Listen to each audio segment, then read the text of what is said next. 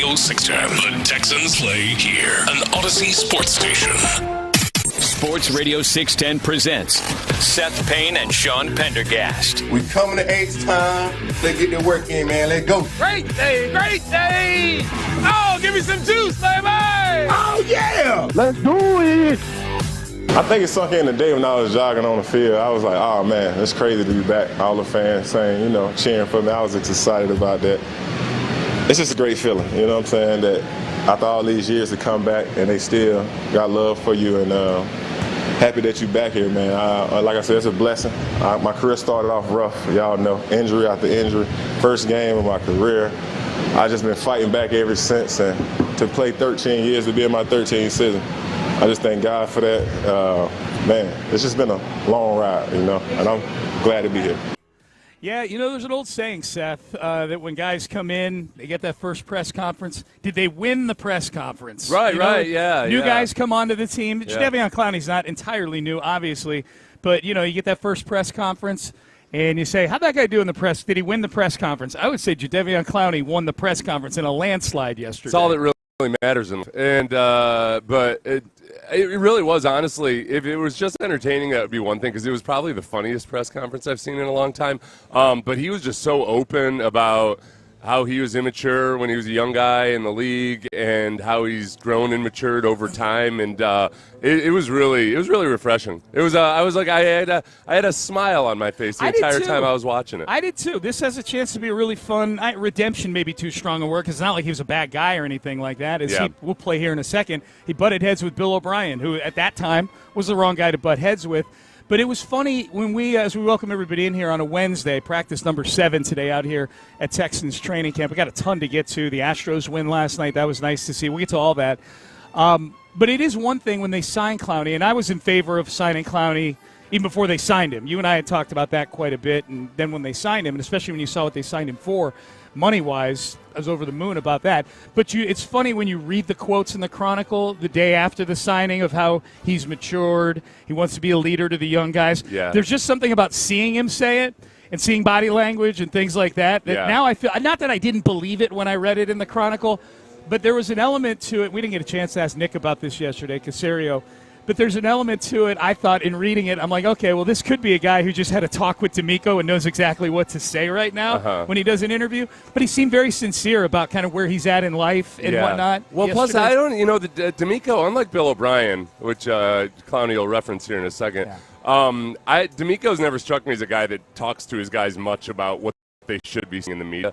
And I think partly that's because they've done a really good job of, over the last 3 years, bringing in the kinds of guys that work well with D'Amico and his culture. Yeah. And so they don't get a lot of coaching, I don't think. O'Brien, remember, was he was like a dictator in coaching them up on what to say. I'm just trying to be the best teammate I can be. He was out on Hard Knocks. He was literally coaching them on it. Yeah. So I thought Clowney was great yesterday. I thought the one cut that we'll play here that to me cut through the most, because I think, if you're a Clowney fan from back when he was here the first time, you never really got a lot of closure. You never really heard necessarily, at least I don't recall hearing from Clowney talking directly about how things ended here. I think it was Adam Wexler who asked this question yesterday about, was there any bitterness when you left here in 2019? No, I don't take nothing personal, man. I always say to my head, it don't matter if they pick me on the moon to play football, I can do that. You know what I'm saying? I can play football. So I ain't had no hard feelings. It was just O'Brien at the time. Man, him bumped heads. And I couldn't really understand, because I was an easygoing guy. I was like, all right, whatever you want from me type of guy at this time, especially when I'm 21 years old. 22 years old, I was just taking people's advice instead of really looking in the mirror trying to figure myself out. I was listening to other people. As I got older, I started saying, just take care of yourself, Clowney, and and it's gonna work out for you. And I started doing that. When I left here, that's how I think I lasted 8 more years in the league, where I just started taking care of myself, developing my game and having fun with it. So there were a couple things in his press conference yesterday. There were 2 different parts, because there was one, like several bites where he took accountability for being immature, and right there he said, he had to start taking care of himself. When Sarge asked him, if maybe having kids is what helped him mature. He said, no, getting traded is what made me realize that I got to, he said, grow up, Clowney. Yeah, the advice to himself was grow up, Clowney. Sounds like a lot like Kyle Lowry when he went to Toronto. Yeah, that's a good comparison. Kyle Lowry, after he went to Toronto, he said that, no, man, Houston, because people would say, I can't believe Houston traded away Kyle Lowry. They said, no, he said, no, I needed that. I needed that kick in the butt. Yeah. So there's that element where Clowney totally took accountability for just being immature when he was first drafted. But then at the same time, you pour onto it that O'Brien and him were so different.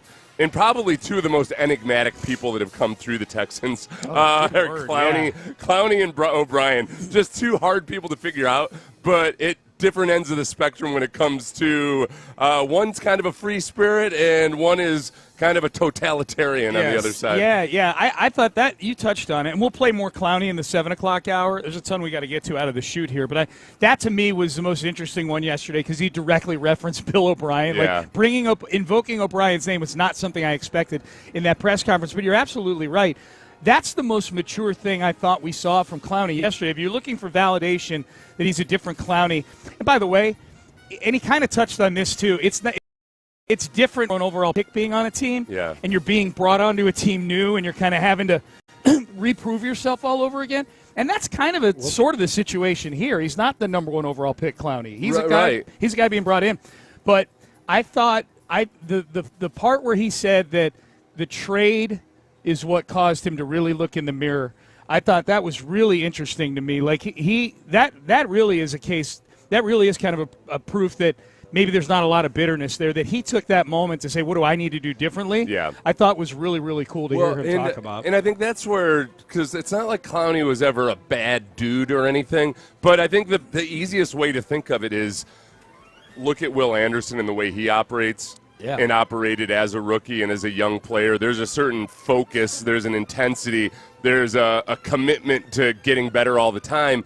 And then you look at Clowney, and as he would admit, didn't operate the same way as Will Anderson. And that's where the dream scenario when you draft somebody that high is that you've got somebody that just flat out wants it and has laser-focused vision. And Clowney just wasn't that guy. That's what He's still a very effective football player, but he wasn't a Will Anderson. No, he wasn't, but a great signing in 2026. I was thinking about that the other day. I'm like, man, as this Clowney thing was evolving, I'm like, Will in 3 seasons has kind of put Will's leadership skills aside because I think those are otherworldly. I don't know if they were expecting that out of Clowney when they drafted him, but in terms of what Will has provided on the field, he is sort of living what I think Texan fans were dreaming about with me in 2014 when they drafted him, that by year 3 he'd be in the running for Defensive Player of the Year. He'd be a consistent double-digit sack guy.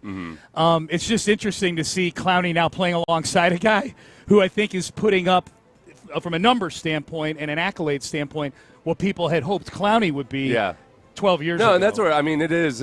There's sometimes, man, there's an interesting dynamic with first-rounders where sometimes it feels like, gosh, like what could this guy have been if he hadn't been drafted so high? Because of all those things, it was cool to hear Clowney acknowledge, that, being the number 1 pick and, like, how maybe he cruised a little bit because of that, because he's going to be the starter no matter what, all of that. And there didn't have to be a chip on his shoulder until he got there. So when you draft a guy that high and he doesn't have an inborn chip on his shoulder, it's dicey. And as opposed to, I don't know, Cade McDonald. I was talking yesterday about Cade McDonald and how he's out there early every day before practice. And, man, he's always asking for extra reps. And somebody on a live stream said, maybe he's got a chip on his shoulder because he was a second-round pick and he felt like he should have been a first. I would hesitate to say, oh, yeah, that's it, because who knows? Like, he might have been doing that regardless, whether he was a number 1 overall pick or a second-round pick. Yeah. But I think sometimes there is that dynamic of there's a little bit more of a natural motivator. And some guys, when you draft them that high, you really want them to have that. They need to have that inborn drive the way that Will Anderson does. Yeah, absolutely. Or just that, Will Anderson was raised right. You can tell, man, he had a good household. Whereas Clowney pointed out yesterday, he grew up with his dad was in prison when he was born, and his dad, he wasn't trying to give a sob story or anything. He was just kind of laying out why he was immature and what he had to learn along the way. I don't say this often about player press conferences. I would say if you're a Texan fan, it's 8 minutes long or whatever it is. Go out of your way to find it on YouTube today if you're If you're looking at it, it was really good. Well, he wasn't just. I think you nailed it perfectly. He wasn't just kind of affable and funny and quippy. I thought he was very, very thoughtful yesterday. No, I love the version of Clowney that the Texans seem to be getting. It was such an entertaining press conference. Yet at the same time, you got a lot of insight into Clowney, and you feel like this kind of redemption story. Yes. The fact that they're coming full circle. We could do a 4-hour show with nothing but Clowney clips. We could. It was really it was really cool. He's so Sean. I was outside. I talked to him a little bit before he went into the tent, and he's such a. First of all, he's such a physical freak that in the NFL, I've noticed this from the time I was rookie. The guys who are physical freaks, they're almost like an amusement park attraction. Little kids are fascinated by them.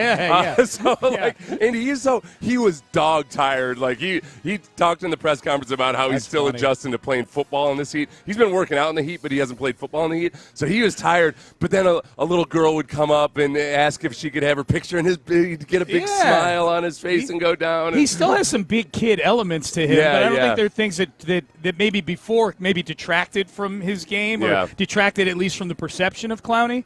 I don't think it's that way now. The other underrated former Houston Texan who was a carnival show attraction everywhere we went was Todd Wade. Because Todd Wade, the offensive lineman, he was 6'8" and a half or so, and he had a face that looked like a World War II poster, like a recruiting poster for World War II. So he just had his unique look about him. And him was, if you were out in a bar or something, women wanted to use him as a playground. Like let me take a picture without. Oh, really? Put your arms out now, hang off your arm. That's funny. You know that old picture of Schwarzenegger with the 3 women of course. that he's holding up? It was like that. Everywhere we went. Yeah. That's funny. He was a young single guy. That's funny. He had a good time in life. Vince McMahon always liked his champion. The biggest criteria for his champion is when he walks through the airport, do people turn and look at the guy? People turn and like, what the hell's that guy? Yeah. That was a big criteria. All right, so practice number 6 yesterday. I thought this was a great cut from Azeez Al-Shaair because I think he's kind of encapsulating what it has looked like out here. It's definitely been a more competitive camp this year, Seth, in terms of each side, offense and defense, getting a little bit of their own. I thought C.J. Stroud was outstanding yesterday. He was really, really good. But this was Azeez talking about where the mentality of this team starts and a conversation that he was having with C.J. Stroud at one of the practices here. As a defense in the linebacker room, we're like, man, we're the engine.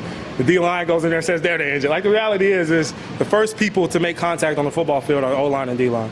So when you talk about that, what Nick and D'Amico have done, bringing the guys in that they have, and just how they're all cohesively, working together, the mentality coming along together. I think it's just been the start of it all. And then obviously you talk about CJ, being the quarterback, you get more time in the scheme, you get more familiarity with the coach and with how you like to call a game and, the guys that you're throwing the ball to, and you just see they're starting to click. And I think me and CJ were just talking about it after practice. It's like, man, this is the most competitive training camp we've had so far, and it's only been the second day with pads on. So I think we've practiced for, 5 days or 6 days, but it's like, man, already I just feel like, man, every day you don't bring your best, you gonna get got. And that's exactly how you want it. Because in the games against the best of the best, when everybody in the world's watching, if you don't bring your best, you're gonna get got. So I feel like you want that practice atmosphere to be almost overly than a game atmosphere. And I feel like that's where we're at right now, where, like I said, if you're not bringing your best every single play, you're going to end up getting got, whether that's from an O-lineman, a receiver, quarterbacks throwing in tight windows. So it's been great.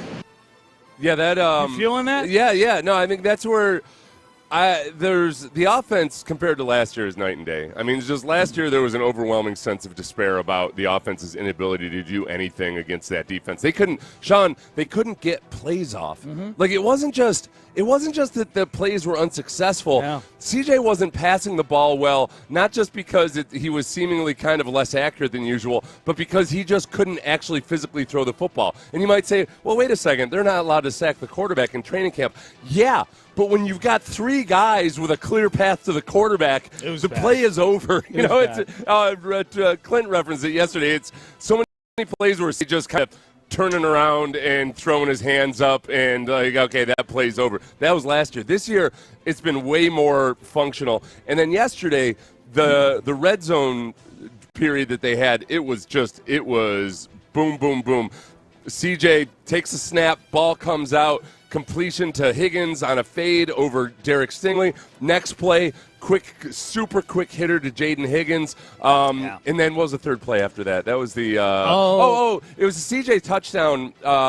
And Sarge and I disagreed over whether CJ would have been sacked or not. Oh, okay. That was the one where he kept the play alive. He would have been sacked, but he just... I don't know if he would have been, though, because I thought Sheldon Rankins... I was watching Keelan Rutledge, and from where I was watching, I thought Keelan was blocking him pretty well, and Rankins ended up kind of coming clean when CJ ran to the right, and Rankins went to pursue laterally, but I might be wrong on that. Who did he throw that to? Do you remember?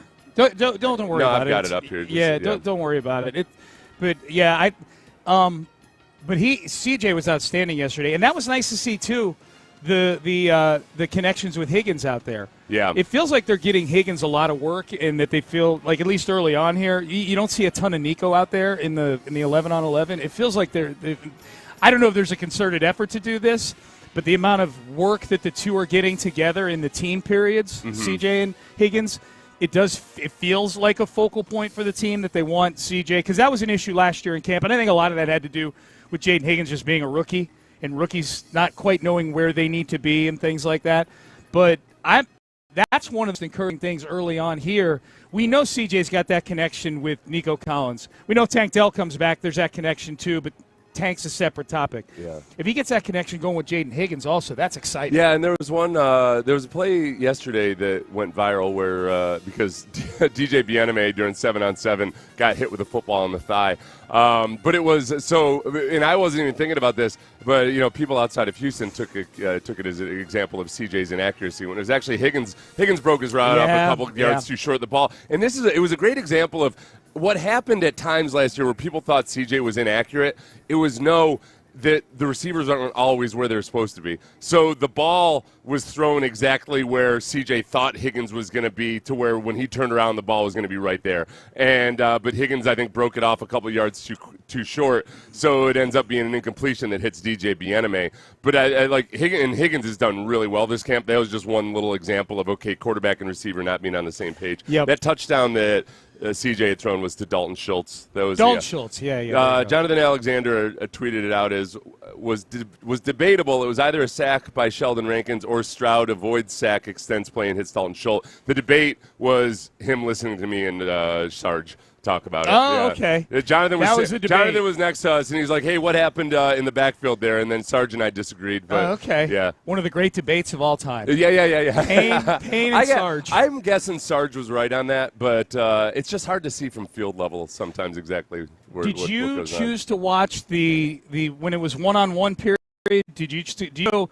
I'm guessing you go O-line, D-line, not DB wide receiver. Yeah. What do you choose when you do? Because they had one-on-ones yesterday. Yeah, I'm agreeing with you. Yeah, I choose the O-line. Yeah. What did you see out there? Okay, so for one, it was really hard to see because everybody was standing in front of the drill. Yeah. Keelan Rutledge had a really good. Keelan Rutledge and Caden McDonald had a really competitive one-on-one, and Caden McDonald ended up on the ground at the end.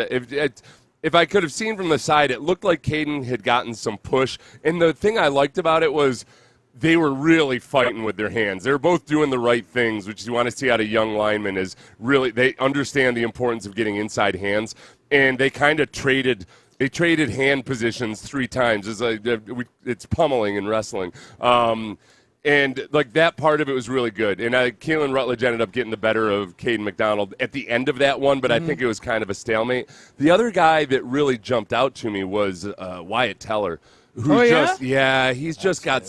got precise hands, and he had 3 really good reps, and I know Cody and I might disagree on whether or not he won or lost one of them, but I felt like all 3 of the reps that I saw of him, it was vintage Wyatt Teller, including he's got a signature corkscrew move where he's got this. One of their old O-line coaches up there in Cleveland was a big MMA guy, and kind of has a unique way of teaching offensive line how to use their hands, and he incorporates a lot of MMA elements into it where he's just got really good leverage, like on the grappling side of things, and he'll corkscrew guys down to the turf, and it's illegal. And he did that yesterday. It was really cool to see. Yep. And you do it with with really precision handwork, having one hand high, one hand low, and you just torque the guy down. All right, Payne and Pendergast with you, off and running here. Practice number 7 out here at Texans training camp. today. All right, coming up next, let's touch on the Astros. They got back on a winning track yesterday. I was glad to see this guy hit a home run, especially after what happened on Monday, and also at least 1 day worth of validation for Dana Brown's approach at the trade deadline. We'll tell you what that is coming up next. Trajan Wealth is who you need to call today.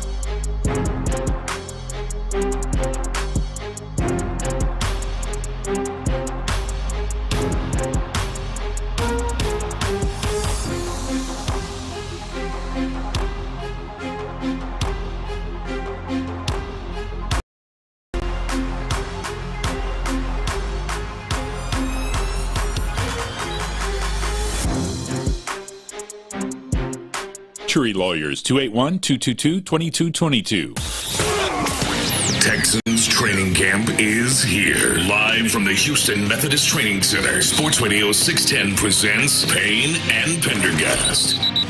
Pitches against Dallas in his last at bat. That's one sky deep to right field. A three-pointer! Taylor Trammell, home run number 6, and the Astros now lead 6-2.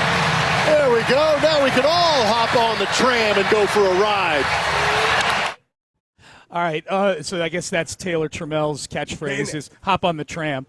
Hop on. Oh, that's Blummer's catchphrase for Taylor. His Trammell. other catchphrase now is "It's actually a home run." Oh, well, yeah, I was happy for Tayller Trammell. I was so happy. He left no doubt that he hit an actual home run this time. Versus all these, by the way, these traitors. These Sanchez's, these Miles Straws, these George Springers. Oh, this team, I know. This Toronto Blue Jays team. A lot of them. These Eric Eddies. A lot of them, yeah. We'll hear from Eric Eddy's still in his feelings. Traitor Eric Eddy. Eric Eddy's very much in his feelings about the trade. What if he comes in and no, he's not pitching this series. No. Yeah, he he's came IL. out and beamed like 3 guys or something. He said he'd like to pitch in this series if he could. I'd like to get a piece of these bastards. He's got a 9 ERA the last 2 months. I'd love for him in this series. Taylor Trammell, he left no doubt on that. He left no doubt. For those who missed it on Monday, he hit a fly ball to about the deepest part of the ballpark you can hit it to, and I think it was Miles Straw that actually went up and got it, and it was one of the outfielders for the Blue Jays. Jumps up, didn't rob him of a home run, but had to leap to get the ball. And Trammell just assumed he hit a home run, it looked like. Because he came down with the ball. It was kind of casual about it. Yeah. Trammell circled. He not only circled the bases, touched every base, got home, did his crucifix sign and pointed up at the sky. And it took his teammates pointing it out to him that there was no home run. It was hilarious. You know what? That is the best thing to happen on a winning baseball team. Yeah. It's a lot of fun. Yes. If they were stuck back in the morass of early in the season, that would be evidence of this team just not having it. Yeah. No attention to detail with these bums. They're not focused. Yeah. But that was cool to see, and that was a big hit. That was a big knock last night. It was a close game. 3-2 at the time. 3-2 at the time, made it 6-2, and I guess the other big story. So, for those who missed it, 7-2 the final score. The Astros beat the Blue Jays last night, and I would say the story in this game, the Taylor Trammell home run, was definitely the big hit that put some daylight between the two teams. This was kind of the bizarro version of what the Astros have been offensively, where the top 4 hitters in the lineup didn't do much last night. They were 1 for 13. Jeremy Pena's hitting streak is now over. It ends at 15 games. Jordan had the only base hit out of the top 4 hitters, but boy, the bottom 5 through 9 portion of the lineup, 8 for 18. Altuve had 3 hits. You heard the Trammell home run right there. They accounted for all of the RBIs and 6 of the runs last night. So that was good to see the baton kind of getting passed along in the bottom part of the lineup. And Hayden Wisniewski, you know, if people are a little nervous, including myself, about Dana Brown's kind of rationalization of the trade deadline, not getting an arm. Well, as we got Wisniewski and Blanco coming back, that's like getting 2 guys at the trade deadline. Which you might be able to sell if we hadn't heard the exact same thing last year. And that's it was a big terrible. Issue. Yeah, and it was terrible. But Wisniewski, you know, he was okay his first outing. Boy, he was strong last night, I thought. Yeah. He was, you know, not a ton of swing and miss, but, you know, 6 innings, 4 hits, 2, you know, whip of 1. 2 earned runs. You get that out of Hayden Wisniewski every time. You should win a bunch of games. And Wisniewski's got that little bit of that sneer to him that you like in a pitcher, especially when he's homegrown. He went to Cy somewhere. That's right. I think it was Cy Fair. Yeah. Sean, I'm old school. One of the Cys. Listen, when I grew up, there were 2 high schools in Cyprus. I can't even remember how many there were. I just remember. Now there's 26. I just remember that I was a player. So I got here in 2002, and I just remember going on like a community appearance. And it seemed like every year I was in a brand new Cypress high school. I was like, oh no, this is Cy Creek. No, this is Cy Pond. No, this is way more. This here is Cy Tributary. Yes, yeah, tributary. It's a Cy Peninsula. Mm-hmm. Yeah, it's growing up there. Slow down up there, Cypress. I know. Chill out. So why don't you just start expelling some kids? Yeah. You know, you don't have to accommodate everybody. Right. Show some discipline, man. So they remain 2.5 games in the West. I said this to you this morning. I kind of like not having to check the wild card standings every day. That's for losers. I know. I felt like such a loser when I had to check it. You're sitting on this lofty perch slightly up. It's Cy Cy hump. Cy gargoyle. We're standing high on a hump, looking over the rest of the division. Like a gargoyle looking down on the rest of the AL West. But from a lofty speed bump, not really from a super lofty perch. Yeah, just kind of high up, not super high up. You don't have to get up all that high in the air to see a lot of stuff in Cyprus. No. You know? No. It's very flat. Yeah. Very flat. So I was thinking about this. So because the pitching is still kind of a mess. Hayden Wisniewski last night, notwithstanding. I don't know what you're talking about. I see 2 quality starts in a row, Sean. The rotation, that's true. The rotation, I didn't realize this. I think this is in Chandler's article, like the post-trade deadline article that he wrote. I didn't realize that the rotation's ERA was above 5 since June 1st. Oh, yeah. Because maybe it's the recent spate of winning that kind of cleansed my mouth of that. There's a little bit of weirdness to it too, just because of some of the just like the ridiculously bad performances. Yeah. And it skews it. That weight it and skew it a little bit. Oh yeah, Imai getting knocked out in the first inning will crush the ERA for the starters. Yeah. Yeah. But yeah, I'm wondering, Wisniewski, this would be very welcome because they are thin in the rotation.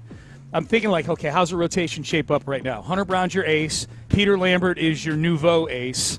And then after that, it's okay, we don't know what we're getting from Christian Javier tonight. Been better lately. Wisniewski is 2 starts in. Blanco is 4 starts into a stint where he's got nearly an 8 ERA. And then after that, it's Tatsuya Imai and Mike Burrows. Yeah. Both of whom were various versions of banished over the last month. Various versions of banished or what the hell, bro. That's what they are. They're on the what the hell, bro list. They are going to be team bullpen game if they get to the postseason. You know, I think there's going to be games that are, I think as currently structured. If you they're better off throwing Javier out there right. for a few innings and using the bullpen. If you're gonna piggyback it, do you want Imai to be the opener or the reliever? Well, I'm gonna go off he looked good as a reliever. I'm gonna go off the large sample size of 1 relief appearance in his life. Yeah. 3 innings, perfect. No, they have yet to get a hit off him in relief. See, this is what I'm worried about. This is what I'm worried about with Imai on the road as a reliever is that, man, he has a hard enough time adjusting to the mound in visiting parks, and now he's got to adjust to both the bullpen mound and the other mound. Mm-hmm. So that, on the road, I'm almost at the point where I just don't want to see Imai on the road. He needs extra rest anyway. Oh, he's a home-only guy? Don't even bring him. Think about then he can eat whenever he wants. This is a guy that when he came in, we're like, well, precious Imai, he can't be part of a 5-man rotation. He needs an extra day of rest. Yeah. So he can adjust to the mound, I guess. I don't know. I've got zero confidence in Imai. Yeah. It'd be awesome if it works out. Rightfully so. Spencer Arrighetti. Hey, Byron, if you can get Arrighetti here, just text back to me when you have it. On the phone? No. Ball players sleep in, man. Yeah, no. We don't have Arrighetti on the hotline or anything. The Texas Mattress Makers hotline. No, Spencer Arrighetti met with the media yesterday. He was really sad about getting traded from Houston because he was in a bubble of comfort, he said. I told my wife last night it was every emotion there is all at once. I'm going to try not to get sad about it. Obviously I had this bubble of supreme comfort being in Houston, being from Houston. My family had the luxury of being at just about every game I've ever pitched here. And that's probably the hardest part to part with. It's just, my house is 20 minutes from here. It's where I'm going to raise my kids. Houston will always be home. And I am eternally grateful to the people in charge that gave me the opportunity to be an Astro. Okay, so I'm not going to do the thing here that maybe some people would do because you can hear it in his voice. He's very Mo emotional. Perfito, when he was traded He's to very emotional. the Blue Jays. Yeah, very emotional. Yeah, ironically to the Blue Jays. So I'm not going to sit here and go, hey, man up. Man up here. I'm not going to grab him by the lapels and say, be a man. I wouldn't think you would even do that. I'm not going to do that. I didn't know that was a possibility. But I will say this. The thing that did strike me there is when he said, I had this supreme bubble of comfort here. Oh, bro, you've got a nearly 5 ERA for your career. Yeah. Maybe a little discomfort could do you well. Maybe you need to talk to Bijani Creighton about how much it was a nice kick in the rump that when he got traded, he realized, I got to earn this. Absolutely. Yeah. I at times in my life have been at my best when life has thrust great discount on me. That's why you intentionally sabotage your own life do, so many I times. do. You set obstacles in your way. Sometimes I'm so good at what I do, I just have to sabotage myself and create a little discomfort in this bubble that I'm in. You're big time into stoicism. That's That's what the word on Sean. Yeah, that's the scouting report. But I seriously thought of that. I'm like, you know what? You haven't been great. This might be good for you. Yeah, well, and I wonder, too, like... Getting you out of your bubble of comfort. And having your family around all the time. Sometimes, you know what, sometimes there is such a thing as a little too much. Am I onto much. something here? I think just in the same way that Clowney said that getting traded is what made him kind of wake up. And it's not like there's reports about Eric Eddy not taking it seriously or anything. But it doesn't matter who you are or just, like, how dialed in you are. Like, there's sometimes, you need... Your environment changing can change. Like, well, what you were about to lose your job when you came off the IL. What the hell do you have to be comfortable about? Well, yeah, and you're not necessarily aware of it. Comfort. You know, sometimes it's like when you tell a kid, you know, some of these kids that just don't get the message, and you're like, "Hey, man, you're really in trouble here economically." And That's what matter. That's what I was. And I'm like, dude, there could be a draft in the next. You never you know. Idiot. Yeah. I was like, all the talk was he was going to maybe get sent to Sugar Land when he got brought off the IL. I'm like, what do you have to be comfortable about? And I get what he's saying. Yeah. It's his hometown. It was really cool to pitch here. Your family can watch you play. Spencer Arrighetti strikes me in that 45 seconds of audio and on the back of his baseball card as someone who could use a little discomfort in his life. That's all I'm saying. That's all I'm saying. All right. What did he call it? A bubble of comfort? Bubble of comfort.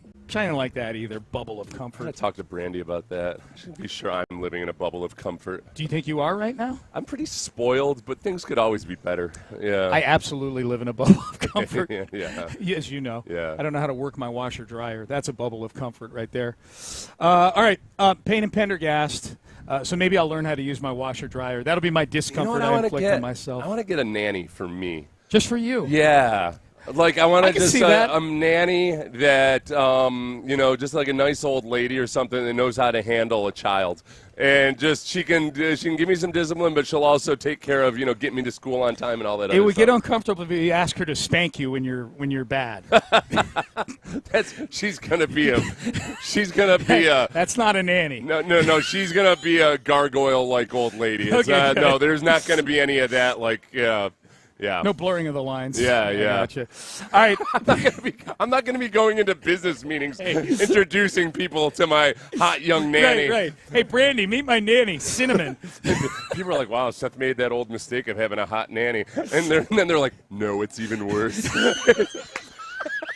It's for him. Yeah, just him. All right, headlines coming up next. Baseball talk on Sports Radio 610, presented by Xfinity. Score the most reliable Wi-Fi. One price, 5 years, guaranteed. Xfinity, imagine that. All right, headlines coming up next. I want to tell you guys about Base Power.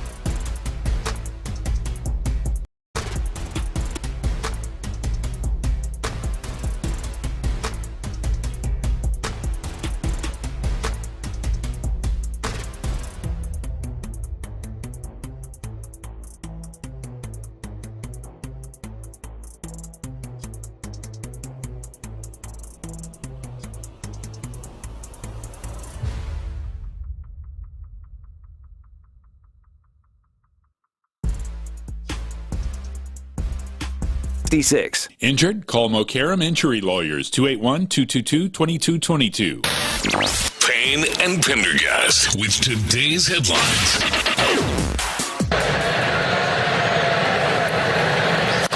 On the ground, another chance for Allen. He goes to Payne. This time, the turned in time, double play, game over. Astros win it 7-2. They have won now 12 of their last 14 games and maintain their lead in the American League West. Plummer continues to be a really good homestand. Astros are rolling, man. 12-2 in their last 14 games. They've got a 2.5 game lead In the American League West, they win last night 7-2 over the Toronto Blue Jays, so they exact a little revenge from the night before.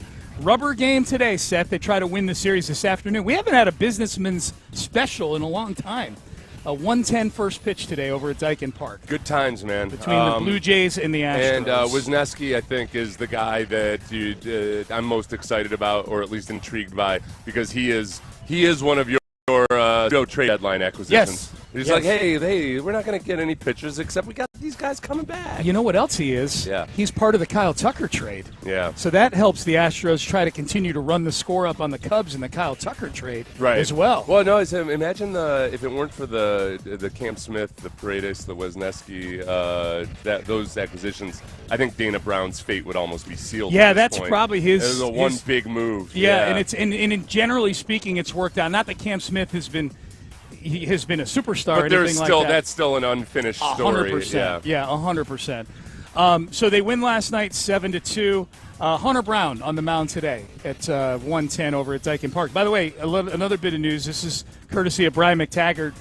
MLB.com does a great job covering the Astros.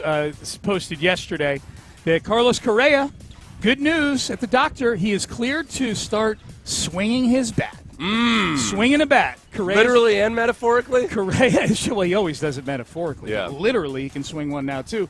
Correa, this is McTaggart, Correa is trying to buck the odds and return to the field late in the season after undergoing tendon surgery in May.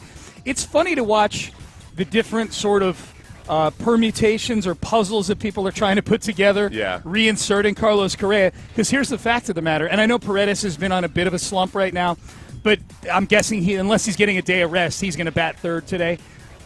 The three positions Correa can play for you, third base, shortstop, DH. Yeah. Those are your three best guys right now over the last month and a half. Yeah. So it really does become interesting. I would love to have Carlos back. He's a good baseball player. They need good baseball players when the postseason rolls around. It's just that you're going to want all your good players in the lineup. So now we're back to kind of where we were before the season, where we're like, well, Jordan's going to have to play a lot of left field. Can we re-entertain Jose Altuve playing left field? Hey, Christian Walker kind of sucks sometimes. Maybe Paredes can play first base. Well, and the organization had been, trying to trade Paredes in the offseason because they had a crowded infield. And who knows what might have happened if Correa had stayed healthy and they needed either an left-handed outfielder, which they did acquire, but maybe you get somebody on a little bit higher price scale or a pitcher. But that's neither here nor there. Yeah. The fact that he's coming back, I was skeptical when Correa hinted at it. Well, he may come back. May come back. Sorry. Yeah. I was skeptical, but then you reminded, it's like all these tendon injuries aren't as bad as they used to be. Daniel Jones seems to be doing just fine coming off of a torn Achilles tendon. He tore it in November. Remember, we were talking to somebody after the season, and he said, I don't know if Daniel Jones will even play football again. And we looked at each other like, what? Like, have you been paying attention the last decade? Like, the Achilles tendon really isn't that big a deal anymore. Yeah. Yep. Jadeveon Clowney met with the media yesterday. He said he is excited to be back in Houston, and he wants to win a Super Bowl. Yeah, like I said, my whole thing was to chase the Super Bowl this year. No better place for me to do it here. I think they had great defense last year. I said if I can go there, help my guys. It wasn't about the money because I could have went other places for a little bit more money than this. But I'm like, it's year 13. Started here, go back here, try to win there, and see how, the rest of my career go. But it's been a great run, man. It's been great.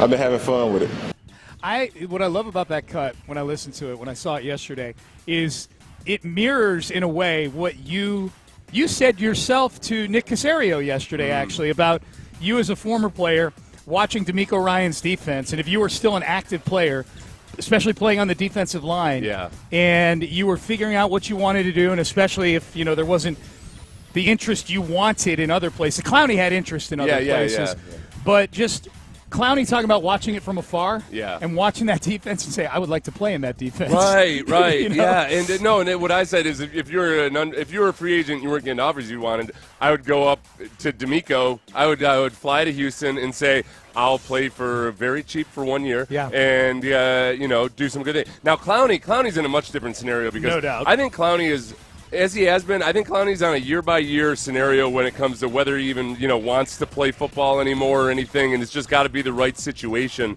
And he felt like this was the right situation. And he is in that 1% of players where when they say, I had better offers elsewhere, usually I think that's BS. I do think that's the case with Clowney. I do too. That he could have gone elsewhere and played for more, but this just makes so much sense. You know what else I think, too, just based on some of the joking around he was doing yesterday, which I don't think was entirely joking.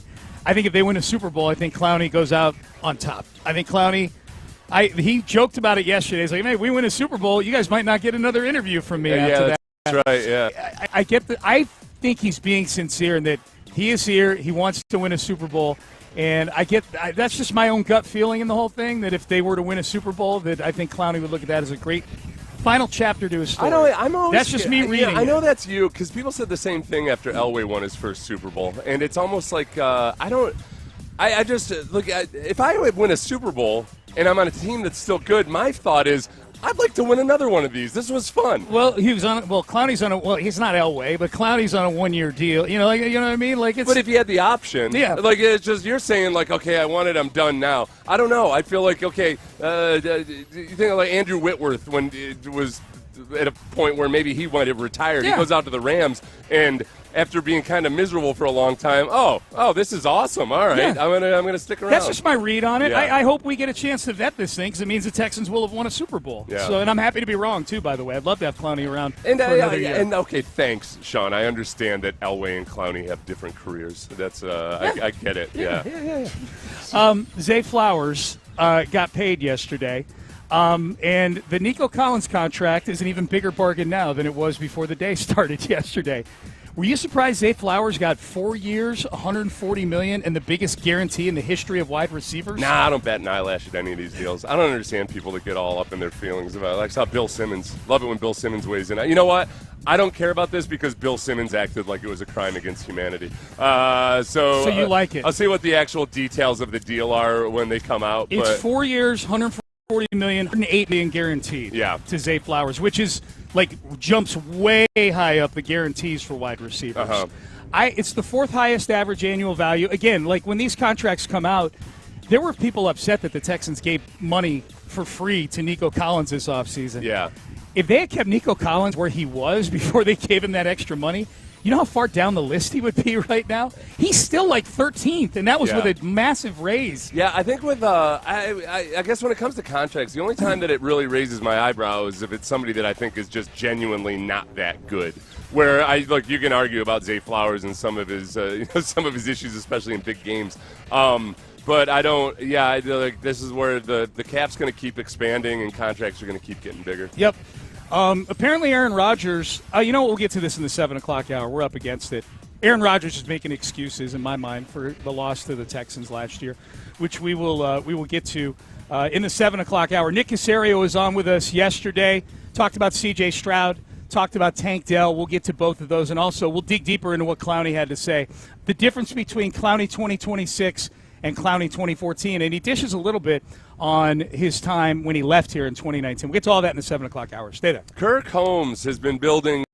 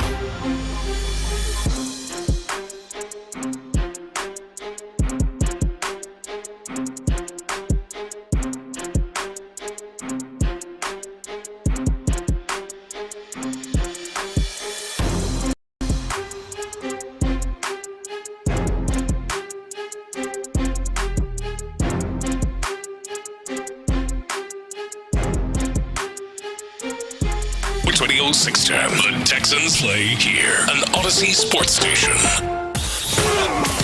Texans training camp is here. Live from the Houston Methodist Training Center, Sports Radio 610 presents Payne and Pendergast. Seth and I had Nick Caserio, Texans Executive Vice President and General Manager, on yesterday for about 40 minutes. If you want to go back and find it on the Odyssey app or on the Payne and Pendergast podcast. While you're at it, if you want to subscribe or download the Payne and Pendergast podcast, you can do that. Join the millions and millions of people that do that every day. Every day. Somewhere around there. Yeah. So Nick Caserio is on with us. If you do go find it, it was at 7:15 yesterday. Good conversation. We talked about C.J. Stroud.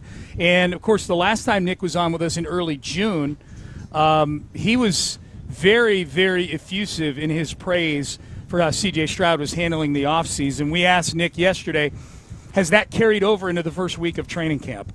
Yeah, a lot of the same things. I think the big thing is that position we've talked about on the show. It's just making good, sound decisions with the football and not trying to not make a play up, but try to force a play. Just take what the defense gives you, and I think you've seen multiple examples in practice, whether we've made an adjustment or we've gone to the first read. You know, it's just you don't want to be too cute sometimes. I mean, football, it's a simple game sometimes that we make hard, but he's really done a good job. He's embraced the ownership of the offense, the communication, really the communication between the quarterback and the offensive line, going back to the earlier discussion. Like, that's the most critical component of offensive football. So if everybody's on the same page and everybody's kind of seeing things the same way, and then to get that information out to the perimeter of the formations, to the receivers, you know, we've had some adjustments. We've had some examples where we were hotted and we were able to execute the hot. We've had some other situations where we had a sight adjust. Maybe the quarterback did the right thing, and then maybe the skill player didn't. So those are things that you kind of work through, and then hey, what did you see? Here's what I'm thinking on that play. So that kind of two-way discourse is important, and I think you've seen that not only on the practice field, but a lot of that takes place inside in the classroom. Yeah, and I think there's, I can think just off the top of my head of a couple of instances in camp where CJ's had accurate throws, but there was a miscommunication between him and Jaden Higgins or him and Nico Collins, or at least like a misread on how the receivers are reading the coverage. And that's the kind of stuff where I think compared to last year when, during training camp there were a lot of questions about CJ after having that shoulder soreness in the OTAs, didn't look that accurate during training camp. But it's always hard to figure out exactly, okay, when is an errant throw versus when is it a miscommunication. It's easier to figure it out this year because I think CJ has been more accurate. But there are way more times where the communication is right, and you're seeing him get rid of the ball on time and in rhythm. And I think a lot of that has to do with the younger receivers being in their second year. Well, except Noel's not out there. Nico being more comfortable in the system, but also, you earlier had talked about how we haven't seen a whole lot of Nico Collins receptions so far. When you're going against a good defense like this, yeah, that's the way it should be going. If you are taking the easy money, if the defense is doing everything they can to be sure Nico doesn't get the ball, don't force the issue. And we've seen a couple of deep shots to Nico, and it was both of the instances I'm thinking of. Nico was battling with Kamari Lassiter, he was battling with Derek Stingley. But CJ put the ball where only Nico could catch it, and it didn't work out. But it wasn't, on deep shots, if you're 50-50 on shots like that, you're doing all right. Yep. It looked right. Like sometimes you can have a successful, unsuccessful play if the process is right. And so far it looks like the process is right. I do too. Yeah, and I guess Nico would be that. Like Belichick always talked about taking away the best thing that the other team does. I guess, is Nico probably the head of the snake on this offense? And it has been. Yeah. I mean, that's ultimately, and especially when you've got a team that hasn't been able to pass protect all that well, certainly not at an above average level. Maybe they got to average last year. It's too easy when you only have to take away one thing, and the offense can't take They've taken away Nico, and the Texans haven't been able to do the simple things like run the ball. When teams are playing high shell coverages, all right, run the football. Oh, turns out we can't do that. I don't know what your answers are after that. Yep. We asked Nick Caserio yesterday about the contract situation with CJ. Both Nick and CJ spoke about it a little bit in their media availabilities early in camp. Nick saying that there have been productive conversations. C.J. Stroud was asked about it, gave a pretty brief answer where he said it's going great. So, we don't know how frequent those conversations are, how intense they are right now, but we asked Nick how key is keeping the lines of communication open when it comes to just keeping your house in order and making sure that CJ is comfortable in handling things the right way. I mean, look, we have an open-door policy around here. D'Amico's that way. It's the way I operate. So you're never going to be closed-minded in whichever way is the wind blowing. So, I mean, we're going to treat it like professionals, treat it like adults, understand there's a business component of what we do on both sides. So we're certainly sensitive to the players in that respect. And, they understand, like, we're trying to do the best we can as a team. We're trying to, in the end, we're trying to keep as many good players around here for as long as we can, as long as possible. Sometimes it works the way you want it. Sometimes maybe it takes a little bit more work, or the timetable doesn't necessarily match up the way everybody else wants it to. But again, the most important thing is just be honest, be real, keep the lines of communication open, and be respectful to the other party. And if you get a resolution, great. If you don't, it doesn't necessarily mean that it's not going to work itself out. It just means it's going to maybe take place at a later point. I do wonder, from the organization standpoint, and they've mentioned multiple times how CJ's been so good in the offseason with doing all the things that they want to see him do. And part of that is just doing all the things you have to do to really learn and get comfortable in this system. If the team has been a little bit of a wait-and-see mode and wanted to just see how everything looks in camp. And it's the preseason. You haven't played against a team with a different uniform yet, but there are things you can tell out here that are substantially better on offense than they were in training camp last year. So if you want to make an apples-to-apples comparison, like last year, boy, it was a hackneyed operation going against a really good defense, and it looked like they were just completely outclassed. So far, as Aziz Elshire said yesterday, it's been way more competitive, and it doesn't look – the offense has never looked out there, in my opinion, they're completely outclassed. They've had some bad periods, and the defense is going to get theirs, and they're going to make their plays, but they haven't looked outclassed. They've looked like they've had guys that have gotten beat, and which happens when you're going against Will Anderson and Daniil Hunter. Yeah, well, and all the rest of them. I agree with you. I said that earlier in the offseason. It may very well be they're just waiting. Like, training camp may be the proving ground for C.J. Stroud. And the fact of the matter is that, and I know it's not a real game with a real crowd and things like that, the atmosphere is different, but in terms of the personnel that you're going against, he's not going to go against a better group of defenders than the one he's facing out here every day. Yeah. It's not like he's going against the 29th ranked defense, and we got to see how he's, is he wrapping his brain around the system? All right, let's go do team period number 1, and he's going against a bunch of scrubs. He's going against like 6 guys that were at the Pro Bowl last year, Well, so it's a good proving ground for him. And then the other, and look, I'm very much of the mind is I'm very cool with the Texans saying, hey, look, there's a nice carrot on a stick. We'll wait until after this season and we'll see what happens. You do have to think about the fact that these are the quarterbacks entering their 3rd year that would be eligible for an extension after this season. Caleb Williams, Jaden Daniels, Drake May, Bo Nix, J.J. McCarthy, and Michael Penix. Those are all I the kind of first power rounders. rank those a little bit. Yeah. Yep. So who knows? I mean, J.J. McCarthy, who knows? Who knows? Yeah. Well, just those. Forget about McCarthy and Penix. Yeah. 4 like that. And Lamar Jackson's probably going to get a new deal next year too. Right. There's going to be a couple vets. It's going to get bumped up. So if they are feeling way more comfortable about him and they want to hedge their bets, it might make sense to lock it in right now.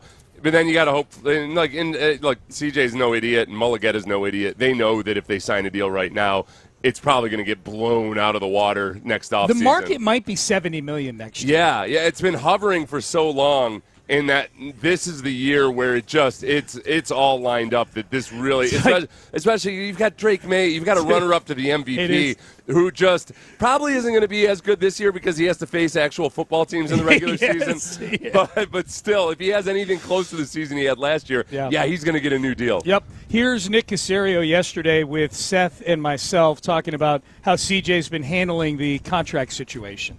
Yeah, that's the most important thing. Look, we understand there's a lot of eyeballs on our sport, and there's a lot of contracts that big-time players that, I think, again, I read this morning, like Gibbs, they reached an agreement on his contract. Bijan. Excuse me. But there's always eyeballs on, I would say, players, and you want to be respectful. In the end, the more you just keep the communication amongst yourself, like we're respectful of the fans and we're fortunate that there's interest, but in the end, the best way to communicate is directly to one another. And if you have an issue or have a question about something, let's just come and sit and talk like an adult. So I think the more professional everybody handles it, the better off in the end. In the long run, everybody wins as a result.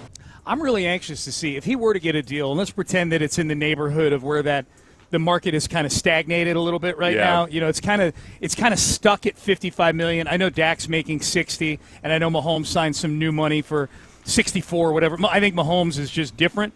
I think Dak made out real well on the market because the Cowboys are really bad at playing poker. The fact of the matter is that the crux of the market has settled in at 55. Josh Allen on his extension, his third contract. Joe Burrow's at 55. Trevor Lawrence is at 55. Jordan Love's at 55. All of those guys are right there.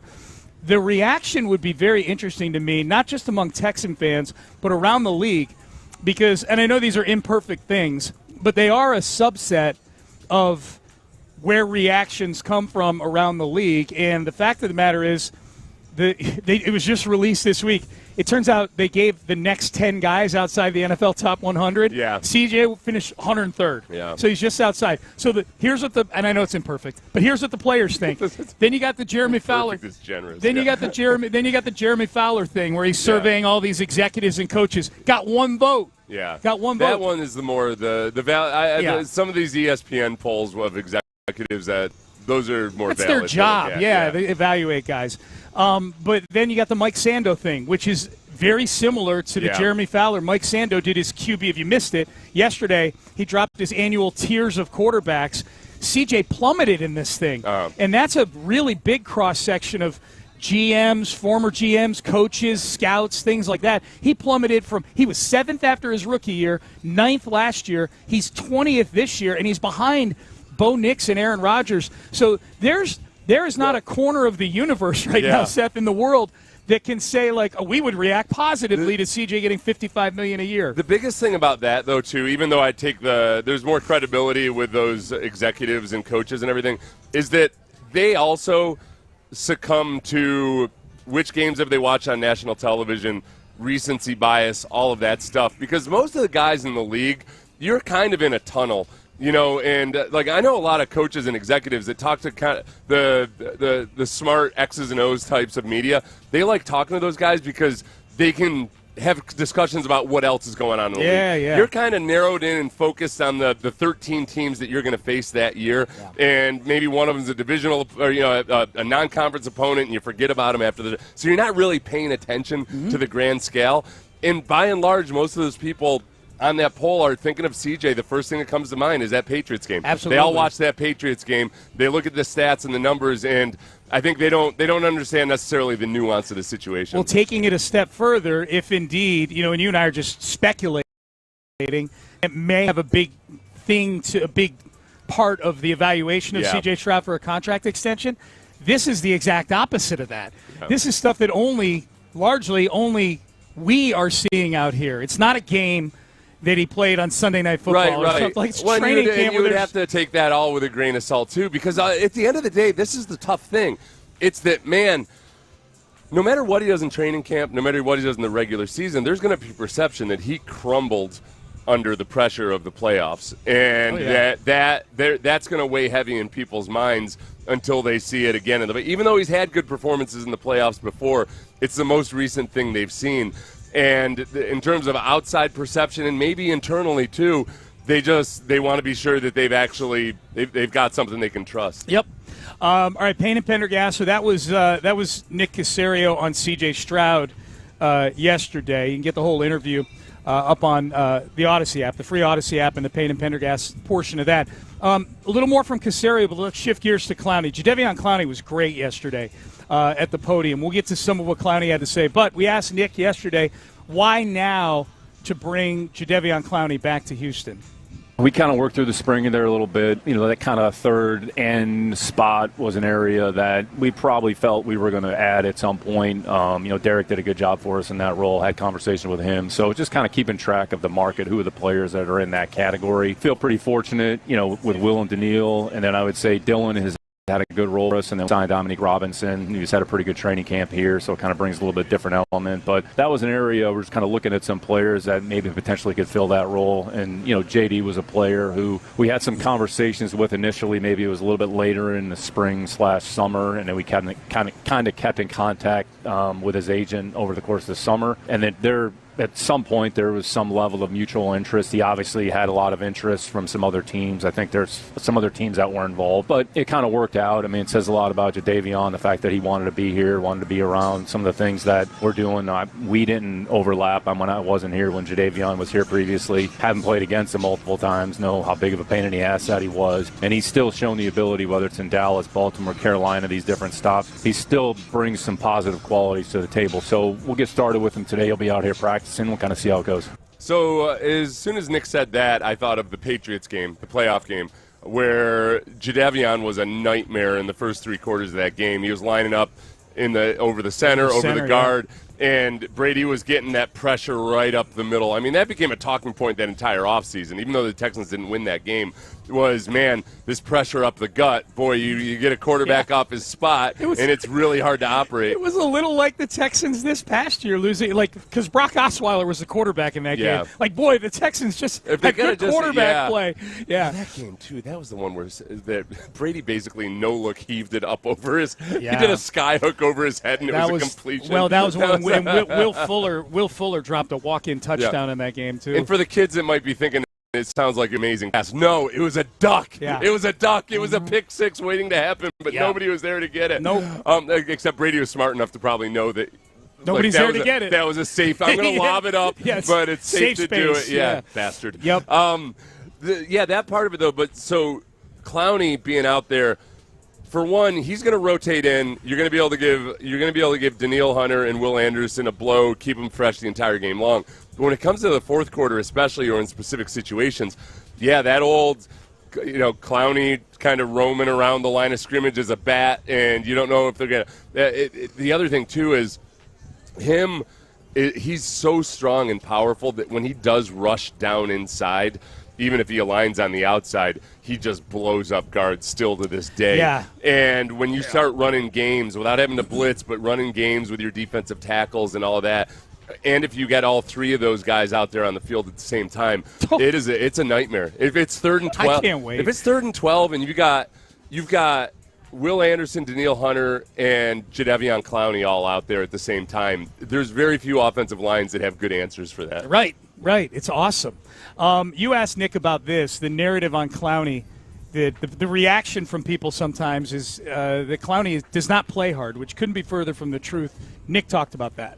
He's always played hard, and he's disruptive with his snaps. I mean, even when we were playing against the Texans when I was in New England, their front, you had JJ, you had JD was a part of it, Merciless, and they'd move JD around some different spots and put him hard, and he was really difficult to block. So he's got a unique skill set, his length, he's got real good straight line speed. He does have toughness, and to your point, Seth, he plays with good effort. I'm not really sure, because he runs well. Yeah. So the ability to close space and close from behind. So the reality is, whoever walks in the building, whoever walks in that defensive meeting room, if you don't play hard and compete, you're probably not going to last very long. So the swarminess of Clowney, and what am I about to watch? I'm going to play this clip that I sent to Clint yesterday. I put up a compilation of swarmy plays by Jadeveon Clowney. There's one where the Packers where he gets knocked down, gets up, makes play. There's another one where he bites on the play action on an end around, but then chases Xavier Worthy 20 yards downfield. He's fast, Xavier Worthy. He's really fast. Yeah. And there's just multiple examples of Clowney being on the ground because he got blocked, but then getting up and running. There's a goal line sequence where he basically saves a touchdown because Travis Kelce quits blocking and he keeps going all the way across. He is a sideline-to-sideline player. He chases receivers downfield. He's always been that guy. It's always been 3 hours on game day. He plays his butt off. I think O'Brien's issue with him was what is he doing with the other 165 hours in the week? Yeah. And does that add up right? I think it's 168 hours in a week. And and Clowney talked about that yesterday. When he got traded, he realized he had to grow up. That was his quote: "Grow up, Clowney." Yeah. So let's get to that. Here is Jadeveon Clowney yesterday saying what's changed from then to now. Yeah, the building changed a lot in a good way. Very, very good way. It's a lot easier, a lot relaxing than it was when I first got there. Coaching staff different. It's fun. It's a little bit more fun. And the group of guys in that building is great. It's just been easy to go back up in there than I expected when I signed back. But like I said, that's because of D'Amico, the guy that's running the show. He put a lot of great guys around him and coaches, and you can feel the energy, and all the other guys can feel it. So I know a great thing's going to happen here for me and the team. So I'm just looking forward to the opportunity. Okay, so that was more on the changes in the building, more so the changes with Landry, Clowney. that is labeled a little differently than I thought. Because Landry asked him, how are you different now than when you were here the first time? Yeah. And he just flat out said, he basically said he was an immature player when he was young. He didn't really know exactly how to operate and everything, and that changed a lot over the course of the last 12 years. Yeah, well, here's one example of maybe not even just changing from back in 2019 to now, but even at the places, and he talked about this, we'll get to this, the places that he's been over the last few years, most of the time he's gotten there right as the season is starting. Yeah. He hasn't been there for training camp, so. Oh, yeah, yesterday I saw somebody say, I was surprised that Clowney was still out there. Look, what are you talking? This is somebody in the national media. I was like, what are you talking about? He waits as long as possible to sign. That's his deal. This is the first time in a long time that he's been right there at the beginning of, almost the beginning of training camp. Yeah, and he talked about that because I think Landry asked this too, about the heat. How's the heat? How you reacclimating to the heat? And Clowney brought up the fact that, it's hot, but I wanted to be here to get into the system. Thing is, I've been training here for the last 12 years, but it still hit different. I did 3 plays today. I told him it felt like 6 or 7, but let's just get back into football shape. All that running, I'm going to text my trainer today and say, man, we did all that running for me to get tired today, like 4 plays. But nah, that's football shape, man. I just got to work. That's what training camp for. As y'all know, I've been missing training camp for some years. So I was excited to get out here in training camp and knock the rust off earlier this season than I did in the previous year. So I was looking forward to this, getting to know the guys early instead of walking in week 1. Hey, man, learning the scheme on the fly. You know how many times I did that? I did it in Baltimore, Seattle, Dallas, Cleveland, no training camp, walk out there and just play week 1. And I look across the line, somebody telling me, hey, you know what I'm saying? but it's going to be a lot different this year because I'm going to learn the playbook before the season starts, man. It's going to be a lot smoother season for me. Okay. He can't take the blame for Seattle and him showing up the first week. Yeah. Bill O'Brien had him on a franchise tender hostage situation. That was and he tried to ambush him. He tried to set up an ambush. But then Clowney, in Braveheart fashion, sniffed out the ambush. He did. And he didn't come in. Remember, O'Brien was saying, he went all Southern Belle. He went Southern Belle Bill O'Brien. He's like, all we need is for Jadeveon to come in and sign the franchise tag. I don't know what the issue is. And it turns out, you guys had a deal ready to trade him immediately to Miami as soon as he signed that franchise tag. But Clowney sniffed it out. He did. He knew what you're up to. Longshanks. Yeah. It's Clown's the William Wallace of the NFL. But no, that part, the visual of that was really good because he was acting out, when you look across the line of scrimmage for somebody to tell him what to do. That's a very real dynamic. The smart offensive linemen will pick up on that. that you're coming. They're seeing what you're being told to do. Yeah. And you can't, like you said, you can't play fast when you're not really comfortable in the system. He's played in this wide 9 defensive system before. I couldn't remember the timelines. I talked to him real briefly before he went in.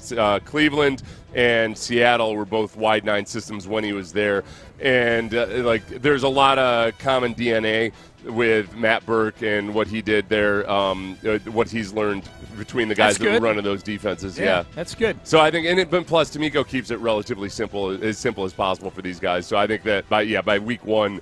There's not going to be any issues at all about him being comfortable in the system. Clowney expounded on the desire to get here early and learn the scheme. Like I said, I made the decision because I want to learn a scheme, man. I walked into too many teams the first week, and you know how hard it is to play when you don't know the scheme. You play a lot slower than you normally want to because you got to look across the field. Somebody got to tell you what to do. You know what I'm saying? I've been doing that for so many years throughout my career. So I just said, let me just go to this training camp with these guys and grind with them so they know I ain't just here for no play around. I'm here to work with these guys and get to know them, build a relationship so they can have a great season. Yeah, one of the things I was most enthusiastic about with Clowney yesterday, Seth, it seems like he's got a real, genuine respect for what DeMeco Ryans is all about. Yeah. For what you as a player have to, like the non-negotiable things that you need to sign up for as a player. Yeah. To be part of this defense, and being out here at training camp is one of those things. I also wonder too, where Derek Barnett hangs in the balance of all this, or was hanging in the balance of all Nick of this. mentioned he had talked to him in that cut we played. Yeah. So Derek Barnett was probably kind of, doing what Clowney's done the last few years, is kind of sit, wait and see what offers emerge, what's the right situation, and I'd still bring Barnett back. And I would too. Yeah. Shouldn't change the pursuit of Barnett. But is one of the things Clowney said is that when he had to learn that, hey, you're not the number one overall pick, you got to go and improve yourself. And he said, that's what I've been doing. I come in and I steal people's jobs. Yeah, I heard that too. It's like, man, yeah, you're the other guys on the roster, and this is good. It's good competition to have. But man, for Solomon Byrd and Derek Horton and Robinson, like those guys, it's tougher to crack that starting rotation right now, or that too deep rotation Absolutely. that they play with. And Nick said in that cut we played a little bit earlier is that this is something that goes back to the spring, that they took a look at their roster. He saw the same thing that you'd been talking about throughout the spring, which is one of the few weaknesses on this defense, on this team, is depth at that defensive end position. So this is something that they've been looking at since the spring. And if I'm Solomon Byrd or I'm Dominic Robinson or Ellen Hort or any of those guys, yes, I look at the signing of Clowney as a message from management that I haven't done enough yet to prove that I can be that DM3. That's how you have to internalize it. I don't know if any of them have the ceiling to where they're going to get to it. But, yeah, like Clowney coming in and saying that should light a fire under some folks. Why am I still saying Derek Horton? And in my mind, every time I correct myself before I say it. You're combining him with Derek Barnett. That's my guess. I guess that's what it is. Yeah. But in my mind, I'm like, no, it's not Dylan. It's Derek. Yeah. It's a really stupid thing I do. Apologies to Dylan Horton and his family. They'll be okay. Here was the one. I thought this was this is the cut from Clowney that got the most attention. And it's the one that made me sit up because he mentions Bill O'Brien by name. Was there any bitterness when you left the team or when you got traded away in 2019? Nah, I don't take nothing personal, man. I always say to my man, it don't matter if they pick me on the moon to play football, I can do that. You know what I'm saying? I can play football. So I ain't had no hard feelings. It was just O'Brien at the time. Man, him bumped heads, and I couldn't really understand because I was an easygoing guy. I was like, all right, whatever you want from me type of guy at this point, especially when I'm 21 years old, 22 years old. I was just taking people's advice instead of really looking in the mirror trying to figure myself out. I was listening to other people. As I got older, I started saying, just take care of yourself, Clowney, and, and it's going to work out for you. And I started doing that. And when I left here, that's how I think I lasted 8 more years in the league, where I just started taking care of myself and, developing my game and having fun. He's just a much different person than he was back then. But I do wonder, I don't think he would willingly go play for Bill O'Brien again. I felt like it was such an oil and water situation. Yeah. Clowney was this kind of just goofy free spirit. Bill O'Brien is whatever the hell he is. He's a very complicated human being. But he has his way of doing things, and it's his way or the highway. Yeah, and those two were just not going to mesh no matter what. So Clowney was kind of doing that thing where he acknowledges that he had to grow up and that he was immature and everything. But I feel like there's still a little bit of extra of but O'Brien didn't have to be that way about it. He didn't have, Yeah. Well, what it probably tells you is that the way Jadeveon lays that out is that trade, and I'm paraphrasing here, but that trade might have been one of the best things that happened to him as a person. Yeah. Is that it was maybe a wake-up call might be too strong. It's not like he's a bad guy. He was just sort of flat out said. I mean, he said, grow up, Clowney. That's what he told himself, grow up, Clowney. And to me, that's a sign that O'Brien may have been minimizing actually how mature Clowney was at the time, or could be at the time, that he wasn't bitter about it or anything like that. Yeah, sometimes, though, that is and I know I've said this before already, but the Kyle Lowry trade to Toronto. That's a really good comp, that's what Lowry said afterwards was, no, it was a smart thing to do by Houston. I wasn't going to become the player I did if I hadn't gotten traded away. Because people would look at that and be like, how do you trade him away? Look at him now. I pulled up one of the at least the Rockets got a first-round pick for Lowry, and then and used it to get one of the things. Bill O'Brien got a third-round pick for Clowney and used it to get Gary and Conley. Oh, yeah, that was a good move. I like the upside down, yeah. What were you going to say? Well, no, in one of the clips, Clowney had said, he was kind of laughing about how he had a good time when he was here as a young player, and he had a bunch of great friends. And I'm thinking about, I pulled up the first. This was a report from March 10th, 2015. Okay. Report: Jadeveon Clowney bitten by teammate's pit bull. Swearinger. That was Swearinger's pit bull. Yeah. And then that was right around when the KC3. When was the KC3? That was 2013. That was 13. That was before Clowney got here. That was 2013. Were all three of those guys released though, or did I think the so. kids that got caught smoking a? They said it was a black and mild. Dark and mild, whatever. In the bathroom of a hotel. It was Willie Jefferson, Sierra Wood, and Montgomery. Yeah. Sam Montgomery. Yeah, that's right. Yeah. Good trivia question. Who were the KC3? Clowney was great yesterday, and I am really excited to see. Man, I'm excited for the opener.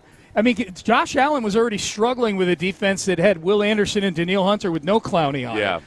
Now Clowney is that guy that maybe on those passing downs or the downs where Josh Allen might hurt you with a scramble. Yeah. You got Clowney, who, as Nick Caserio said, and as you showed me in those videos right there, pretty good straight line speed to chase down. He gets from the center of the field to the sideline with ridiculous speed. Yeah, and chasing down guys like Jalen Hurts and others. That is just, when you start some of the either like the exotic things you could do or the wrinkles that you could do, including, man, sometimes when you either force the quarterback to flush the pocket, but you got Clowney coming around on the edge to chase him. There's some really fun stuff they could do. Oh, yeah. It's going to be a good time, man. It's going to be a good time watching this defense.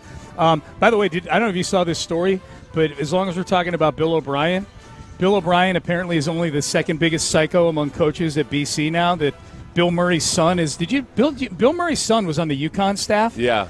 Actor Bill Murray, comedian Bill Murray, old man Bill Murray. Mm-hmm. His name is Luke Murray, and he's now the new BC head coach.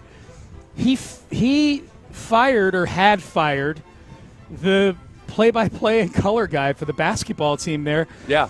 Who have been there forever and are alums of the school because they're associated with the old regime. Yeah. Tough luck. Tough cookies. I don't know. I see all the people all over the media like, oh, the poor play-by-play announcer. It's a little weird. That's life, all right? Oh, the guys who comment on all the coaches who get fired all the time are now being subjected to the same treatment. Well, these guys are just the humanity. These guys are just the game commentary Maybe guys. They suck. I don't know. I haven't listened to the home broadcast of a BC Will you at game least admit that that's very rare for new coaches to come in and do and fire the broadcast team because they're associated with the old regime? I like Brett Dolan. It's a little like Brett Dolan, and Brett Dolan got let go in kind of an unceremonious dump. That's what the Astros were done. Remember when the Astros were firing anybody and everybody? Yeah. Oh, little Peggy, she's been here for 40 years as the receptionist. Get your ass out of here, Peggy. Sounds to me like you felt zero sympathy for Brett Dolan at the time because you don't feel any sympathy for these guys. No, I had sympathy for Brett Dolan. Because you knew him. I just don't know. Because I know him. Yeah. I don't know anything about these guys. Yeah. I don't know if they suck. I don't know if they're good. I'm just saying it's a little strange. It's a little strange, but whatever. Yeah. Go get another job. They come for us all, Sean. That's the industry. I say, if anything, I'm due.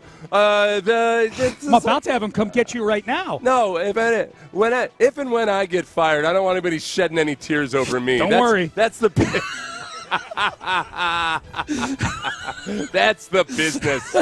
I've had a conversation with coaches about this before because coaches will always say, I don't like that people have this, hot seat power ranking about coaches and everything. And I'm like, bro, you fired 10 people this morning. What the hell are you talking about? Like, but no, we can't talk about you guys getting fired. Oh, my God. All right, coming up next, a little more from Caserio. We promised the Tank Dell update.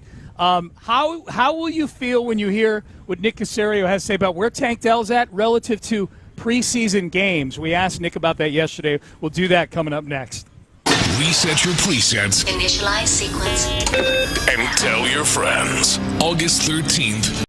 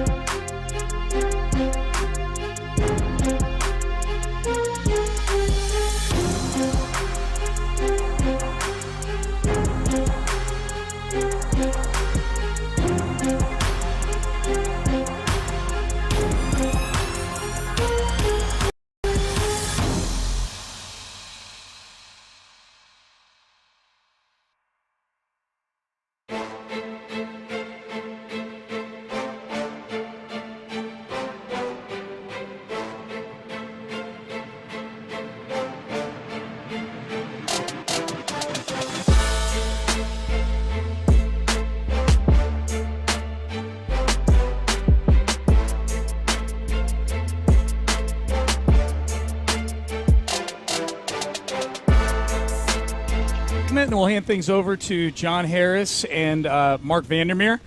Nick Caserio sat down with Seth and I yesterday, and he's been pretty forthcoming on our show a couple of times about where Tank Dell is in his rehabilitation and his hopeful return to football. So we asked him yesterday, what's the at your press conference last week, he gave us a pretty lengthy update on Tank and where he is. 1 week into training camp, where are we now with Tank Dell? He's getting a little bit closer, making progress. We've done some things sort of like after practice individually, ramp up wise. At some point he'll graduate to going into more drills in practice.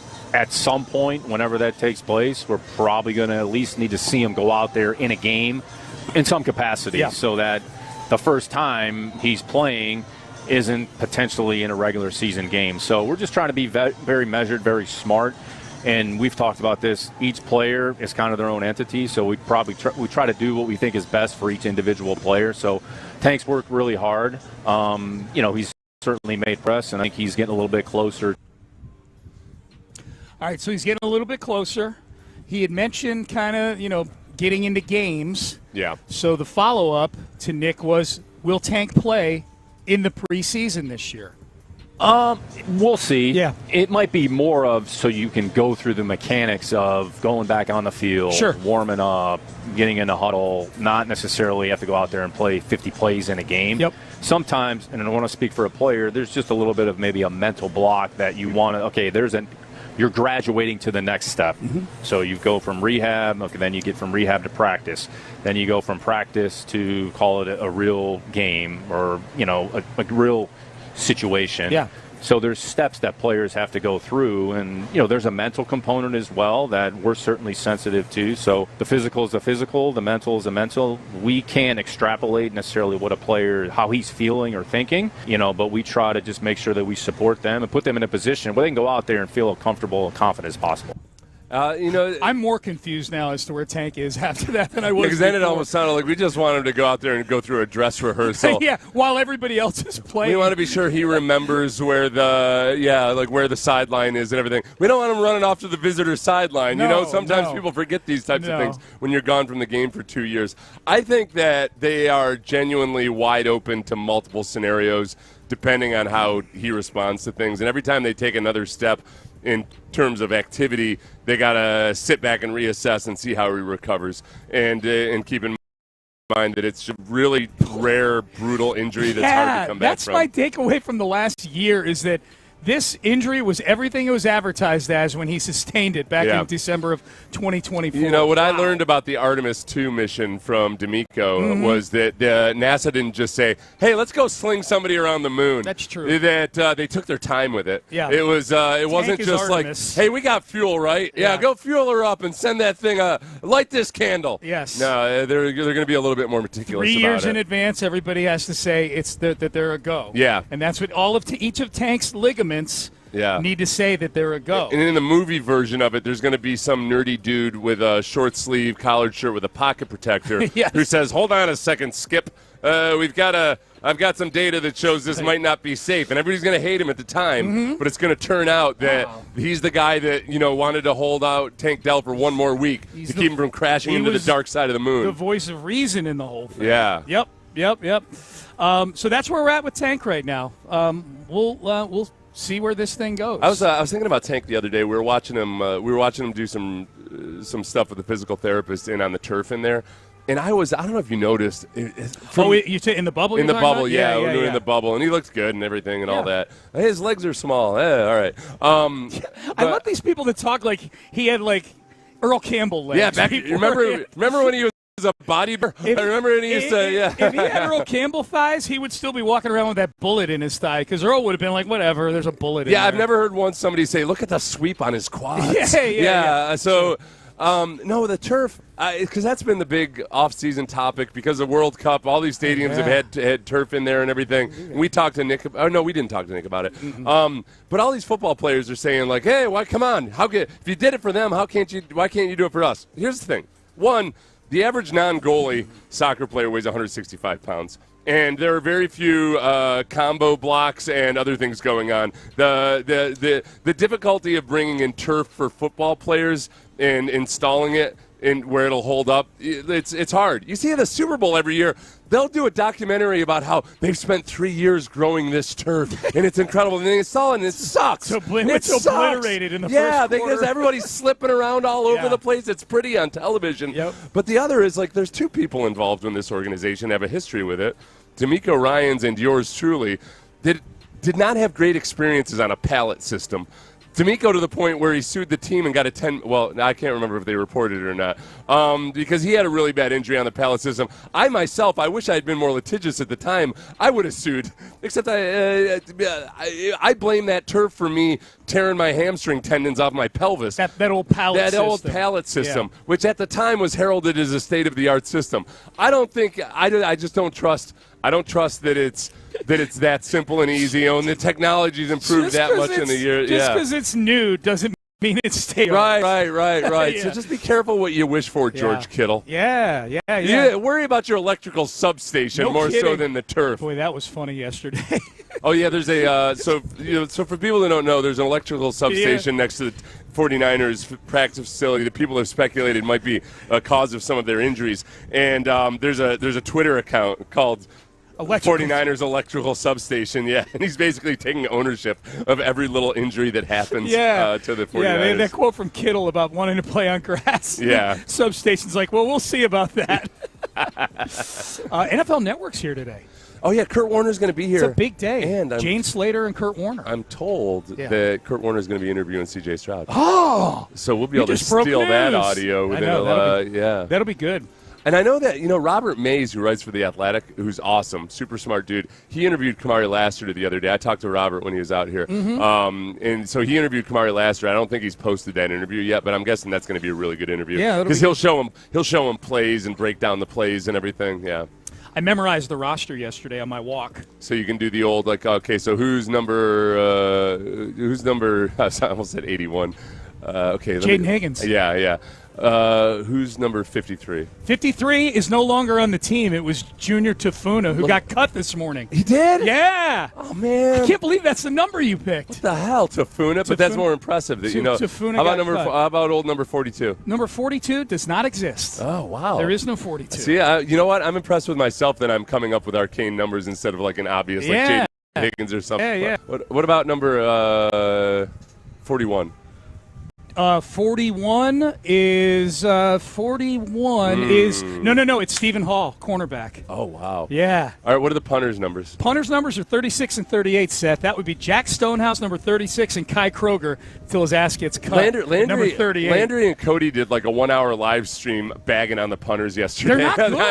I know. They have every right to. We should probably. I was thinking like, boy, we should probably be talking about this because Cody and Landry are not happy. I try to ignore special teams as much as possible. But that's the thing. If a punter, you have a great team out here, potentially. Yeah. And if a punter loses you a game because they shank it at the wrong time or they muff a snap or something like that, they've been fine catching the ball. It's punting the ball that's been the problem. We don't need CJ having in his brain, got to get this first down here. We saw what happened when he forced things last year. Stonehouse might give us the old backwards punt. Yeah, man. So but I've been doing this thing every day where I check in to get my wristband to come in here, and they ask me if I want a roster. Yeah. And I said, I don't want a roster. In fact, I want you to quiz me on a player. And yesterday I got it wrong. They brought up number 47. It's Sione Takitaki. Oh. And I got it wrong. He's new, so I didn't really have him in my brain. So I've memorized the entire roster. That's my contribution to the show. Taki did a fun little Instagram or TikTok video with his wife after he signed with the Texans. Yeah, that was cool. I like these guys' wives kind of getting in it. Toa's wife is really fun. Wyatt Teller's wife is really fun. I love, honestly, the little dance he did and everything. Yeah. I wish I'd been born in Samoa. There's something about Polynesian culture made a good that Samoan, I feel like I would have. I think you would have. I feel like I would have been a better defensive lineman. I would have been a nicer person. Yeah, you'd have been more playful. Like all the Samoan guys I played with were simultaneously the nicest people I've ever met, but also the people that I did not want to piss off. But they have a switch. Yeah, yep. yeah. All right, Seth, antibodies to you. Antibodies and taki to you. I wasn't born in Samoa. I don't know how they say goodbye. Okay, all right? taki to you as well. All right, we're back in studio tomorrow. Practice today coming up. Looking forward to that. Mark Vandermeer, John Harris up next. Seth, tell them about Kirk Holmes. Kirk Holmes is who you want. Look, if you want to build a house here, not in Samoa. I don't.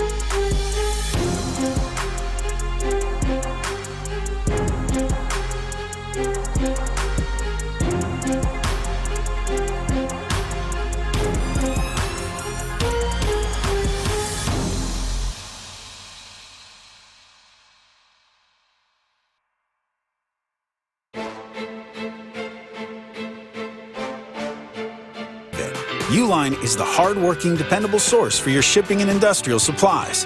Visit uline.com.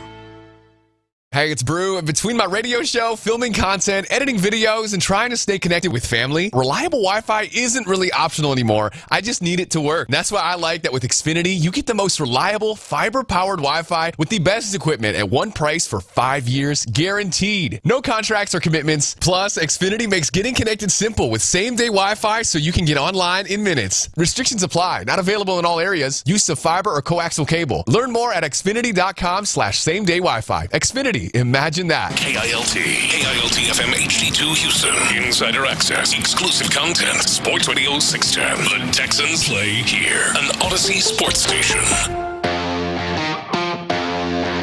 It's time. Here we go! To get back to the grind. Let's go to work, baby! And prepare for the season. Go, go, go, go! It's Texans Training Camp Live. Here's Mark Vandermeer and John Harris. Practice number 7 today here at the Houston Methodist Training Center. Mark Vandermeer and John Harris with you. Like the man said, Aaron Raybold, our engineer, Byron back in the studio at the controls, and Payne and Pendergast are still in the building. Lurking. As they will watch practice today. We have roommates today on our stage here in the southeast corner of the Houston Methodist Training Center. That would be NFL Network. So Kurt Warner's going to be here, and Jane Slater already here, as they will do coverage today of the Houston Texans training camp activities. And we hope to get Jane on the show, maybe even Kurt a little bit later, but he's not here yet because he's, superstar quarterback. So it's probably going to be a little later.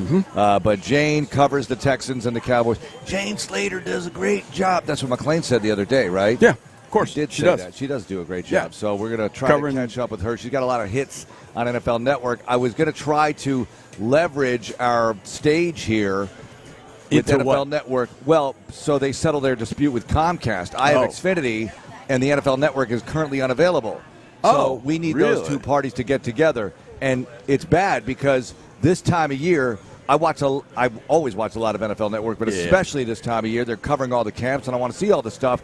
And then, Johnny, my favorite highlight package show, Chris Rose, on Sunday night, 6:30 Central. I get all the games. I tape that. So if we're on the road, I get home, I watch the whole thing, or we're at home. I wind down, have dinner and everything after one of our games. I watch all the highlights of the rest of the league. It is comprehensive stuff. I am still that guy who likes to watch it on the big screen and have some commentary. And Rose is this generation's, you went from Howard Cosell, you went to Chris Berman and Tom Jackson. And I think the early days of the NFL Network, or earlier, when you had Rich Eisen and Deion Sanders and those guys doing the highlights. That was a pretty good show as well, Steve Mariucci.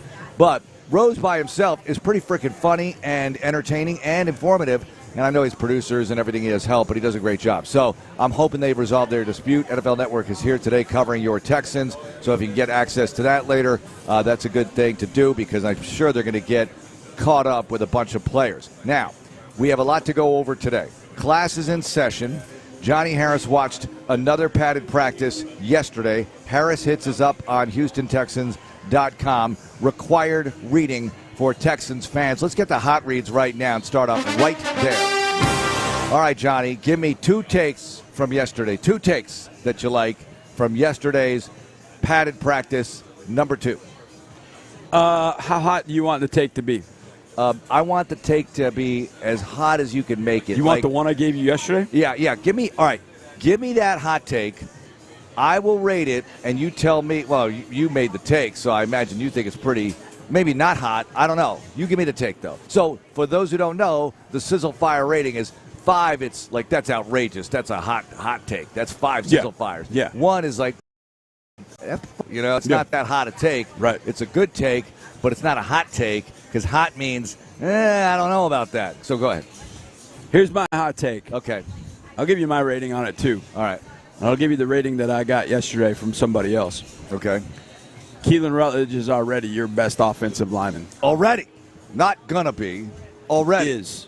Not going to be. It's got to be at least 3 3/4 hot take. Already? All right. I could say first-round draft pick. You sank a lot into him. A lot of prep went into making the selection. Some people didn't peg him as a first-round pick. Yet, when he was picked, the national consensus was, so many people said, and people who study this stuff, maybe not as extensively as you, but maybe just about, they said, that's my favorite player in this whole draft. Yep. That's my favorite player. No, you're not going to take him number 1 overall, but it's my favorite player because he's so intense, etc. My favorite analyst's favorite player. That's what he is. Think about your favorite analyst, whoever that might be. It's that guy's favorite player because you always joke, my favorite analyst. Right. But I watched him very close to dominate one-on-ones yesterday, and it was while he was snapping the ball. He was outstanding. Now, again, he's a rookie. He's going to make mistakes. He's learning center. He's going to make mistakes. There's no question about that. But he is athletic more so than people want to imagine. How can an offensive lineman be? He went to Georgia Tech. Dude, I'm telling you, watch him move, watch him strike, watch him, his knee bend. I mean, he's got everything that. Why do people care that he went to Georgia Tech? I don't know. You know how people are. Where did Jonathan Ogden go? You know how many times I hear? Well, this guy went to that college. What does that mean? But I hear that all the time, so I'm sort of kind of tongue-in-cheek smacking at people that are like, well, he went to Georgia Tech. Man, screw off about that. I'm fired up now. Now I'm fired up. You got me fired up. So you said your sizzle fires were how many? 3.5 at least? Yep. Okay. So you don't think it's that hot a take? You think no? I'm going to tell this you. is a lot closer to true than not. I'm going to tell you what somebody, when I presented that hot take to somebody that is really important in all of this. Yep. A 1. A 1. A 1. Okay, so they like him clearly. A 1. Well, entertained maybe a 2 sizzle fire on that. All right, interesting that you should bring entertained this up. Or I should, or somebody should, because Keelan Rutledge, first-round draft choice, was the subject of one of the questions that Seth Payne and Sean Pendergast threw at Executive Vice President and General Manager Nick Caserio yesterday. So here's what Caserio had to say about Keelan Rutledge so far. He shows up every day, and you saw that at Georgia Tech. That was one of the things that was appealing about him. He has a certain mentality and a certain playing style, and it's reflective of how we want to play, and it showed up, well, I think, honestly, the first or second day of practice, even when we were in shorts. When you're in shorts, there's only so much you can do, but you're going to get it's more assignment football, but, there's going to be some contact to some degree, and I can't remember what happened. It was the end of a play. Him and Aziz, and then Kamari got in there. So, and Keelan wasn't backing down, and he's not going to back down, which is what you want to see. So you want to toe the line because we're going to play clean, hard football. You just don't want it to go over the line. But the notion of finishing plays was something that we want to be able to do as a football team. And that message, I would say, each day is emphasized. And then when you see it show up on tape and on the field, it kind of reinforces the decision that you made. Yeah, it does reinforce the decision because you can see it so far. He was on Within the Loop yesterday. We reran, I think, the entire interview last night on Texans All Access because why wouldn't you? It went for 2.5 minutes? No. Because Keelan doesn't say much? Well, look, I did something with him for the Lux members prior to the start of camp. He was awesome. Yeah. Now, he's not going to give you like 3 minutes. That's right. But he will give you thoughtful answers, and I think it's only going to be more as time goes on. Yeah, I think so, too. But Johnny's supremely confident. Yeah, of course. But not arrogant. No, that's a good way of putting it. Humble, yet confident, and he really does believe in himself. I think he thinks he can fit, but he also knows he has a lot to learn because he talked about, man, I wish I pulled this, but he talked about when I think it was Togiai who blew him up in the coming out drill from the north end zone here on Field 1 in the morning session. Well, there is no afternoon session other than a walkthrough or something. But anyway, he kind of got blown up. He said, I got blown up. I'm going to take that, learn from it, move on. Yeah, exactly. The next block. Well, and again, who's the best offensive lineman we've ever seen? I don't know. You can take your pick along the way. In Houston? No, I'm just saying. I'm just throwing it out there. Think about that person in your mind. Think about who's the best one you've ever seen. Matthews. That guy got beat. He got beat plenty. And so I'm sure there's some people that are like, well, Keelan got beat by Togiai. Like you said on that play. He got beat by him. But I'm telling you right now, everything that they are looking for in an offensive lineman, like when they go into the draft room, next year and they're like, okay, we need to draft another offensive lineman. Hopefully they don't. Hopefully they're gonna feel pretty, solid about the group that they end up having. But if they're gonna end up drafting an offensive lineman, they're gonna look up and say, hey, they're gonna put a picture of Keelan up on the board and say, hey, remember the things we liked about this guy? Go find them in other guys and bring them here. He's setting a different tone. Now he's getting some help because he's got guys like Wyatt Teller. Braden Smith. The guys that have been around that have eaten some glass along the way. I think Ed Ingram, it's even coming out of him even more because I think that's the way Ed would like to be, and I think that's the way this offensive line wants to be. Keelan in due time is going to – and I thought this about Ariante Ursery last year. And when you think back, because I told you this about the same time with Ariante last year, I said, you know what? I think right now in training camp he's been your best guy. And if you went back and you looked at the offensive line as a whole last year, you may not disagree with that. And Ariante had his ups and downs, don't get me wrong, but the second half of the year, the week 3 when he went to Jacksonville, Josh Hines-Allen gave him the what for. And he had a tough time against Josh Hines-Allen. What did Josh Hines-Allen do against him in the comeback win? Nothing. Pretty much nothing. Right. And so Ursh came along, and he probably at the end of the year was your best lineman. Right. I just had said it in training camp. So I would love for Keelan Rutledge to not be the best offensive lineman, but you know what? If your first rounder that you drafted, that you moved up to draft, ends up being your best offensive lineman, whether it's now or it's in September or it's in February at the Super Bowl, don't give a damn. That dude is good. He is really freaking good. I like this. Really good. He's got great feet. He's agile. He's fast. And he's strong. I saw him the first rep. So they start the reps right to left. So the first rep is Braden Smith and Will Anderson one-on-ones. And it's a great battle. Now, those two have seen each other before. Yeah. And here's what I find fascinating. As they're going through, Will tried to counter inside. And Braden caught him. And Will knew he didn't execute the move. You know why? Because as he's still rushing the quarterback, I hear Will go, ah!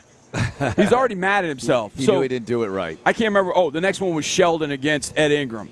Sheldon's a tough pass rusher, man. He is really tough. If he gets on the edge of a guard, it is really tough because he's low to the ground, he's strong, and very, very quick. So then it's Caden McDonald against Keelan Rutledge. Now, I say this because I have a ringside seat to the whole thing. Yeah. Media's down here. They can't see it down there. So I got a ringside seat. Like you said, you and I get a chance to go different places. So we get to see some things. I saw this up close. You stood next to Caden McDonald. You've seen his legs. He used one word to describe himself. Stout, when I asked him. And I added in powerful, and he goes, yeah, stout and powerful. And you can see it. That dude. So I'm thinking one-on-ones, okay. He's going to show that off. No matter who he's going against, I'm thinking he's going to show it off. So when you're stout and powerful, you're going bull rush. Here I come, baby. Bull rush. Can you handle it? Now, I've seen every center since 2014 in those one-on-one drills. Every single one. You name them, I've seen them in those drills. I've seen defensive tackles go bull rush on those guys. Every single one has done I'm going to hang on, but I'm going to hop step backwards until I'm right in front of the quarterback. I have never – any VER, I've never seen a center lock him up right there on the spot. I don't care who, take any defensive tackle that we've had. Big ones, small ones, quick ones, strong ones, whatever. I have never seen a center snap the ball and get the hands up and just scale. You're not going anywhere. So when they do the individual with him, he's snapping the ball because he's the center. Yeah, they make the center. You have to have that motion. That's right, you have to have that motion. An authentic look at the one-on-one. Mark, I watched I don't know how many reps of Caden McDonald last year. I didn't see anybody in college that could hold up at all to his power when he just bull rushed. And he's trying to throw hands. He's trying to get under Caden. He's trying to get under Rutledge's hands. Can't do it. And Keelan's he's not hopping back. He's not absorbing. He's underneath and just rock solid anchor. And I'm like, that's different. So then his second rep, he gets another rookie. He gets Dominic Bailey. Now, I will say this. Those two have been kind of likes to fight guys during practice.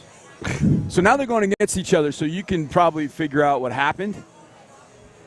It looked like a run drill. They ended up 7 yards away from where the drill started because Dominic kept trying to throw moves, and Rutledge was just got this one, and eventually Rutledge stayed on it. They were blowing the whistle, and he was still on top of Bailey. Bailey turned around, kind of threw an elbow. Then they got into it with one another, and D'Amico was watching at that point. And, of course, when everybody went, he was like, hey, we got work to do. Let's go. I don't think Keelan wants that stuff. I think he wants to get his work done and go back to the huddle. But he ain't scared. If the whistle hasn't been blown, That dude's going to stay on you. Bailey, by the way, undrafted rookie from Tennessee. And done some good things in this camp. He's done some good things to start this camp. But that's my – now, my assessment is I would say it's probably 2.25 to 2.5 sizzle fires. Okay. It's still got an element of some heat to it because we're only a few days in. But we're going to remember this, Johnny. Yeah. We're going to remember that you said this. Well, remember what I said about Ariana Ursery last year, too. Yeah, and everybody's like, he's crazy. No. And then you watch the game, you watch it, and you're like, oh, yeah, okay, well, maybe. One of the secondary list things I love about this camp is that we're not talking about Ursery much, and that's good. You know, it's the old kind of like in the progress of a game when you're not talking about the left tackle much means he's not getting beat. And I'm not saying it's perfect out there because you got Will and Daniil to deal with the ones and ones. But Ursery, year 2, just let it play out. I think of course. We got our left tackle. I want him to play for 10 years and be awesome. So let's go. Multiple Pro Bowls. Let's have our next LT Dwayne Brown as far as accomplishments. Yeah. But as far as the culture, the attitude, the nastiness, the collective results, let's get this line being the best they can possibly be. Okay, next hot read here. We have the national media here today, NFL Network to our left. We're roommates here on our radio stage at the Houston Methodist Training Center. Of course, they're going to be talking about the quarterback, C.J. Stroud. And Stroud, we talked about it yesterday, finding a lot of people on target. That's the term I want to say with the way he's doing things so far. Now, some drills, you still got Will and Daniil back there like, hello, quarterback. We are here to do the lambada. They're really tough to deal with on the edges. This just in. Yeah, we know this. But we see so much good. We see so much that's a lot better than what we saw a week into camp last year. And I brought up Caserio on with Payne and Pendergast yesterday. Here's Nick on some of the things he's looking for and from C.J. Stroud. Nick Caserio. Yeah, a lot of the same things. I think the big thing is that position we've talked about on the show. It's just making good, sound decisions with the football and not trying to not make a play up, but try to force a play. Just take what the defense gives you, and I think you've seen multiple examples in practice, whether we've made an adjustment or we've gone to the first read. You know, it's just you don't want to be too cute sometimes. I mean, football, it's a simple game sometimes that we make hard, but really done a job. I think he's embraced the ownership of the offense, the communication between the quarterback and the offensive line, going back to the earlier discussion. Like, that's the most critical component of offensive football. So if everybody's on the same page and everybody's kind of seeing things the same way, and then to get that information out to the perimeter of the formation, to the receivers, you know, we've had some adjustments. We've had some examples where we were hotted and we were able to execute the hot. We've had some other situations where we had a sight adjust. Maybe the quarterback did the right thing, and then maybe the skill player didn't. So those are things that you kind of work through, and then hey, what did you see? Here's what I'm thinking on that play. So that kind of two-way discourse is important, and I think you've seen that not only on the practice field, but a lot of that takes place inside in the classroom. Johnny, they were hotted sometimes. I caught on to that verb. It's now a verb. I was hotted. Yeah. You know? Yeah. Is that a compliment you can give to somebody? That's absolutely. You were hotting people. Yeah. You were hotting people. Yeah. Too hot. Too hot. Because if you say to somebody, you were hot, yeah, it comes off as, well, you're older now, you're not as hot or good looking as you used to be. But in football, that means something different. I'll say this as it pertains to what Nick said. A very astute observation by our executive vice president and general manager. I feel like the offense this year, this training camp, has beaten the blitz. They've hit their hots way astronomically better than they have in the past. Hit the hots. Astronomically. Receivers are reading it better. I know they worked on it last year, but I see them working on it, knowing and reading when they should, get into that, hot route, make the sight adjustment, go find the football. There have been a couple practices where there was one practice where I think it was like 2 or 3 times in the same series for CJ. He beat the blitz twice. Once it was to Dalton, once it was to Nico. I was like, okay, this looks different from that perspective because the book became, well, blitz. I can't pick it up. Blitz. Right. Make CJ, speed the game up for CJ. And I think what CJ is showing in this camp is things are slowing down. Seemingly, they're slowing down for him because his scan is so quick now, but it's not being hurried. I thought a great example of that was yesterday in team drills. We're down on the far side. It was on the north end, and it was the third play of that red zone period. He had already just thrown an absolute laser shot to Jaden Higgins on back shoulder. That was just beautiful. I mean, Hig made just a great catch, and Sting. Sting's always in phase. It's amazing how Sting can almost make a play when it seems like he's not even, where the ball should be, but he somehow gets himself in phase. So the third play of that, it was a definite sack. I heard Seth talking about it. He had a little debate with whomever, and it was definitely going to be a sack. I mean, Will was standing right there looking at him. But they've allowed, and this is what I like, they've allowed the receivers, or allowed CJ, like, hey, keep the play alive. This is good scramble drill work. So CJ bails out to the right, and he throws a ball to Dalton Schultz. I'm looking down there right now, and I can see it. And it's one of those when you're running as a pass catcher, and you're sprinting, that's what Dalton was coming across the field. So you got man coverage, or they're at least plastering you. So you're in man coverage. Then that guy's right behind. So it's a literal chase. So you're sprinting. Right. I mean, you're flying. You got to keep your edge. You don't want to have to stop or reach back. Right. You want to be able to snatch and take the next step, and that's exactly what Dalton did. The ball was so perfect that Dalton never broke stride. Yeah, and I just thought, and that was on the run. It wasn't full like, he's got 5 guys chasing him, but he was on the move and he stuck it on Dalton. I thought, man, he looks different this year. And here's the other thing I'm gonna say. It was going into that period. No, it was the next period. They had come out of a break. It was either coming out of a break or out of special teams. And there's been so much made about, the first day CJ walked in, everybody's talking about the backpack and all that crap. And I'm like, man, just stop. So I'm going to go the other way with this. I'm standing there, and we're getting ready for the period. Guys are exhausted. Right. They're exhausted. And then I can hear a voice. And I can it's from a distance, and as it gets closer, I can keep hearing it, I keep hearing it. And it's CJ. And it's CJ encouraging the offense. Hey, we need to do this. Hey, let's stay on. It was literally like an assistant coach would be talking to his guys before they would go out on the field, making sure they were all on the right page. Hey, make sure we're doing this. Like, he was that guy. He wasn't the, as everybody wants to portray him to be, the mopey whatever. He was propping up his guys. He was dapping up guys. He was talking to them and encouraging them as they were going on the field.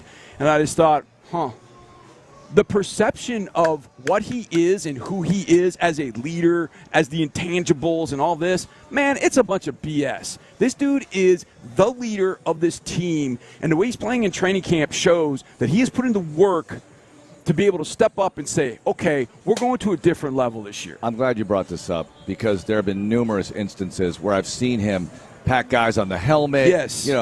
Show the leadership that you want to see. Just that's a demonstration that we can all see here, and there's so much going on behind closed doors. I've seen him interact with offensive linemen so much, individual, one-on-one stuff, just talking to guys. When we were in the bubble last week during that practice, just being around the O-linemen, being around 1 or 2 of them if they're off to the side, and just talking, discussing things. And look, for all I know, for 3 years he's been playing mahjong in the O-line room. I don't know, but it just feels really good to see that kind of interaction and the results from it. And even yesterday, Mertz threw a ball that he didn't want to throw, and CJ just tapped him on the head like, come on, man. And that, and not in a bad way, in an encouraging way, you know, and Mertz knows. So, and by the way I feel about those situations is you're going to make mistakes, make them out here, all right? Yeah. I know everybody sees it, and I know the fans aren't supposed to shoot video anymore of 11 on 11. Yeah, has your announcement rolled yet? It did once, right as we were getting on the air. And if the NFL Network's doing a hit at that moment, it's going to blow them out. Yeah. It's because the loudspeaker's right above us. Yeah. PA system speaker. But I feel like, Johnny, we're seeing what you want to see. Right. And, back to the mistake thing, you are practicing your craft in front of everybody. This is not like you're in the gym by yourself practicing free throws. You can't do that in football much. Right. You have to. This is your time to do it with the full squad out here, and I want to see what I can force, what I can get away with, where the boundaries are of what I can do throwing the football. So absolutely. I'm fine with that as long as it gets corrected. I'm fine with a mistake here or there because that's what you want to see. Do that. Get it corrected. If everything's perfect out here, well, that'd be wonderful. That's a miracle. And it's going on around the league. A quarterback throws a couple of picks, goes viral, NFL memes, has fun with it. I get it. It's all fun. It's professional football. This is the thing they signed up for. But at the same time, what matters most, week 1, week 2, get into the season. How are you playing then as you get rolling? I just wanted to make sure that, look, you're not going to shoot down all the narratives because people are, you're going to get the loud it's national. It's hard to overcome that. It's hard to reverse that. It is. It's very hard, and I think that's what ticks me off, because he's always he's been that way, but he's been a good leader along the way. He just does it in a different way. I mean, Will Levis yells at his offensive lineman on the sidelines. He yells at everybody out on the field. He gives these mean mugs all the time. Yet he stinks as a quarterback. Too much mayonnaise will do for you, John. Yeah, exactly. You want that guy as your quarterback just because he yells at everybody on the sidelines? Terrible. But no. I don't want him. I want the guy who goes out and executes. Now, again, I can't say proof is in the pudding anymore. I won't. But it'll be one of those situations where people will believe it when they see it with CJ, because the last time they saw him, he had the worst game of his professional career in the playoff game. But you know what? That's okay. That's okay. Underestimate him. I'm sorry. Talk about how he's not a leader for this team, and he will come out this year and he will show everybody that he is the alpha for this team with all the other alphas, that he just does it a different way. But that offense, you've heard everybody talk about it. Everybody talks about what he means and how much a leader he is for that team. It's there. It's there. You're just not going to see it with the whole demonstrative, get in front of somebody's face and do all that kind of crap. I'm sorry that I ruined proof is in the pudding for you. Done. You did ruin that. I'm fired up this morning, man. I'm sorry. The quality is in the cake. I don't know. There's got to be something better than proof is in the pudding. Okay, we're gonna find nobody one. eats pudding. Okay, nobody eats pudding anymore. I'm sorry. Now, I woke up fired up, and then the whole listen, it's going on the Keelan thing, and then CJ gosh. We got a game a week from tomorrow. Not even a week from tonight. A week from tomorrow. I gotta calm down. You're going to have to tap the brakes a little bit. My friend. I do. And you know what? Right? You know what it is? What? This team is damn good. It's really, really good. Okay, but we're going to have to Missouri and show me. Okay, there you go. The show me state. Yeah, be like Missouri. That still qualifies. That's not an outdated thing. That's a good one. Do they still put it on the license plate? I don't know. We have Missouri City right here. Didn't they name it because people moved from Missouri to live here and work or something? No, I think there's something to that. Probably so. People are listening right now like, you idiots, or whatever the story is. Okay, the other big story around camp this week was Clowney coming back, of course. We're not going to talk that to death because it was great to see him out there in pads, by the way, yesterday. With hair flowing, Clowney, physical freak that he is. But he's coming back trying to be a great, as you would say, boomerang player. Guy who was here, comes back, makes a splash. Who are the best boomerangs in the history of the franchise? We'll have that for you, among other things that are coming up. Tommy Togiai is going to join us this morning. It's all fun here at Texans Training Camp Live. More training camp coverage is coming up on Texans Radio. Hey, Texans fans, it's CJ. I'm teaming up with TDECU, and you should too. Whether your favorite look is deep steel blue, battle red, or the fan favorite H-Town blue, it's all 15% off at the Texans online shop with your TDECU Texans debit card. Upgrade your Texans game day gear and show off your loyalty while you do it. Visit tdecu.org/Texans and get the MVP of your wallet today. Insured by NCUA. Balancing your work, family, and health is a lot to manage. Houston Methodist has a lot to offer. Convenient primary care checkups, personalized orthopedics to keep you moving, and experts in specialties like cardiology, neurology, and GI, all in one manageable system, so you can stay healthy and strong. That's the difference between practicing medicine and leading it for you. Houston Methodist, leading medicine. Sometimes a girl in my class doesn't bring anything to eat for lunch. The truth is, in America, 1 in 5 kids worry about their next meal. I want everybody to have yummy food. So do we. That's why Kroger donates surplus fresh food from our shelves to your local food bank. We've provided over 3.5 billion meals through our Zero Hunger, Zero Waste plan. Visit Kroger.com to see how you can help fight hunger and waste in our community. Because nobody should have an empty tummy. The Houston Texans Campeón de la Comunidad Award, presented by Modelo, honors an outstanding leader in the Hispanic community who is making a positive impact in the city of Houston through service and dedication to a local nonprofit. The winner will receive a $25,000 grant benefiting the nonprofit of their choice and attend a VIP reception in their honor. Visit HoustonTexans.com/Campeón to nominate a deserving leader in the Hispanic community who's making a positive impact in Houston today. Don't wait, nominations close on Monday, August 10th. More Texans Radio is on the way. It's bigger. It's better. It's Kashada Casino Resort like you've never seen it before. Introducing the all-new Legacy Tower with 204 beautiful rooms, 100 suites, and a stunning new lobby entrance. Just steps from the largest gaming floor in the Lake Charles area. With new gaming, better slots, top-rated golf, and the dream pool and lazy river. It's all at Kashada, Louisiana's best bet. When the Houston Texans take to the gridiron this season, Reliant will be there to bring the energy. That's because Reliant is the only energy provider the Texans trust to power every electric moment, every punt, pass, and kick, every touchdown or takeaway. Reliant will be there, powering every game day. And when you have Reliant and Vivint, they're smarter together, giving you the power to manage your electricity and your smart home all in one place. Reliant, proud to be the official energy provider of the Houston Texans. PUCT number 10007. Never settle, unless it's into the electrifying BMW i4. Blend the lines of cutting-edge and classic with groundbreaking technology at your fingertips. Experience M-engineered precision while you twist around every turn. After all, electric doesn't have to be static. If you thought EVs couldn't live up to your expectations, then you've never experienced the ultimate electric driving machine. The 100% electric 2025 BMW i4. Take advantage of exceptional offers today. Reset your presets. Initialize sequence. And tell your friends. August 13th, we become 95.7 The Fan. A place for fans, built by fans. Texans, Rockets, Astros. Doesn't matter. Everyone's invited. Louder, clearer, better than ever. Houston sports leader 95.7 The Fan is coming soon. We're back with a front row seat. It's Texans Training Camp Live.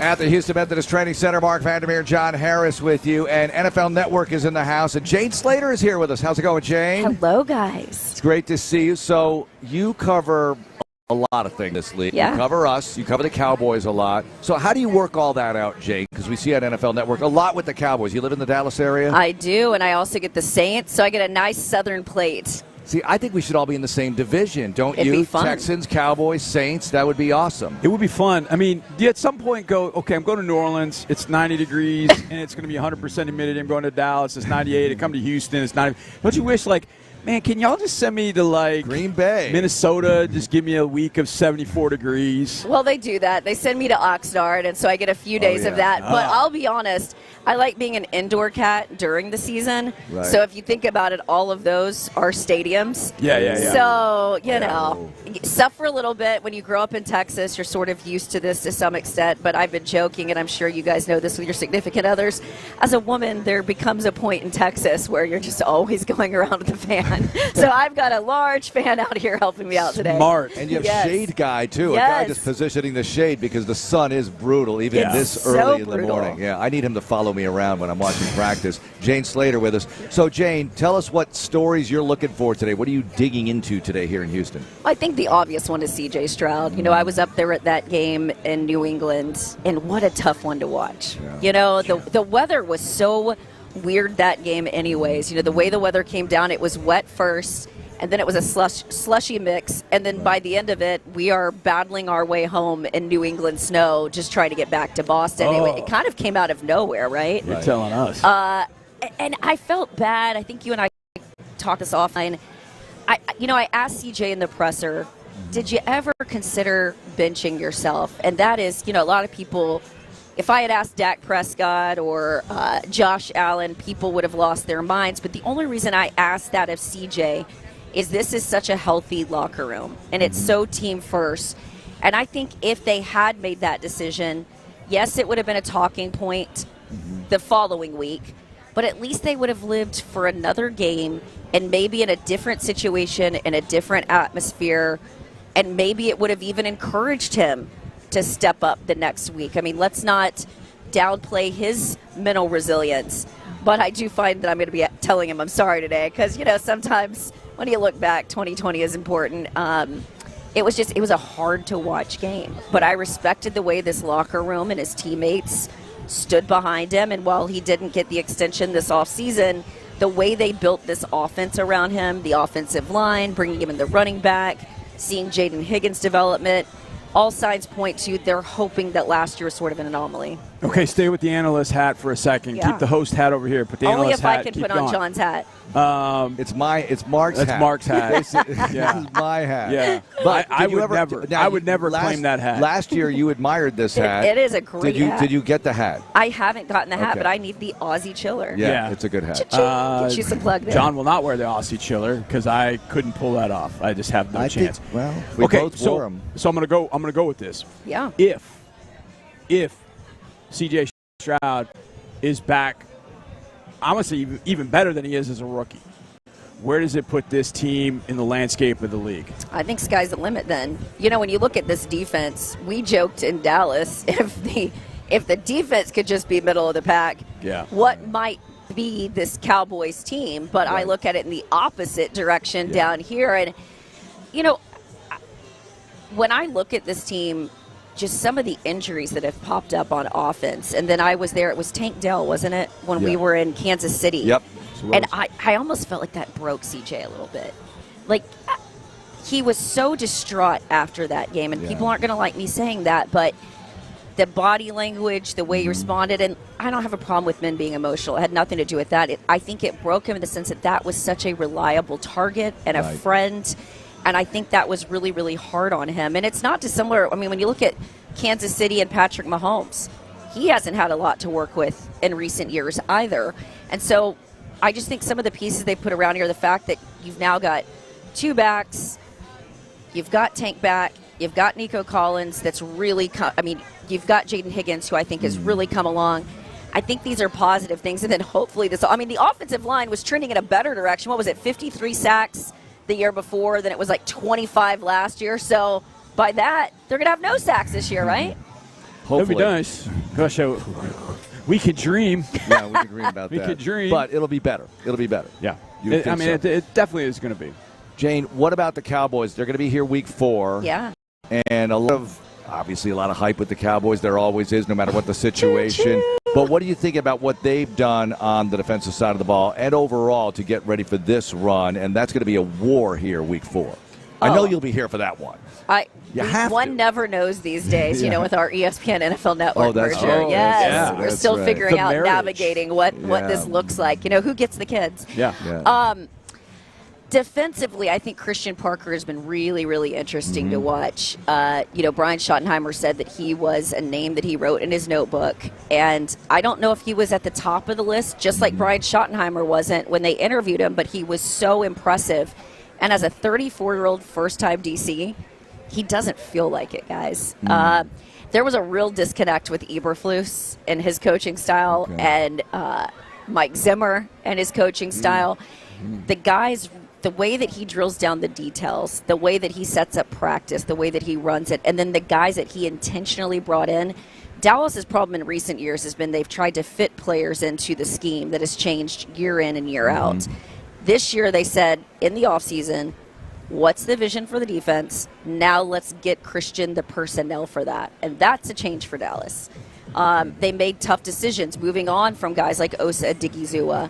And so I've been impressed with what I've seen, but of course you guys know this. In camp, it's hard to really get a sense of offense and defense because the defensive players can't touch your offensive players. Right. So we'll see. Well, it's the Gotti offense, apparently. It's the greatest offense there is. Oh, and if he comes in here week 4 and they don't put up a number, he's definitely. But it's this defense. Well, well, maybe you get a little bit of a I don't care, but you don't talk about yourself as the greatest offense there is until you can at least go into playoffs and do something and make some noise. So you have to understand with Dak from rookie season when I first started covering, he's a big manifester.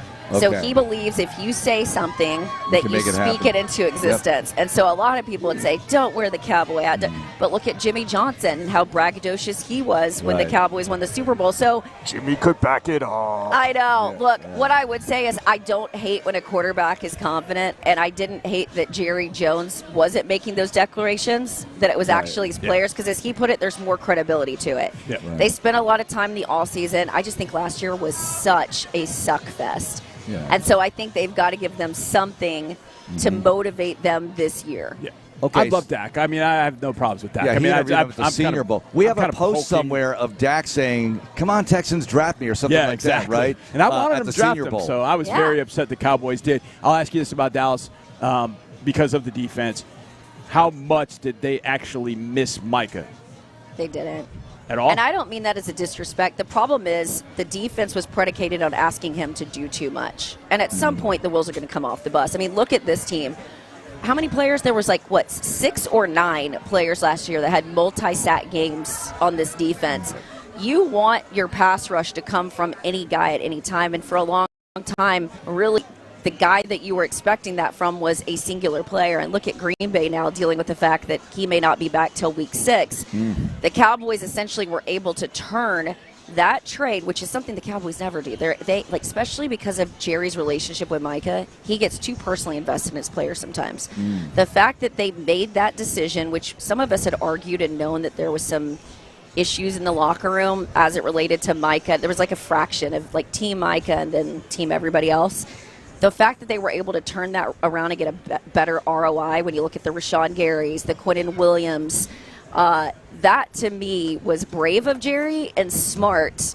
And I think when we look at this a couple years down the road, that was going to be one of the smarter decisions Jerry's made in recent years. Okay, one more for you. You live in the Dallas area. Give me one thing that's great about living in Dallas and one thing that's not great about living in the DFW area. What do you think, Jane? It's so funny. When I used to work at 105.3 The Fan in Dallas, they literally used to do a segment called Houston Sucks. It's tough, right? It's real tough. And Gavin Spittle, the program director up there who was here in Houston and turned things around for Sports Radio 610, he should be ashamed of himself for backing up a segment called Houston Sucks. Well, when I got laid off there from the show, there was some real hope that I would get a job down here in Houston working with you guys. And then, Lord didn't end it that way. I ended up at the NFL Network and Longhorn Network. But, I like Houston. Got a lot of friends down here. Dallas, the traffic is absolutely brutal. And I realize that Houston's got your share of traffic. Yeah. But I've never seen it is how my boss. It's like LA there, and it's just it's honestly it's getting too big. It's really. It always wanted to be a mini New York, a mini Chicago. Well, and all the financial stuff's coming in now, right? Yeah. What is it? Y'all Street. Yeah, Y'all Street. So yeah, it's getting to a point where there's so many new restaurants opening up that you can't even. It's lost its charm. Okay. Yeah. All right. I like that. I mean, I don't like that for them, but, I'll take it, Johnny. All right, Jane, thank you so much for being with us. Yeah, Jane Slater, NFL Network. Always a pleasure. She's covering the Texans today. Check it out on NFL Network, and I'm sure NFLnetwork.com, NFL.com will have a lot of that stuff. All right, coming up, we'll get to those boomerang players. We'll get to Tommy Togiai. It's all happening here on Texans Radio. More Texans Radio coming up in a moment. To all the physicians, researchers, and nurses who've made all the difference, the families you've helped would like to say, thank you, Texas Children's. To hear their stories, visit texaschildrens.org/impact. Texas Children's. It's the summer sales event with the Ford crew. Anna, what says summer to you? Sunshine, road trips, camping. And? Ford being #1 in new vehicle quality among mainstream brands according to J.D. Power. And? And low APR offers with Ford credit financing on a select lineup of Ford trucks and SUVs. My kind of summer. For APR offer information, visit Ford.com or your local Ford dealer. For J.D. Power 2026 U.S. Initial Quality Study Award information, visit jdpower.com/awards. Awards based on 2026 model year. In Texas, we say yeehaw. In Monaco, say enchanté. We got pickup trucks. We have super yachts. But now you can have both. Get the best of both worlds with Monaco scratch tickets from the Texas Lottery. Play for a shot at top prizes up to $1 million. Or enter for a chance to win a VIP trip to Monaco where you could become a millionaire. That is a lot of money. You've got that right. Au revoir. Must be 18 or older. Play responsibly. Reset your presets. Initialize sequence. And tell your friends. August 13th, we become 95.7 The Fan. A place for fans, built by fans. Texans, Rockets, Astros. Doesn't matter. Everyone's invited. Louder, clearer, better than ever. Houston sports leader 95.7 The Fan is coming soon. More Texans Radio is on the way.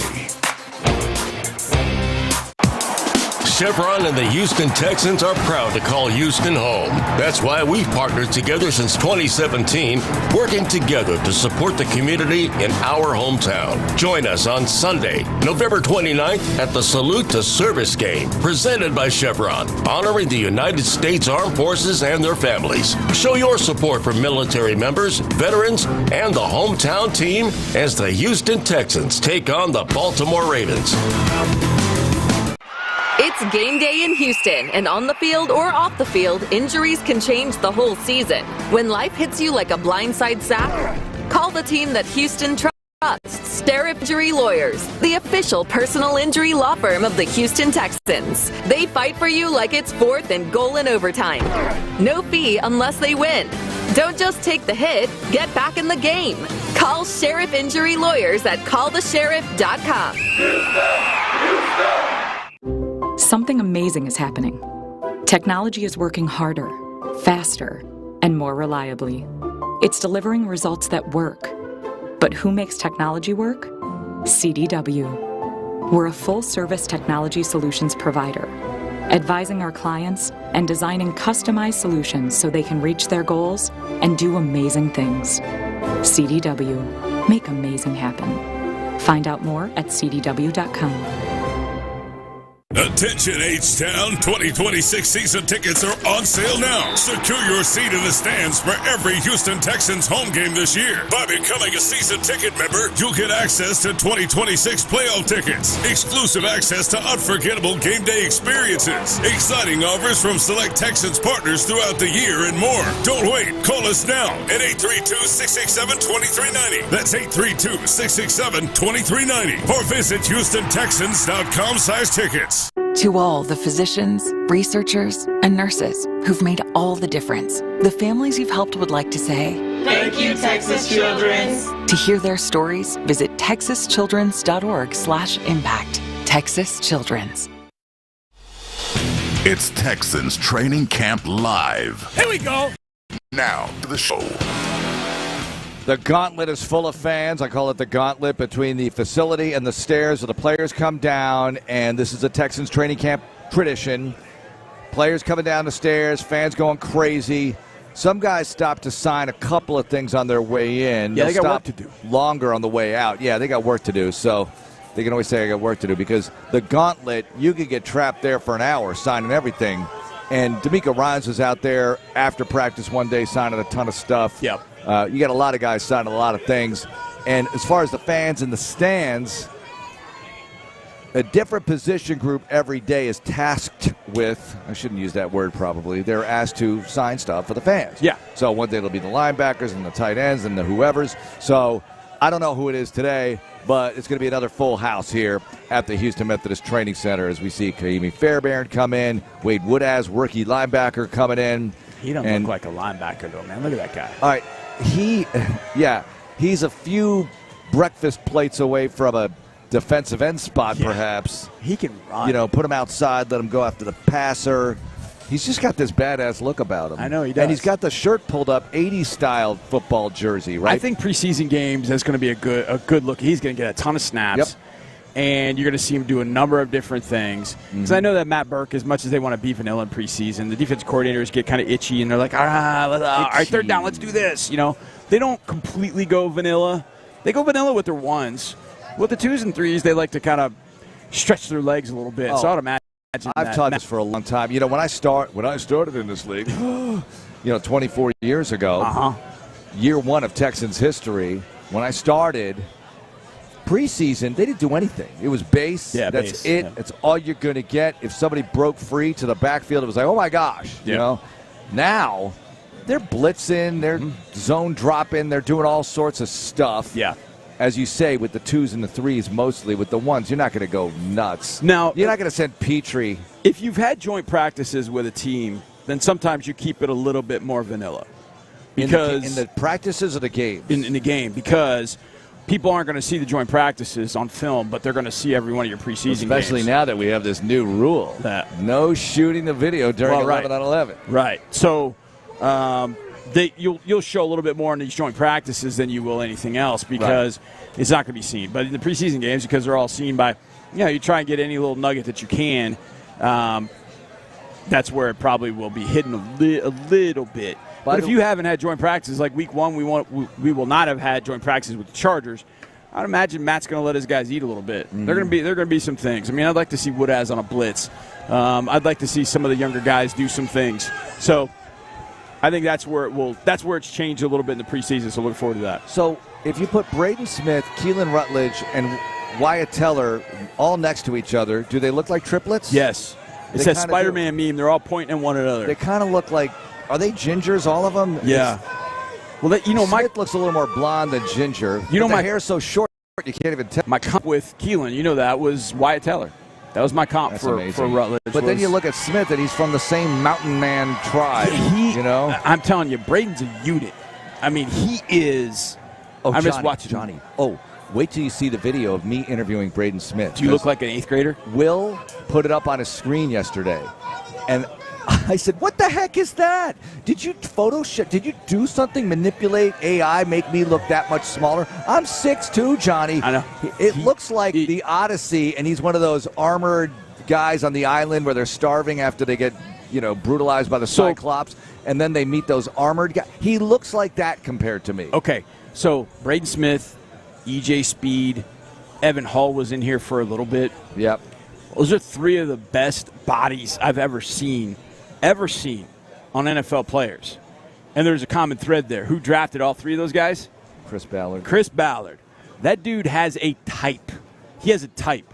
And he loves a good body. And I'm telling you, Braden Smith is when it comes to offensive lineman bodies. There was a joke in there, but I didn't even do it. I know you I didn't even do it. I know. I did not even go there. I'm just telling you that he has a type. And a lot of the positions have worked. A lot of the positions that he's drafted have worked. They just haven't been able to get it right at the key position that a lot of teams struggle throughout the league. So when we bring up a conversation about C.J. Stroud, everybody's like, we need to move this, we need to go on, we need to go. Like, you got to realize what you have. I'm not saying that it's perfect. I'm saying he's batting 1,000. But I'll tell you what I've seen thus far in training camp, dude's on a mission. He's on a mission. You know who's at camp today? Vanderkid. Is he? 1 and Vanderkid Is that 2. who you're talking to? All right, camp. Well, yeah, they're here. Oh, both of them? But Vanderkid 1, who's now 20 and a half, jeez, and was helping us out at training camp for a couple of years, is disgusted by his lack of access as a normal fan. He is very perturbed that he can't get over to see us. He can't just drop the Vandermeer name and be okay? No, it doesn't work. Not it doesn't work. Do you know who I am? Like, that doesn't work for him. It barely works for me. Oh, it works for you. It works for you. Sometimes I have to remind people. No, do you know? But they're both here today. Vanderkid 2, football training camp practice number 2 yesterday. How'd that go? Went a lot better. Yeah? Went a lot better yesterday. Starting to get it a little bit. Starting to understand that you got to go for the ball carrier. Yeah, not for the other guy. Don't try to tackle the guy in front of you. Tackle the guy with the football. So he's learning really important things about this game, Johnny. And it's just so bizarre to watch the Texans practice in the morning and a middle school practice in the afternoon. I'm like, come on, station to station. Let's go. Pick it up. Pick it up. Where's the execution? Come on. It's a little different. Bobby, quit picking the flowers over there. You got individual. Let's go. Come on. Come on. You got to work on punting. It is hilarious to see the difference. And, and I was just like, I spend a lot of time watching football practice. I can tell you that. But you know what? It's a great way to be. It absolutely is. Here's the other thing, too. If you watch a college game on one night or one day, and then you go to the NFL game, like, Dre will do that. He'll call a college game and then he'll go to a pro game. Yeah. If you go the other way, like if you watch an NFL game like that, we do NFL games, and then Oh, we'll have go a to college game. Yeah, We'll have a what college is that game. like for you? Because you do college games. It's like slow motion. Well, I'll give you another one. I watched the Miami Hurricanes practice for 3 years, right? Yeah. I mean, the number one team in the country, Yeah. won the national championship. I came here, even here as an expansion team. Right. Practice is different in the NFL. Way And that's the top line of college football. But exactly. speed at which they practice and get station to station, Yep. yes, but also within the drills themselves, and it's only picked up. Yep. And here's another thing, 25th year, we talk about 25th year things and the evolution of the Texans and the NFL. We never had music at practice until 2013, mid-season. Never had music. Mid-season, Johnny. They had crowd noise. Was that Ed Reed's suggestion? Kubiak and Dom Capers did pipe in crowd noise, Yeah, and yeah. they would just crank it up. It was like, "Arr!" I remember the track that they used to play because it was on a loop, obviously, and I would know when it was starting over. I don't know if it was a concert because it didn't sound like a football game, but it was like a blast of crowd noise that was constant. But midway through 2013, the Texans are just awful, right? It's just a terrible season. It was a 2-14 year.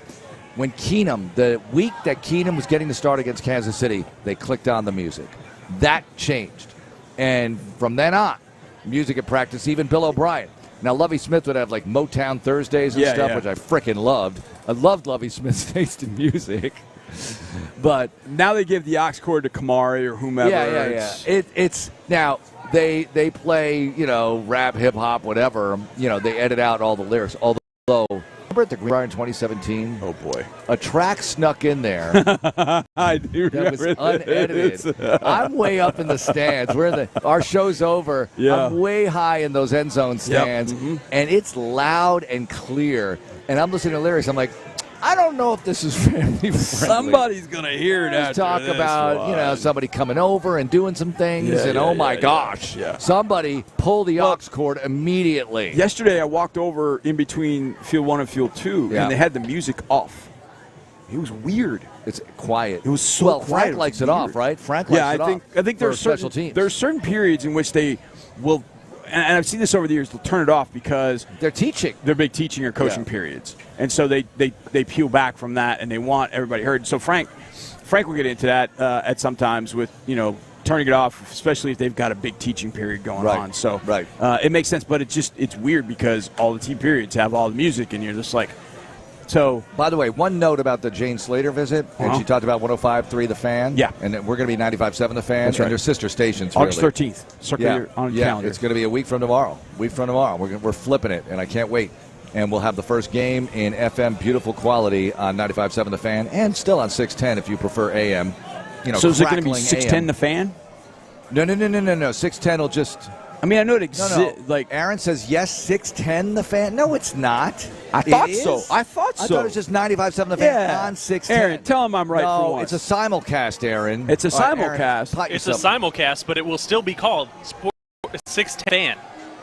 Boom. You will have 95.7 The Fan and 610 The Fan. But I think the programming is exactly the same. The programming is exactly the same. They might be splitting some things eventually, I think. I don't know. They haven't talked to me about that. See, this is where the FCC gets involved. They're like, Yeah, what are you doing? We need to know. We're the government. It will be. And I will tell you 95.7 from The experience Fan, that is. 610 The Fan. I will tell you from experience that is confusing. When they get involved, when the SEC is involved, when the FCC is involved. This is just a radio nerd thing. While the FCC did not allow every AM station in the country to go 24 hours full power, no limitations. Yeah. You shouldn't have to protect anybody anymore. This is ridiculous. They made these licenses. I mean, 610's worth a lot. It's in a major market, has a lot, we have a going concern here. This is a major business. But in the little burgs I'm talking about, you know how many AMs have gone out because of the frickin' FCC? Don't get me started. Okay, wait a minute. Is this bad? You already got this started. This is Mark Vandermeer's opinion, not anybody at Odyssey. I was ranting earlier, now Mark's doing it. I'm in trouble. I'm in trouble now. Mark's going to get a letter, just like when Cam Little hit that 70-yard field goal, he had a letter from the NFL that he had to get tested the next day. It's not about this station. It's about the little birds, Yeah. okay? I grew up in the little birds. That's right. I started at the very bottom of this I knew thing. what you meant. I'm with you. All right. I'm we with you. didn't get to the boomerang players, but we will. And we'll get to to Tommy Togiai. Oh, yeah. We have a lot to discuss. Players making their way in. It's another festive atmosphere here for the fans and the players. I don't know if they feel festive or not because it's padded practice number 3. Are they full? They're full, right, Johnny? Full go, pads. 3 consecutive days. Tomorrow's a day off. We'll still be live here, and we'll be live the next hour before In the Loop. And they've got a Jaden Higgins. It's all coming up this morning on Texans Radio. This is Texans Radio on Sports Radio 610.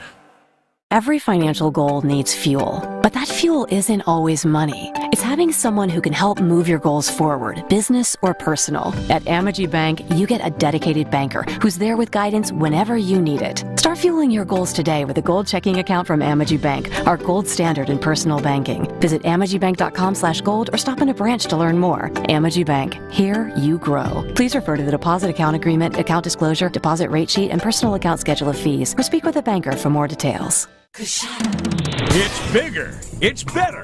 It's Coshada Casino Resort like you've never seen it before. Introducing the all-new Legacy Tower with 204 beautiful rooms, 100 suites, and a stunning new lobby entrance. Just steps from the largest gaming floor in the Lake Charles area. With new gaming, better slots, top-rated golf, and the dream pool and lazy river.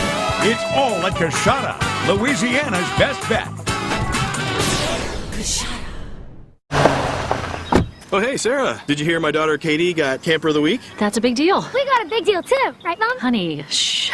What's that? Okay, that Hyundai Santa Fe, I only paid...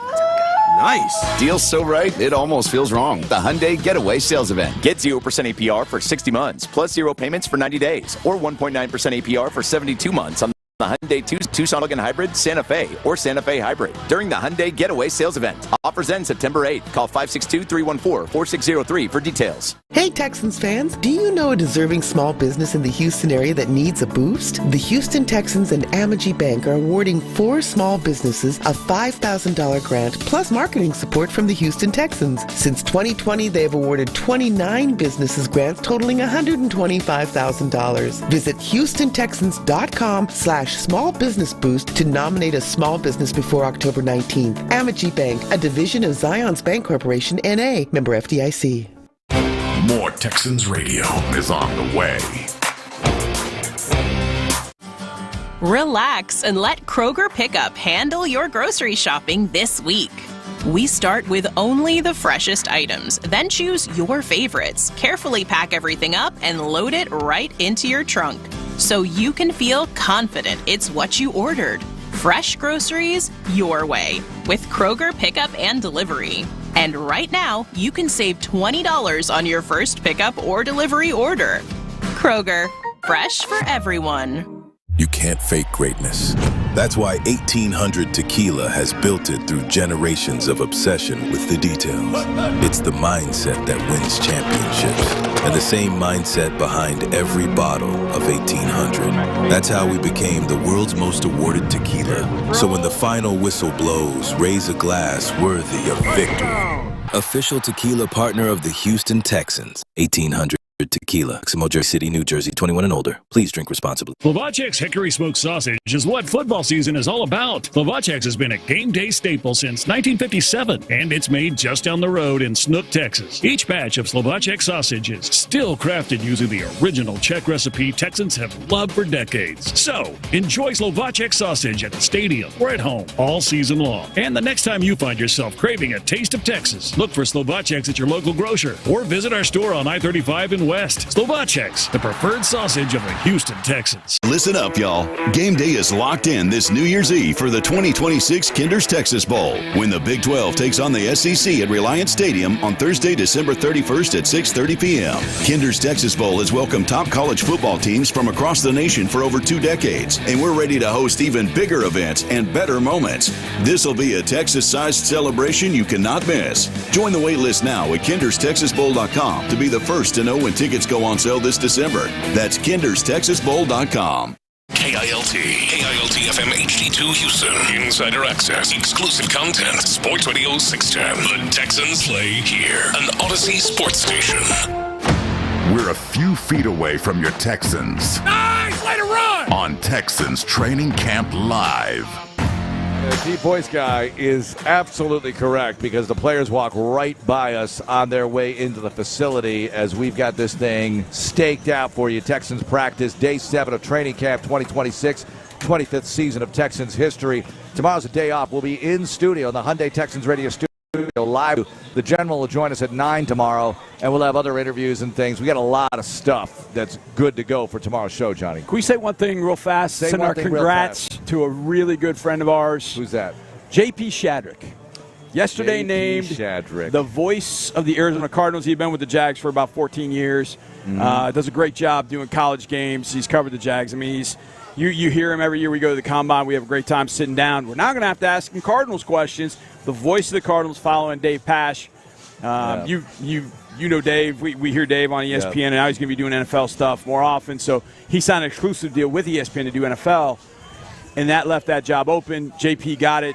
He does a great job, and now he is the voice of the Cardinals. JP, congratulations. I know you're not listening, but when I said you congratulations, I thought that was pretty cool. Well, it's a great story because he did Jags pre and post, and you mentioned it. And he's been on these airwaves on 610 because they carried some of the network broadcasts that JP was a part of. Yeah. And he's got such a great set of pipes, man. The guy's really good. He's been up for a number of jobs, but these jobs are hard to get. And he finally got one in Arizona, so good for him moving out to the heat from the wet heat in Jacksonville to the dry heat in the desert.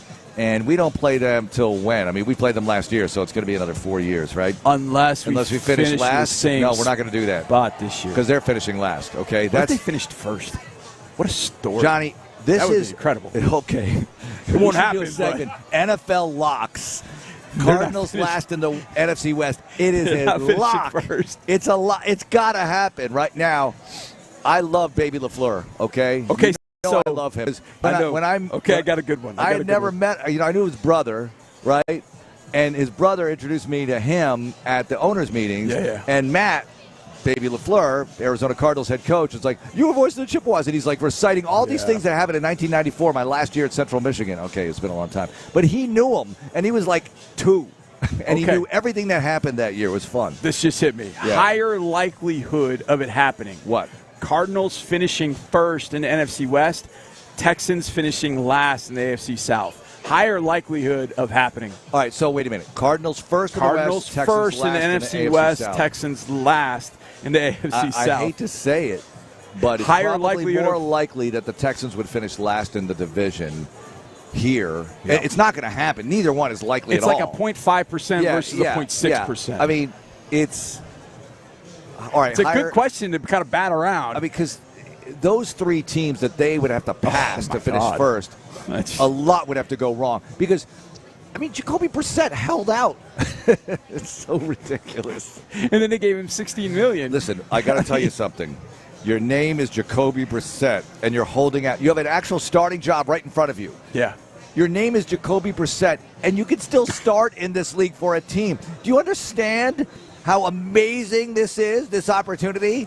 I don't care how bad the team is, and they are bad because it's the only team you're going to start for unless somebody gets hurt somewhere else, right? So Jacoby, the value of him to that team is you can take us to the promised land, which is 3 in the draft for them. That's the promised land with this quarterback class coming up. Right. That's the promised land. So that's your job, Jacoby. We need you. But and look, he's been a Texans killer, but we finally got him last year. We got him. For the second time in our career against him, in our franchise history against him. I'm just going to play devil's advocate real fast. Yeah. Like you said, a lot of things have to go right. Actually, we'd have to go wrong other places and right in Arizona. Same with the Texans. But, look, Arizona's offensive skill players, Michael Wilson, Marvin Harrison Jr., Trey McBride, arguably the best tight end in the league. We saw that. I was talking about that during the game, like, hey, this dude, we got to keep this guy from hurting us, and he crushed us. Jeremiah Love and James Conner as the running backs. Hajolti Froholt at center, one of the best centers in the league. Paris Johnson Jr. He was here. Yeah. So, he was here. Wait, are you saying that tongue-in-cheek? No. Froholt? He's one of the better centers in the league. Yeldy Froholt? Yes, Yeldy Froholt is one of the better centers in the league. He was here, Johnny. Yeah. We just had to draft a center. I know. I didn't know he's one of the best centers in the league. He's one of the top 10 centers in the league. Holy crap. Yes. I'm just learning this today. I told you this when the Cardinals were coming here, that he was good. I didn't emphasize it because at that point it was like we were looking past the Cardinals to get to the Raiders to get to the end of the season. Yeah. So it was like, whatever. But they've got a talented roster. Their roster's pretty talented offensively in those key spots. Now, defensively, they still got Buddha, but after that, it's kind of slim pickings, and that's where they're hurt and why they won't even sniff third place in the NFC West. But dang, I think the likelihood of them finishing first, I would put a little bit higher than Texans finishing last. All right, we're finally getting to this. Clowney coming back. Okay. Boomerang players. You call this boomerang. I love it. I did. Guys who were here, left, came back, and did something. Had a splash. Yeah. Who are the best ones in the history of the franchise? We're hoping that he becomes the best one. Yes. But we've had some good ones here. So I want to rank them. Okay. Here are the candidates. Okay. Can you tell me if Sheldon Rankins qualifies because he was here, left in 2024, came back in 25? He does qualify. But in the spirit of the rule, it felt like he just took a mini break and then got years. Back. Yeah, but, not years. All right, another candidate. He's definitely up there because he was tremendous last year. Quentin Demps. Now, QD absolutely qualifies. And I remember 2015 was my second year here, and I remember when he ran out on the field, he was running number 32, ran out on the field, they threw him right into practice, or in the third week of practice, and then found his way kind of with that 2015 secondary. And then 2016, he had, 6 picks? 7 picks. 7 picks. He was incredible that year. Incredible. He's the one that stood out to me as, okay, he's, to me, the leader in the clubhouse at this point. Another candidate for all-time Texans boomerang player, Antonio Smith, Ninja Assassin, who was here, obviously, in the, Sean Cody, Connor Barwin, J.J. Watt, that group, 11, 12. So awesome. But leaves, comes back in the Bill O'Brien era, and did he come out of the tunnel with the mask on when he was introduced? I think he did. I think he did. I just love that he was back. And I love Antonio. He was our every Tuesday night at a live players show during the disastrous season of 2013, and you couldn't have asked for a better guest under those circumstances because talking about the team was painful. Talking about barbecuing with him and other things was really fun. Yeah. So Antonio Smith, one of the candidates for this. Yeah, he'd be up there. I know when he came back, he wasn't as good as Demps was, but Antonio gave you 10, 12 snaps playing over the nose. Yep. He knew what his responsibility was. Yep. And I remember, hey, I love that role. That Here's role's great for me. Top 2 candidates for all-time Texans boomerang player. Okay. Case Keenum. Oh, yeah. Who's been back 3 times. Yep. Okay, or twice. He's here once, back twice. And TJ Yates, same thing, though. Here, back twice. The second time wasn't as good as the first time. Yeah. So, let's go over the cases here. The case for Case is this. He's an undrafted free agent in 2012 on the practice squad. Right. 2013, looks really good in the offseason. Right. Starts that 4th preseason game, ends up starting 8 games that year, goes 0 for 8. Right. That was the year Schaub threw the pick sixes. It was 2-14. But Keenum gave a little burst of life to the Texans, yet they couldn't win. Correct. Looked good against Kansas City for a half, not so good in the second half. Against the Colts Sunday night for a half was awesome. Oh, my gosh. Andre Johnson. Incredible. Unbelievable. Kubiak mini stroke. That game ends up in a loss, right? Yeah. Then, Keenum, 2014, comes back. The deer blind game. St. Louis, he's in a deer blind, comes out. You're going to Houston. Final 2 games of their season. They need a quarterback. We win those games with Keenum. Yes. His first wins as a starter. I mean, Keenum's had a hell of a career still in Chicago. Yeah. So that was good, but not back on the team the following year, all right, 2015. Oh, my gosh, we had Keenum right here. We go to Mallett and Hoyer, and don't even get me started. Yeah. But then he comes back again in 2023, and you go to Nashville. You need this one. There's no CJ. Mills has started 25 games in this league, but you know what? D'Amico goes with the hunch. They all do. Let's start Case. This is a Houston thing. They're going to wear the Oilers uniforms. This is bigger than football. We've got to go to Case Keenum. Yep. Houston sports legend. All-time leading passer in NCAA history. Still, UH legend. We're going to start him. Texans legend. They win the game. Big throw to Motor and overtime. Bang, kick it, go home. In your face, Oilers. That was awesome. That was freaking awesome. That's one of my favorite Texans wins. Yeah. If we did a tier list of favorite wins, that's right up there. And, of course, Andre telling them to put those jerseys back in the trunk was pretty awesome, too. That was awesome. But that's, so here's the Ravens win in 2014 is one of the most complete wins I've ever seen. It was a great win. In 2023, that win was That win Phenomenal. over Tennessee at Tennessee was unbelievable. Here's the case for T.J. Yates, boomerang player, guy who left, came back. So we all know T.J. Yates, third-string quarterback, 2011, comes in off the bench in Jacksonville, first start Atlanta. They win 17-10. Right. Then Cincinnati throws for 300. Final drive, legendary. Big 17-yard scramble, hits Walter for the touchdown. Playoffs. Yeah. And he wins the first playoff game in Texans history. Yep. Bengals plays well.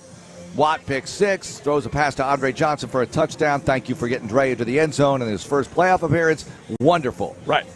But 2013 plays a little, but then Keenum comes in for him. Yep. All right. And Yates, I think, was still with the team the rest of the way. Bill O'Brien takes a look at him in 14, but ultimately lets him go. Trades him for Akeem Hunt. Akeem Dent. Akeem Dent. We had an Akeem Hunt. We did have an Akeem Hunt. He was good. I can't keep my Akeem straight Yeah, no, it's sometimes. tough. So, anyway, Yates goes to Atlanta. Yates comes back. He's on his couch. 2015. We need a quarterback. Mallet cut.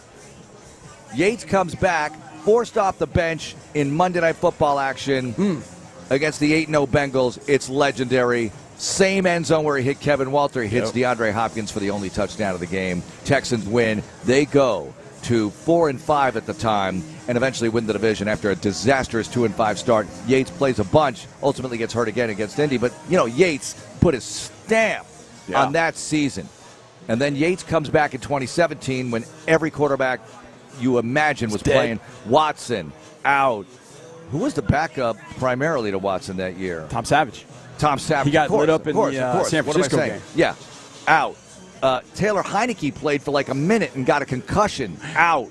TJ had to go back in probably with a concussion. Yeah, Yates didn't look great in 17, but we love Yates. He's a legend. Yeah. Okay, all-time Texans boomerang player. Okay, so those are your candidates. Okay, here's my Keenum, case. Antonio Smith, Quentin Demps, Sheldon Rankins, and now Jadeveon Clowney, but we don't know what the part 2 is like. So who's the all-time boomerang player so far, Johnny? It is Case Keenum. And here's why I say that. It is. When it comes to boomerang, if you throw the boomerang twice, you get a leg up. And Case's second time to throw the boomerang, that's the thing. TJ did come back here in 15, and that was good. Remember the game against the Jets? He beat Revis deep with that deep ball to Coach Hopkins. Yep. That was freaking awesome. And he had a great game. Then he got hurt in Indianapolis and came back in 17. But when he came back in 17, we didn't really have that signature win.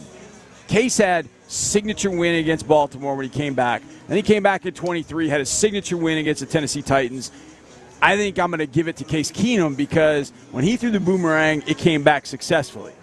Yeah. When TJ threw it the second time, it kind of flew off and he had to go chase it down. I'm going with Case Keenum. Yeah, he's the all-time boomerang. He's the all-time boomerang. Yes, the win against the Ravens and against the Jags. You have a winning season. You actually had a chance to make the playoffs. Yeah. You didn't get help. After 2-14. After 2-14. So that was big. So you have a winning season right after 2-14. No doubt Keenum. Because the fact that he did it twice, the Ravens thing and the Jags thing and that in 2014, and then the 2023. I mean, we're talking 9 years later. 9 years later. And he beats the former Oilers in that their building game. In those uniforms. Had D'Amico's first year ended up being like 8, 9, and 10, and that was one of the wins. We would put up a statue about that game. Yeah, I mean, that game was. You want to talk the Odyssey? I've been saying this, by the way. People are going crazy for the Odyssey, right? 3-hour movie. I really feel like every Sunday is the Odyssey here. Oh, totally. Every Sunday is this epic adventure. Now, some more than others, but when you isolate each game that has the potential to be that epic game, the Buffalo game last year here, that's the Odyssey. The Jacksonville Jaguars game here last year. That's why these tickets are so coveted, these experiences. You're in the building for something like a 19-point comeback and Mills running in the game winner and then Rankin's exclamation point touchdown at the end. You'll never forget that. Yep. You'll never forget that. That's why this is what it is. You don't know what's going to happen, and it might not. It might be a terrible finish. But more often than not here lately, you're getting some incredible experiences that you'll never forget. You'll never forget. And don't leave early. Don't leave early. My mom, who lives in Wisconsin, and get here early, by the way. She, when that game was over, I always come up to your office after the game. We kind of just debrief after everything that's happened and watch a little bit of Red Zone and just kind of chat a little bit. And I got a text from my mom as I was sitting there, and she's like, "Those fans that left, they missed a lot." I was like, "Yep." Certainly did. They missed a lot. Well, they missed you know what? Davis Mills turning into Davis. It was awesome. That was incredible. I got a lot of people commenting about listening to that on the radio because they leave, right? Yeah. So I don't want them to leave, but it's nice that they heard some history from our broadcast that day. Davis. Because that was a fun call. That was a fun ride, and I love doing this because I never know what I'm going to say either. When Achane went in the end zone to make it 29-10, I thought, all right, look, I started at that point, and you know me, I'm the eternal optimist when it comes to this team, you and me both. I started thinking about where I was going to go with my wife right after the season was over, like on vacation. Okay, if she's going to have to work in L.A. No all right, it'll be all right. We'll get some time off of radio, get my voice back. I'll do all that. And then when Higgins scored, I thought, okay, we're down 13. There's still time. Like, this is early enough. We got some time. And then Nico made that grab on the sideline to get it to 11. And once you got it to 11, I'm thinking, okay, now it's a touch and a 2 and a field goal. Yeah. I'm like, okay. Now I could see the forest through the trees at that point. And then I started believing again. The good thing was, defensively, they started believing, and that's when they cranked it up. But here's the thing. I've heard Jacksonville, we scored 29 on you that day. You scored the first touchdown off an interception, and then you had a punt return by Parker Washington, one of the more underrated players. You basically scored 2 touchdowns. Well, Trevor didn't do squat that game. But that was what was so alarming because the Texans were allowing it to happen, right? Exactly. In special teams, you know that you don't spring leaks like that on special teams here. You just can't. And it happened. Yeah. And the Mills pick, like, come on, this is your first start. You played off the bench last. This is a start, and you threw a pick to begin the game. Right. Can't happen. So you felt – it was not going to happen that day. Yeah, it just felt like the vibes were off. But anatomy of a comeback is when you cut it to 2 scores, that's nice. Mm-hmm. You cut it to 1 score, then they start to tighten up. They tighten up. Yeah, because they had the thing in the bag, and all of a sudden, So there's a psychological thing that occurs, it appears. And there's a psychological thing with us with that team.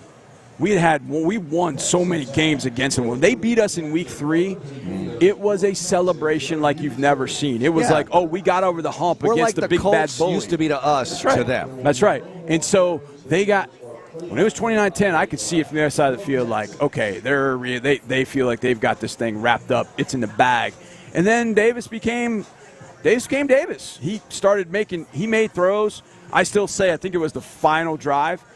The third down throw to Schultz coming out of the north end zone. Yeah, that was awesome. That's one of the best throws I've seen him make. Awesome. We debated Nico's throw to Nico against Tennessee the next week, the 3rd and 16. I mean, that's an incredible throw. I mean, that DB missed that by like 6 inches.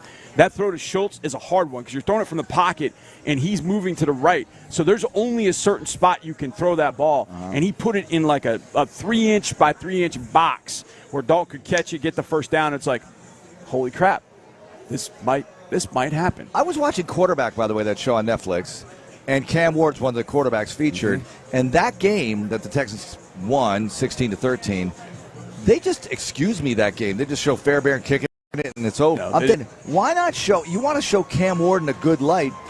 The defense here is dealing. Right. Cam Ward not having a great day, but then he wakes up and he ties the game with a touchdown pass. Why not feature that as a good moment? I know they're building up the losing streak narrative here, but that element right there, I thought, Cam Ward's got something, and why not feature that? Okay. So they're coming out early? Well, look right here at the goal line closest to us. What do you see? Tank Dell in full uniform. Yeah. Okay. What does that mean? Maybe he's got full pads on. Yeah, he might be full go today. This could be the day. Mark. This could be the day. Mark, I got chills, bro. I mean, this could be the day. Holy crap. Because, look, we'll see. What has he been dressed out in? Oh, it's the offensive lineman rookies that got to do the hype drill. Oh, they're doing the hype. So each day an offensive group of rookies gets the responsibility of running in front of the fans and trying to hype them up and get them going. And we got 4 offensive line rookies, and they all just is our social they're completely the wrong guys to be doing it, but they were the guys that just did it. Texans admin catch on to this yet? Because I don't think they got this. No, because number 1 is in full pads right now. That's why. Oh, because they're fully focused on I can see them. Look, there's one camera, one social, and then there's one other camera focused on him. So, it's Click Magnet Tank Dell getting all the attention, which is fine because he's one of the most beloved players Johnny, who are you on with this morning, by the way, when you were doing a hit in studio? I was in South Florida. All right, so couple of my guys in Fort Myers. You're doing a hit in South Florida on some show. Yeah. You're talking about the most beloved players in Texans history, and you're mentioning Tank Dell in the group. Well, you and I did this the other day, the top 5. Who do you put ahead of him? Ahead of him? Well, Watt's ahead of him, okay. Beloved? Absolutely. Andre Johnson's ahead of him. I'm sorry. Right now.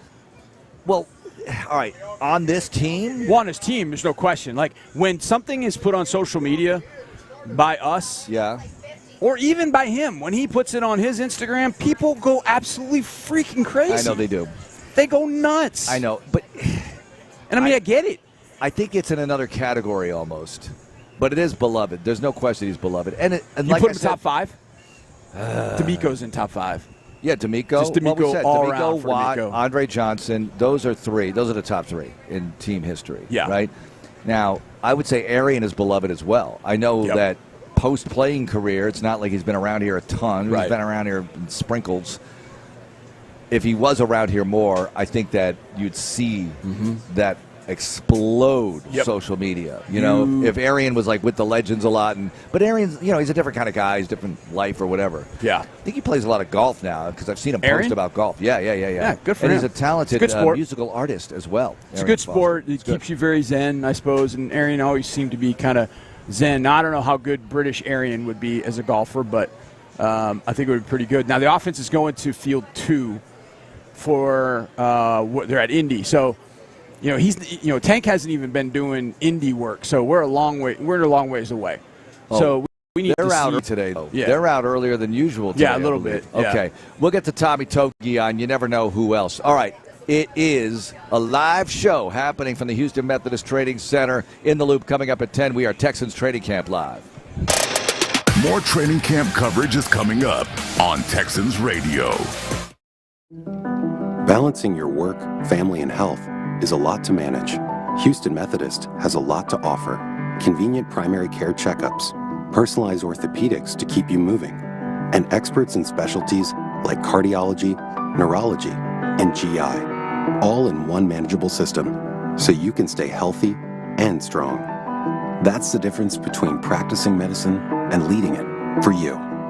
Houston Methodist, leading medicine. Something amazing is happening. Technology is working harder, faster, and more reliably. It's delivering results that work. But who makes technology work?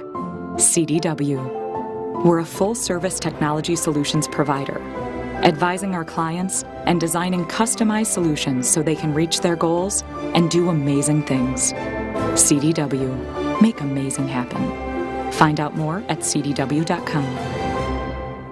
When the Houston Texans take to the gridiron this season, Reliant will be there to bring the energy. That's because Reliant is the only energy provider the Texans trust to power every electric moment, every punt, pass, and kick, every touchdown or takeaway. Reliant will be there, powering every game day.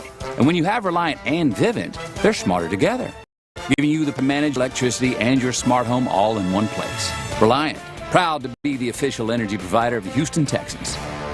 PUCT number 10007. It's time to throw your H's up because our 25th season is finally here. For 25 seasons, our fans have brought the energy and passion that fuels Houston Texans football. And we're just getting started, H-Town. For our 25th season back at Reliance Stadium, fans can expect a year-long celebration filled with exclusive content, special events, limited edition merchandise, and so much more. We can't celebrate this season without you. So visit HoustonTexans.com/25 seasons to learn more and stay up to date. More Texans Radio is on the way. Welcome to business banking that meets you where you are and supports where you're going. At Amity Bank, our business checking account options come with the tools, resources, and local knowledge to support you and your business on your financial journey, from beginning to breakthrough.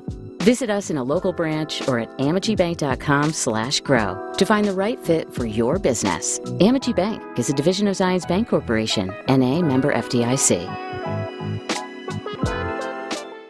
Empower girls, provide opportunities, sanction the game. She's Next. Join the movement to support Girls Flag football. When you support Girls Flag, you help provide opportunity for girls in Texas to play the game they love. More support means more access to resources, equipment, scholarships, and helping flag football become an official UIL-sanctioned sport in Texas. Help us make Texas Next sanction Girls Flag. Join the She's Next movement at HoustonTexans.com/girlsflag. Sound familiar? At Mattress Firm, we understand there are many problems that can keep you up at night, like snoring, aches and pains, or sleeping hot.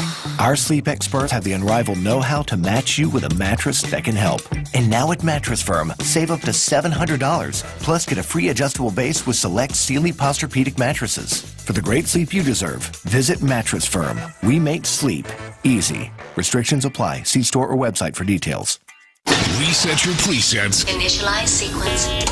And tell your friends. August 13th, we become 95.7 The Fan. A place for fans, built by fans. Texans, Rockets, Astros. Doesn't matter. Everyone's invited. Louder, clearer, better than ever. Houston sports leader 95.7 The Fan is coming soon.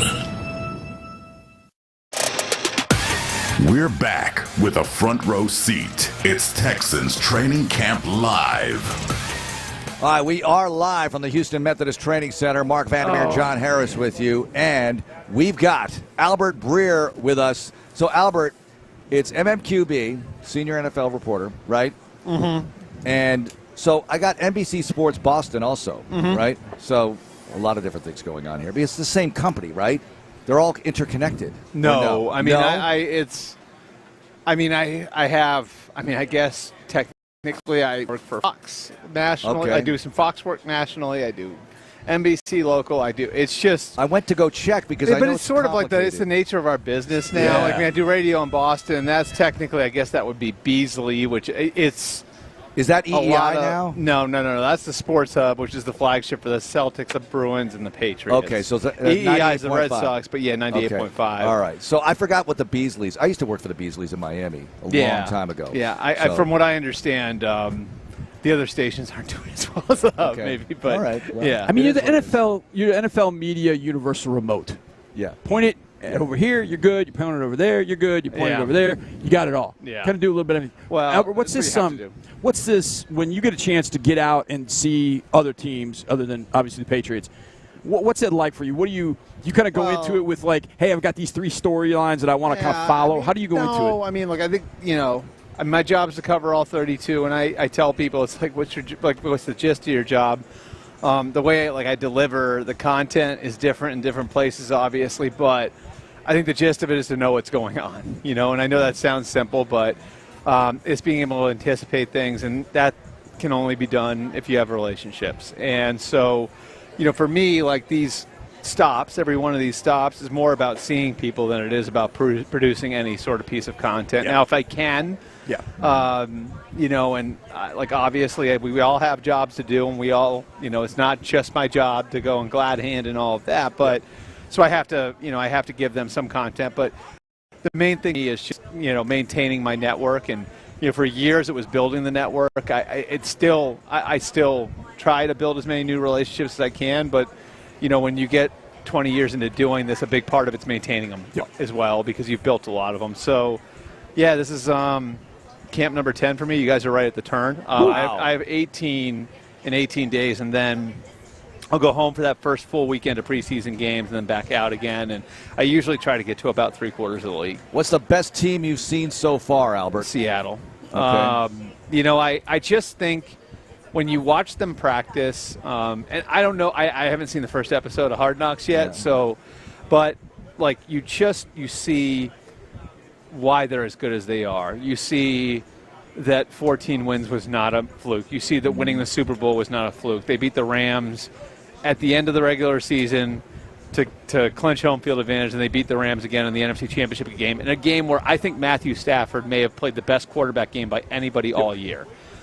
So I think what sticks out to me about just seeing Seattle in person, and it hit me when I was up close with their defensive ends, and Adden Durde, who's their defensive coordinator was running a drill on the sled, and they lost a defensive end, Boye Mafe, to Cincinnati, who got $20 million per year. And yet there's DeMarcus Lawrence, Uchenna Nwosu, Derek Hall, who's one of the heroes of the Super Bowl, Dante Fowler. Like, they're 4 deep at a position where they lost a $20 million player. Right. It's just they have it rolling, and it's a really well put together team. I mean, I think John Schneider is, if not the best general manager of the last quarter century, he's like high on that list, and you can see it. You can see it. It was no fluke. I know a lot of people thought they came out of nowhere. That was no fluke. They're going to be really good again. No, we saw them on Monday night last year, and we got on a bus after that game, and I told Mark that same thing. I was like, this is the best team. And they didn't play well against us. I mean, Sam turned it over. They fumbled, and we stayed in it because of that. But it was not – that was the one team all year we had no shot against. One person you didn't mention is Mike McDonald. It's now in 3rd year as head coach.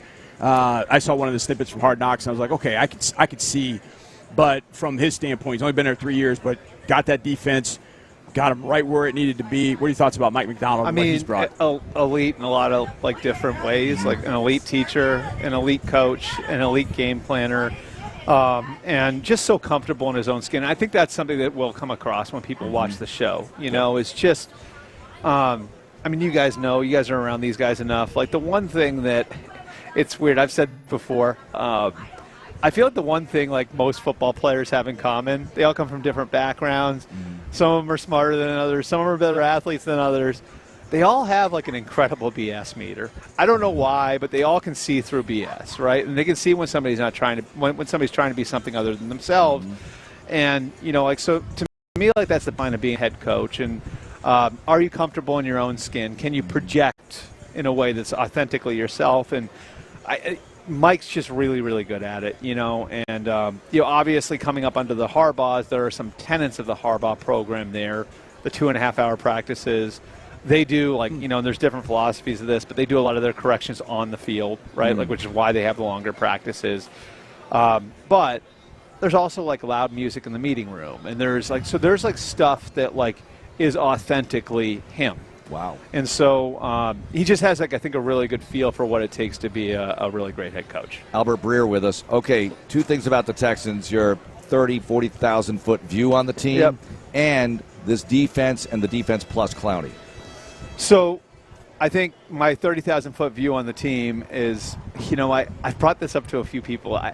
I still have this stuck in my head from last year. Watching the Monday Night Playoff game on ESPN, and Aaron Rodgers checking the ball down to Jaylen Warren, and I got the big screen up on the wall in my house, and Jaylen Warren was all alone on the screen, and you could have snapped your fingers, and there were 3 Navy helmets on him, and it was just, you saw how D'Amico had just not even what great athletes they are, but how hard they play. And so, I think you see that across the board, and I think a big part of cleaning out the offensive line room 2 years ago was they felt like they had a culture problem in that room, and they wanted to match the culture that they had on defense on offense. And so they bring in Keelan Rutledge, they bring in Wyatt Teller, and I think the idea is we want to have the same identity on offense that we have on defense. And from what I understand, it's starting to show up. That the offense is starting to play the defense to a state, and they're not backing down to them. And so if you can just have the 12th best offense, the 13th best offense, I think you're cooking them with gas. And then, defensively, it's just I don't know what superlative has not been used on these guys over the last year, but I really believe they've got a chance, and you don't see as many of them this year, in this day and age. But what the 2015 Broncos were, what the 2002 Buccaneers were, what the 2000 Ravens were. Some of those great Steeler defenses. The best defenses of the new millennium. I think they very much have a chance to throw their hat in the ring and be named alongside those groups if they can find a way to be good enough on the offensive side of the ball to get to a Super Bowl. Albert, this has just been my opinion watching, I think we saw all the great defenses last year. We started facing the Rams, we played the Broncos, we played the Seahawks. Obviously, we get to see our defense. It feels as if there is a sort of defensive renaissance in this league, that teams are looking at it. 2015 Broncos, 2000 Ravens. Hey, look, we can win with a great defense. Offense just do enough. And I think Seattle kind of fell in. Now, their offense was a little bit better. The Offensive Player of the Year in JSN, and was very good. But it feels like there might be this defensive renaissance happening in the league, that the Rams don't get Myles Garrett to put him with maybe Aaron Donald and whoever else they got up front. This defense, the Eagles defense, that there are more great defenses in the league now than there have been in a while. Yeah, I think it's, well, I mean, like, one thing you do here that's interesting is it's getting harder to play quarterback. Right, right. And, like part of it is the way that defenses are putting athletes out there and changing the picture constantly. And so I think, one thing that Mike McDonald, I think, is doing that's really interesting, and I think he's opening the door. Because if you look at it, like, over the last 10 to 15 years, obviously we've had a lot of, like, the young offensive assistants get jobs and succeed, right? So who's that? Well, it's Sean McVay and Kyle Shanahan, obviously, but even, like, Matt LaFleur going to a couple NFC title games, Mike McDaniel gets the Dolphins back to the playoffs. There are tons of examples of that. And then there are defensive coaches who have had success too, but a lot of those guys are ex-players. The guy here, right, is a good example of it. You have Mike Vrabel, who's now won in both Tennessee and New England. And so I think, there's a class of young defensive coaches that are really smart guys that I think are sort of becoming the counterpoint and opening the door for what you're talking about. Yep. So Jesse Minter is a really good example of it. Obviously, he had success at Michigan, was bonkers the last 2 years with the Chargers, and now we'll see what he does with the Ravens. Matt Burke, a guy here who I think is, like, kind of in that group, but there are, like, there's like this. I think what you're talking about, there is defenses are starting to challenge offenses in new ways. It's making it harder for quarterbacks to operate. Seattle, like, was a great example. Like, to me, the difference between Stafford and Drake May last year was right there for us in the NFC Championship game in the Super Bowl. And the way I had somebody explain it to me was, Seattle forces you to play quarterback. You know what I mean? Like, well, you mentioned it was Stafford. In a game like that, you still lose. And Seattle and Stafford played great in that game. And you saw that's a guy who's been in the league for 17 years. And then the next week, 2 weeks later, they played Drake May, who had a phenomenal season, was, like, worthy of being second in MVP voting, but they put him in a blender, And so I think, like, the Wink Martindale, tree, and those guys, and that's Jesse Minter, Mike McDonald, all of these guys that have come through that, and then some of the guys who've come up under Vic Fangio. You're starting to see some real creativity on that side of the ball. All right, couple more for you, Albert, as Johnny's going to go watch one-on-ones because he's got to write about them. Okay. So, AFC South, Jags, Titans, Colts. Have you been to any of their camps yet? Will you go? No, I haven't been. So I will go to the Colts. I'll be at the Colts on Saturday. Okay. Jeez. And it's then, 1 day at a time for you, isn't it? Saturday, I think I'm at the Colts. I think that's it. Yes. Saturday at Colts. But what do you think of the division and here? then Jags and Titans hopefully later. Okay. I mean, it's better. Like, I think Liam Cohen obviously did a great job last year in Jacksonville. And, like, man, if, like, Trevor Lawrence can fulfill the potential there. But it seems like the Jags have built a foundation for something that could be lasting. I think Shane Steichen is one of the most underrated coaches in football. And where they were offensively last year, I mean, they were on a record-breaking pace before, the injuries hit. Daniel Jones gets hurt. But when they during that 7-1 start, they were off the charts. So it'll be interesting to see if they can come back from that. And then obviously I think the Titans are kind of in this. All right, like, one step at a time. Can they get to 8-9 wins? Can they play meaningful football in December? I think that's where they're at. All right, last one, sports media. You and I have talked about this kind of thing before over the years, but where we're at right now, what do you make of the state of the union of sports media? Because it's more bizarre than ever. Even here, we got Houston Chronicle as a reporter, ESPN as a reporter. We got a lot of YouTubers. It's kind of a strange mix, strange environment we live in right now. Yeah, I didn't get a lot of things right when I was 22. But I remember one thing. I can still remember. The one thing I think I did get right was when I was coming out of school, I remember when people would ask me, what do you want your job to be in 20 years? I said, I don't know because it doesn't exist yet. Ooh. And I really felt like at that time, like the economics of the business didn't work. And so for me, it was like, how do I teach myself how to do everything? Because if the economics of the business don't work, then you're going to want to have one person who can do multiple things. Right. I think like where we're at now is just kind of, it's fragmented more than it's ever been.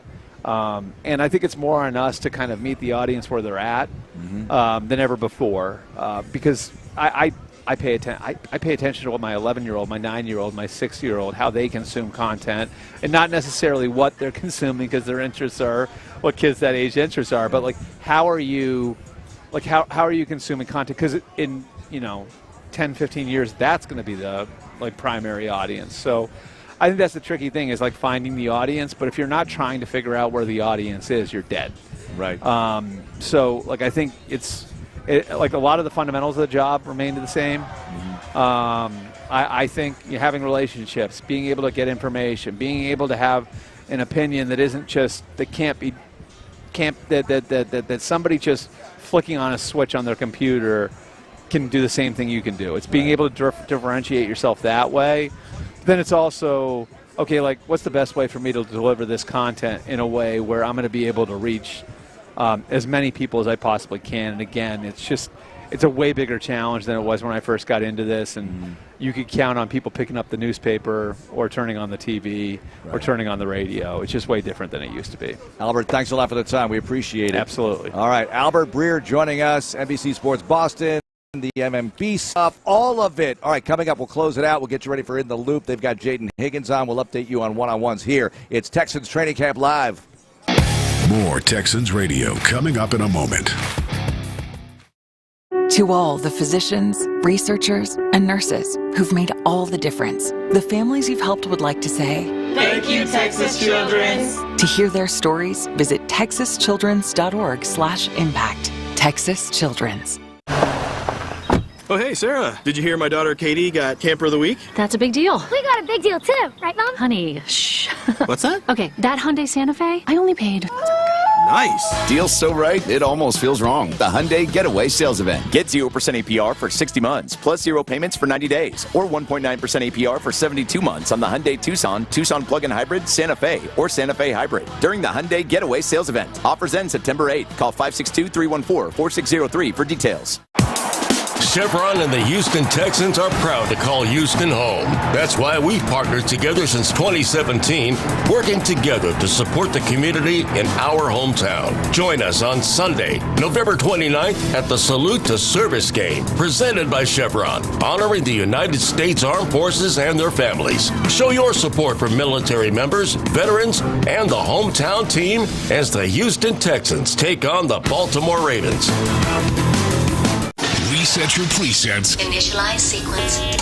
And tell your friends. August 13th, we become 95.7 The Fan. A place for fans, built by fans. Texans, Rockets, Astros. Doesn't matter. Everyone's invited. Louder, clearer, better than ever. Houston sports leader 95.7 The Fan is coming soon.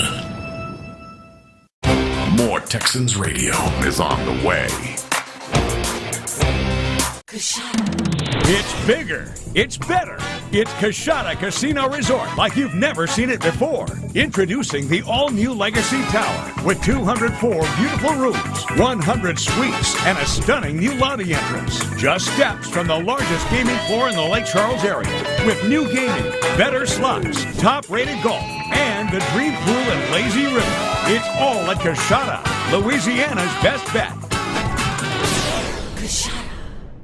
Sometimes a girl in my class doesn't bring anything to eat for lunch. The truth is, in America, 1 in 5 kids worry about their next meal. I want everybody to have yummy food. So do we. That's why Kroger donates surplus fresh food from our shelves to your local food bank. We've provided over 3.5 billion meals through our Zero Hunger, Zero Waste plan. Visit Kroger.com to see how you can help fight hunger and waste in our community. Because nobody should have an empty tummy. Hey Texans fans, it's CJ Stroud. Every quarterback needs teammates they can count on. People who've got their back no matter the score. Off the field, I want the same kind of support. That's why I've partnered with TDECU with smarter financial solutions, competitive rates, and personal service. They've got your back just like a great team should. Join ECU today, banking that's built to win. Visit tdecu.org to learn more. TDECU, official credit union of the Houston Texans, insured by NCUA Equal Housing Lender. Is your nonprofit creating meaningful change in Houston? The Houston Texans, ConocoPhillips, and Coca-Cola Southwest Beverages are awarding grants up to $50,000 to local nonprofits and education programs through the Inspire Change Grant. If your organization is creating opportunities, strengthening communities, and driving positive change, we want to hear from you. Don't wait. Applications close September 14th. Apply now at HoustonTexans.com/Inspire Change Grant. Let's inspire change. Apply today. To all the physicians, researchers, and nurses who've made all the difference, the families you've helped would like to say, thank you, Texas Children's. To hear their stories, visit texaschildrens.org/impact. Texas Children's. It's Texans Training Camp Live. Here we go. Now, back to the show. All right, we've got a busy day here. They're at it a little earlier as far as getting outside and doing stuff. They just did one-on-one. CJ had a sensational throw to Lewis Bond, described to me well by our engineer during the break, Aaron Raybold. And he also had a nice one to Jared Wayne on the sideline. He's on target, man. Now this is one-on-ones, right? One-on-ones a little bit different from when you get into 7-on-7 and team, because you're only throwing to one guy in one-on-one, but you got to get rid of that ball fast. Otherwise, it's just not fair, because one-on-one, eventually the guy's going to get open. It's just fun to watch these drills, fun to watch them go their business. As we mentioned, yesterday was the first day they used the one-on-one drill. All right, Tommy Togiai, you've heard of him. Had a big play yesterday. They were doing a goal line thing. Now reverse, coming out, trying to get out of the shadow of your goalpost, and a handoff to Montgomery, and Togiai just blew up the play right up the middle. And you know what he did last year, scoring the touchdown in the Colts game. Celebratory situation, awesome. Tommy has been nothing but awesome since coming on to Texans campus. NFL veteran and Johnny Harris visits with Tommy T. The last man to score a touchdown at what is now Reliance Stadium. I was watching this summer, Tommy, NFL top 100 plays for the season. I'm like, all right, let's check this out. Play number 100 is your touchdown. What did you hear from family, friends, everybody blowing up your phone after that tutty? Man, they was just like, there's no way you did that. Like, they was like, they were like, God was looking out for you. I was like, no, he definitely was a blessing for me right there. Because, yeah, it was supposed to be earlier in the game. And it happened at the last play. I wasn't even supposed to be in on that last play as well. So, you know, it was just a blessing to have that score. To end the season that way, too, is just really awesome. What did you make of you score? And obviously your teammates on the field, they jump on top of you, but the entire sideline empty. I think Coach Ryans was down there too. What did that mean to you to see them all celebrating with you? Man, it just means the world to have, you know, that your teammates trust and like belief in you and have that love too. So shout out to all the guys, you know. That's why I work so hard too, is for them too. The guys in the locker room try to put it on, show it on the field. You showed it on the field last year, tremendous. What did last year mean to you? What was kind of the biggest piece you thought of your growth of last year? I think honestly, just putting together full games. You know, I think like when I first got here, my first year was just like a couple plays here and there, and I think I just made it more overall the whole game. Like I could show up like every quarter. What was the focus for this offseason, getting ready for this season, coming in? Now you've had those starters reps. You played a lot of game reps. You played a full game. What was it like getting ready for this year? What was kind of the focus for you? I think for me, just executing all around, even like my pass rush, just trying to hone in on that, trying to get ready for those rushes and stuff, because I think I can be really disruptive in that area. So that was one thing for me I want to really work on. And, you know, just honestly, and then I think another thing was just be a leader, too, for the young guys that came in. Togiai, Tafuna, Toto, and then today we get a Taki. How about that? That's my guy.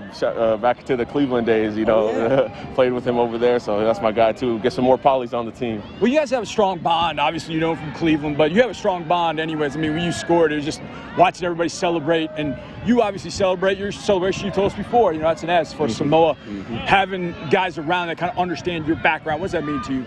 I think a big, like, Polynesian culture is like really close and big on family and faith.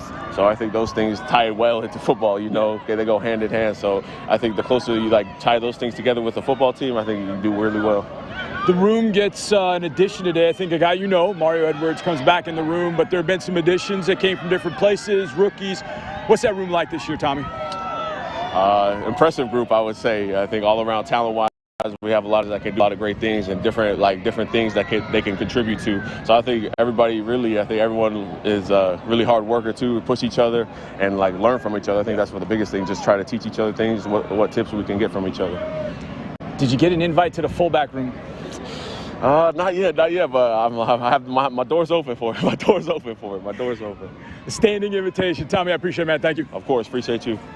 All right, Tommy Togiai, the Polys. I love it, the Polys, because Sione Takitaki is a Poly, right? Polynesian descent. So many NFL players in the history of this league have been from Polynesian descent. And Tommy T, having played in Cleveland, knows Sione. We mentioned the TikTok video, TikTok for Taki, sent by his wife, posted by his wife about being in Texas now. We'll see how it works out for him because that linebacker depth situation is definitely something to keep your eye on. Now, that's what kind of camp it is when you have your starting two, and that's what the linebacker core is these days. You talk about nickel being in nickel the majority of the time, so it's two linebackers, Azeez Al-Shire and Henry To'oTo'o. Man, the To'oTo'o, Tommy T, Taki, you got a lot of stuff here to keep straight as a play-by-play announcer. Anyway, behind them, no E.J. Speed, hurt in the offseason. And then you got Jake Hansen going down early in camp. Don't know how long he's going to be out. They signed Taki, but they got Jamal Hill. They've got the rookies. You have Aiden Fisher, late-round draft choice. You have Wade Woodaz, who has been real chippy, okay? Real chippy, active, wants to show his stuff. You have Marte Mapu. Now, the thing about Mapu, you have to know name-wise, is it's Te Mapu, okay? He likes to go by Te. He was very clear on that when we interviewed him prior to minicamp. So he's another linebacker to keep your eye on. And with that linebacker depth, the most important thing you got to remember is not just being able to play some linebacker if one of the top two guys can't make it or they're in a rotation or whatever. By the way, they're in full team right now in Field 1 as they're coming toward us. C.J. Stroud and company. Azeez practicing after taking a hard hit yesterday. It was he and Schultz colliding away from the ball, and Azeez needed a look by the athletic trainers, but he's out there today with the taped ankle, so that's very cool. They just got the ball to Montgomery. Nice little play there. See how this team period continues to develop. As I said, they're at it a little earlier. There's no way they were in team this early in practice any of the other days at training camp. This is 3 consecutive days in pads, and they'll have the day off tomorrow and then go back-to-back before a Sunday day off. So Friday, Saturday, it's Saturday night too. I'm not saying camp is over at all. I mean, it's going to go on for another 3 weeks or so. But I'm saying the schedule gets a little bit better for them, a little bit better. You know, this is kind of the grind, 3 consecutive days in camp. But they're not, I believe, going to have 3 consecutive days in pads. Did I say in camp? In pads. I don't think they'll have that again for the rest of camp. I could be wrong, and we'll set that up for you tonight when we have Texans All Access at 6 with a lot to go over. Great show with Breer on, Jane Slater on. It was fun. Tommy Togiai. We got a full show tonight, and tomorrow we're in studio 8 to 10 a.m. with a lot of other great stuff. The General will be on at 9 a.m. John Lopez and Reggie coming up. They're going to have Jaden Higgins on the program. You're going to talk fishing? Oh, is he not? Reed Blankenship. All right, we changed it to Reed Blankenship. Yeah. I wanted to hear fishing talk with Jaden Higgins. Hey, he's from the South. He's from Alabama. Oh, yeah, he probably does some. Okay, that show's coming up next in the Loop. Don't miss it here live from Texans training camp. Thank you, Aaron, for engineering, Byron for producing. Have a great day. Go Texans. This is Texans Radio on Sports Radio 610. Experience business banking that empowers you at every milestone. At Amity Bank, our business checking accounts are built to help you turn big goals into sustainable success.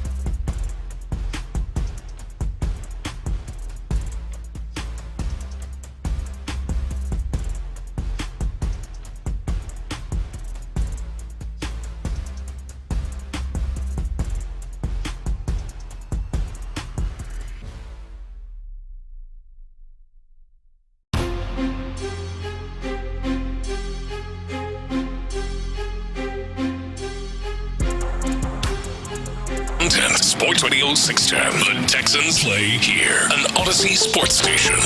Figgy, let's hit him big time.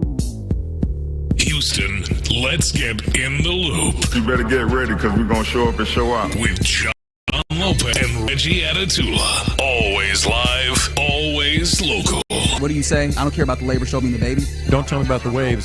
Just bring the ship in. Okay, that's a different one. What'd you say about a baby? You said that one specifically. Don't get out. Figgy, help me out. I have not said He's that one. gaslighting me right now. You're in the loop on Houston Sports Leader, Sports Radio 610. That's right, you're in the loop right here on Sports Radio 610, broadcasting live from the Houston Methodist Training Center. Practice number 7. Yes, sir. Of Houston, Texas Training Camp 2026. Happy to have you in here with us here on Sports Radio 610. The OG, John Lopez to my right. I'm Reginald Atatula. Shout out to Figgy Fig on the ones and twos making us sound good. I hope your Wednesday is going well. Ours is going great because we're watching football, and there's a number of things to comment on. There are a number of things to comment on. We can't bury the lead. Old number 1 is out there, and it's a good thing to see. Let's talk about that and a little bit more with a little bit of the OG's passing thoughts. Experience, wisdom, opinions, barbecue sauce. Our guy Lopez has it all and shares it with you. I used to go into the clubhouse and I just It's time for the OG's passing thoughts. Tell me a story, OG. Well, all right, let's start right there. Tank Dell in pads on the field, catching passes. What else is there to say other than, well, all right? Yeah, man. Well, all right. I feel like Nick Casario is doing a bit now, right? He's I think jacking with us. It was maybe a month or so ago where he was on with Payne and Pendergast, where he kind of slow played something about Tank, and then ultimately we see him in walkthroughs, right? I think he'll be at training camp. He ends up being in walkthroughs. Yesterday on Payne and Pendergast, these very airways, at, 7:15 in the morning, he was like, at some point we'll see him. Maybe he'll play in preseason games. And then you see Tank Dell walk out down this autograph alley, as I'd like to call it, with pads and helmet in hand. He went through individual drills. He went through he didn't go through one-on-ones. They took his helmet for one-on-one. Yeah. But he's out here and he is participating with the team, and he seems excited to do it because he has been chomping at the bit. Well, that's something that I commented on. You could just tell he was just like, come on, man, come on. I can do this last week, and then sort of tapered it back a little bit. And today, you're right. I think they're sort of just gradually bringing him along, doing a lot, but not everything.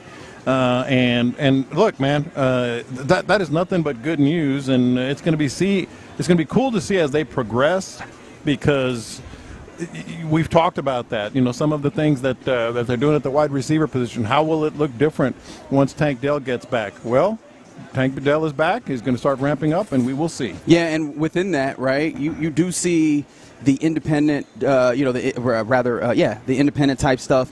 The routes look relatively crisp, right? These are the things that we've been able to see within the workout videos that have been happening, so it makes sense that that's the case. I think that there's clearly going to be a checklist that they're rolling through in this next week or two as they're ramping him back up, full actual football type stuff, right? Yeah. How is he going to handle, clearly your first hit is going to matter, but how is he going to handle catching in traffic and all those types of things? And they're going to ramp him up. There's also, I want to remind us, there's always a circumstance with things that we have an opportunity to see and things that we don't, right? I'm sure that they're probably also working on things behind the scenes to make sure that he is on the up and up and maybe further along. But it's got to be encouraging to see him out here with his teammates, and I'm sure it's got to feel encouraging for him. So another passing thought for you here that we are witnessing while in the receiver room. Nico Collins not in pads today, but nobody be alarmed. I believe he's reached that point in his season, in his career, where, take an off day here, another official off day tomorrow. What that say right there? Yeah. Nico, vet day. Yeah, vet day, baby. So vet day. I guess that makes him an official vet. I think so. Yeah. I mean, when you're the second longest tenured player on the team, I think he's up there. I can already hear there's probably got to be at least one listener that's like, oh, man, here we go with vet days. Mm-hmm. I feel like you have to be able to trust the Texans with the way that they treat their guys, and I think that it creates opportunities like this that I'd like to throw in here. I know it's the OG's passing thoughts, but I'm stealing one here. Hey, man, I understand that sometimes it sounds like we are just stating the obvious. I say it because it needs to be accentuated. Jaden Higgins is taking a step forward. Yeah, for sure. He has taken. In fact, we'll be able to talk to him about that because he is who we will talk to on these airways after practice. So you want to keep it locked for that as we'll talk to Jaden Higgins maybe around 10:50, 11. I don't know. However, when they get to one-on-ones, which of course it's inherently unfair to the defense. Even still, if the defender that's on him does not get hands on him, he is pulling away from them. It happened with Jalen. It happened with Jalen Petrie. It happened with Derek Stingley. And Derek Stingley is the notable one to me because what was that lame-ass nickname that you were trying to give him? Who Derek Stingley? Yeah. The closer. He has that kind of closing speed, except it opens up when it's versus Higgins. I think that's notable because not only are we talking about the physicality that he has, and I think that he's using that even better, one of the things that's very notable is if he gets to a place, and it feels like he might be there this season, where if a defense doesn't get hands on him, he's leaving them. That is huge for separation. That is huge for trust with your quarterback, and I imagine that leads to connections that you really want to see. Side note, real quick, do you think the closer is a good nickname? No. Figgy, do you think the closer is a good nickname? Not for Derek Stingley. You know then. Uh-oh. Because we thought we were going to talk to Reed Blankenship today. We will talk to Reed Blankenship, so I was doing some due diligence. His nickname in Philadelphia? The Closer. Oh, The Closer. So take that, everybody. Okay. Take that, everyone. I was going to ask him about what are you proving right now? And to who? This is the question that I have for you. To me. You didn't like the nickname The Closer. Yeah, especially not for Derek Stingley. Oh, now we're changing the narrative here. We're changing our tune. You just heard what I said. I said, yeah, and especially not. I still don't love the nickname of The Closer. Well, we'll tell that to Reed Blankenship. I will when we get the opportunity to sit down with him here in a little bit. Today, unfortunately, we don't have that opportunity. No, but I think that this is notable with Higgins. I think it shows up. Like, it's one of those things where it shows. You know what else showed up in one-on-ones? Oh, I'm going to get to that. Go ahead. 7. Really? Yeah, man. At the very least, there was a rep, and it feels like at least every day there's one of these reps and even more. But there was a rep where, who was it? It was Tremon Smith was guarding Josh Kelly. I know you're going, Reggie. Neither of those guys are all that exciting to me. Tremon Smith playing with hands, playing physical, and he's got good coverage on Josh Kelly. It's one of those things where he probably should get a hand on the football.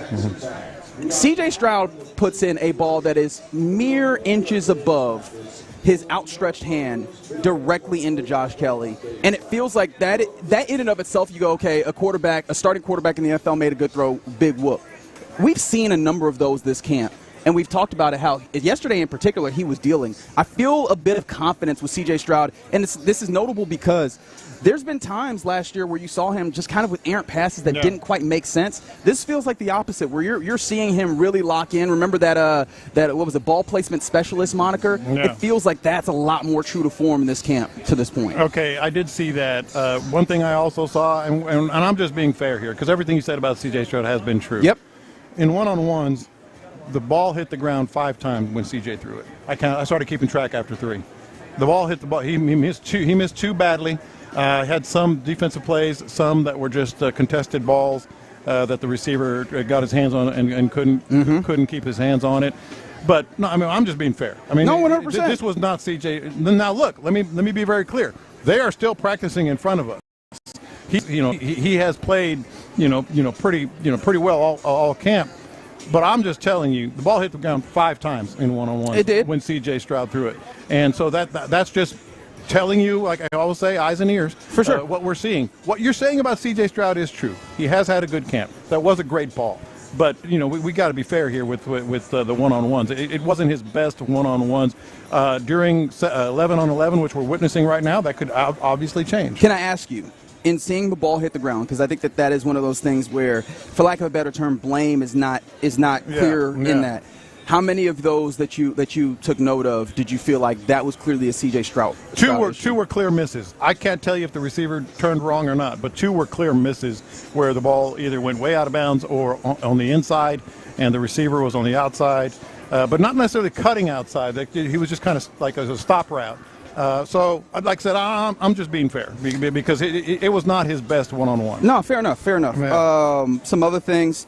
How about this one? And I know this is when we get to 53-man roster, and I'm not even sure if this puts him in 53-man roster territory because I think he's still running with the 3s.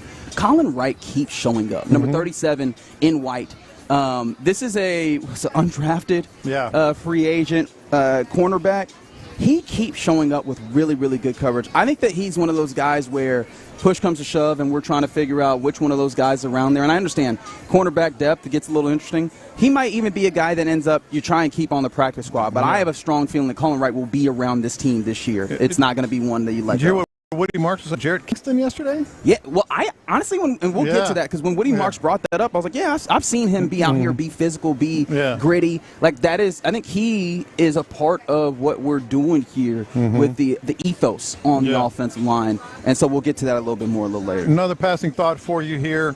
It's just been little hints. You talk about some players that you're like, okay, that's nice. And then a few plays or day later, you're like, okay, that's nice too. I'm telling you, man, don't sleep on Jared Wayne. Don't sleep on Jared Wayne. He made a couple of really nice plays today. One from Davis Mills, one from C.J. Stroud. On one of it, like I said, he was kind of uneven, but he did have some good plays. Jared Wayne just kind of keeps hanging around making plays. No, 100%. Like, and they're good plays, right? I know that Jared Wayne is always going to be like mentally attached to that injury, but there's a reason why he stays around. He makes some plays in these circumstances. I think the other number or name that keeps coming to mind, he actually just made a play in team. How about Lewis Bond? Yeah, Lewis Bond, and that's going to be big. And can I tell you the thing in particular that stands out? Obviously, like the routes are crisp, but that's something that you kind of understand. One of the things that's interesting is he is not a big body guy, but he seems to have a really good sense for putting himself between the defender and the football. Yes. Right? Yes. And it's not exactly the thing that I was talking about, but it kind of is a lot last season where you go, hey, these big body guys that can box out the defender, sometimes boxing out ain't. In fact, you used to coach basketball. Well, box out is about size, it's about your technique and making sure that you put your backside into a defender more in the basketball sense. In a similar vein, it seems like he's got a real good concept for I'm getting between the defender and the football, which I think helps you throw with the anticipation. Yeah. Another note here while we're speaking on quarterbacks, and maybe this is a factor of what I talked about with C.J. Stroud. Davis Mills is getting more reps today in team drills. He did in the first team. He is right now. And I think that's just a product of maybe they're just regulating the number of throws on CJ's arm. But Davis Mills has been getting, and by default almost, because he's getting more reps, has made more plays, has looked pretty good. I think what they're doing today, you saw it with Nico Collins. You see CJ Stroud in the back just standing as we're doing team, not even really hopping in as much. He has made some, he has done some reps. But Davis Mills and Graham Mertz are getting more of the reps today. I think that's a product of, hey, we're in day 7 of camp, and tomorrow's an off day. Let's get some rest. Yeah, no, I think that's fair. There is a kind of a ramping circumstance. You know who's not ramping at all? Who? The guy we talked to yesterday, Keelan Rutledge. Yeah. He's still got one team reps snapping the football. He's got one team reps snapping the football and one speed. Yeah, I mean, you're just gonna love this guy. If you didn't hear it yesterday, you need to. Did you see? Yeah, absolutely. I would encourage you to go to the podcast page or use the Radio Rewind feature. Does that work on on another day? I've actually never used it to try and go back a day. I feel like you just have to go to the podcast. And that good question. Let's ask our program director who's around here. Before we do that. Though, this is not an on-the-field observation, but this was one that you made yesterday that I think we got a resolution on or a follow-up. Did you see what Aaron Wilson of KPRC2 was reporting? What's that? On British Brooks? Yes, British Brooks apparently had a hand injury, and he had surgery on it. The expectation, as of right now, is like 3 weeks. But maybe that is why you saw the downturn, as you were mentioning, in British Brooks reps, is literally he hurt his hand. And that's comforting in a sense. And as we speak right now, C.J. Stroud back on the field. So I think they're giving him some reps. Oh, no, of course. They're not going to have him not do reps. But they're not he's not up there as much as he was yesterday. One other note. But I don't want to move away from the British Brooks, though, because I understand 3 weeks is an interesting time period where you're running through a decent amount of camp. However, he has a very clear role on this team. If he's not a special teams ace or a captain, he is at least one in spirit. Yeah.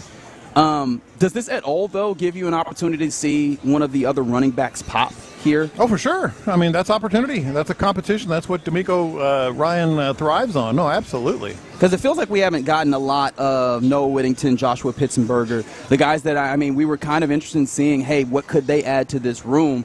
And it feels like this is a great opportunity to maybe see a little bit of that. Yeah, probably a little more Whittington than Pitsenberger. But this is going to be the opportunity. You know, one passing thought that we haven't even mentioned yet today? The defense. The defense is doing what this defense does. I was watching the start of Team 2 here, and they were really leaning heavily in the run game. There were 2 plays where you kind of go, okay. In team, right here. Where 2 running plays where you go, okay, that was a little crease. You know, that was a little crease there. And then the crease is stopped because it's almost as if this defense says, all right, we gave you a couple, but now the defensive line is reasserting itself. No, that's a good point. The defense does a really good job. On the other side, I did want to make mention of the fact that they did create some running lanes that actually, and this isn't what we've been seeing earlier. We're kind of running lanes where, okay, that was maybe like a 2 or 3 yard gain, and then obviously they're not taking him to the ground, so he finishes out the rep in order to follow in accordance, right? No gain or 1 yard but or whatever. Early on, I mean, they sprung Woody Marks on the outside zone. There were a couple, yeah. And that's notable not just because, hey, man, they're getting up and they're blocking. They're getting big boys on this offensive line out to the outside, and them boys are moving, and they created a gap. And so I find that to be interesting. I find that to be notable because they said they want to be multiple. And I like seeing that early on. Obviously, can you carry that through as a point? But we've heard from a number of the principals on this team talking about how there's more heft to the playbook and to what they have and the concepts. And that feels like, hopefully that will project into better play on the field, especially running the football. Another one for you here, just as an observation of camp as we see it. The heavy hitters are starting to show up here, man. The Texans are one of those teams everybody around the NFL is keeping an eye on. You got Kurt Warner, you got Jane Slater here, you got who else is here? Albert Breer's here. Robert Mays was here from The Athletic over the weekend. I'm missing somebody else who's come. Mike Jones has come through from The Athletic. Mike Jones has come through from The Athletic. There's been a number of people coming out to see what the Texans have got doing training camp, and we're still early on. I imagine that people keep rolling through. Yeah, and we mentioned the defense and how at some point we're going to talk with Reed Blankenship. I think, because it's still going on here, we'll let you know when things wrap up. I think Reed Blankenship is really finding a place in this secondary, coming up for support. It seems to be one of his better days in terms of just fitting in, being the run stopper, etc. And as we speak, I don't know if that was called or not, but a nice little run for C.J. Stroud to the left there. No, it wasn't. Now it's a two-sided coin, as most coins are. I don't know why I said it that way, but you take which side of this that you want. C.J. Stroud actively decided to get up and run on that play, which has been great. On top of that, he has been moving in the pocket really well. The fact of the matter, though, is there have been a few of those plays that probably are sacks in real circumstances. Three plays ago, he had to do the same thing, but he threw the ball away. And we all through the couple of team periods that we're running through at this point, there have been instances where C.J. Stroud is having to navigate the pocket. I feel like he's doing that well, but again, that also means that the pocket is collapsing and morphing in shape. So I would tend to probably look at the defense and say that they have a big factor in why. But again, I'm still actively looking at this offensive line and saying how good can you be in protecting the quarterback and giving him an opportunity to get the ball out on routes that are not simply outs. Work in progress. And on C.J. Stroud running the ball, to answer your question, I like what I just saw if it were a game, but I don't want to see that in practice. What do you mean? I want to see him to work, because they're not going to take him down. Sure. I want to see him be able to work the pocket, and I'll bet you that's what they're telling him too. Like, cool, if that happens in a game, go get us 6 yards. And I know you do that some in practice. You just have to. I don't know. I kind of like. I want to see him operating in the pocket, moving around in the pocket. They're not going to take you to the ground, so see if you can work with that. I feel like he has. Operated in the pocket, and that's even dating back to last year. I don't know if I'd be kind of alone in this sentiment, but in watching back the later portions of the season after he comes back from a concussion, it did feel like he was standing in and maneuvering. I'm talking about like right now in practice. I want to see him. It's practice. I want to see you operating in there. Fair enough. See if you can find some room and space. I just feel like I would like to see that he has that knowledge and the trigger within him to know. Okay, now let's go get the yardage, because I think that's going to be important. I understand you want to get him through the progressions and everything. I also want him to know and have a unique feeling of, now's the time to go, because sometimes with quarterbacks that can be a real problem. You go, is he holding on too long? Like Lamar Jackson stood in way too long all of last year.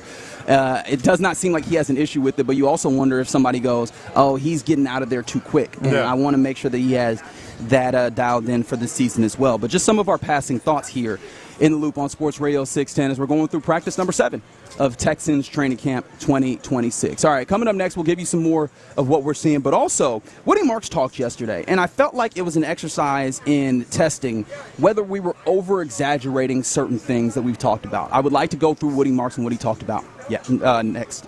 The Astros added an out.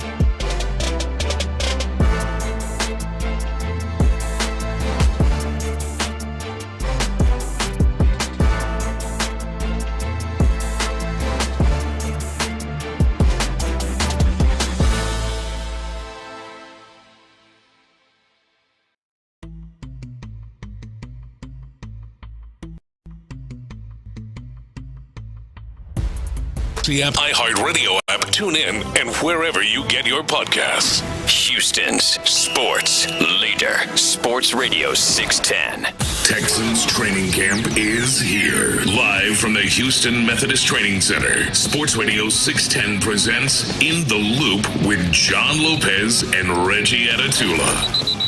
That's right, you're in the loop here on Sports Radio 610. Yet another day of practice here for Texans Training Camp 2026. They're working towards the I was going to say towards the end of practice, but they're still getting in work here, and everything is still rolling on. In fact, a couple more notes that we kind of picked up from some of our other eyes and ears out here at training camp. Somebody asked on the text line, again, that text line, mind you, is 713-572-4610 if you want to get in.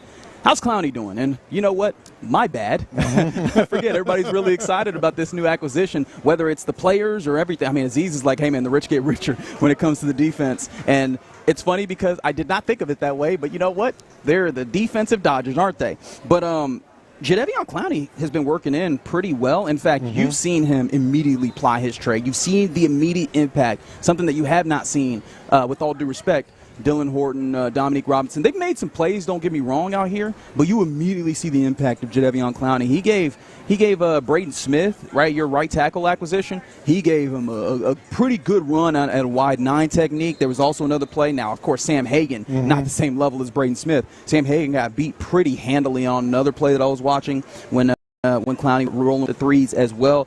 You can immediately see the impact that he has, and I mean, what did you see from him? And did you hear him talk yesterday? Oh, because God, yes. One of the things I loved about what he was talking about was he's actually really excited to be at camp, which is something that you kind of reputationally is one thing that you think that he did not enjoy. You know, and we heard him talking yesterday, but never really talked about it much.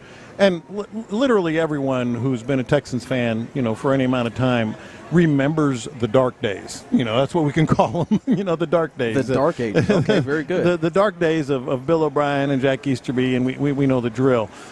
It's almost, I was listening to him because he flat out mentioned Bill O'Brien. Well, it was O'Brien, man. That was the problem.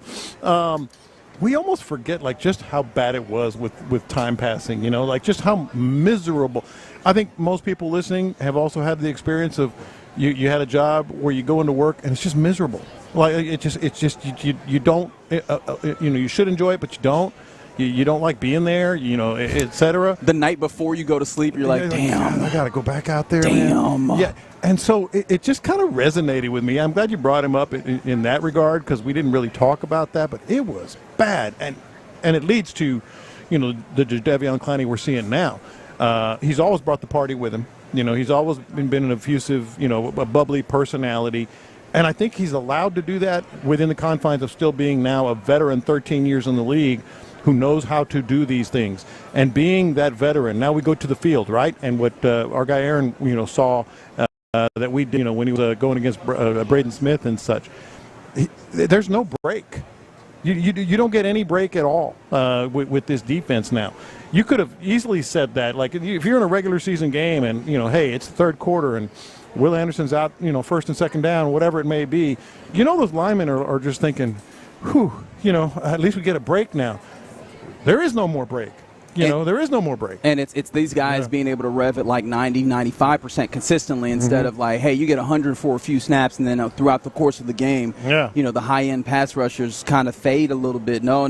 They're going to – I mean, that's one of the things he distinctly brought up was I'm here to help make sure that we're all fresh and we can keep bringing it to the offenses. But the reason why I brought that up was he also made mention of the fact that the way that he's been a little bit of a mercenary around the league, he has not been able to get in and learn the systems. And so this is a dude who is – very early in, 3 days into being here, I imagine, like with meeting room type stuff, and he is picking up the system. Admittedly, not a crazy difficult system, especially when you're an edge rusher, but he's picking up the system. I think it only stands to get better and more effective, and so that was the thing I wanted to bring up when it comes to Jadeveon Clowney. I say that to say he did say that like he did like 3 reps yesterday, and it felt like it was 6. Yeah, that's probably more of what we're looking for. The actual top end, what he's capable of, it's still there. It's just how consistently can he bring it? Is it 3 reps versus 7 reps versus 20 reps when you're? But you don't need a lot. Exactly. You know, you don't need a lot. And then the other thing I wanted to make note of, and I did say we would get to Woody Marks, so apologies on this. We might push it depending, or maybe I got a little bit of Woody Marks here that ties in. hey, Keelan Rutledge, not only is he still out here getting those much-needed center reps, he's also very much showing the thing that I was surprised about when he talked about in his introductory press conference, where he was like, I'm going to hold dudes accountable. And I'm like, all right, rookie. Yeah. Like, that's a crazy thing for you to – imagine you at work on the first day of work, somebody's walking in, you're training them, and they're like, hey, man, I'm going to make sure that y'all are doing y'all jobs right. You don't even know how to do the job yet. What are you talking about? We're out here on the field. He's holding dudes accountable. Yeah, but it does matter, and it does happen. You know, D'Amico Ryans was that as a rookie. J.J. Watt was that as a rookie. Will Anderson was that as a rookie. I noticed the names that you're saying. Yeah, there's something similar within all these. I can't quite put my finger on it.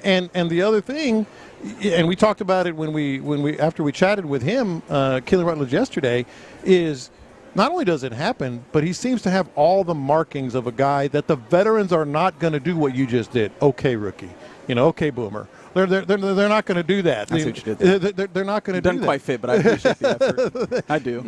They're going to respect that, and you know there have been captains as rookies. D'Amico Ryans, Will Anderson.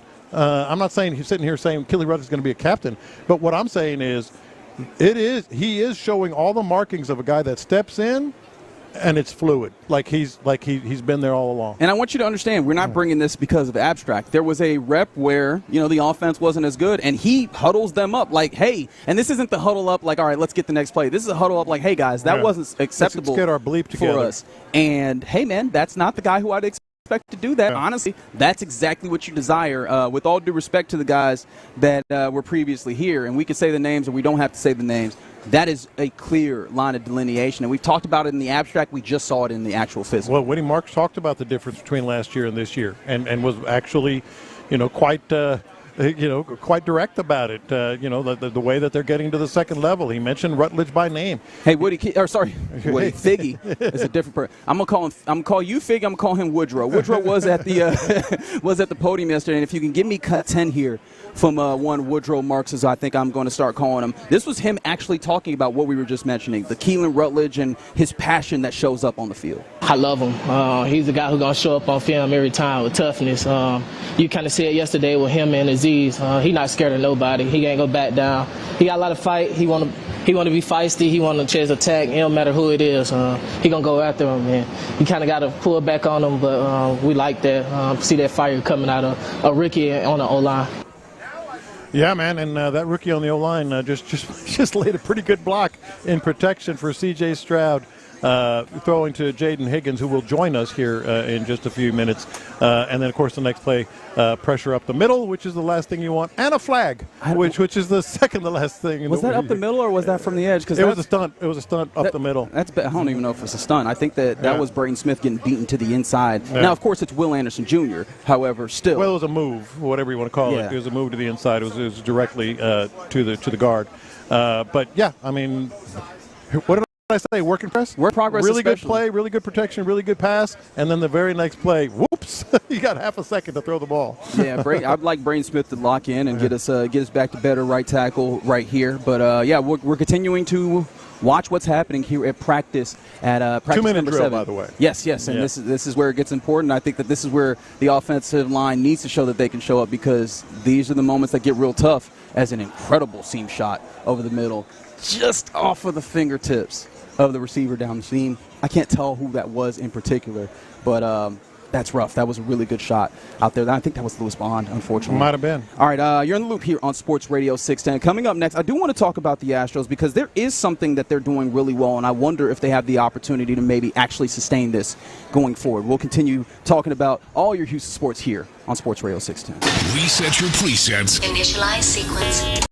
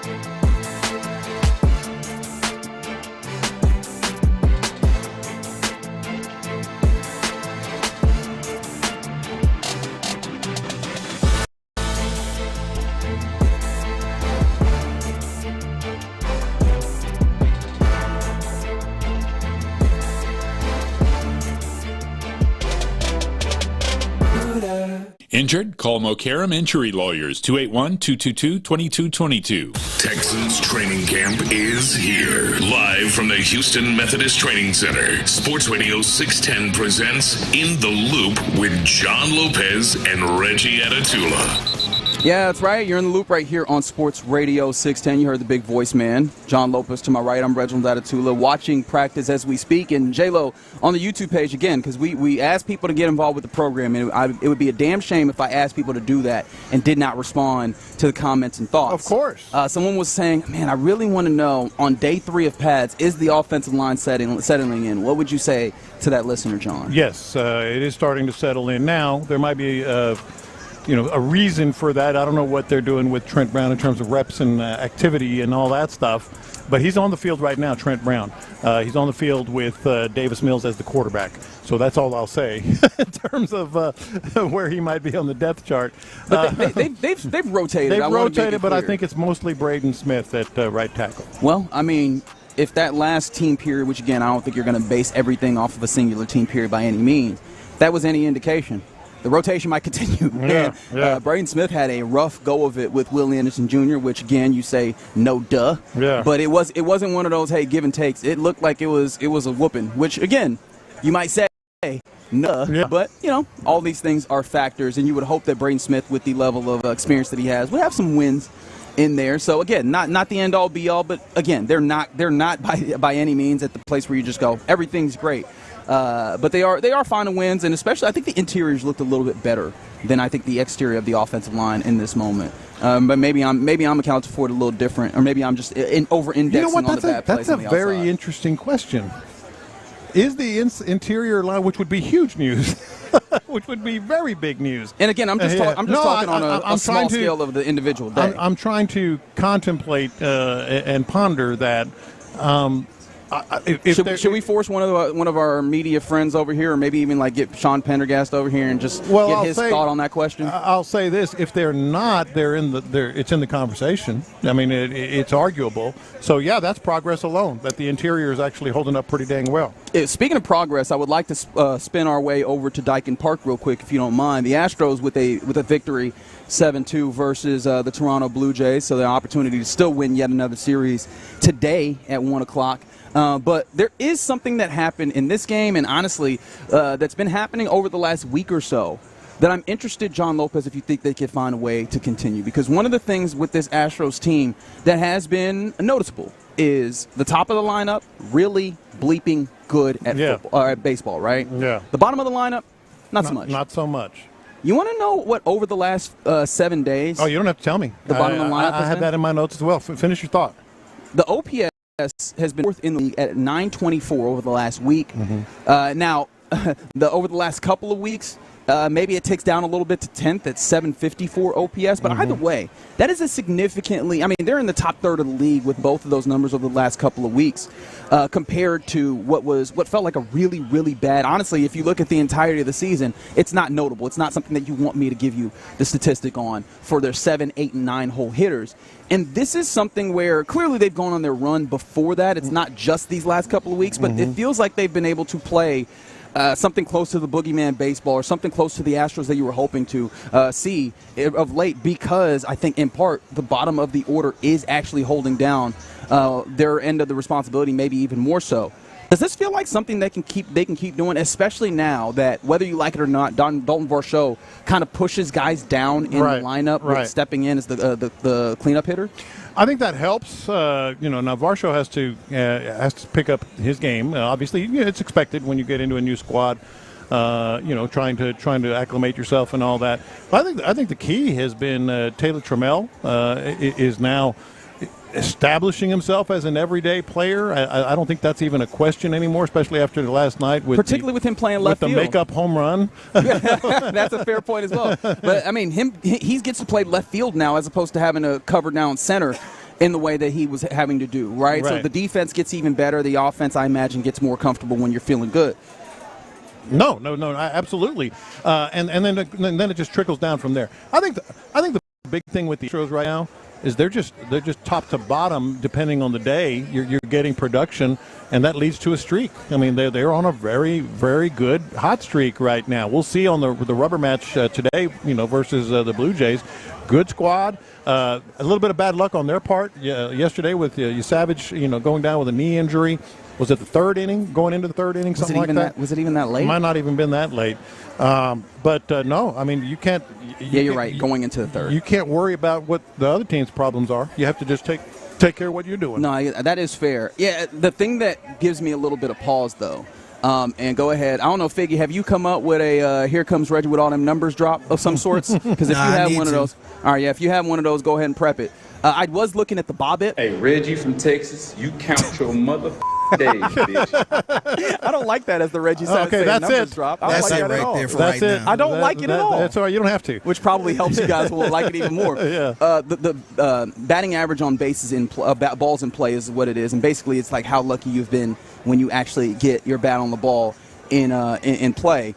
And over the last week, it has been a 521. Trammell? No, as a team, the bottom of that lineup, right? Wow. The 7, 8, 9 hole hitters are hitting, or if they have a batting average on balls in play of 521. That's what you call a streak. Yeah, it is incredibly lucky. In theory, like the idea is average would be 300. Yeah. Right? They are well above that. So there is something to be said that it probably does slide back. But I wonder, like, again, over a relatively short period of time, which is the end of this season, right, could find a way to have that not be as big, because over the last 2 weeks it's been 376, which makes you go, okay, maybe that OPS of 754 and batting like the 10th best of the bottom of the order in majors. Maybe that helps you a little bit better, even if it's not going to be you being absolutely red hot at the bottom of the order. The other thing that they're getting, to switch from the bottom of the order a little bit, because I think it does tie in. I mean, you got to stay in these games.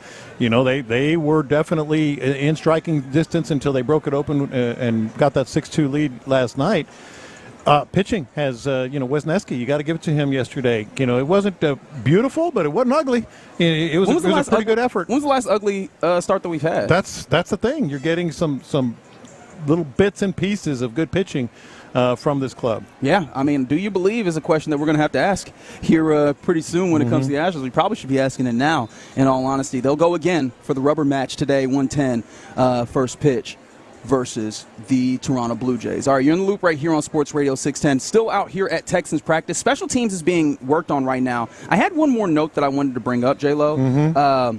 I am now very actively watching the punt battle, so much so that I'm out here early when these guys are punting. I will say, Kai Kroger has looked better today punting. He was getting work early. It still does not look like consistent. And I think that's the biggest thing that concerns me is, all right, you can get some good punts in there that are aesthetically pleasing, that are doing what you want, but it doesn't look like he's hitting the same spot, kick to kick. And to be fair, I don't know what they're working on kick to kick. Yeah. But if you're kicking 2 kicks in a row and they don't look the same, I have a feeling that you're not, just randomly picking different targets every different kick. Yeah. And so that's the thing, is it's not consistent there. And I'm not doing that just to Kroger. Stonehouse also has a little bit of his inconsistent feel when he's doing that as well. So yeah, that's I hate to be the dude who is fretting over a punter. No, look, I was just going to say, okay, before you go on, we're sitting here talking about punting, man. We talking about practice. That's right. And that's a good problem to have. That means you're a good squad if you're just, you're kind of wringing your hands over punting. But I do think and I've said it multiple times, it is an important thing for D'Amico Ryans. This is a very much a focal point for what he wants. And so I don't think it's overstating, like, the Texans need to find the guy, and no one has separated themselves yet. Especially because it was if it ends up being an error, it will be an unforced one. Yeah. When it comes to the punter, right? Now, I don't think that you wanted to pay the money that Tommy Townsend required.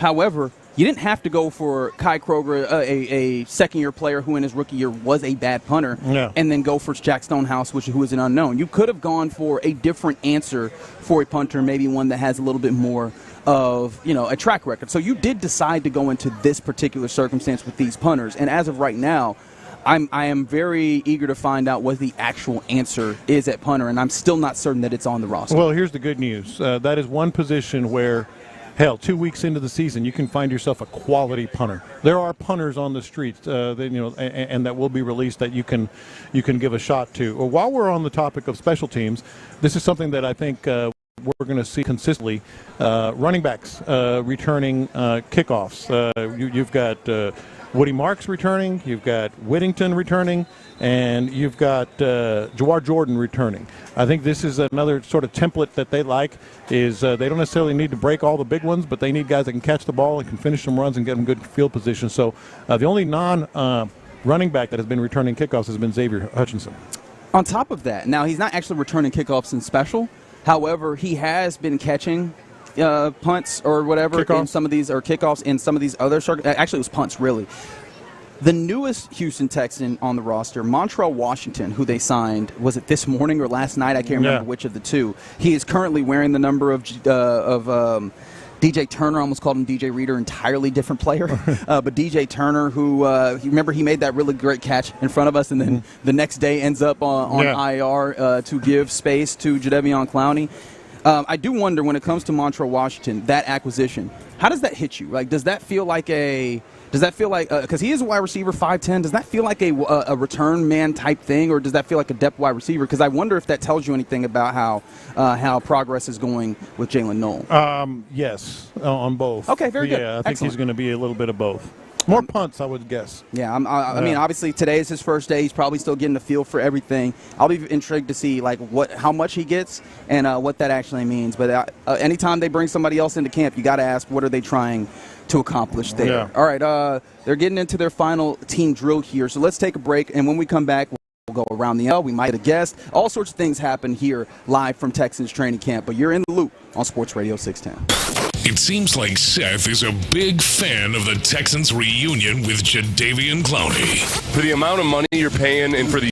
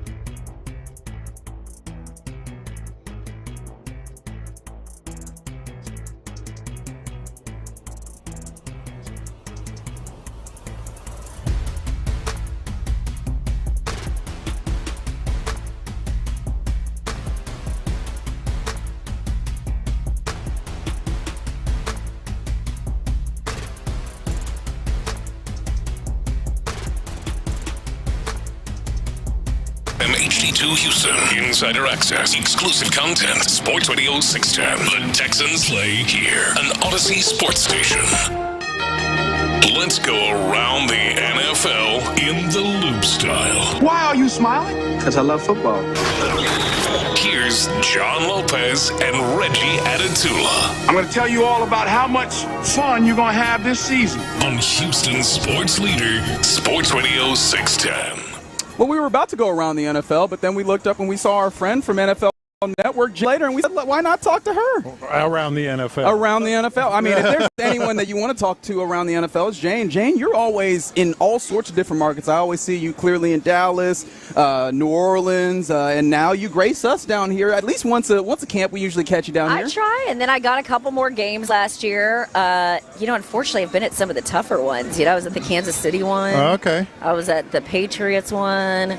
And they've actually won a lot while I've been here, too. So I just want to make sure I am not the jinx. I don't think anybody was. John might have. I saw it in his eyes. No, I didn't. About it. Although I did have a slight grudge with you. Whoa, what did I do? I did. And I wasn't going to bring it up until he just said that. Please do.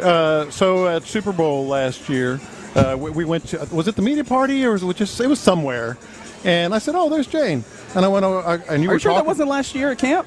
It definitely wasn't me because let me tell you, last year I was in Santa Clara, and Santa Clara was so far away, and I did the morning show. Well, it was somewhere else. It was like I didn't. think it was last year at camp. I was like, I didn't do it. It might have been last year at camp. And I told Reggie, I said, I think Jane didn't recognize me. I ghosted you? No, you didn't recognize me. Which again, you're talking to a million people. Well, you're looking good these days, man. I try to do the best I can.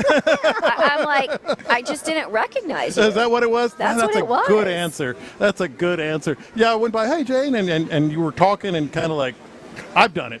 You kind of get the glassy eye, and all that stuff. So I wasn't criticizing you, but I told Reggie just in jest. I said, I think Jane stiffed me. Oh, man. Well, I feel bad. I hope I'm making it up to you here. I mean, I feel You're so doing bad. plenty, and you shouldn't. We're so proud of Reggie from the Dallas How about market. that? We love seeing him flourish down here. I don't know Bobby Belch, your favorite? He is one of my favorites. I've got to admit that. But you're his favorite is what I meant to say. Dang, I love hearing that. So where you been? And what's the schedule looking like? You gonna be all over?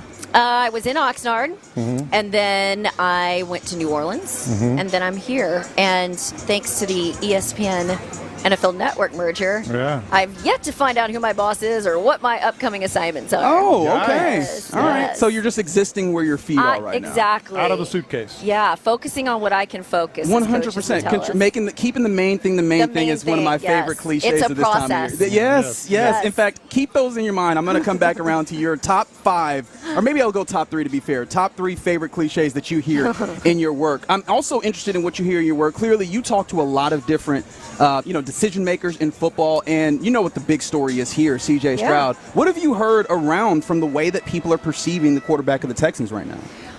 Well, look, I think it was very indicative when they decided they weren't going to extend him. And if you're a fan, good on them. Yeah. Because if you look around the league, there are so many teams that, out of blind loyalty, they will sign up for another dish. And it doesn't always work out. And, I think in Dallas, the Cowboys have had luck with the fact that, while Dak has had some injuries, he continues to contribute. And, last year he played some of his best ball. But I think with guys long in the tooth, you ask yourselves, do you want to bring him back? Because when you look at your roster right now here in Houston, you have so many young guys on defense. Right. And defense is the bread and butter of this team. Their contracts are going to be coming up soon. And do you want to hitch your wagon to CJ, who his best year was his rookie year, and you're still waiting for that flash to come back? Or do you think, there's a lot of quarterbacks out there. We can draft and develop. We can bring in a veteran, but we want to keep the defense intact. Yeah. And so I think as much as the fans want to see him and his teammates have a good year, CJ needs a good year for himself. What about the vibe in general around the NFL? You talk to everyone with this team. We keep saying Super Bowl might be real, man. Are you feeling the same thing? I think if you look the way that they played, defense wins championships, and this is one of the best defenses that I've put eyes on in recent years. And I mean, look, the ceiling's pretty low when you cover Dallas's defense the last couple of years. But I think it's For me, it's very much the mentality of this team. It's the team first. Mhm. It's the way they play. It's the swarm. They literally are D'Amico's guys. Yes, they are. And so if you could just get this offense, and the fact that you brought in David Montgomery to pair with Woody Marks, and I love seeing the possibility of what these two guys can do in the backfield. You've got Tank Dell out here for the first time practicing in pads. You've got Nico Collins, Jaden Higgins coming on. You invest in your offensive line. If you can just get them to take a step, especially when you look at all the close games last year, Yeah. I don't think it's outside the realm of possibility to say absolutely they could make it for the Super Bowl. It's just these early two-season predictions. Yeah. The early season predictions are always fun when we're only, day 7 into practice? Right, exactly. Yeah. Okay. I did say I was gonna ask this, and we got to let you go because you've got to do your. You want to go ahead and. Yeah. Let's make sure because we don't want to get in trouble with NFL Network or To ESPN. peel it back for your listeners, You're we've got the working. NFL Network set right next to us, and they keep coming to us, and we've got a coach or player coming up. Yeah. So. Very good. All right. Appreciate it. Jane But Slater, I will NFL never Network. ghost you again, John. Reggie, so happy for you. I was kidding. Thank you for having me on, guys. All right, Thanks, Jane. That's Jane Slater, NFL Network, jumping on with us quickly. She's got to go do her work and make sure that she's talking to these Texans that we have here. Let's go around the NFL then. Why don't we? Let's do it. And there is something that ties into the Texans here that I wanted to get into, but it is news that is out here, and that is that there is, and of course I've lost it. Let's start here though then. Liam Cohen in division said that their ask of Travis Hunter last year was a little much, and they're only going to use him in a few specific situations offensively this year. All right, so a couple things with that really jump out. If I'm a Jacksonville Jaguars fan, and clearly I'm not, I think that's really. Good. I think that's good news. I think that can be something, a situation in which he absolutely thrives. However, the other side of the coin. And I believe you pointed out that coins have two sides today. I don't think a lot of people know that, honestly. I've been really doing research on it, and I've been digging in, and apparently two sides to the coin. Yes. The other side is that's not why you drafted him. It's not why you drafted him. It is something of a weird look for them.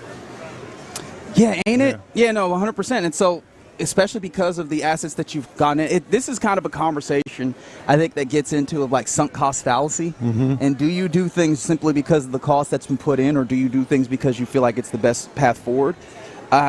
For our sakes, it's probably best that he does not become the two-way player that it feels like he, in theory, could become. Yeah. But for their sakes, it does make sense because I don't think that he was going to make it.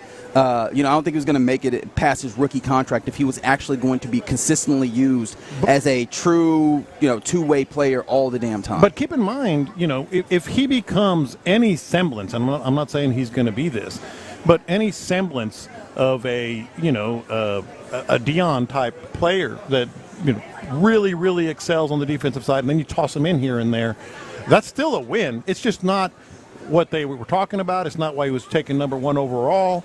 So it's going to be an interesting vibe. They said they're just going to put, they're not going to give him the entire playbook. They're just going to give him certain plays and situations. So as a fan, I would like it, but it is interesting. This was the news out of Chicago that I wanted to get to off the jump, and I think it has an interesting angle that I think you can point to. The Chicago Bears, apparently, they have signed an extension with their offensive lineman, right tackle in particular, Darnell Wright.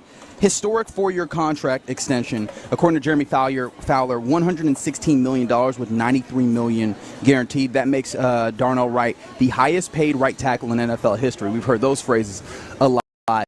You look at the top 4 or top 5, I guess, to make it nice and round, right tackles by average annual value. Darnell Wright clearly up there at 29. Penei Sewell at 28, and I think he's going to be playing left tackle this year now. Mm-hmm. Lane Johnson, very, very good for the Eagles. Brian O'Neill. And then number 5, Titus Howard on the new deal that he got. Yeah. So, first of all, when I saw the number 93 guaranteed, I was like, man, this is where we are now. And every time you get a contract like that, it just blows your mind. Didn't you start thinking about Ursary? Did you start thinking about Ursary? I thought about Titus because I saw his name come up, and I was like, this is part of the move. Obviously, you see the cultural difference, and I don't know that they were going to give him the deal that he ultimately was given in Cleveland, and maybe that was the whole machinations. But you look up, and I go, the type of players that we're talking about there, right? The 5 names that I read off at the top of the right tackle market. You weren't. I think that there's a clear drop off after 4 there. Yes. For Titus Howard, and that's even with how good he can be with respect. It made me feel a lot more comfortable and confident, even though I already was comfortable and confident with the move that they made, and so it leans into that. But it's fair to also think about what does that mean for the left tackle position with Arion Territory, like you were thinking. Well, we were just talking, to Jane about all the defensive players that are going to get their money and how it's going to affect this team moving forward. I mean, there's some on offense. There's some on offense that are going to be doing the same thing. So, I think for the top 4, the market right now, top 5, that market is set. So, you start to develop, and it's down the road, but I'm just saying you start to develop some players here, and all of a sudden those bills come due. Actually, I think that this is a great opportunity to pivot and talk about the man who protects the dude who is sitting a mere, 7 feet away from us. CJ Stroud talking to NFL Network right now. But Arion Territory protecting his blind side. And how have you felt? Have you actually tapped into what he's been doing this year? Because I feel like I need to. He needs to be maybe a point of focus for me when we get back out here on Friday, because he did look like a rookie in year 1. And when you go back and look at it, that step forward that he needs also is something that we got to talk about. Here comes Jaden Higgins, so we will absolutely get to that. But Figgy, Jaden Higgins will be joining us here momentarily. Just real quick on that point, day before yesterday I noticed because it was not good, and then yesterday I didn't notice because it was actually good. So that's the gist of it right there with Ursary, still learning. All right. Look at this man sitting down with us, a dude that we have been very high on. I say that because he is within earshot, but it's because it's true. He wears number 81, second-year player out of Iowa State. His name is Jaden Higgins, and he sits down with us now. How you doing, big dog? We got to make sure his microphone is on. Let's try this one more time. Hig, how you doing, brother? Doing good. All right, very good. And it's cool if I call you Hig. Like that's what people are calling you, right? Yeah, that's cool. That's cool. That's one of the nicknames they got for me out here. What are some of the other ones that you got? They just call me Jay, or pretty much Hig or Jaden. Okay, nothing too crazy. Nothing too crazy. Nothing too crazy. All right, fair enough. Do you like having a crazy is that something that you deep down inside would like to have? Nah, Kamari be calling me chill because my Instagram is chilled.j5, so he calls me chill. Okay, there you go. And you are a chill dude. It's one of the you are pretty humble in the way that you go about things, and it made me wonder: is there anything in your life that you're braggadocious about? Oh man, I don't know. I would probably say fishing. I love to fish, and I think I'm better than a lot of the guys on the team. I joke with Will all the time. I tell him I'm the best fisherman, and he gets super upset. But yeah, I would say that. Okay, so we got to go here today. I was telling myself I fish every week. Yep. I have a fishing podcast. Yes, sir. I have a fishing show on this same station in the mornings, and I kept telling myself I'm not going to ask him about fishing till later. I'm not going to ask him about fishing till later. But we're here. Yep. We're here. You are the second best fisherman at this table. Okay. But I will grant you. And he's not talking about me. I will grant you. How big is that competition? Because when you're on a boat, when you're fishing, it's competition. For sure. Yeah. at the end of the day, as long as you go out there and, catch fish is always a great day. But it's definitely a huge competition, competing with those guys and, coming back here and telling everybody that I'm a better fisherman is a big deal to me. Artificials or live and dead bait? It depends. When I'm bass fishing, I like to use artificial. When I'm fishing in saltwater, definitely live. Yeah. I promise we're going to get to football. No, that's cool. I'm enjoying y'all nerding out. All our listeners, I promise I'm going to get to football. You've got to get deeper into saltwater fishing now that you're here. Have you? Yep. Yeah, for sure. I'm from Miami, so I always go out there in the saltwater. But yeah, I've been to Gatton a couple times. You've been bay fishing or jetties or offshore? Yeah, offshore mostly. Yeah? Yep. Okay, we'll get to football, then I'll come back. No, I think this is the football thing that I want to get to, because you're talking about fishing, and you clearly have the details down.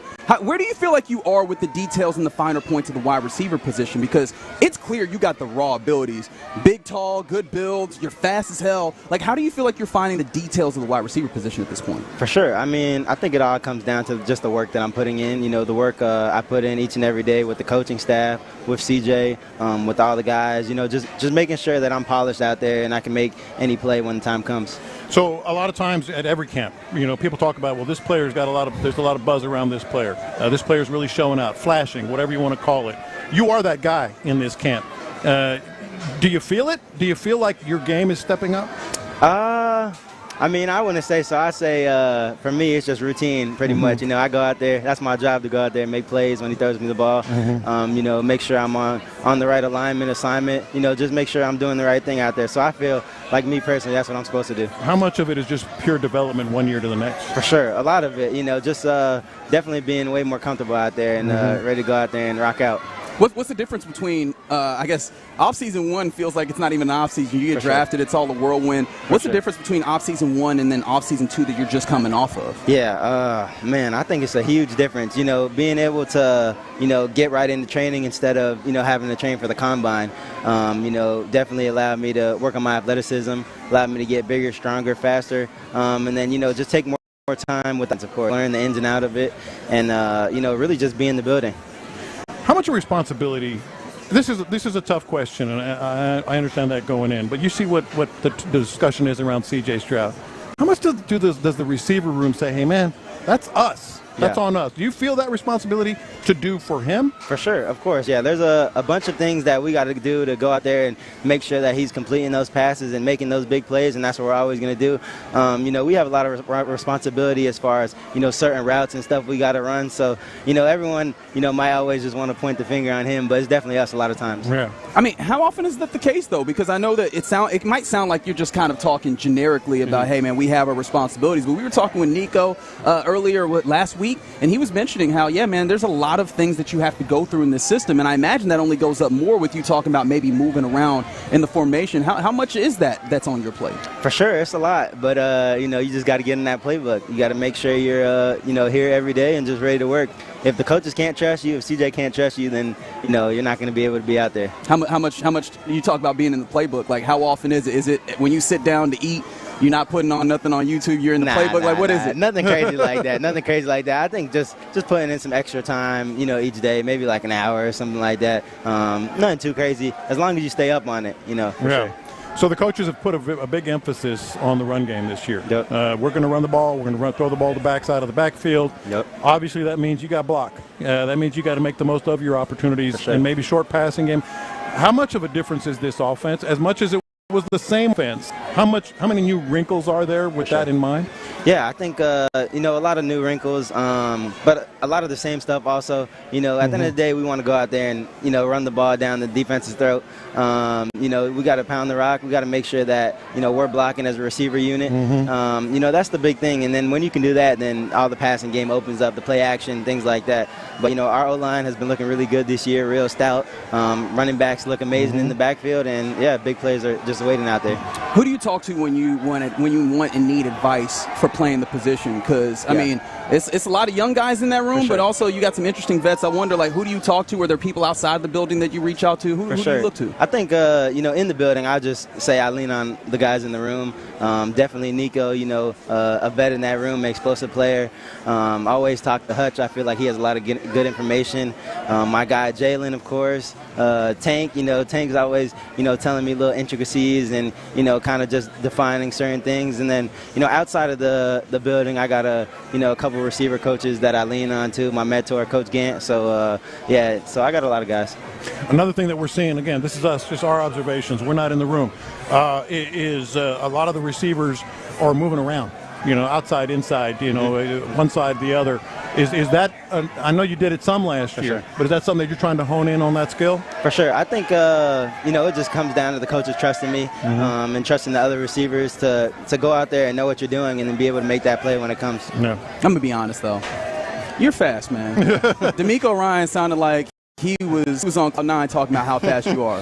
Where do you rank in the building? Like who's the fastest? Are you up there? You on the podium? What are we doing here? Didn't you win state in high school? Nah. Did you run? Speed. Nah, I ran track, but I mostly jumped. My senior year. You do look like a jumper. Yeah, I was a jumper. But the fastest, sheesh, I'd probably say Jalen O.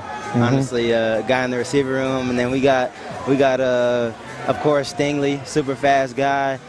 Nico, super fast. I'd definitely say, you know, that receiver room is definitely tough to beat. But I'd probably say I'm, you know, top 5, top 10. He's being real diplomatic about it. He really is. Because look, I'll say it so you don't have to. Yeah. You left Sting earlier in one-on-one. So you left him. Yeah, you don't have to acknowledge it. I'm just saying, you left him. Yeah. All right, so fishing.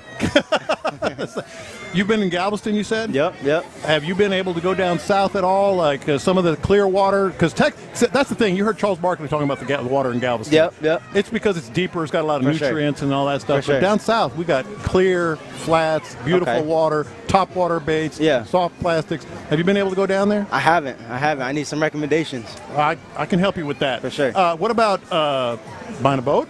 Buying a boat? Nah, not yet. I like to go on other people's boats. That's the best I don't like advice. to worry about it. Yeah, I don't like to worry The about it. The only thing better than having a boat is having a friend with a boat. Exactly. Yeah. Exactly. You mentioned, though, obviously fishing, and I know Jalen Noel's also a fisherman, isn't he? Like, what are those expeditions like, and how is he holding up right now? Because I know he's dealing with a little bit of rehab getting back. Yeah, just like he said, it's a competition. You go out there fishing. I see Jalen catch a fish. I'm immediately trying to take his spot wherever he's at. I'm casting. Oh, you're that guy? Yeah, I'm that guy. Oh my God! I'm definitely that guy. You're that guy. So like he gets he misses a fish. Yeah, he misses a fish. And that's you cast where? Yeah, that's my fish. Come now. on, man. That's my fish now. Come on, man. But he's been holding up good. He's in high spirits and ready to get out here on the field soon. So what's the group? Like, if you had to say these dudes are real fishermen, not like hey, I'll go out and whatever, but like actual serious fishermen, like yourself. Yeah, I say myself, definitely Jalen. I say Will is a serious fisherman. We got Dan, a new receiver. He's a serious fisherman for sure. He has a lot of information. And then I don't know. Everyone else is kind of Blankenship's from down in Alabama. I've never been able to test his skills out yet, so we'll see. We'll see. What's your favorite type of fish of fishing in terms of like targeting fish? My favorite type of fishing? Like redfish, trout in saltwater, or bass, or where I fish in Miami, I like to fish in like the mangroves. So it's mostly fishing for like snook, redfish, mangrove snappers, stuff like that. I get a little seasick when I'm out there on the boat too far. No, not on the bays, man. Yeah, exactly. Can you cast under the mangrove? Oh, nah, I can't do it. I can help you, man. I can get close, though. I can get close. I can help you. All right, so we need to get y'all on a boat together is what I'm hearing. hearing. We absolutely do. I actually told Omar, if you ever have an off weekend or something, I'm happy to take you guys all off the record, just fishing. I don't talk sports and fishing. Yes, sir. Spinning reel or casting reel? I do both. You do both? For into the wind, you got to use a spinning. Yeah, for like freshwater, I like to use the bait caster. Yeah. And then for like saltwater, I'll probably definitely do a spinning reel. Yeah. And what's your setup? What's your favorite setup? This is boring the hell out of you. Yeah, nothing too crazy. I just like to have either fluoro or mono, and then have that braid tied on there. Yeah. With the mono being the leader. But nothing too crazy. It all depends on the conditions. And the best fish you ever caught? The best fish? And the best one that got away. The best fish. The story where you still go, because we always remember the ones that got away. Yeah. Sheesh, I don't know. That's hard. When I was in Galveston, I caught a huge redfish. One of the big drums. Yeah, one of those huge drums. It was like mating season, and it was huge. So I would say that one. I don't even remember how big it was, but it was giant. Bull reds, they call it. Bull red, yep. Yeah. And then one that got away. Sheesh, I don't know. I'm still chasing her. I can tell you everyone that got away. Yeah. Go ahead. Because there's not a lot of them, or okay, there we go. I did want to ask you though, because I've become fascinated with the welcome to the NFL moments. Did you feel like you had one of those last year? I would say honestly, just coming out here to practice and going against Sting and Kamari and Petrie, those guys in the secondary, Kalen back there, ball hawking, going against those guys was definitely a welcome to NFL moment before I even got to a game. I imagine when you practice like this, game days are all feel easy, right? For sure, a little bit, for sure. Is there anything in particular? Because I know you just want to get better in all facets. Is there anything in particular that you are focused on uniquely for the 2026 season to be better at? I would definitely say, trying to get some more run after catch. Making more plays with the ball in my hands after the catch. No, that's why we're working on the athleticism. We want to lead people in the for sure. Love it. All right, one more thing I want to ask you just so I can get, because you clearly have favorite fish. Yep. What's your favorite route to run out here? My favorite route? Oh, man, that's hard. I was a slant guy personally. A slant? I like running slants. I do like running slants. I'd probably say it's like a six-step out. Something like that. I like to get that catch, get vertical. That's interesting. I would have never gone for that, but that's why we're different, right? For sure. Also, I have a microphone and you play football, right? That's also another place, but we appreciate you greatly sitting down with us. And if anybody didn't like the fishing talk, too bad. Too bad, right? Well, all that means that we got to have you back over and talk some more football. How's that sound? Yes, sir. Have a great season, my guy. It's Jaden Higgins, for sure. wide receiver 2 for your Houston Texans. For sure. All right, you're in the loop here on Sports Radio 610. Coming up next, I mentioned Woody Marsh talked yesterday. He had some interesting things that I want to use as a confirmation information or to check on whether we were doing too much talking about this team. We'll do that next. The Astros added an outfielder at the trade deadline. Gold Glove center fielder Dalton Varsho is coming to Houston from the Blue Jays in exchange for Spencer Arrighetti. An interesting move, to say the least.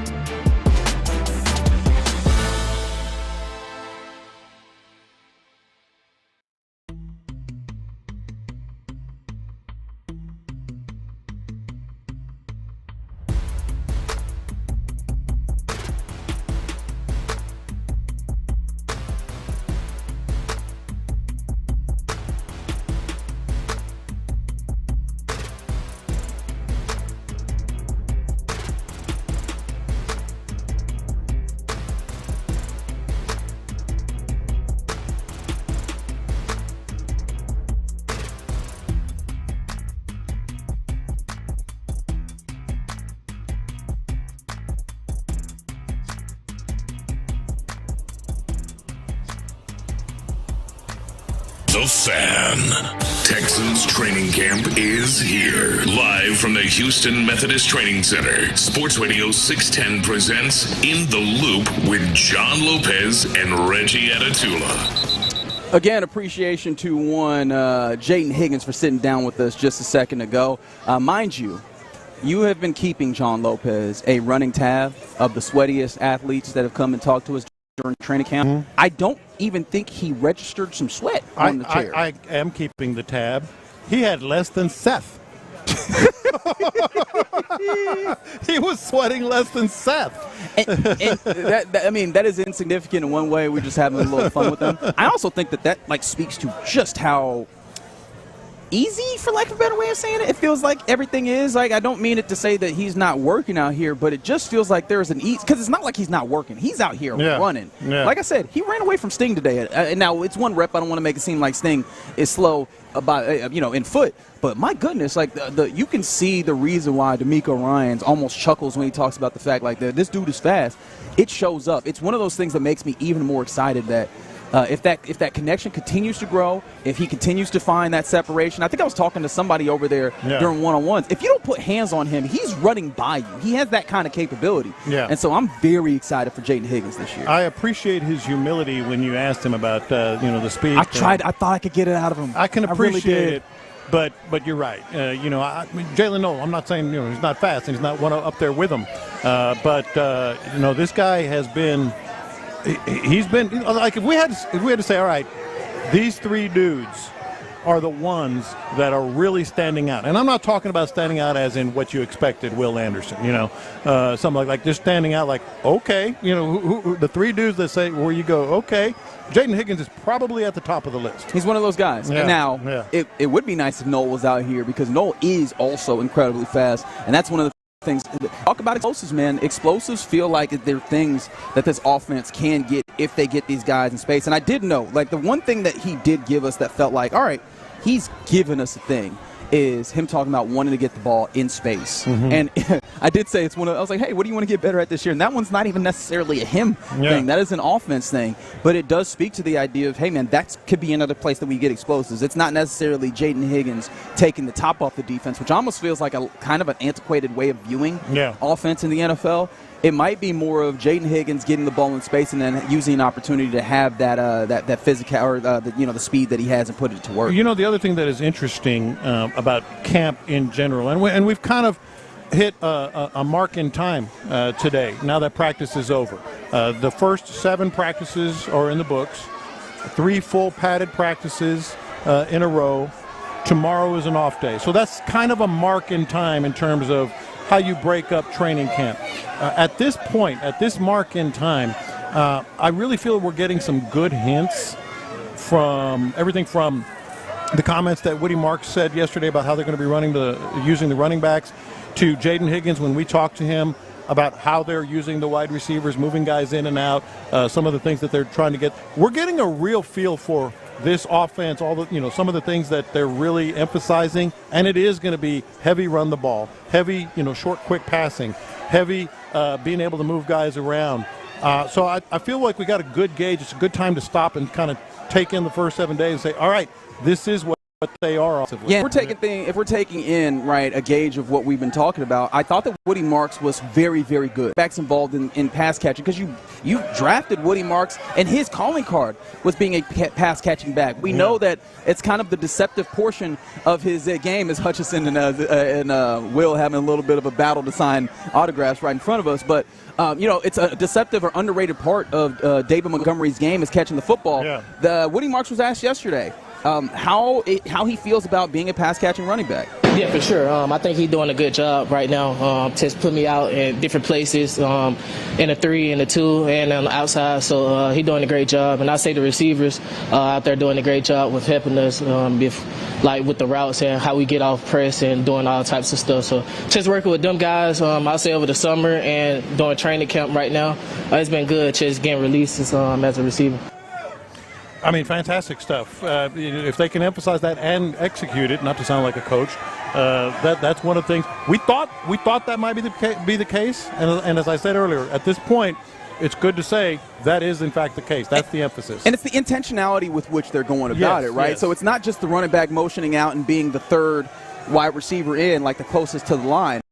As he mentioned, he's the second wide receiver out. He's in some instances, and more often than you would care to acknowledge, he's the number one receiver. That means the receiver furthest to the sideline. Yeah. And that is Woody Marks as running back. And it's not just him. We've seen them do this. I've seen Jawar Jordan line up outside at times. So I actually do think that they're going to be very intentional with this, or at least they're giving themselves a lot in the bag to pull from, which is a larger conversation about all this. And actually, if you give me cut 6 here, that's also another thing that we asked, that Woody Marks was asked about, because there's been talk about, hey, there's more in the playbook. They asked Woody Marks about that specifically as well. How different is last year's from this year? We imported more stuff. Some of the things we couldn't do last year, we can do this year. Just by everybody knowing what they got to do. Putting different plays, different routes. With us splitting the running back out wide, putting them in the slot, running two-back running backs on the field. So he's putting a lot of stuff in, and we picking up on it good. Remember when we were talking about two backs? First 21. Remember when we were talking about that? They're doing it. They're doing it. They're talking about it. They're embracing it. They're working on it. It's going to be one of those things. Like, this offense is the same, but it's going to look a lot different, almost more emphasizing. Now, maybe some people don't like that. Maybe you want to see them, really stretch the field and really, be able to do, a lot of different things.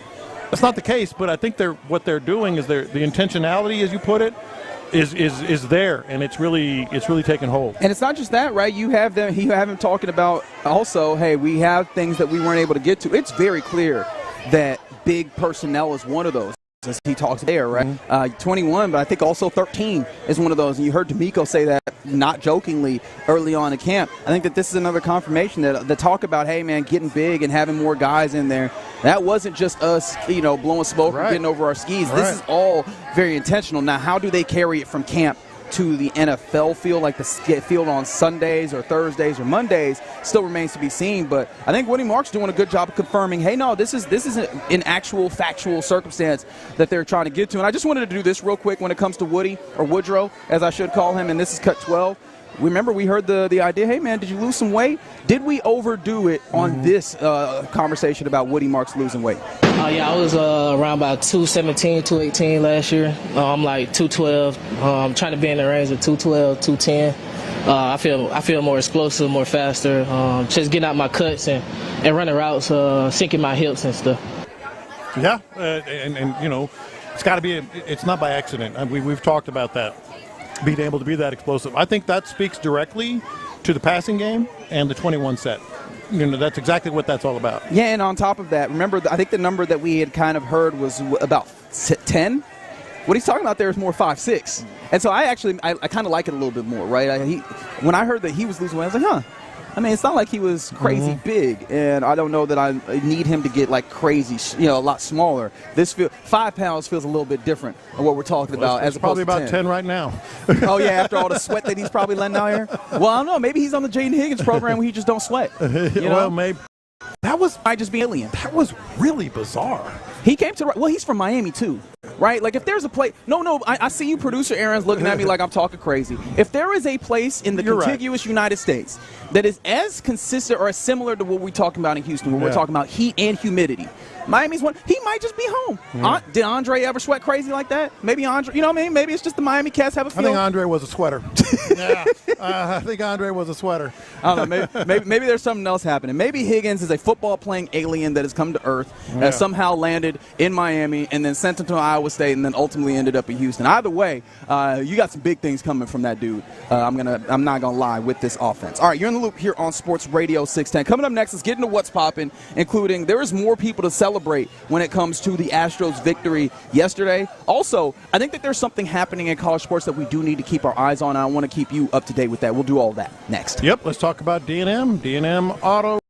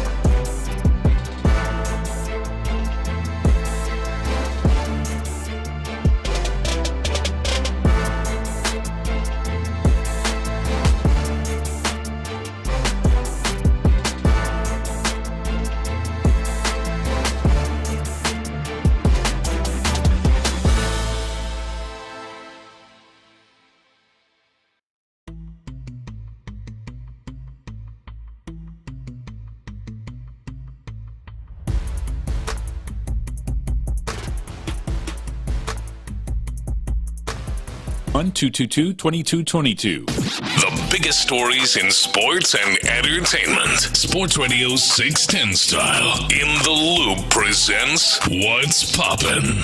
All right, let's get into What's Poppin' here in the Loop on Sports Radio 610. Obviously, Texans done with practice.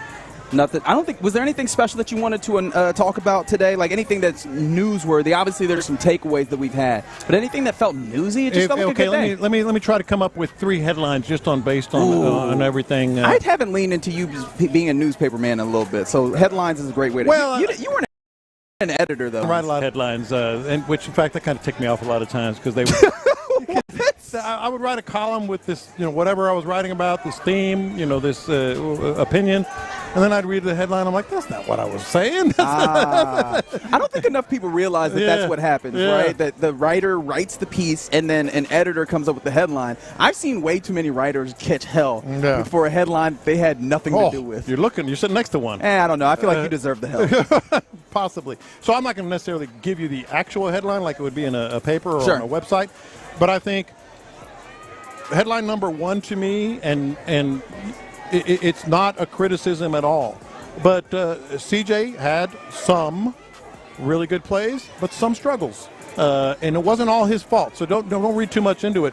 But I found and it was also something of a lighter day for CJ, which might explain some of that as well. He did have a bigger role in Team 2, the second 11-on-11 that we saw. But in Team 1, I think he was only out there for 3 or 4 plays, and then they let Davis Mills go out. But in one-on-ones, ball hit the ground 5 times. I started keeping track after it hit 3. Not all his fault. Some was the receiver off his hands in a contested catch. Some were 2 of them were just off target. We don't know the reason. Another one was just a good breakup. So don't read too much into that. But after a really good day yesterday, maybe a little more uneven. But when I say uneven, that also includes a couple of really good throws that he had, really good throws. One of those throws was incredibly funny, and I'm going to remember it so vividly. I can break it down for you if you want, but I think we got to bounce around here and talk about some more things. Just trust me, it was a ball that was perfectly thrown over really good defense by Tremont Smith. Second headline would be the run game showed some signs early on, a couple of signs, a couple of creases that should be real good positive yards in a real game situation, and then the defense sort of bowed up and really kind of shut down the run. So I would guess those 2 would be the first 2, and they both kind of lead to uneven. Which actually, if you're a Texans fan, you'll take uneven. Because this offense you just want to see the baby steps, and they are taking them, and the defense is dominant. You know what I realized? Actually, both of those slide down. You know what the number 1 story was? Tank Dell. That was my next one. My bad. Yeah, Completely forgot. That was my next one. Tank Dell back on the field, and that is not a small thing. And you say back on the field. Pads, helmet. Yes. I had the good fortune of standing over here away from where I typically stand early to see him walk out. And he walked out with those pads. I was like, oh, okay, today's the day. Yeah. Which is honestly very encouraging after yesterday on Payne and Pendergast. Nick Casario, the general manager of the team, seeming to sow a little bit of doubt, at least within me personally. I don't want to speak about anybody else, where he's like, we'll see about preseason for Tank and whether or not, and, when he'll get some work. He's playing us a little bit. He might be. I think he might be enjoying that, too. Oh, sure. I think he might. He's got that WWE gene. He's like, he does. I'm going to say this, and then, rise from the dead like The Undertaker. Now we got to be looking for double speak with him. I don't like this at all. But, no, I do like seeing Tank did some independent. He didn't do one-on-ones. I definitely didn't see him in team, but he's got pads on, so we're moving that way. And I imagine Friday we get to see him do a little bit more, if not at least the same as what you saw today. Shout out to the Houston Astros getting a victory last night versus Toronto, and shout out to the Houston boy himself, Hayden Wesneski. 6 innings pitched, 4 hits, 2 earned runs, 2 walks, 4 strikeouts. If it wasn't for Miles Straw, I think it would have been essentially flawless for him, really. Yeah, how about Miles Straw, just as a side note? Getting more games now. Did you trade for the wrong center fielder? Don't go there. Okay, go there. But not only – I'm joking, of course. Of course you are. But, after the trade, Varsho coming here, he's getting to play every day, at least so far. And, man, what do you have, 4 extra base hits the first 2 games? I believe, and some plays, as we know, he can do in the outfield. But let's talk about the Astros here. Wesneski, first impression, First impression is about all you could hope for, out of him. And this is second impression, right? That's right. Yeah, both of his returns, he's looked solid. So it feels good to have your rotation with guys that feel like, hey, man, they'll be able to hold it down. Sorry, I have to press pause on the conversation that we're having right now because I look over to the stands directly in front of us where, the likes of Will and Daniil and Kaimi and all the names that have walked by signing stuff. And now signing stuff is former Houston Texan himself. Original Houston Texan, thank you. I want to make sure I get that right. Seth Payne. How about that? Look at that. The people still love Seth out in these streets. There's a lot of graybeards in front of him. They all remember that sack against the Cowboys. Wanted to joke that a literal graybeard. I wanted to joke that it wasn't, but it really is a literal person with a gray beard giving Seth's autograph right now. But no, man, I thought Hayden was very good in this game. How'd you feel about Tony's Parachika at third base? Dude, what was going on there? I don't know. Now, the outfield for Toronto, you do look up and you go, I feel like we can test, especially Jesus Sanchez. Yeah. However, he had some sends that did not make sense to me. Mm-hmm. And I just feel like I actually respect it, and I'm not joking. It felt to me like, hey, man, we got a nice lead. I'm just doing stuff. At this point, it was 6-2. Let's go. Let's try some stuff, man. Let's just try it. And so I did appreciate that. Also worth noting, Jose Altuve is up to 105th on the all-time career hit list. He passed the Big Papi, David Ortiz, Ted Simmons, Joe Medwick, and Bobby Abreu. He is 17 hits now shy of Fred McGriff.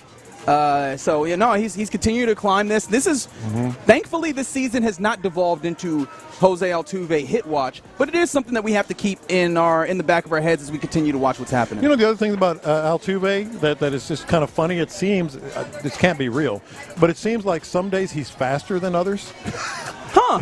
It might be. You never know. Like, especially with an athlete that is getting up there in age, at least athlete-wise. I imagine there are good days and bad days for firing this thing up. Because he turned that corner on the throw to home plate, and beautiful slide, picking them up and putting them down, and I believe that was the go-ahead run when it was 2-2 that he scored on that big single to the left field. I believe so. By I forget. And I'm like, look at Jose Altuve go. I swore he was out. He turned it, and I was like, I texted yourself and Sean Pendergast as it happened. I was like, oh, this is about to be out. But we've also had days where I'm like, oh, maybe the old clock is catching up to. It's like today I'm going to be fast.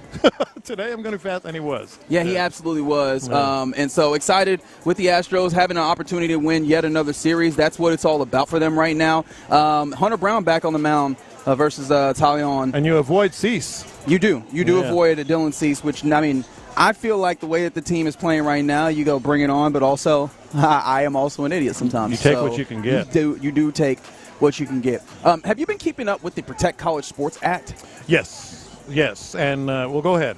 Well, I just wanted to bring that up because it does seem like that is going to the Senate floor. Now, if you are at all familiar, the Wild Wild West of the NCAA has continued to be wild wildin' within all of that. And so this act is going to the Senate floor, and it would do a number of things, including apply like a salary cap or increase the salary cap that is there and set some rules around transfers and some of those things. It does seem like I think there's some positives, some negatives here, J-Lo. Yes. One is it would help, establish a across-the-board decision and standard across the entirety of the NCAA that individual states and honestly the NCAA themselves have not been able to get across. The thing that I've had a hard time coming to terms with, J-Lo, this is the only sport that honestly is professional at this point where it would not be collective bargained. Right. So the players would have no say in the rule that ultimately govern them if this goes through.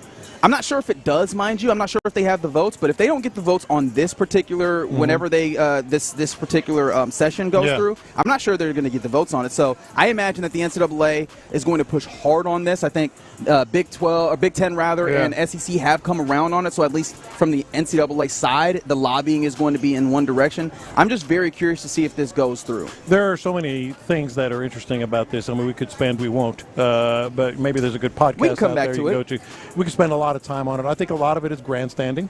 We need, slam your fist on the table. We need to correct these things. And the second part of that is I think there is a lot of grandstanding. I also think what percentage of universities, football programs to be more exact, really want this? Well, more of them. I can tell you the ones who don't want it. Probably the big wigs. The biggest. The big wigs in the ACC. Because remember, the Big Ten, SEC have come along here in supporting this. But it's particularly because power leagues have now been capped at 19 schools. Mm-hmm. So expansion provision is in there. And I know that probably Florida State, probably Clemson, those schools that have looked at the ACC like, hey, man, we're not getting enough here and we want to move. Yeah. Well, isn't the Big Ten currently at 18 and the SEC is not far from there, I think 16. Yeah. So, like, that kind of hurts their abilities to move into these other spaces that they wanted to. But I imagine the NCAA, Congress wants to put this into effect to try and keep this where it is. But yeah, I do appreciate though that the Lane Kiffin rule was in there, right? That coaches cannot move during the season, and they named it for Lane Kiffin just to get under his skin. But we'll see. We'll keep an eye on. But that has been distributed to senators to kind of look at, and it seems like they're going to try and ram this through. We'll see if it ultimately gets done. All right. You're in the loop right here on Sports Radio 610. There is actually one more big news item when it comes to the Astros, but I want to save it for maybe a little bit later in the program. Because coming up next, we do, after another day where it does feel like the Houston Methodist Training Center has indeed shut down right in front of our eyes, practice is done. We do have to hear from the head coach of the Houston Texans, and you'll get that next right here on Sports Radio 610. It seems like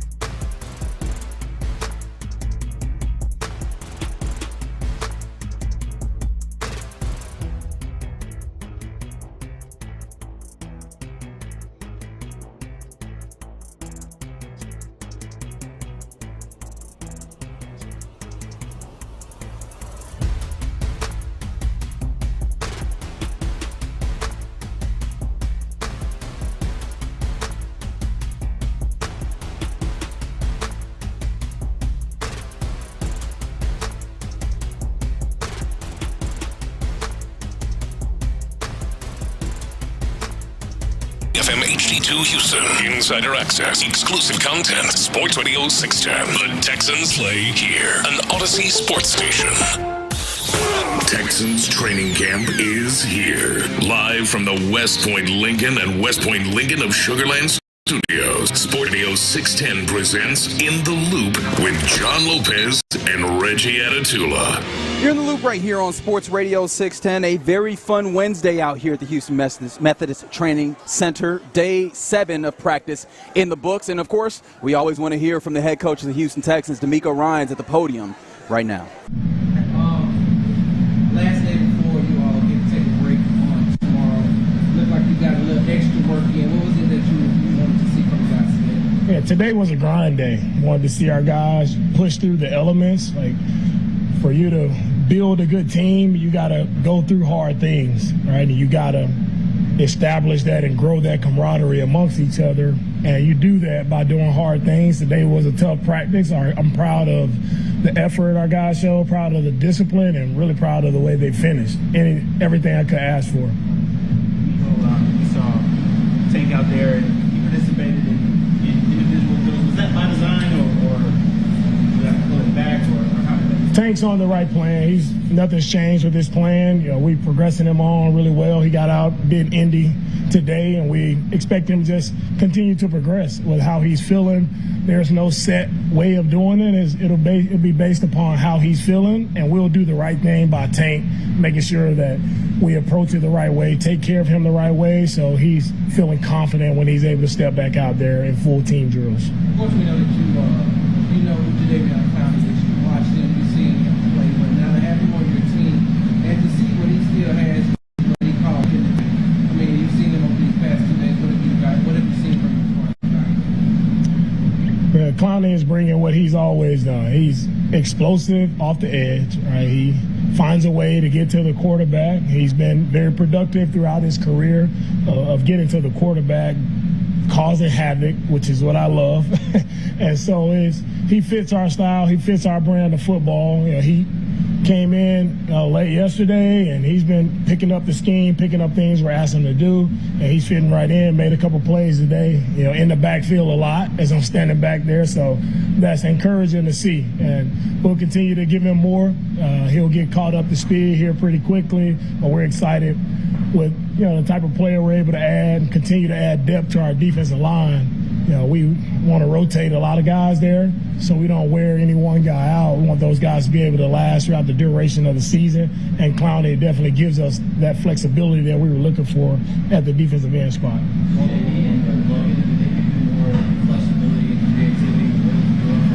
Logan's a very versatile player. We started playing him inside a lot, and he's done that most of his career down in Tampa.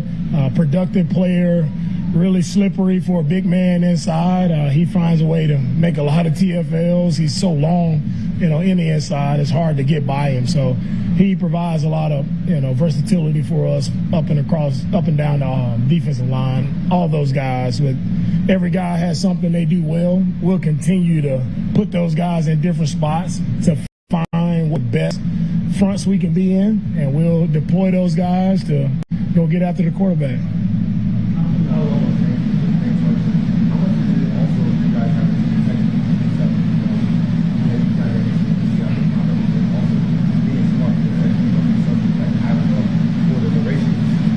The plan for Tank hasn't changed, so we're taking care of him the proper way. Tank is handling his business the proper way. Everything is running really smooth. What are you seeing from Colin Wright?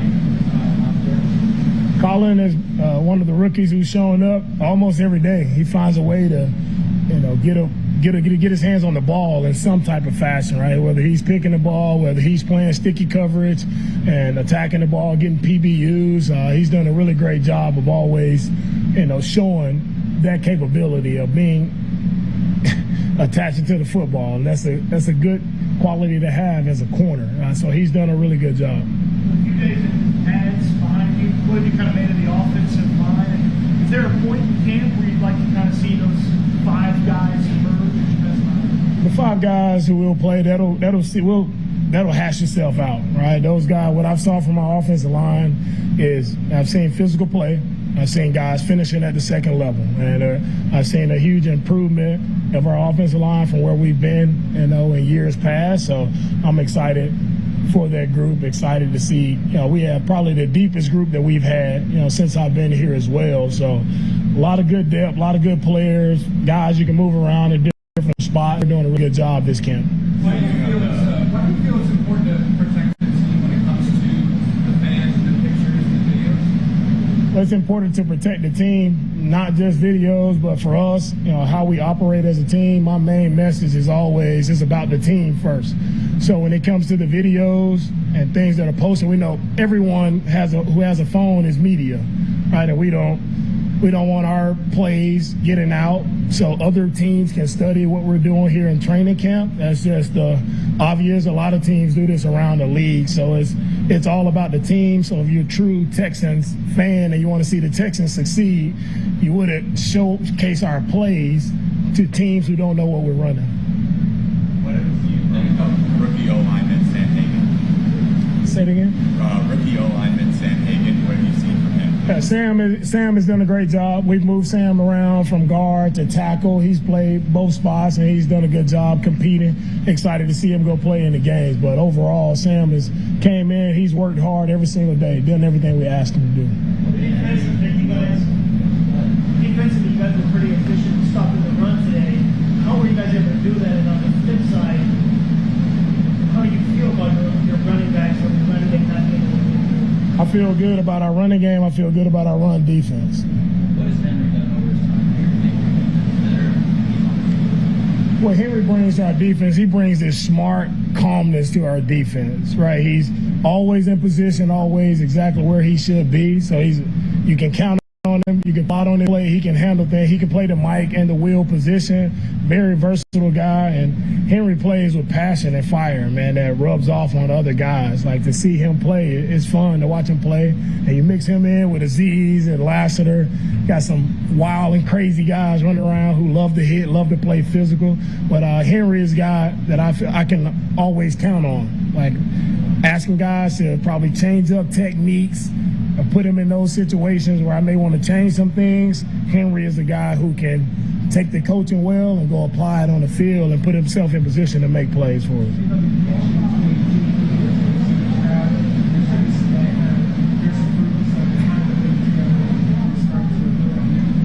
Higgins came back ready this camp. He came back ready and showed in OTAs. It's showing now. It's not surprising. Him and CJ are finding a connection because Higgins is doing a really great job of running his routes the proper way. He's playing with precision, and he's excelling at every level. Third down, he's winning, making plays for us. So, I mean, sky's the limit for Jaden Higgins because he's prepared himself the right way over the offseason, and that's what he's a really great example for young guys. You prepare the offseason the right way, you come to camp with the right mindset that you're going to get better, you can do that. And he's put the work in, and it's showing here at camp. What does it have just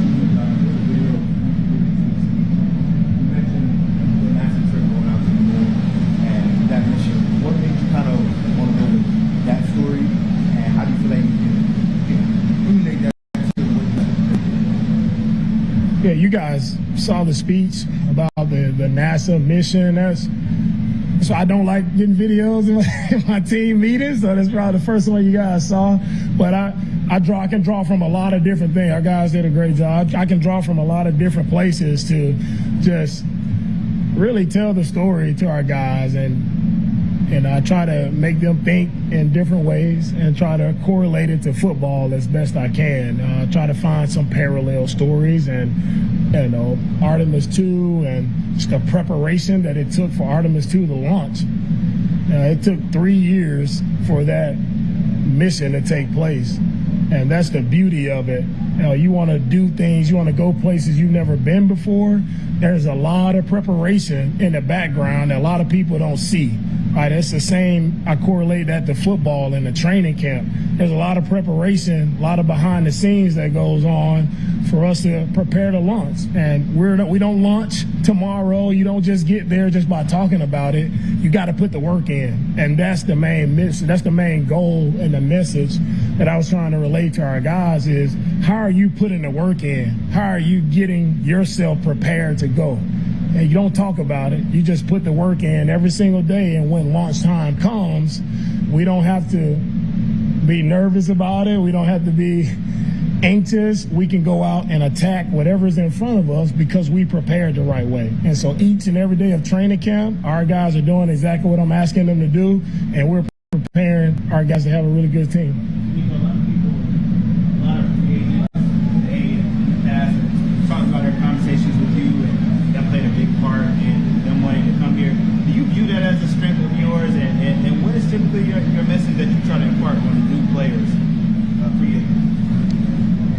When I speak with free agents, it's really the work has already been done by what they've seen from what our players have done on the field. They've seen we've had success over the past couple of years, and for me, I like to keep it real with guys. So I don't need a long, drawn-out conversation to try to convince guys to come like, hey, what are you about?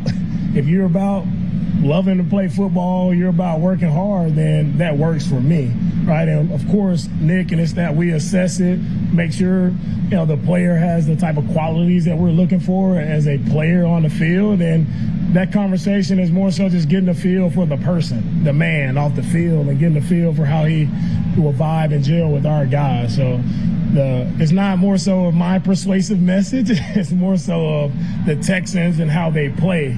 That's the persuasive message that I think rings clear and rings loud to the entire world who's watching us. They want to be a part of what we're doing, and we're building. We have something special. We built something special. Here now is how can we sustain it and take it to the next level. They didn't have Justin Watson last year for most of the year because of injury.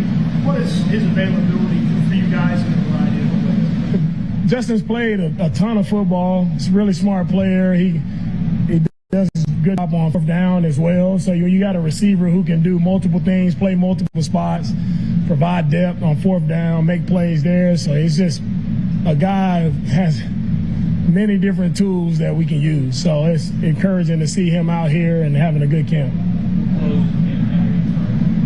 So, D'Amico, you guys have a day off tomorrow, then you come back.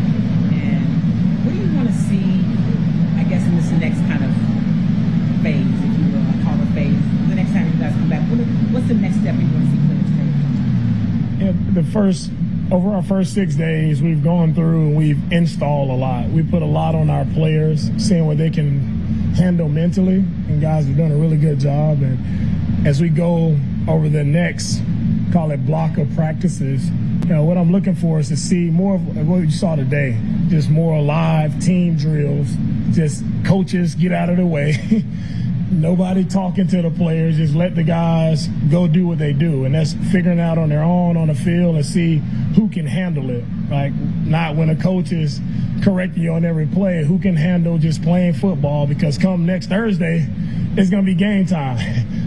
Man, it's crazy to say that, but it's here. We play a game next Thursday. So over the next couple practices for me is getting the guys in game mode, getting the guys ready to go play on their own. We talk about a lot of receivers. It seems like Hutchinson gets better each year, kind of like Henry. What does he bring to the table? And do you see kind of a similar path where Henry is gotten better each year? It's funny, you compare both of those guys, Hutch and Henry, you kind of see very similar guys. And you talk about guys who are trustworthy, guys you can count on, you can ask them to do multiple things and they handle it without missing a beat. Like, those guys, they're the dependable guys. Those are the guys I love, because you can count on them in any given situation. And that's where you've seen the rise of Hutch and Henry. Both guys have gotten better each and every year. First and foremost, because both guys are available. They take really good care of their bodies. They're out here. They're working every day. So that allows them to get better. And both are outstanding young men. Great young men off the field.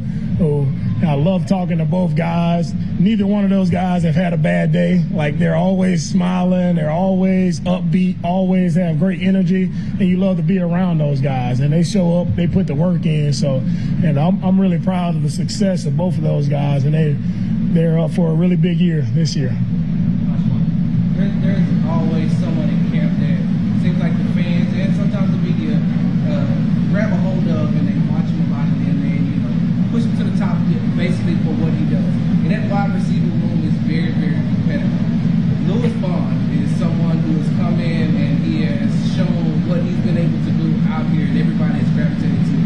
What have you all seen as far as the evaluation is concerned with Louis Bond? What do you all see? Is that the guy? Is that the consensus? Louis Bond? Louis, man, Louis just came in and he's made a lot of wild plays. Going back to rookie minicamp, OTAs. Louis is a guy who stood out, making a lot of great catches, a lot of third down wins. He made a nice one-on-one play yesterday, making a nice overhead catch. So he's doing a really good job. Right? He's doing a really good job. I'm excited to see him continue to flourish, but he is one of those camp risers this year that's really showcasing his talent and making a name for himself. So we'll see how he continues to grow, but I'm excited with what I've seen so far, just like you guys. I got a lot of scouts here. Yeah. Steve Smith said that he evaluated. He said he's one of those guys he thinks that y'all really got a job in the run. Hope you're right, Steve Smith. There you go. D'Amico Ryans talking at the podium after day 7, practice 7 to be specific, out at Houston Texans training camp. All right, coming up next here on Sports Radio 610, we'll get you your lunchtime confession. Reset your presets. Initialize sequence. And tell your friends. August 13th, we become 95.7 The Fan. A place for fans, built by fans. Texans, Rockets, Astros. Doesn't matter. Everyone's invited. Louder, clearer, better than ever. Houston sports leader 95.7 The Fan is coming soon. Download to see if you qualify. Not all customers will qualify. Transfer fees may apply. No Albert subscription required. Albert is not a bank. Albert loans are issued by FinWise Bank, member FDIC. Not an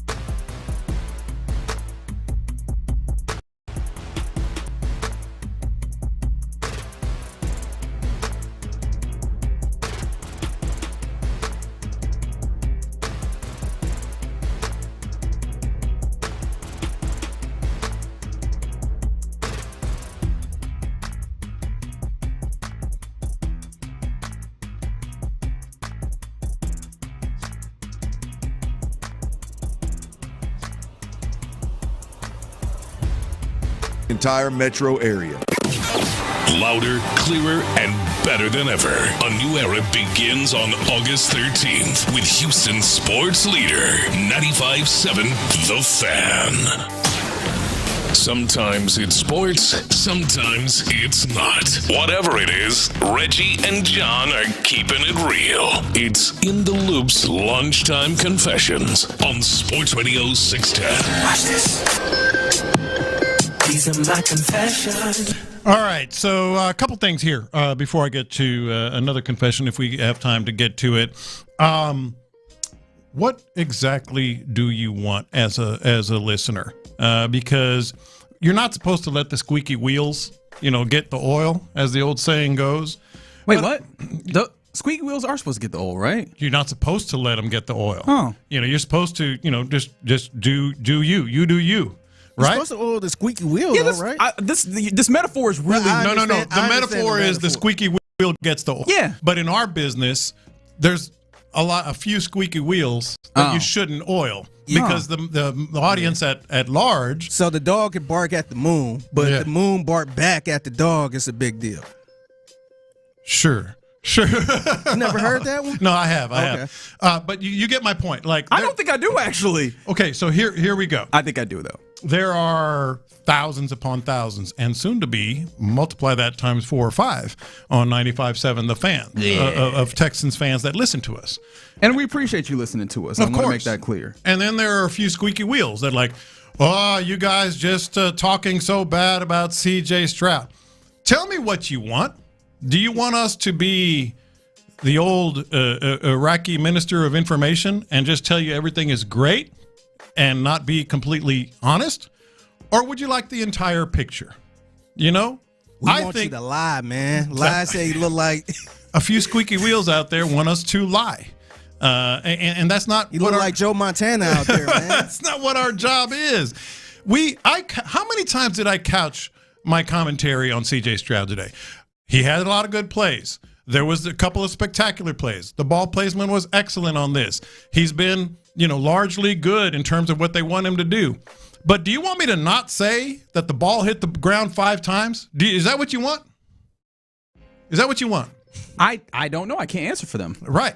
So I'm just telling you, if you want, Iraqi minister of information stuff, you're in the wrong place.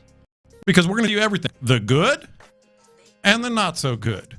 And that's what I'm saying. And I shouldn't, allow the squeaky wheel to get this much attention. But there might be other people. Baghdad Bob, yes, according to Rob on the YouTube channel. Baghdad Bob. I forgot what the term was. I mean, I'm not going to do it. I'm here to tell you everything that we see through our eyes at training camp. What you got to do is next time they want something on C.J. Stroud, you got to be like, nah, I don't want to be negative. Joe Montana, Tom Brady, every snap, perfect. Come on, man. Come on. We're not going to do that. We're not going to do that. How do you feel now? I feel much better. Okay. Because I think by and large, all our listeners really appreciate everything we give them. And that I don't know about everything. You might be doing a lot. I feel like most of the listeners enjoy most of the what you hear, and then they've got the things that they don't like. Yeah, exactly. Lopez, I understand you don't want to give the squeaky wheel the oil. I think sometimes once in a while you got to do that, man. Well, I think I just did. Yeah, that's what I'm saying. So I'm still not sure what it means. I'm not mad at you, but sometimes you do got to say that once in a while. Yeah.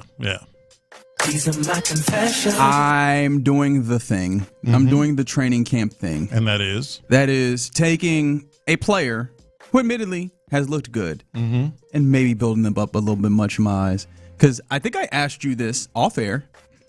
Colin Wright, where's number 37 out there? You are doing the thing, aren't you? I'm really enjoying watching him play football right now. I quarterback on the air. To the point where I asked John and Aaron, our engineer out there, is it possible that he could take Tremon Smith's spot right now? And that's notable. I understand that there's a lot of people in the Texans watching community that look at Tremon Smith and they go, nope, Don't like it, right? Anytime he has to take the field, they're like, I don't like this at all. Some of that, I imagine, is the comparison between the very high highs of Derek Stingley and Kamari Lassiter to him. I always say that the most maligned and most, I guess, underappreciated or just generally disliked player on a football team is the other corner. On this team, the other corner is really good. So the next one after that, right, Tremon Smith. But I also am like, he does some return game stuff. Like he has made himself valuable. And I'm still looking at Colin Wright being like, he's made enough plays to where.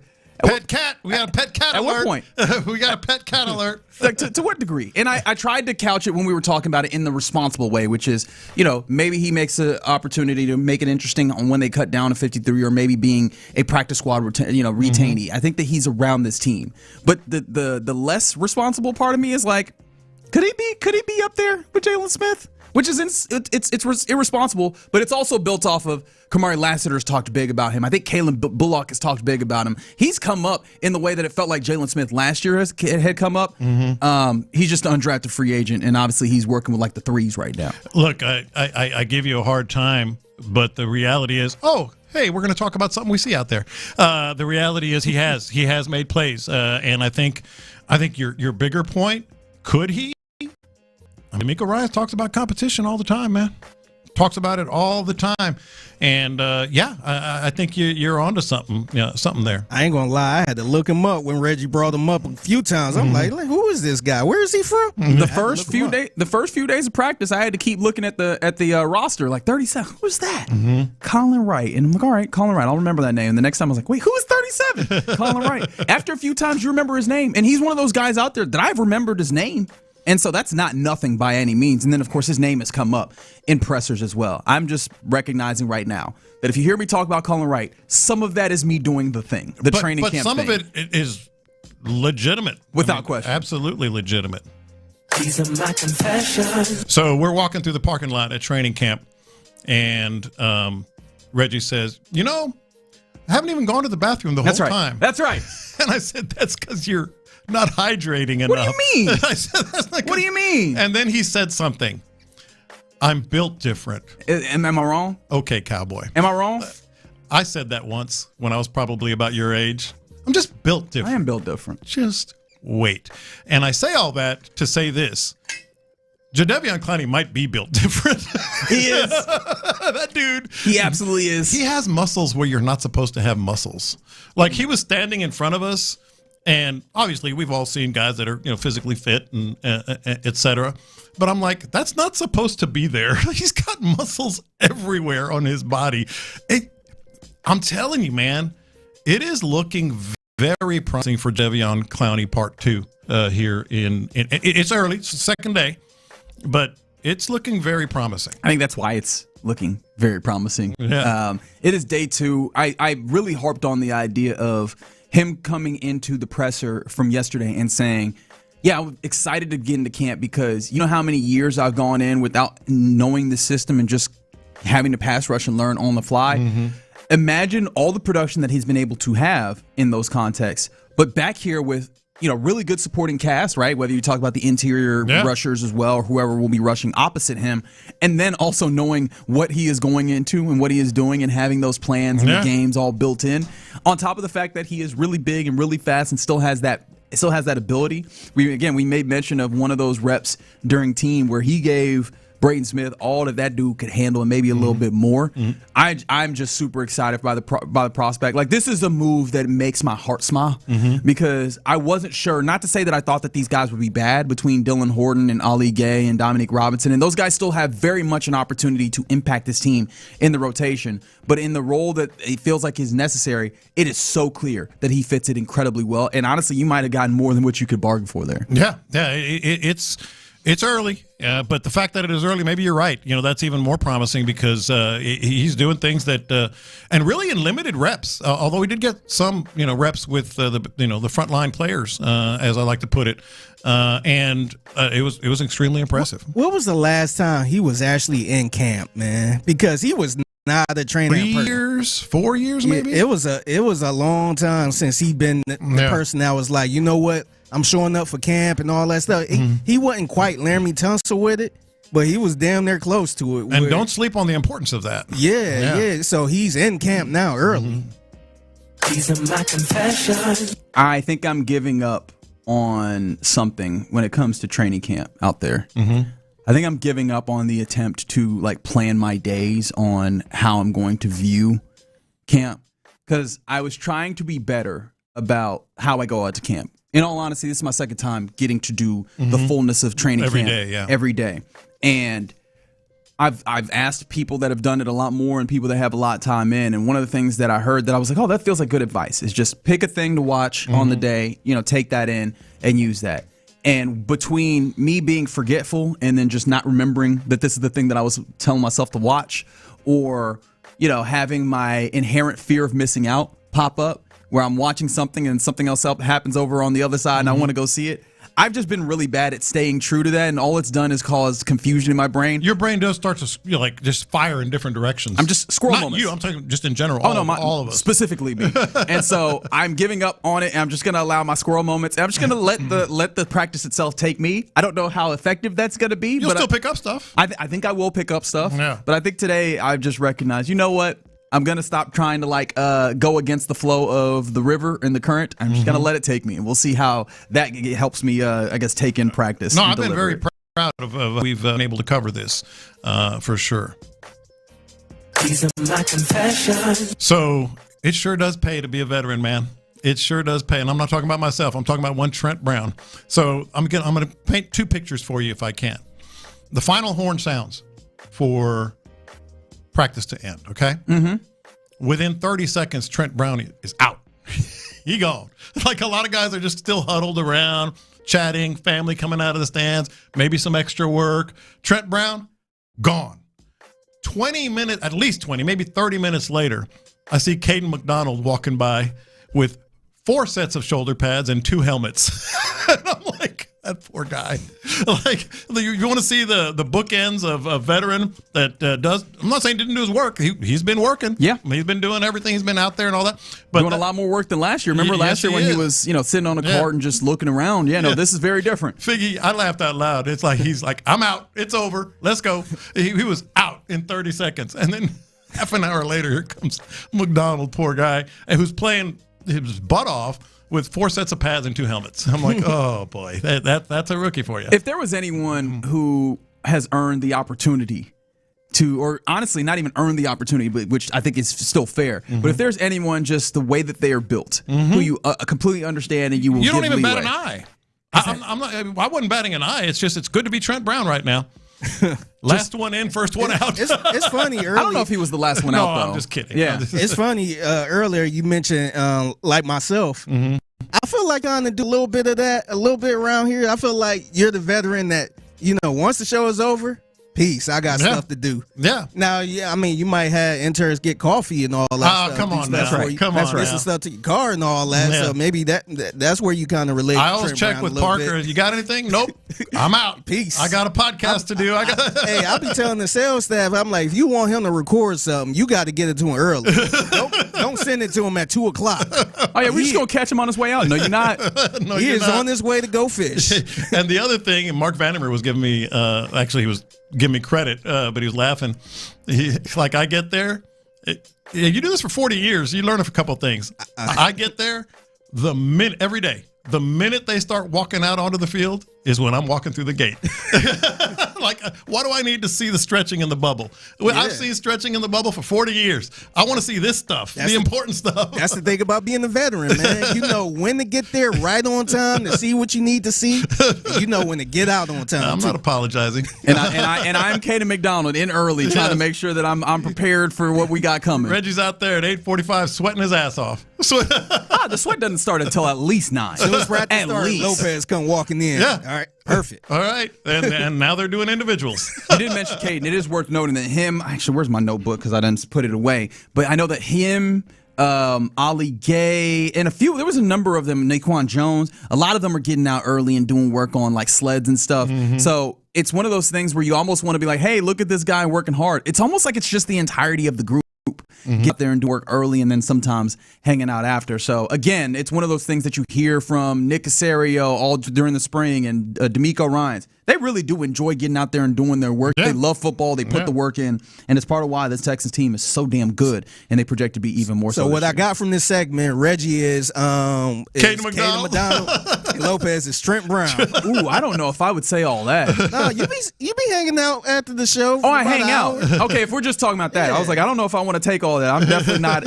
I don't know what the radio equivalent of being just strong as an ox. I don't know if I'm that. I don't know if I'm that. You be hanging out trying to get better and, talking to people and all that stuff. Yeah, you Caden McDonald. I do that, but I don't have the years in. That's the point of it. But we appreciate you rocking with us as those are your lunchtime confessions here. Coming up next, it is a Wednesday, and so let's do a little Judge John Lopez. Join the courtroom next on Sports Radio 610. The Astros added an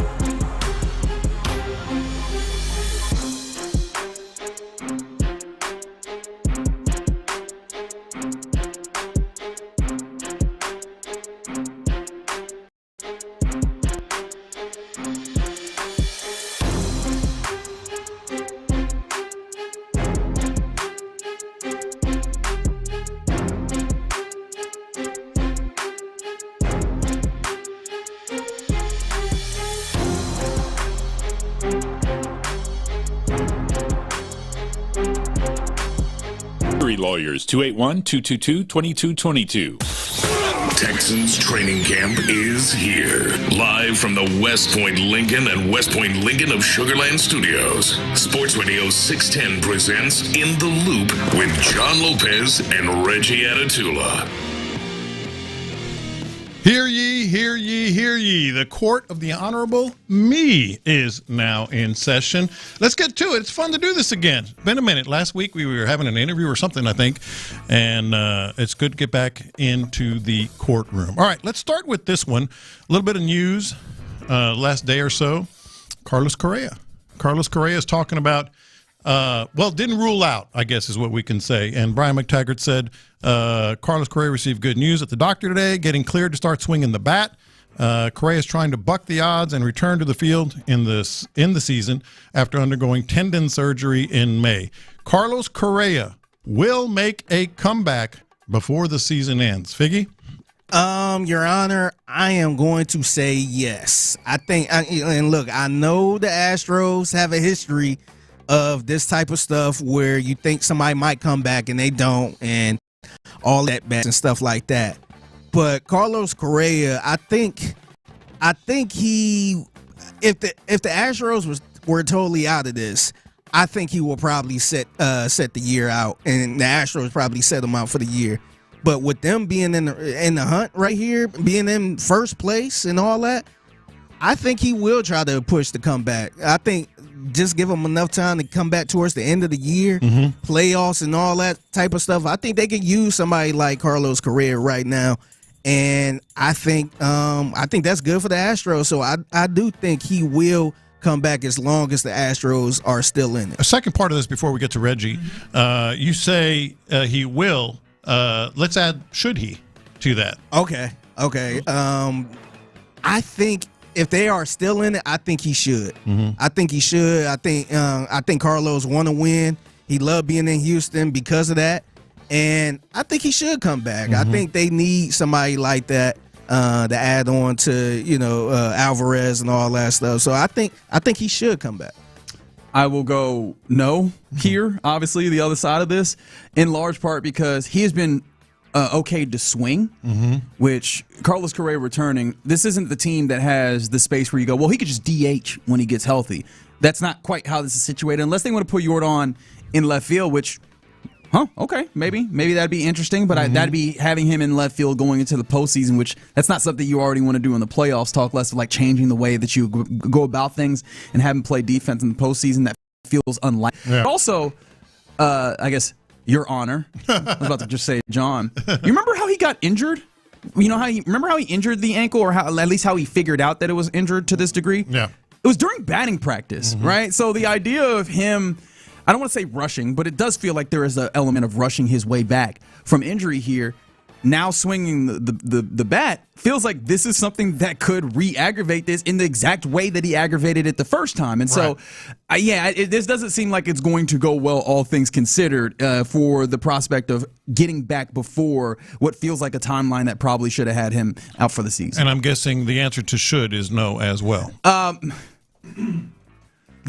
guess in order to go on the other side of this, I will go no. That one I'm a little bit more difficult on because this Astros team, they're doing a lot better hitting, but we talked about it how earlier the bottom of their lineup is hitting really well in this stretch, but I don't know. I wonder how sustainable it is. I hope that it is. It would be a bolster. He would bolster it. You get it. Yeah, it gets a lot better if you can also slide Carlos Correa's bat into what you're doing here and slide more of your premier batters down. So, that's the only thing that I keep thinking of. His bat would be very helpful for this team in the postseason. So the should gets a little tough, but will he? It feels like that's a tough thing to ask. Yeah, so in a real court, you're not supposed to really use, there'd be a lot of objections if you used circumstantial evidence.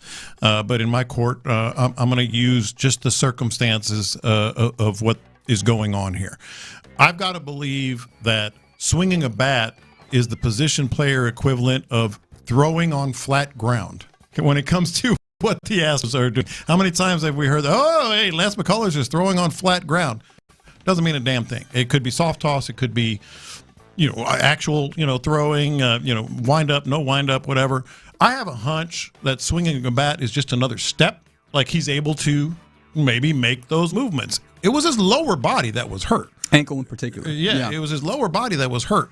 So I'm going to have to side with Reggie on this one just because I don't think he will return based on the circumstantial evidence. Now, this is a text that comes in on the text line again, 713-572-4610, and it simply says, no baseball next year, rush him back. And that obviously, true. to the should, that's a fair point, Now, right? do you feel like this would be a conversation if the Astros were totally out of this? No.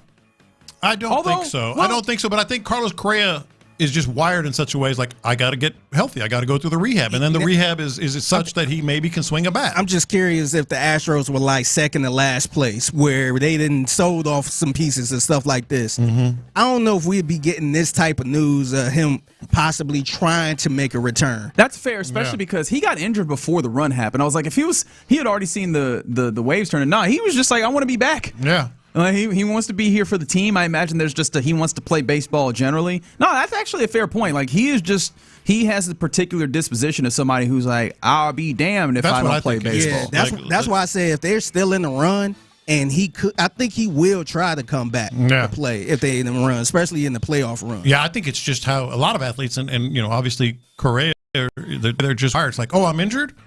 I got surgery, whatever it is. I have to start rehab.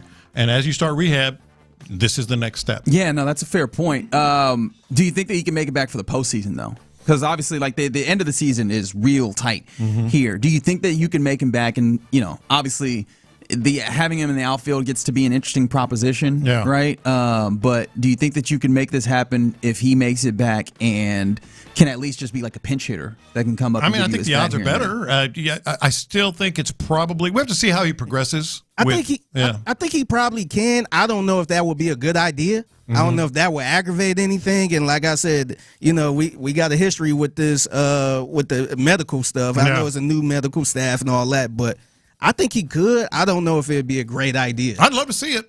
I mean, it's already gotten interesting. I think that makes it more interesting. The question that I wanted to also throw in here was, where do you play him, or who is the odd man out? Is it simple as we go back to what felt like it was the case, and Isaac Paredes is the guy who is now on the bench and having to find places to be inserted into the lineup?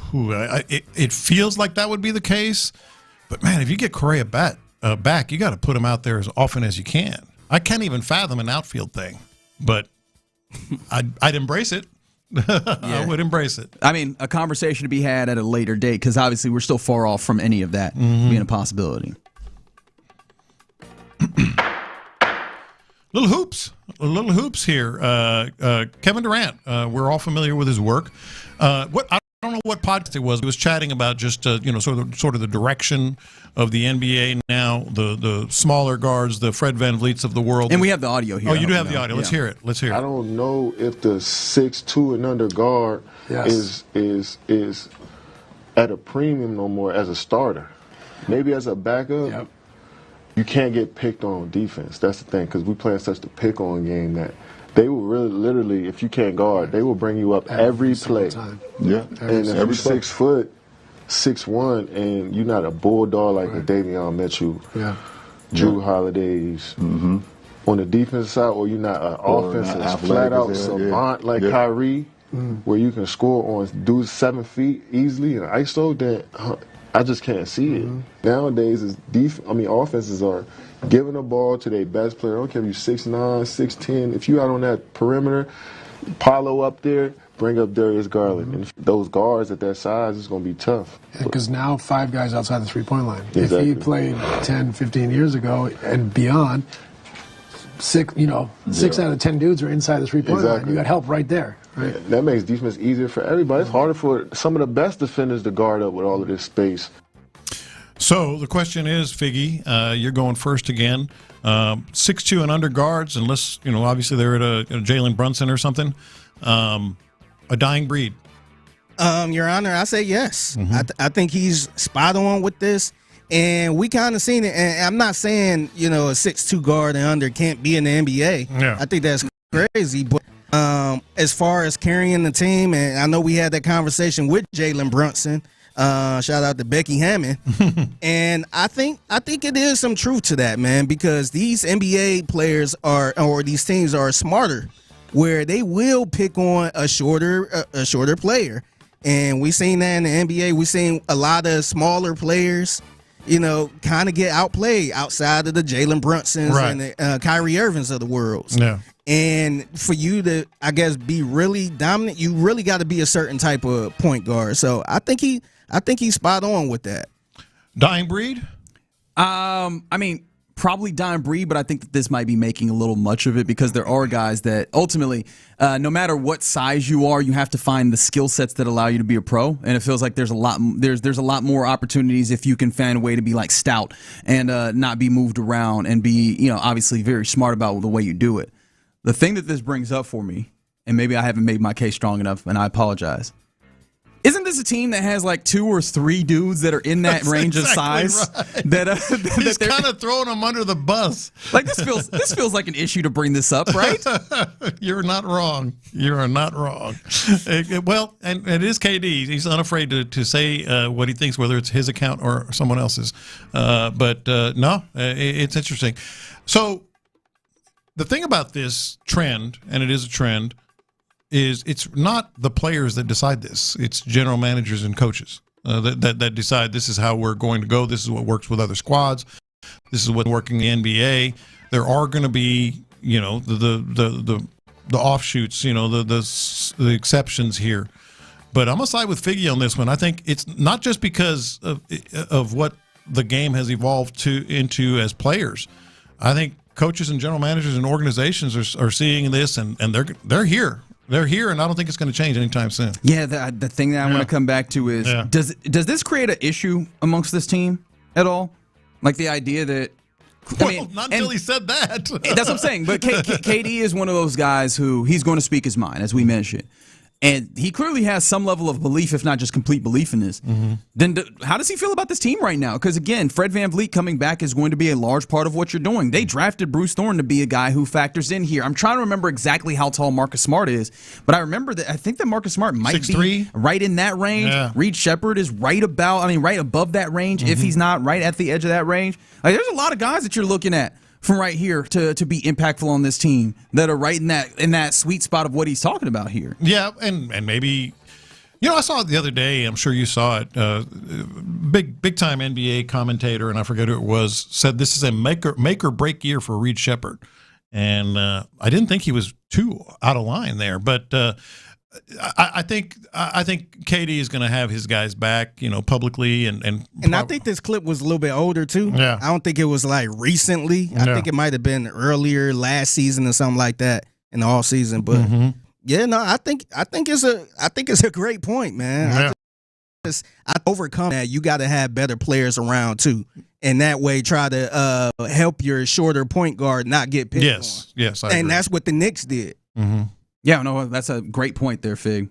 All right, there you go. A little Judge John Lopez here in the loop on Sports Radio 610.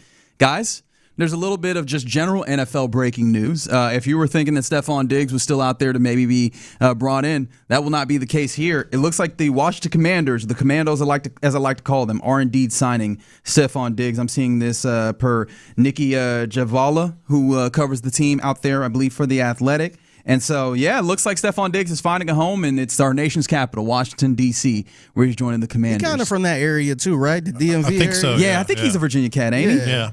Yeah. I don't know how I feel about this ad. I mean, he is seemingly like he's doing the rounds on let me help young quarterback, right? He's C.J. Stroud, Drake May, and now Jaden Daniels. That's interesting. I'll have to think more on like what the actual look is in my brain, but I don't think it's the worst place to land for him by any means. No, I don't think it's bad at all. And Stephon Diggs, you mentioned helping the young quarterback. I think he's wanted to go there. He's talked about that. All right. We can talk more about that a little bit as we go, but you're in the loop here on Sports Radio 610. What I really wanted to get into here, John, there was a coach in the NFL that had a statement about offense that I wonder, how does it apply in your mind to these Houston Texans? Let's talk about it next. All right.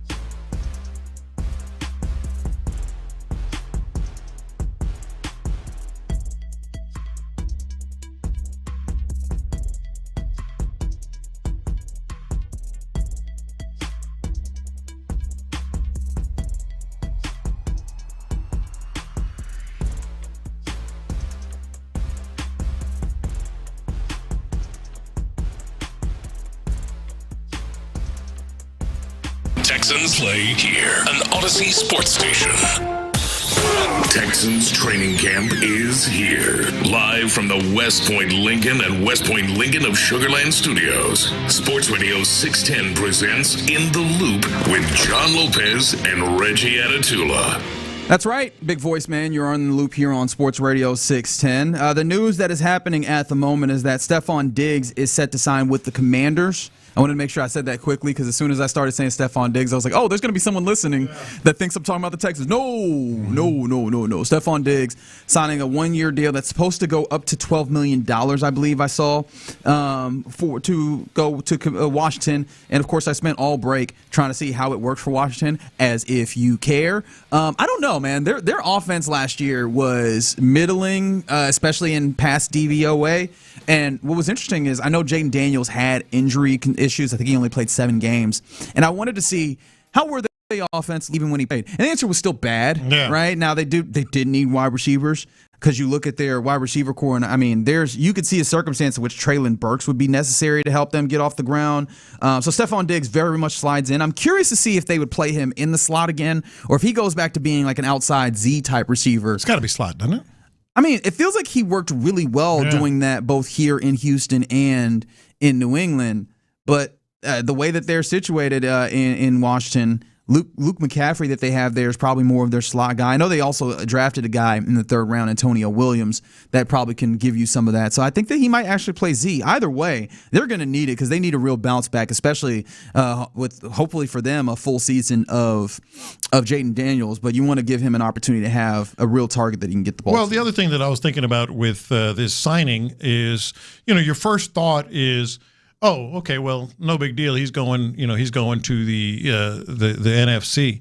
Keep in mind, the Texans play the NFC East this year. That is true. And the NFC East, they've been very interesting this offseason. A lot of people, as has been the case for 30 or whatever years, thinking the Cowboys are on to a little something. We know the Eagles have a talented, lineup and roster. Who knows with the Giants, the Commanders though, with Jaden Daniels and now Stephon Diggs.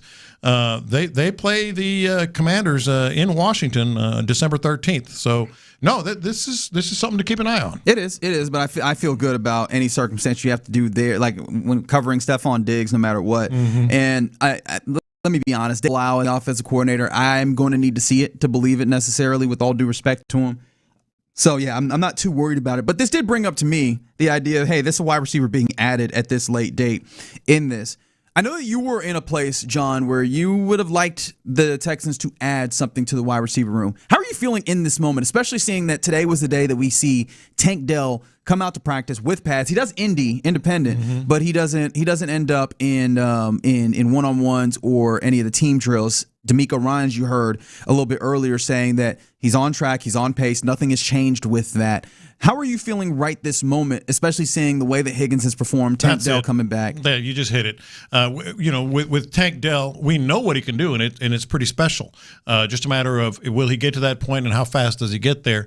It's a great sign today to see him out there, lugging those shoulder pads and getting into the individual drills, as you just mentioned. But I think the real, the first thing that comes to mind is X factor. I guess is Jaden Higgins, who you heard with us earlier today. You get Nico and Higgins playing at a higher level, which all due respect, all credit to him. He's really highlighted, been one of the highlights of camp so far. And then you throw Tank Dell in, you got to feel a little better. You have to.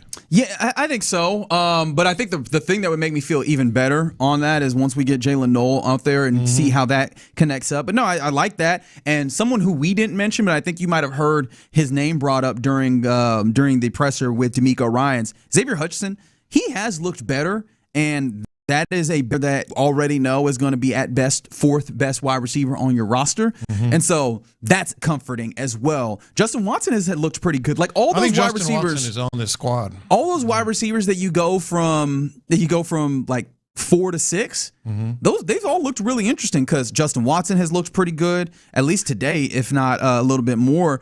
Xavier Hutchinson has looked pretty good. And then Lewis Bond has looked kind of dangerous himself, especially on routes that are like downfield in an interesting way. Now, I don't know how much of that is one-on-ones giving me that impression, but his routes have looked really crisp. I mentioned that he feels like he does a good job of putting himself between the defender and the football, which I think is not nothing in this circumstance. Make sure you protect the football. I like what this wide receiving core has shown to this point in camp, and it makes I was never the one who was particularly concerned about adding a wide receiver, but I wanted to ask you, especially as you see another wide receiver go off the board here. Look, I think you didn't mention Jared Wayne either, and he's had some moments. We talked about that a little bit. John? I think you should have. Okay. I just want to make sure. I think you should have. He's going to be one, the bottom of this, because Jared Wayne, I think maybe he and Lewis Bond are going to be in a little bit of a battle here down in that room. Xavier Hutchinson isn't going anywhere. I think he's shown enough and he's done enough that he's not going anywhere. Well, you got Nico and Higgins, and we'll see on Jalen Noel, Tank Dell. Well, there's 4. Hutchinson makes 5. It becomes a little bit of a battle in the back of that room. But really, to your point, as much as I've had I'd really love to see an ad here at the wide receiver position, they're actually making enough noise that you want to see what they look like in preseason. Yeah, and what's funny is in the ways that I've talked about tight ends or thought about tight ends, I think we were talking about this off air earlier. Tight end room feels like it's more of what is the variety that I have rather than numbers. I think the wide receiver room is we got a whole bunch of dudes that can do a lot of things so we can mix and match them, right? Justin Watson, they can slide him up in the slot if they want to. They like to line him up outside as well. Xavier Hutchinson, in theory, can work as a big slot. We saw them do that a little bit early last year. He obviously can be on the outside. Tank Dell, we know that the stereotyping is putting him in the slot when in all reality he's more of a Z wide receiver, right? Lewis Bond is probably the one who's a little bit more landlocked. But I mean, you look at these names. Jared Wayne is more of an outside guy, but I imagine he's the type of receiver where he's just like, hey, whatever you want me to do. Yeah. It feels like that's the type of room where it might be more of a numbers game because we can move these guys around and we're not necessarily looking about the different styles. And they keep adding receivers too, probably just for camp bodies, right? But still, they got 13 dudes in that room right now. Which is kind of funny. Some of them are camp bodies, preseason bodies, whatever. But at the top, or toward the top, there are some real battles that are going to be stacking up here. There you go. Speaking of Jalen Noel, at least who I mentioned, and explosives, that actually brings me to a conversation, or rather a quote that happened in the NFL, obviously during training camp. We're not just watching the Texans, but trying to keep an eye on and ear towards what's happening around the nation. And one of the things that happened was in Chicago. Are you familiar with Press Taylor, the offensive coordinator there? He had a quote about explosiveness, particularly in the run game. And he said, quote, "I don't think Ben, speaking of Ben Johnson, has ever mentioned the word efficiency. We talk about explosive. We are trying to attack a defense. I think there's a perception of a lot of people that we're going to run the football, we're going to stay efficient and run the clock. We are looking to attack the defense. We're looking to attack fronts, to expose space, to create run lanes, to create explosives, and we don't look at the run game as a way to stay on track. We look at the run game as a way to attack defenses and really be explosive and continue to put our foot on the gas the entire game," close quote. Now, I took you through the segment that I like to call reading, and remember we had the conversation, and I asked this, and I kind of asked it errantly, just, throwing it out there to see, is it possible that this run game maybe isn't as much consistent as we're just going to hit this, as opposed to when we block it up, we're going to be able to open this thing up to the second level and get those explosives, and those will kind of be more of the diet. And I know that's kind of sounds like an absurd thing. It's like, no, we want to be able to do the consistent thing and run the football. It sounds like that. But this is another team in the NFL, admittedly a different team and a different style, that is talking in that similar way. I think the Texans, who doesn't want to have an explosive run? Right. It's a given. But I think the Texans really would like to feast on 3-4-5, 3-4-5, and just move. I think they do like to run the clock. They showed it last year. Run the clock, run the ball if you can, and try to be more efficient in the red zone, using that word again. But no, look, and when you think about it, David Montgomery can be an explosive player, but really he makes his hay, just peppering you with those powerful runs and runs between the tackle. Woody Marks can be an explosive player. Jawar Jordan, we've seen, can be an explosive player. All got lighter this year. Yeah, and they all got lighter. Well, Jawar didn't. But I think Bruce that has did. a lot to do with how they're going to use them in the passing game and get them in space, which leads to that, but maybe not necessarily as a run. Agreed. Yeah. The question I have, though, I think you're right. I think that this is what they want to do. They want to ball control this. They want to control the clock. That's very evident in the way that they've built this. That being said, do you think they're capable of it, right? I know that they have the big bodies, and this goes back to the conversation we had. I don't know that they're going to be so seamless in the way that they operate blocking to where they are the team that's just mushing you in the face for 4 or 5 yards consistently. Yeah. I do wonder, though, if they can be capable in doing the thing that Keelan Rutledge is talking about, where we're making sure we get to the second level with the linebackers, and they do that frequently enough to have big pops, even if they're not always going to be, here's 4 yards, here's 5 yards, here's 4 yards, here's 5 yards, especially when you look at what they've done thus far in camp. Not the end-all, be-all, only 3 days of pads, where it feels like they've been stuffed a lot. Right, like the stuffing that we've seen that's happened from them does not necessarily intimate a team that is going to just road grade you for 4 and 5 every time they get out there. Depends on the passing game. It depends on stacking boxes and whether they can. We've said it multiple times. It comes down to how efficient they are, and C.J. Stroud in particular. If they can do enough in their passing game to be able to run the ball on third and I don't know, are they going to run, are they going to pass, are they going to pass the ball? If they can get to those places, then the explosives start coming, and they start coming when you get the ball in the space on a pass or whatever, to a running back in space. I do wonder, though, because you did mention stacked boxes, and we haven't talked about it nearly as much. They're going to see some. I think they will. I wonder, should they lean into that too much too early, or should they take advantage? Because last year, they saw a lot of light boxes because teams just did not believe that they could run. Mm-hmm. Do you lean into that early? Like, am I being too galaxy-brained in this take, in that, hey, actually lean into it. Spread them out and see if they can actually handle your big boys, your 4 or 5 big offensive linemen running down them, and then force them to get into those bigger sets. Oh, I absolutely think they're going to try to do that. We've seen better production, not great. It's been hit and miss, but they're working in the right direction from the offensive line. I think ideal world, that's exactly what they want. Line up, don't stack the box, and we're going to make you pay for it. Yeah, but yeah, I'm gonna come back to the idea of, I think that this has emboldened me to, I think that this actually probably is the way that is more viable. Now, again, I don't know if it's the way that they're going to try and attempt, and I clearly know it's not their goal, right? Their goal, as we discussed, is to be more of a road grade team. I am emboldened by the idea that admittedly smart offensive minds, because not everybody in the NFL is a smart mind, let's be honest. And I don't say this as as just, well, I guess I try not to say it as judgment, but let's be honest, just because you're in the NFL doesn't mean you're good at this, right? I think we can say that Ben Johnson and his cohorts are good at this, and they are looking at this in the way that I'm talking about. That feels like it actually is something that the Texans could be able to do. Yeah, I agree with you. I think it could be.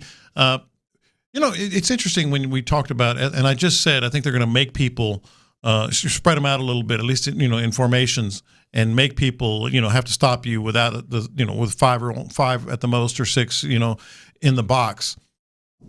The more I think about it, if I'm an opponent, we know what the Texans are going to do. It's no secret around the NFL. They're going to try to run the ball. I think they're going to see more early than you might suspect. Maybe so. Yeah. It's possible. I know that that's kind of the idea. Make CJ beat you. But I think also, and maybe that's the way that it goes. I think if you're looking at it and you were just power ranking, hey, what are the actual threats on this team? I think Nico Collins comes up sooner, and we saw teams go, hey, if we can we know that you're not capable of throwing down the field. Now, if they can demonstrate that early on in the season, that will help, though. We know you're not capable of throwing down the field. We know you're not capable of protecting long enough to throw down the field, so we're going to sit on the intermediary and the short routes, and we're just going to see if you can actually run the football against the lighter box, which the answer more often than not was not good, well enough. Yeah, and I think what you just said there is what's going to be the heavy diet early on in the season, if nothing else, because the opponents know what the Texans, what their charge is, what they're going to be trying to do. I think they're going to be jumping a lot of routes, and you're going to have to make them pay. Jayla, do you know what just happened with that quote from Press Taylor? What's that? The Bears made my list. You know how every year I have these teams that I clearly am like checking in on more. The Ravens were one of those relatively recently. The teams that I'm clearly that's fair. On a game day, you go, well, I want to watch this game a little bit more. I think the Bears absolutely hit my list of I kind of want to see how they get this approach done of, hey, we're not actually talking about efficiency. The efficiency will come to some degree. We're talking about getting explosives in the run game. I'm very intrigued as how that works for the Bears. And honestly, I think it's one of those things that could look like that for the Texans. Yeah. All right, you're in the loop here on Sports Radio 610. It's about that time where we hand things over to Figgy Fig for the mixtape. What you got, man? Yeah, man. What I got is a beef with a local news station here. They over here trying to blow the spot up on my peoples, man. What? Yeah, Figgy's starting beefs? Yes. Oh, man, I can't wait to hear this coming up next. Reset your presets. Initialize.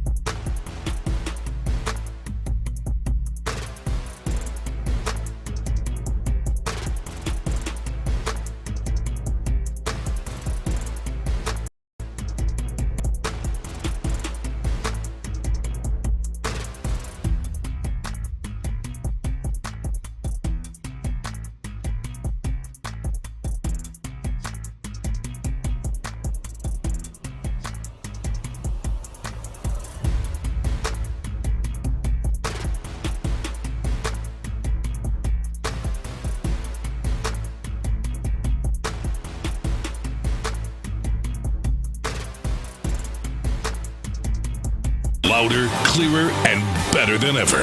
A new era begins on August 13th with Houston's sports leader, 95.7 The Fan. Pass the aux cord and crank up the volume. Figgy Figs in the driver's seat. Sit back, relax, and enjoy the ride. It's time for Figgy's Mixtape. Presented by Sheriff Injury Lawyers, the official personal injury law firm of the Houston Texans. On Sports Radio 610. Yes, it is the mixtape presented by Sheriff Injury Lawyers on In the Loop Sports Radio 610. If you've been hurt in the accident, let the Sheriff team fight for you. Visit callthesheriff.com today. Happy Wednesday to everyone out there. I got to give a shout out to my peoples, man. My peoples that work for the city of Houston. Hey. Shout out to y'all, man. I know y'all out there doing a lot of hard work. Wink, wink. Oh. Look, I respect y'all, and I don't ever want to blow the cover of what y'all be out here doing. Mm-hmm. Meanwhile, you got some of these media companies out here want to do some random ass investigations on. Oh, wow. If y'all really be working and all that. Oh, wow. Which I have a beef with KHOU. Oh, no. Okay. I'm putting y'all out there, y'all. Mm-hmm. Y'all my peoples. I like y'all. But come on, man. What y'all doing investigating the people that work for the city of Houston? What does it take to get fired from the city of Houston? We took a deep dive into city disciplinary records and found the city often gives a long leash to employees who break the rules. Take a city inspector who liked to go fishing on the clock. Records show he did so 5 times over the course of 3 months before bosses finally let him go. Or there's an airport employee who crashed a city vehicle into a gate and didn't report it. She kept her job, as did a worker who was absent or tardy more than 100 times. Or another who is considered AWOL time and time again. We also found more than a dozen employees caught sleeping on the job who remained employed. Turns out the city follows a policy known as discipline without punishment, modeled after this book, which uses a positive corrective coaching approach rather than an iron fist. But after we started asking questions, the mayor's office now says it will reevaluate the cases we found, and if discipline was insufficient, it may take further appropriate action. Come on, KHOU. What y'all doing, man? Mind y'all business, Blowing man. up the spot, man. Yeah, man. Blowing up the spot. Y'all don't be seeing what they really be doing, man. Figgy, I got to tell you, man. You know I love you. Oh, no. You part of the problem, too, man. Dude, come on, man. Do your damn job.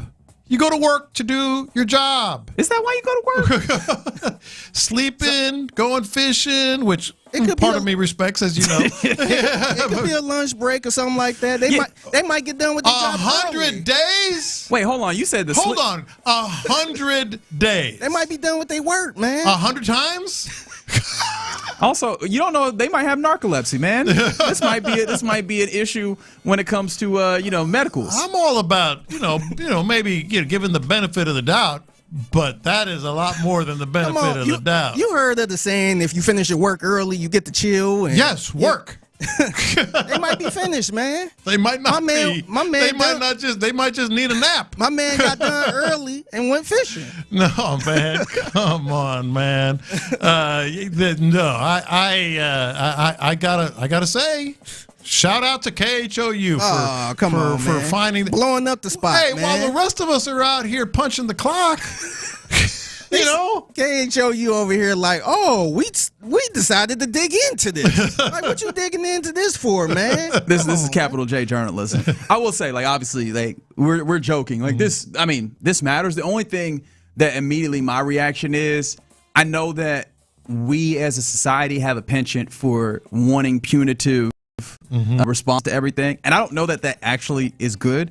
I will say, this does not feel like it is effective. And then also, I think the thing that is also worth noting, they are only talking about the clearly issues that are there. We don't know if this way that they're going about things doesn't work in other facets. I think we do need more context, but it is a real nasty business to have it. This dude was like, what they say, the dude messed up 5 times. It was just like, all right, now we'll get you out of here. This time we really mean it. I think the real story is you should work for the city of Houston because they give you a long leash. Yeah, I need a nap. No, they get not only that, man. You got to get caught 10 times before they fire you. Somewhere between the over-the-top, bosses or companies or whatever that write you up for being 5 minutes late. That's stupid. You got to have some grace here, or just talk to somebody or whatever. Somewhere between that and letting them miss 100 days of work is where we should be. How about the person who went AWOL? Yeah. Didn't even call. I mean, I'm out. Yes. Yeah. Still got your job. I was curious, do we call things AWOL when we're not in the military? That sounds like no call, no shows. And I have always known that in any job I've had to be, you basically telling them you don't want to work here no more. Right. Yeah. I got let go for, it wasn't even a no call, no show. It was, I guess, a misunderstanding because they didn't get my schedule. Yeah. And I didn't show up there because I was busy doing something else. Mm-hmm. And they started blowing my phone up. I'm like, I can't even answer because I'm working something else. Yeah. I got let go for that. Side note, the city employees that I think have a lot of fun with people or the waste management. Oh, yeah. Mm-hmm. Like, how many times, maybe it's just me or maybe it's just us, like sometimes you put your trash cans out and recycling out, early in the morning because they'll be there by 7, and then they don't show up till 3 p.m. And then sometimes you're like, I'm all right. We'll put it out there about 10 o'clock. I'll get it in the morning. And they're already past. I think they just jack with us. Yes. They're like, hey, today let's go early. Not today, let's go late. That happened every time with me with the trash cans. So you too? Yes, 100%. If I put it out at 6:30 in the morning, it's going to be there till 3 p.m. before they pick up. Yep. If I put it out there at 9 in the morning, they've already gone. Come by. Yeah, every time. So Thursday is my trash day. Yeah. So I try my best to set it out Wednesday night. Yeah. Because I don't want to miss it. Yeah. Every time I do that, that trash can be home. When you get home. Still on the street when I get home. Trash just looking at you in the face. Yep. In the mornings when I be like, you know what? I take it out when I get up. Yeah. I hear that. They're gone. I hear them brakes. And then you got to start running. You're running around. Always. The brakes squeaking. 6:30 in the morning. I'm like, man. I'm in like my gym shorts. I'm like running around out there. Every single time I do that, man. I kind of respect that. Like I think they just jack with us. Yes. I would hate to ruin the fun. It's also worth noting those places are usually pretty understaffed. They probably just doing the best that they can. I think they're jacking with us. All right. Well, fair enough. Yeah. It's the mixtape presented by Sheriff Injury Lawyers on Sports Radio 610. Now, KHOU 11 should have been investigating this. Why they all up in everybody else's business? Now, did y'all hear this story coming straight out of 3rd Ward about a funeral home director? Yeah, I think so. Yeah, making a lot of headlines and reportedly stole over $2.2 million from a dead man's estate. And here is KPRC2 with this story. The Houston funeral director accused of stealing the identity of a dead man to gain access to his estate. It's getting a lot of attention for comments made after a court hearing today. Unique Green dodged questions specific to the case, but still had lots to say. I'm a celebrity. I don't have anything to say. Surrounded by cameras, that's Unique Green storming out of the courtroom Friday. I don't have nothing to say. Just days after getting released from jail on an $800,000 bond. But who paid it? Green didn't have many answers about that or about forged documents prosecutors say got filed to steal Lawrence Gammon's estate, including vehicles, retirement accounts, and this home in Southwest Houston, all worth more than $2 million when he passed away last summer. I'm such a celebrity. I'm a celebrity. Did you forge those documents? Did your mother forge them? Hey, yo.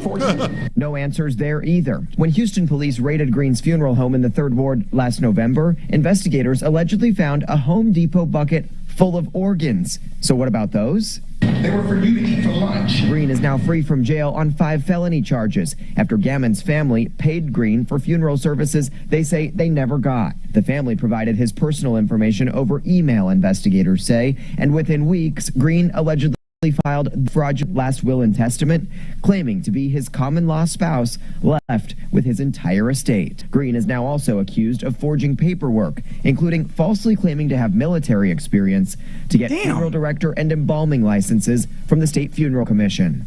And I know there was a lot in that clip, but you can hear Unique Green saying to the camera people, hey, I'm famous, y'all. I'm famous. Look at y'all following me. I'm famous. Yeah, she was real bold in the way that she went about that, wasn't she? What was the deal with the organs? Yeah, there was just like buckets of organs in the funeral home. And what did she say they were used for? She made a joke. It was like use it for lunch to eat lunch or something. That's what I thought she said. That's very disturbing. Yeah, she was way too. Yeah, you know we could see you, right? Like she was just way too cavalier in the way she went about that, like bold and brazen. But I guess if you were willing to go up there and be like, "Yeah, I was in the military, just give me this license," I guess you would do anything in that circumstance. Nah, it was a lot going on, and this investigation went back to last year too, because I think they raided the funeral home while a funeral was going on. Oh my goodness! To the point I had to read up on it. To the point that I guess the people that was having the funeral had to stop. Obviously, right. And had to go to another funeral home to finish the funeral. And by the way, they took away a whole bunch of I guess different ashes and stuff like that was in the funeral home. So it was a mess. My goodness, that's a throw away the key thing, isn't it? Maybe. Yeah. I mean that's. I'm just talking about the emotions of it. Yeah, because one of the things I was thinking about is it already feels like a scam. Some like the circumstances around having to bury a loved one with how much it costs. Yeah. Only God knows. Imagine you look up and now you're the entirety of the estate of the person that you are mourning and grieving has been stolen from you in the process. Yeah.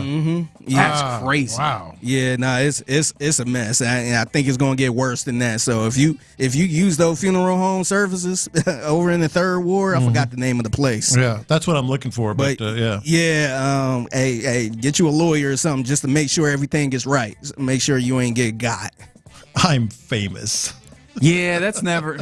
Yeah, like she's got to know she's going down with the ship, right? Like you don't act like that if you think you have any way out of this. Because let's imagine that somehow she got the goodest lawyers, and yes, I know that that's not proper, but she got the goodest lawyers out here, and she is able to win this. There's no way anybody's coming back to her for any sort of business, right? Oh no, she's done. No, that's it. She should be in prison. Cooked. This is a con. This is prison. Yeah, for sure.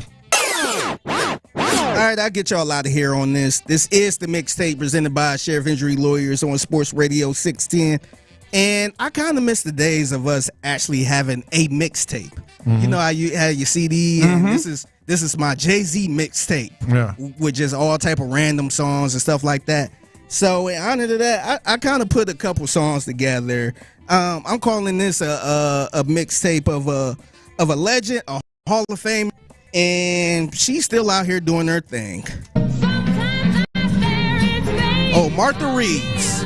You like Martha Reeves? And the Vandellas? Yeah, man. She's still doing her thing, man. She's still going? She's still going, man. That's a great song. Yeah, man. So I just kind of want to do a little mixtape of a couple of her good songs. You remember this one? Come on, look who you're talking to. I don't know. This might have been before your time, man. It probably was, but I definitely remember it. Yeah. What about this one? This was her singing the national anthem at a game a couple days ago. I am looking at it now. Holy smokes! How old is she at this point? Man, it's making a lot of headlines. You know what? Give her credit. Sing it, girl. I'm not gonna. Yeah, I'm not gonna criticize it. Still there. There you go. Yeah. The land of the free. There you go. Okay, just keep going. No, let her keep going. Good for you, Martha. Her Wikipedia page doesn't even have her age. I've never seen that on Wiki. Man. Unless it just says that she was formed in 1957. But before my time, for sure. Yeah, you see her I didn't make that joke. I want to make it clear. I didn't make it. Yes, but no, that's awesome. Doesn't even have her age. She might be 100. She could be. Might be. She could be. But I ain't gonna lie to you. That national anthem was awful. Yeah, it was real. Somebody did ask the question: did this let Carl Lewis off the hook? No, not even close. No, not even close. All right, I'm on the same page with that. 85. 85. Ooh, okay. Yeah, man. I feel like at 85, we can let you. You don't need all the words. You know what I mean? I feel like that's cool. Nah, I'm gonna give her credit, man. I saw the video getting a lot of like, man, what is going on? And I'm like, wait a minute, is that Martha Reeves of the Vandellas? Yeah. I'm like, wow, I couldn't believe that, Good man. for her. This is probably not a take that's going to go over well. Gonna give it anyways. I understand the reverence that we want to give to the national anthem. I kind of would enjoy if there were more bad anthem singers. Why? I don't know. Just kind of it's a form of enjoyment in and of itself. Now I do obviously I don't love the idea of like, the person being embarrassed. But I kind of like the idea of somebody just out here like karaoke in this thing, man. Like you're not the best at doing it, but you're giving it your all. Yeah. One of my favorite national anthems was from James Earl Jones. Now, I know, when he spoke? Yeah, no, that was dope, man. I was sitting there watching that. I was damn near tearing up. I'm like, move over, Marvin Gaye. As only he can do it. Move over, Whitney Houston. Yeah. Like, that was the best one for me right there. There you go. A mixtape and some literal music in the mixtape here in the Loop on Sports Radio 610. 1:20 p.m. every weekday right here on Sports Radio 610. And if you want to see something mixtape worthy, hit our guy up on social media at the Figgy Fig. All right, coming up next, we get ready to hand things off to this fellas of the drive. We'll do it next. It seems like Seth is a big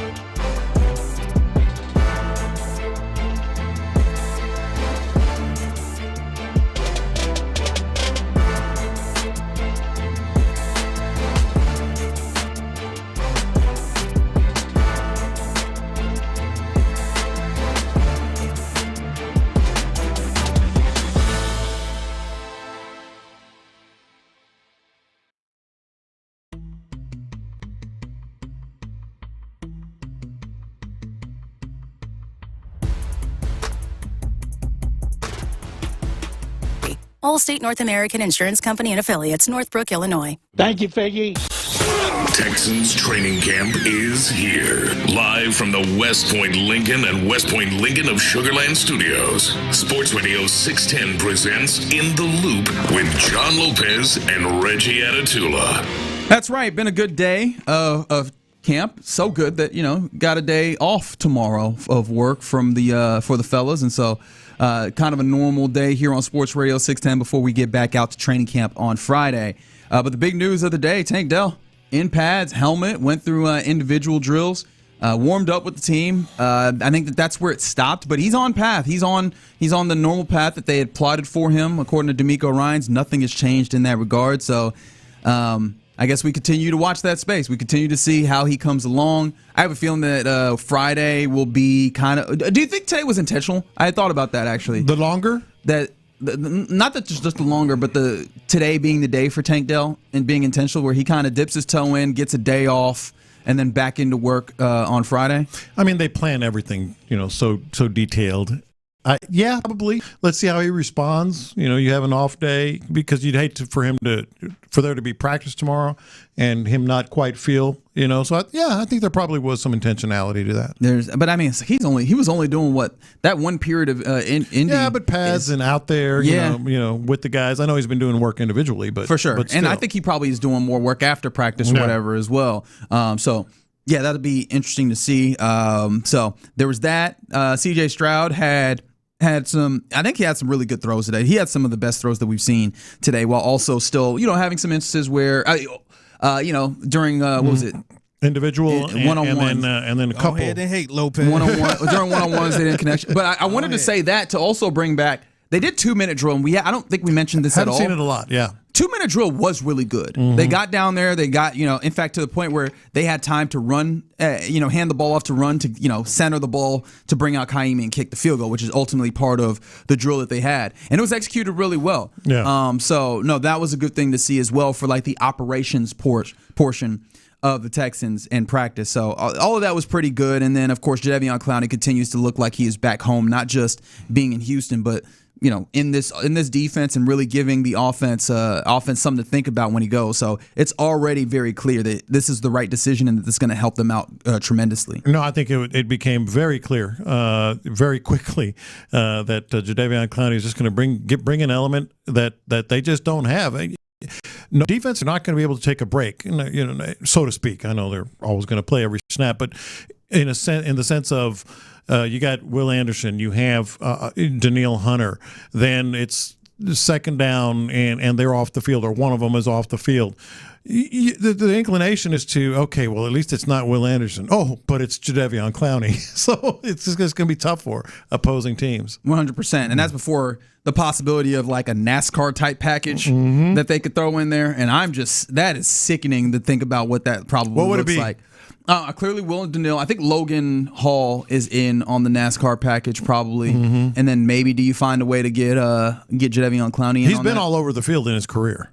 That's true. Yeah. And I know that there's been kind of that 3-4 defense too. Yeah. Which I do think the 4-3 suits him better, but maybe he gets into a 4-3. He's used to traffic, tackle. I think, is what Figgy's saying, and he's definitely used to traffic. Yeah. Fair enough. Yeah. No, hadn't even thought about that. That is probably really sick. Astros have indeed gotten going in their rubber match versus the Toronto Blue Jays at Dyken Park. It's still 0-0 out here, and Isaac Paredes has a day off, interestingly enough. He does, day game, and so we'll see. I mean, that's not uncommon, but we'll see how it plays out with, you mentioned that, I didn't even notice this, Altuve is protecting Jordan. Which I guess it makes sense if Isak is not there. Who of the remaining names would you want protecting Jordan? Is it Dalton Varsho, who ends up hitting fourth? Is it Taylor Trammell, who is hitting fifth today? Yes, that is correct. Is it Christian Walker, who is hitting sixth right now? Who do you have protecting him? Is it Yainer Diaz, who maybe has had a little bit of an uptick, but I don't know that you would want to move him up into the top of the lineup like that. Yeah, that's the next best option, which is one of the reasons why you love having Isak there. And honestly, if Carlos Correa can make that comeback by the end of the season, that's a guy that you would want to find a way into the lineup as well. And Hunter Brown looking good. I believe he's given up a walk. I don't know if he's given up a hit yet, but single walk, no hits, 4 strikeouts. 4 strikeouts through 2 1/3 is what I was going to mention. Looking good, and you definitely need that. Tyon is looking good as well, although he had a bases loaded jam he had to get out of, but looking good as well. So pretty important game here. You mentioned Taylor Trammell. Yes, I did.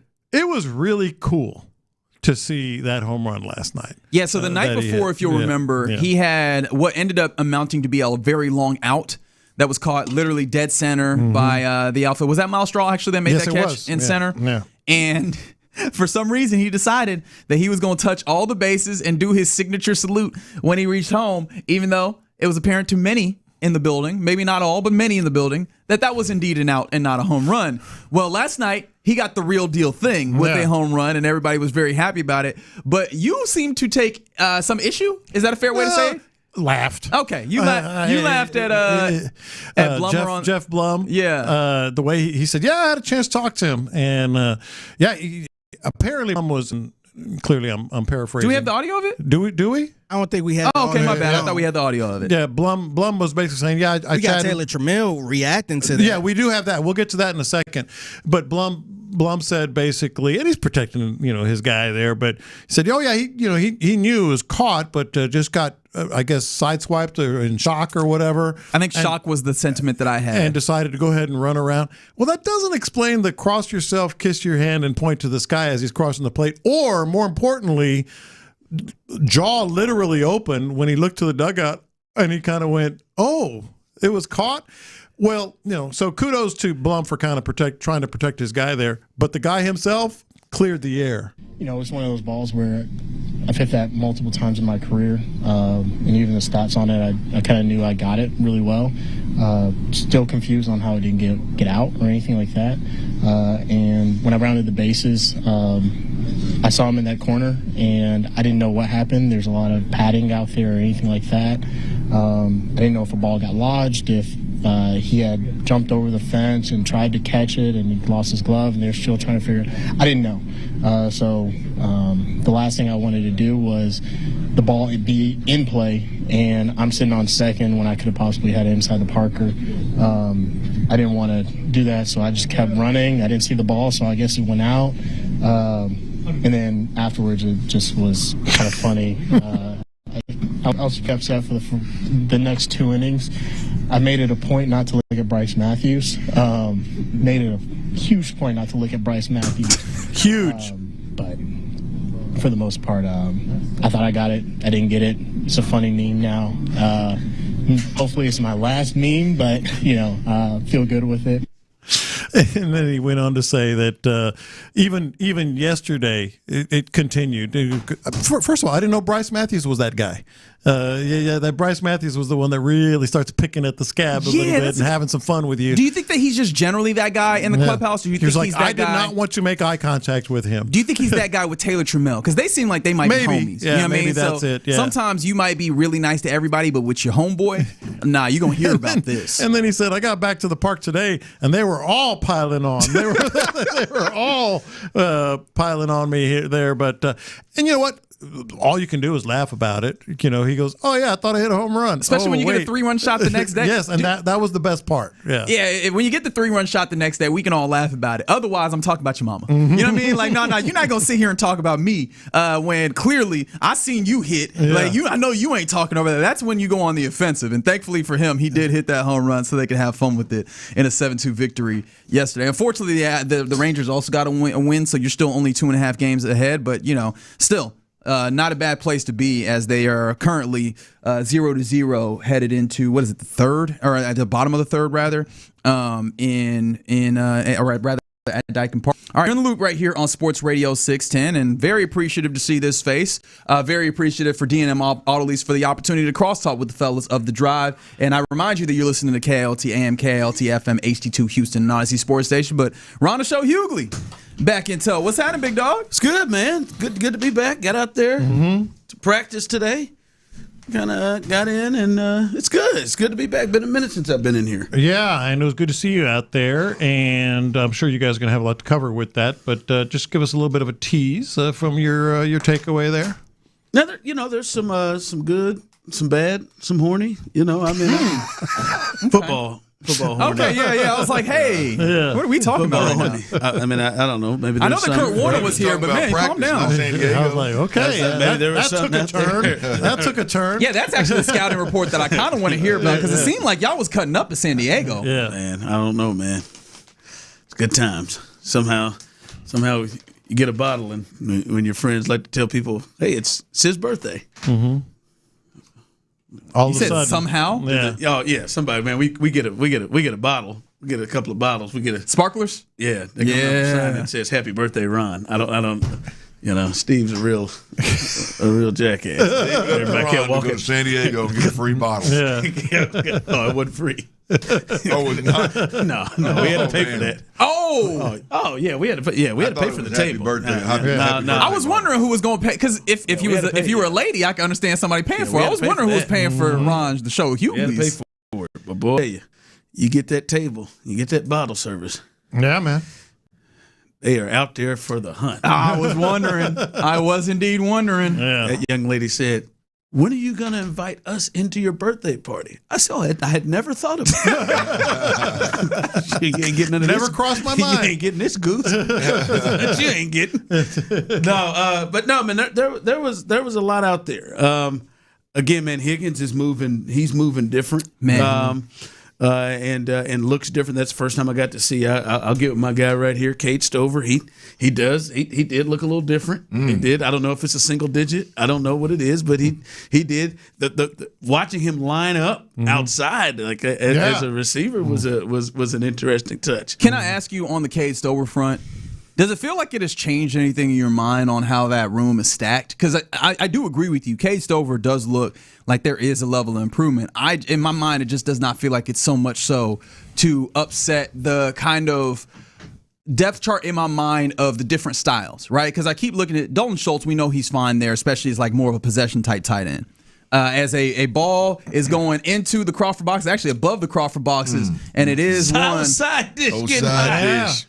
Jose Altuve. That's Jose Altuve getting them the Astros on the board with a solo shot. Watch your, hey, check them numbers, Tyler. When y'all side dishing his ass, them numbers they come up a little bit since then. Now. Look at that. Oh yeah, hey. What you think they come up to? Hey, these in the loop boys, don't let them get out too. Now I've listened to them coming in and side dishing Altuve too now. And he's doing it in the 3-hole too. That's the thing that really they moved him up to that 3-hole, hit a home run, and they're trying to make me look bad. But no, it feels like 6th yesterday. You know, yes, exactly. Right? They slid him down in order to put Dalton Varsho up there. Anyways, you got Dalton Schultz. You know what he is. Foster Moreau, you know exactly what he is, like run blocking tight end. Marlon Klein feels like he has an opportunity to be something, but the second round pick, he's going to be around. And then Brevin Jordan's a move tight end, and I go, what of that does Cade Stover do better than any of those cats? And I don't know exactly if there's a space for him. I think the only thing that Cade Stover right now, look, they're not doing enough in practice for us to know who Lewis Bond is, to know what Cade Stover is. What Apparently, Marlon Lewis Klein. Bond is a steal. I mean, I'm getting asked questions on social media about Lewis Bond, and I'm like, man, I don't think I've laid eyes on him. I mean, I know. Well, yeah. Well, I'm not. To be fair, I've not gone and watched 101s. I ease into practice when they start the real football stuff. So I have not seen one, which I typically like to watch, but I have not seen that. So 101s, by the way, are set up for the receiver can't win in 101s. You might as well cut his ass right now. Right. But some people needed to get cut. the one thing that Cade Stover does that is different, I think, than anybody is the physicality piece. I do think he is a bit of a loose screw when it comes to just going in there and lowering his head and just plowing folks, right? And now we hope Foster Moreau has a little bit of that maybe, but he's the one that has, I think, that advantage, which that's not going to until you get into preseason games, things like that. What I see is just a little bit of a different. He's moving different, right? Yeah. I mean, he's moving different. He's better in route running and of such. We'll see how it affects his run blocking. The one piece in there that I think is the player that could screw up the whole tight end room is 83, the Marlon Klein, the second round pick. Because there's no doubt he's the best looking, most athletic, including Brevin Jordan. Brevin's good, but you got 6'5", 6'6", 250 he can grow between 1 and 2. For year 1 and year 2, he get bigger. But man, that when he gets rolling in the pass game, it's impressive. And he's shifty in and out of his breaks as well. If he can put his hand in the dirt and do some inline tight end blocking stuff the way he should at 6'5", 6'6", 250, hell he ought to. Yeah. If he can do that day 1 and not have to wait till year 2 or maybe even year 3 to be that dude, if he can just go, because the bar's not set real high, and I'm not disrespecting anybody, but Foster Moreau came in here and all of a sudden was a savior. Boy, he's an inline tight end that can do it all. Yeah. I mean, that's where the bar's at. So if he can go in there and be like physical and get it done in the run game, he all of a sudden becomes priority, and then you're looking at Cade Stover and Brevin Jordan and all that's a lot of tight ends. Yeah, now they're going to do it 3. They're going to have 3 tight ends. Sure. They're going to have a legit 3 tight end set. I think they sure did. They had, and Cade was lined up outside like a receiver. Yeah. Well, they did it. They did it yesterday, and Marlon Klein he handing the dirt in Foster Moreau's spot, right? So that's the one piece to me that if all of a sudden he can legit put his hand in the dirt and they got confidence that he can line up in the right spot and execute all the different blocking schemes and pick up the pass protections and do everything, all of a sudden you go, okay, does he replace Foster Moreau? I mean, we're treating Foster Moreau right here like he's Rob Gronkowski. Let's be honest. Like Foster, he's a journeyman tight end, guys. Yeah. So does the second round pick all of a sudden go? Has it gotten that bad with Foster? Huh? No, I don't think he's been fine, I don't think so. No, I'm talking about the hype. Has the hype gotten? It's so then it's my fault. No, you're right. I wouldn't say when you look at this tight end group, the old man that comes in that knows the offense and talks like a coach, he all of a sudden skyrockets to the top next to Dalton Schultz because the other guys can't even stay healthy. Right. I mean, so no, it's fair to put him there, but I'm saying if there's an opportunity there, bro. If 6'5", 250 can put his hand in the dirt and do things with his hands and block, all of a sudden the old veteran that's a journeyman that's a step slower than everybody else is kind of stiff, that all of a sudden that guy may be in question. Or is it, to your point, Cade Stover and Brevin Jordan down the list? Like how does that ripple effect if 83 can go? How does that ripple affect everybody? Right. So that's one position that I think is, I don't know that it's much of a competition, but that's one position where it could swing one way or the other in a major way by training camp results. Yeah. I'm just wondering if the trend that's happened around the NFL where like Charlie Kohler has become somebody that is desire, when in all reality Charlie Kohler is just inline blocker and then he'll give you a little something. Isn't also what you're seeing in the respect for Foster Moreau where teams are just going, we want that guy at tight end even if the skill set hasn't been sexy up until last year. They'll use him at tight end, at fullback, and that's the other piece where Cade Stover works too, right? But it is interesting, guys, to go, okay, if you're gonna wholeheartedly commit to running the football, right? Foster Moreau's got a pretty safe spot on this this roster. Right? Yeah, no, that's the deal, right? But it's got to be like whoever is next to Dalton Schultz has to be a guy that you go, this guy in the run game can block his ass off. Yeah, he's grimy, right? What is that? Is that what D'Amico used? The term he used the other day? Like it. So Foster is good. He's there, whether we like it or not. He's there unless a guy like Marlon Klein all of a sudden comes out of nowhere and that 6'6", 250 is real. We'll see. Gentlemen, excited to hear even more of your thoughts from camp and just generally hear you talk. J-Law, I'll catch you tomorrow for a Thursday show. Appreciation again to DNM All-Lease for the crosstalk, leaving you with the best damn afternoon drive show in all of Houston. Because right now, the drive is live. That's right, the drive is live, and we're all back together again. And I feel like, all right, we've got a lot of our vacations out the way here now. All right, there's a game next week, and I got one in 2.5 weeks. Got one in 2.5 weeks. That's all right, but we get them out the way. All right, but we got a game in next Thursday, and this is go time as training camp. Practice 7 today is it's in full go. By the way, we will keep you not updated, but as Tyler would feel, abreast about what is going on here with the Astros. Don't need to turn the dial. The Astros, they are leading now 2-0. Christian Walker with a 2-out double to extend the lead 2-0. Altuve went yard earlier. As he is one of the best side dishes in all of Major League Baseball. He goes. That's an improvement. That's an improvement for us. Well, was, that's more respectful than what y'all been doing. He was. He's a good one. I said he ain't poppers, right? But anyway, he goes deep as he's getting hot. By the way, moved him up in that 3-hole. He got another 2 hits today. So he's telling you he can do more than just infield hits. He holds yard in the Crawford box, and it is 2-0. As Hunter Brown, by the way, has looked headed to the Burrow boxes, huh? Yeah. God, why would you bring that up? Sorry, I like the name. I like the nickname you gave I get that. it, but just leave him alone, man. It's good vibes right now. I try not to think about Mike. But yeah, Hunter Brown, the ace is on the mound, and your chance to win the series. And I don't know if you bet strikeouts on Hunter Brown today, Tyler, but he's got 5 through 3 innings already. I missed out on that money. Looks like Lamont Wade Jr. has extended the lead to 3-0. Hey, there was a Lamont Wade Jr. apology while you were absent, while you were out, Bub. God. You remember Friday? When you asked me about that lineup, and the one guy I pointed out was L. Wade? Remember that? He's still under 200. But go ahead. No, it ain't nothing. We ain't riding home now, but I mean, it is. It is. I mean, he went out and he literally Friday night and Saturday, Ron, he got a hit that scored, got the scoring started. And then Sunday, I'll be damned if he doesn't go out there and it's a 5-4 ball game and he gets a hit and makes it a 6 stretches. Like you had to apologize. I said, yeah, I singled his ass out now. You said he was the only one. Yeah. I mean, I felt like I got a little aggressive with L. Wade there, so I apologize. It was a hell of a performance, man, this weekend by him. I mean, he's still, like you said. With that base hit, he's climbed over 200. He's over 200 now? He was 194 going into it, climbed over to 200. There you go. There it is. Good for him. 3-0 Astros as they set up their ace, Hunter Brown, as he is rolling through 3 innings, 5 strikeouts, 1 walk, no hits. He is dominating, and as Clint would say, if you have not been, if you need a visual, he has been peacocking his ass around. Big Hunt. Yeah, he does. He's like he has sometimes he pulls the Steph Curry.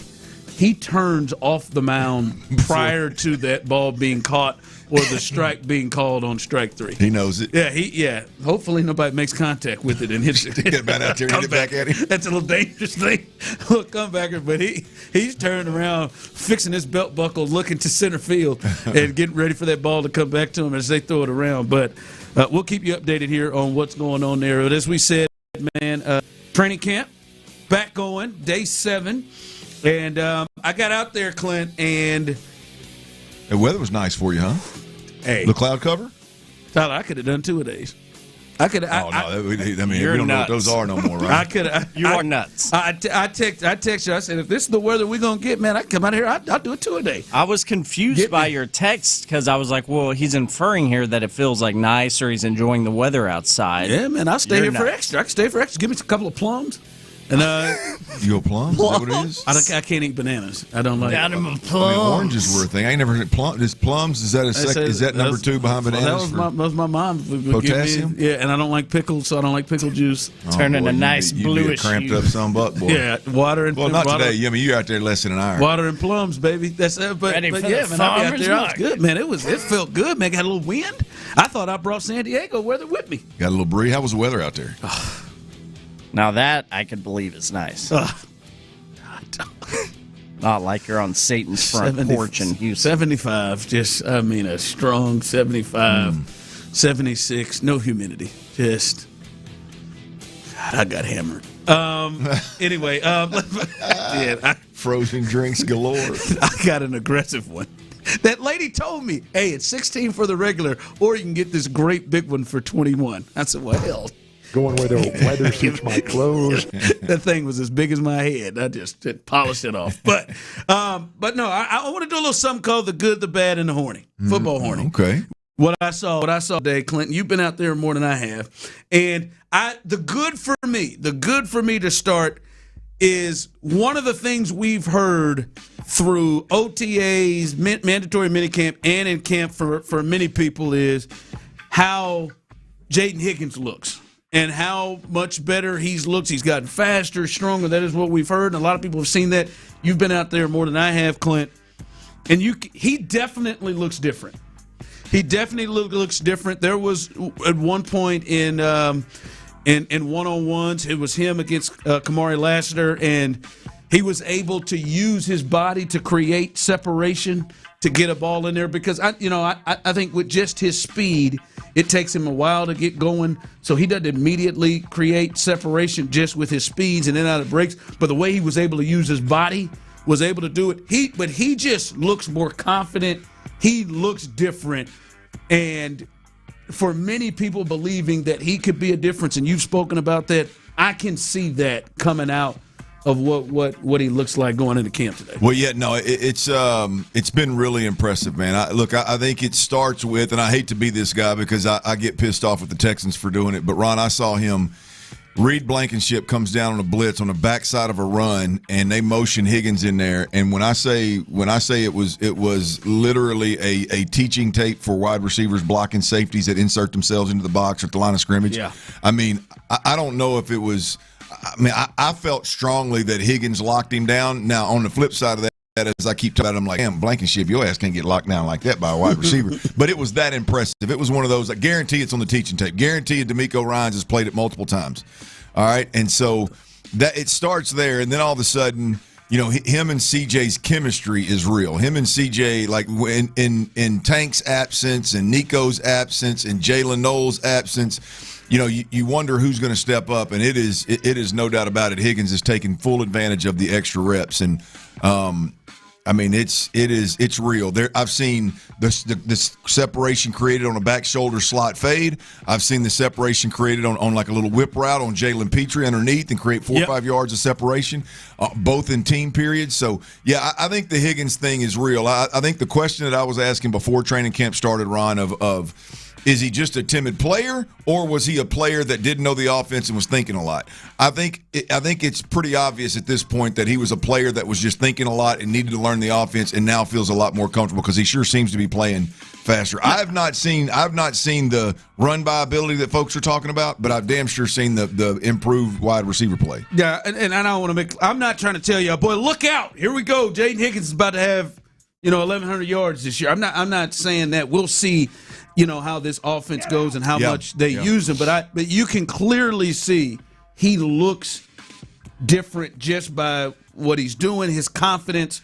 He was the top receiver today with Nico off. He's been that guy. And he looked that way. And then, to me, hearing how impressive he was yesterday, where he got a couple on Stingley. So I saw that. That was the good to see Higgins. The bad for me, the O-line is still a work in progress. And we're going to get a little deeper in that at the bottom of the hour because, maybe we've been looking at the wrong position when it comes to a real camp battle. But it was a work in progress, and obviously you know who they're facing, but it was not just the first unit. All right, I mean, Trent Brown had a rough day. I'll just say that. Okay, now, right tackle. Yeah. He had a rough day at right tackle, and I mean from Will to Clowney, I mean, like that. You just can't get beat to the quarterback that quick. Yeah, right. There was step backs, hit the back foot, and CJ's shoulders being tapped because they just went right around. Well, that's one thing, Ron. I will piggyback with your point. Is I've seen improvement in the run game. Now the pass protection game. What I've said multiple times over the first week of camp, first 6 practices. Seeing 4 of them, 5 of them. Anyway, the saving grace with pass protection so far has been CJ's getting the ball out so quick you don't know who gets beat when they don't. I've seen the left guard get beat like a stepchild, but it didn't matter because CJ had the ball out and nobody ever talked about it, right? Yeah. So that is the part that we don't know. It hasn't been tested to the degree that it has in the past. Now, that's a testament to C.J. Stroud and maybe Nick Caley and the bunch for getting the ball out and maybe emphasizing getting that ball out quicker. But to your point, it hadn't really been challenged yet. And again, I understand who they're going against, but Clowney beat him just as quickly as Will Anderson did. Yeah, like he's got to be able to get Clowneys. He's got to be able to get those guys. Wyatt Tyler try to pull. And Will Anderson, he tried to pull to hit Will Anderson, and Will just grabbed him and flipped him into a somersault. Dude's pretty good. But you still ain't supposed to be grabbed to get flipped into a somersault. I'm not kidding you. He flipped him into a somersault. It's not a good look. He flipped. I sit down there next to Will Kunkel. We just busted out laughing. Like, damn, he just flipped him. And so yeah, they're still a work in progress. I still believe they're going to be better. Do I think they're going to be better from 31st to 19th or 18th? I don't know. We'll see. But they're still a work in progress. And then the football horny for me today is that Bullock gentleman. Me so horny. Different breed. Kellen Bullock, man, that dude is a bad boy. We keep talking about all these guys on this defense.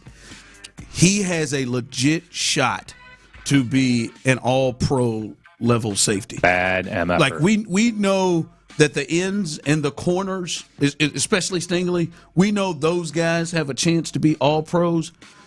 I think after the two ends and Stingley, the next person that has a chance to be one of the best at his positions is Bullock. He is nasty. There was a ball. I apologize, but I really don't. That number 85 character, I found out his name is Kelly.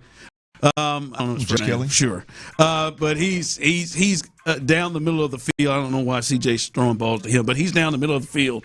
And, I mean, CJ puts it on him. He breaks loose. And, I mean, two comes out of nowhere and just, boom, just separates him from the ball. Yeah. And it's just like, that dude is nasty. He is nasty. I mean, I said it last year. He is going to get a lot of picks. He is going to be like Clint, like Wemby, to where – he's going to make quarterbacks say, no, I'm not going to throw that one there. They may normally throw the post, but he is going to make, because his closing speed, that dude is one of the best players on this team. Well, you take any vertical attacking offense in the league, and whether they're trying to vertically attack down the sideline in the hole versus cover two look, or they're trying to get up the seams versus a middle closed look.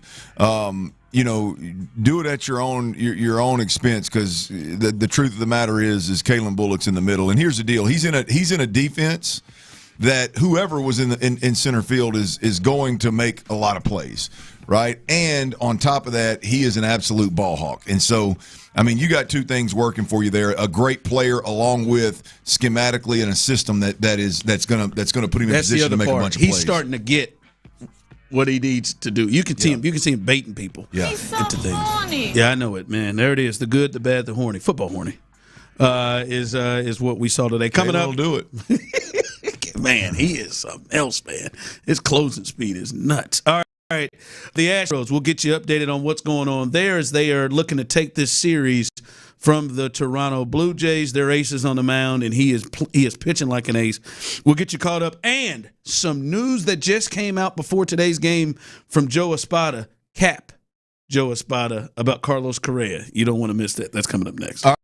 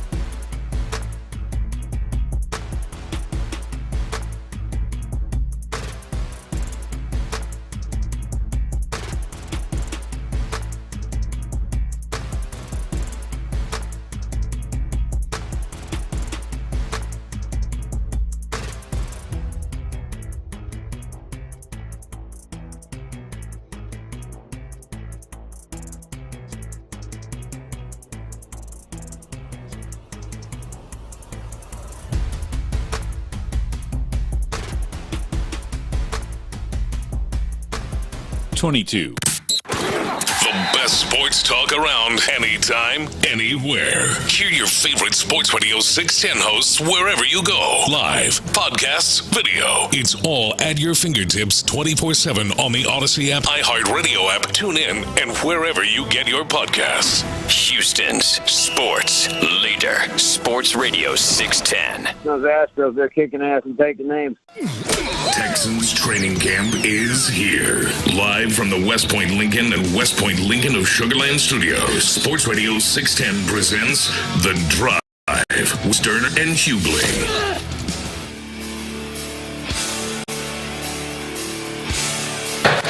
Into center, that'll be down for a hit. Walker around third. Straw's throw will come into second. RBI single for Lamont Wade Jr. It's 3-0 Astros. There it is, 3-0 as the Astros look to take another series and add to their division lead. These jokers were a half a game out of the lead when I left. And after they won the game, now that the Giants screwed it up late, after they won the game, they were 3 games up last night in the division. 2.5 now. And if they can continue this win, they'll add to their division lead. But 3-0, Lamont Wade Jr. with an RBI. Christian Walker an RBI doubled earlier, and then Jose Altuve continues to stay hot. And someone texted in, "How about that side dish?" Yeah, he's a good side dish. He's maybe,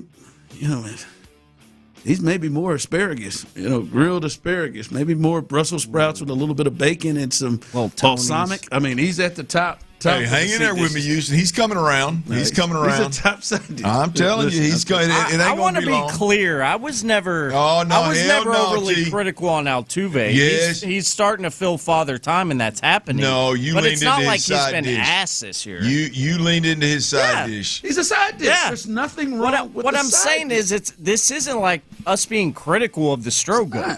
It's just what it is. It's unnecessary. Is what it is. It's unnecessary. It's uncalled for. I even gave y'all the opportunity to go a 3-meat plate, and you still he's not a third meat. I'm sorry, it's just not right now. I wasn't feeling how much protein. If that means I gotta put him up there with Pena and Alvarez right now. All right, there's not. I mean, Alvarez is covering most of the meat here, folks. Let's just be honest. Well, and Pena's a little bit, maybe Pena's a couple ribs. That's right. But I mean, Alvarez is the whole damn point of the brisket. I mean, he's just throw it on 3 the damn meats, plate. man. Get off the first one and the second. We understand Pena and Alvarez got the first 2 meats. You got a third meat to pick. There's not a third meat. And you went with Walker. There's not. Well, I said if I had to. And then we got Paredes. It's like 2 for his last 20. And he's somehow needing a little rest today for a guy that doesn't rest. He probably needed one. And you got Altuve, who at the right time, boy's coming around now. He's a really good side. You know what?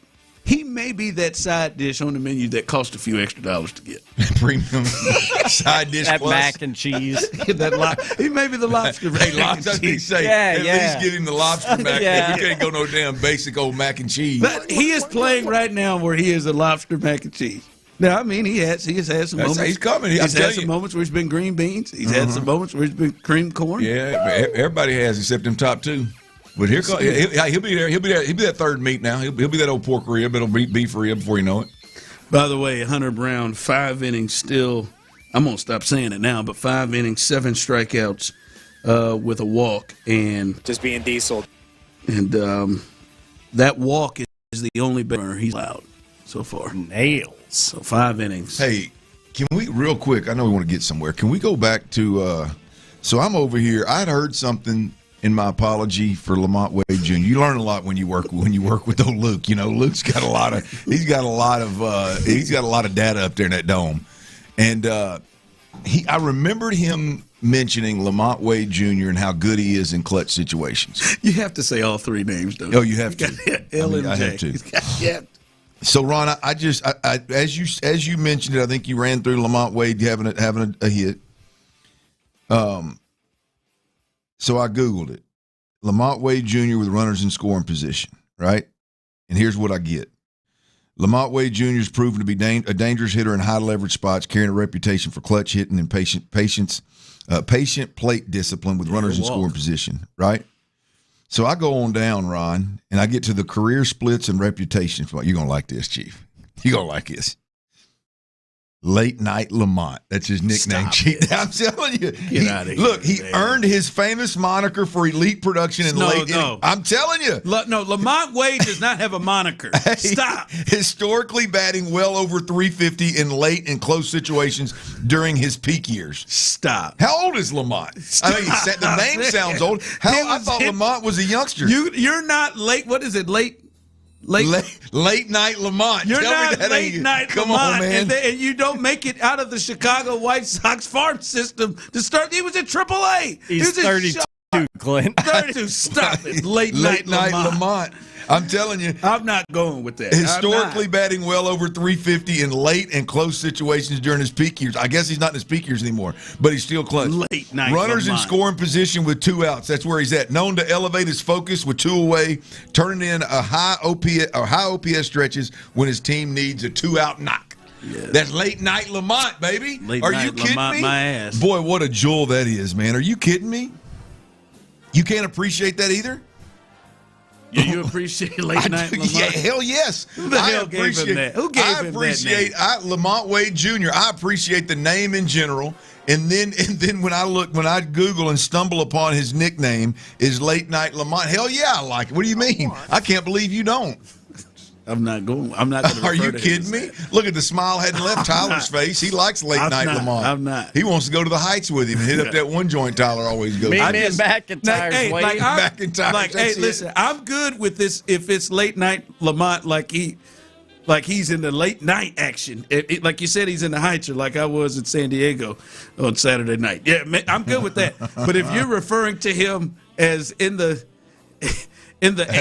eighth or ninth innings, no, stop. Late Night Lamont. Here you go. Lamont Wade Jr. has 6 plate appearances with bases loaded this year. 4 hits, 2 walks, a grand slam, and a double. Tell me Late Night Lamont ain't money with the bases happen juice, in the day? baby. Did some of those happen earlier in innings? Now you're going to get picky? We're talking about Lamont Wade. We ain't talking about – we're not talking – I mean, I don't give a damn. It's the first inning. You can't come with a moniker with a guy and then come back behind it with he's got 6 plate appearances at this. Well, I don't recall what time of day that his plate appearances were, but well, boy. I'm just saying, is it late in the games or is it late night? Early evening. I mean, either way, you can take somebody that to the streets. Somebody texted and said, are you sure it's not late knock, Lamont? No, I'm telling you. I mean, my eyes are bad these days, but I'm telling you, it is late night. Late Night Lamont, baby. Famous moniker, too, is what he says. Elite production in clutch scenarios. Are you kidding me? Come on, man. Late Night Lamont. I mean, you can't lean into that. And Baseball Talk on Sports Radio 610 is presented by Xfinity. Score the most reliable Wi-Fi, one price, 5 years, guaranteed. Xfinity, imagine that. Hey, this is what we need to do. I don't care, Tyler, about the rules and regulations. Maybe our boss does. I don't care about. Hang on, maybe too. He does. Can we? Is there some way we can work around to get Lamont on? I know we have gotten Astros players on before. I can give him that were currently. Can we just get 2 to 3 minutes with Lamont and to see if he is aware of the moniker? All right, because I want I need the source.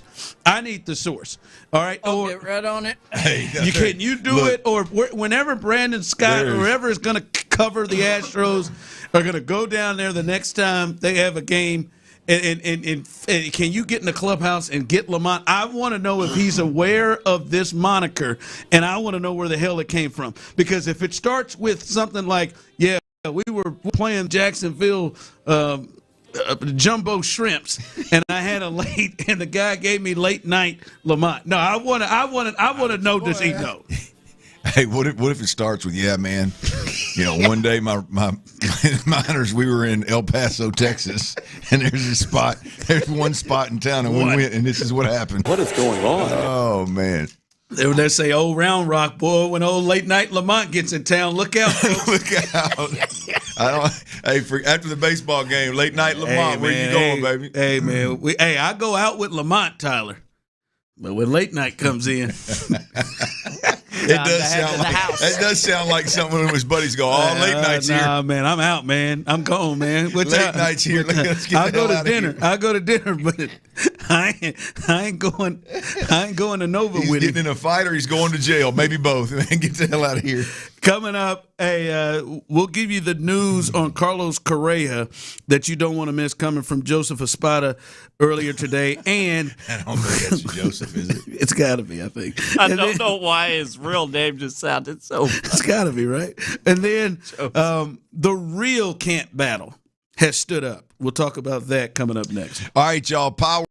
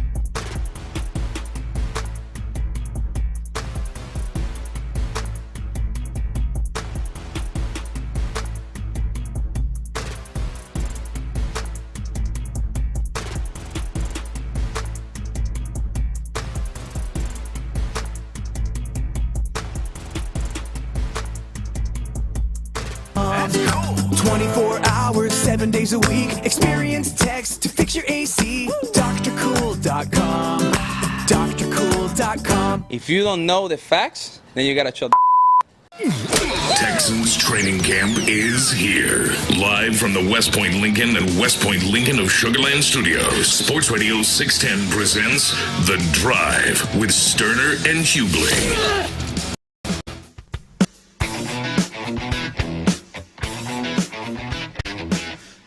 Definitely not named Joseph.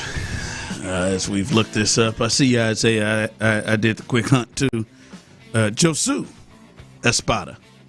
Now moving to Joe.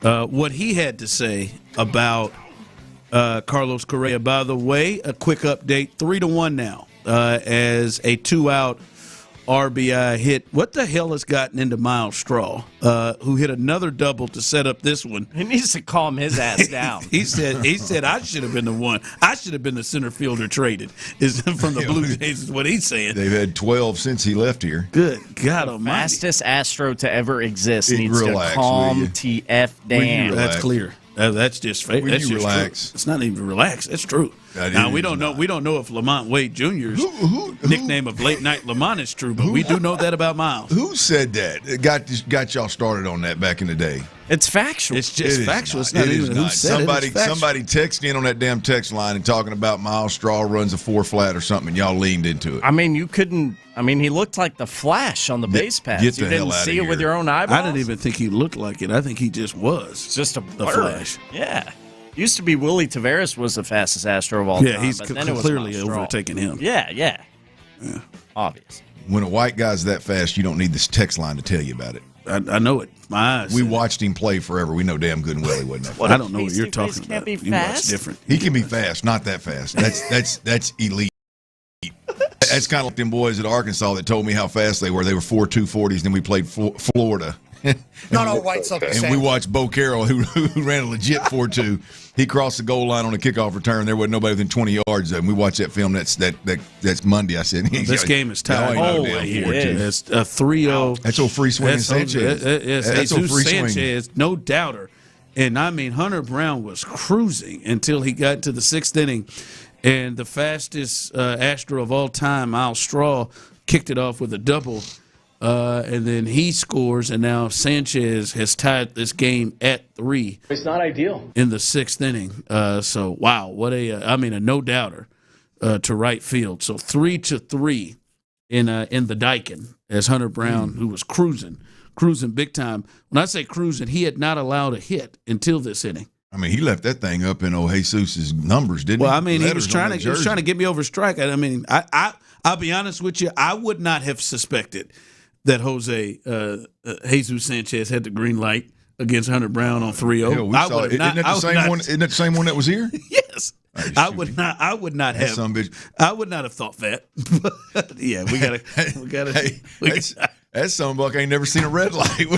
That was a super casual cuss job by you, Clint. That word is allowed. We're good with the FCC. No dump button needed, but that was hilarious. I'm sorry. Hey, that's better say bitch. Sorry. I mean, I'm going at it. He ain't never seen a red light. That late night Lamont got to him, man. That's the same guy that was here, isn't it? That was the same guy that was here. Hey, that sonbuck, he ain't nothing but green lights. That's some bitch right there. 3-3. Sanchez, and now I mean it's just getting away from Hunter. My God, now he's at a 3-1 count against George Springer.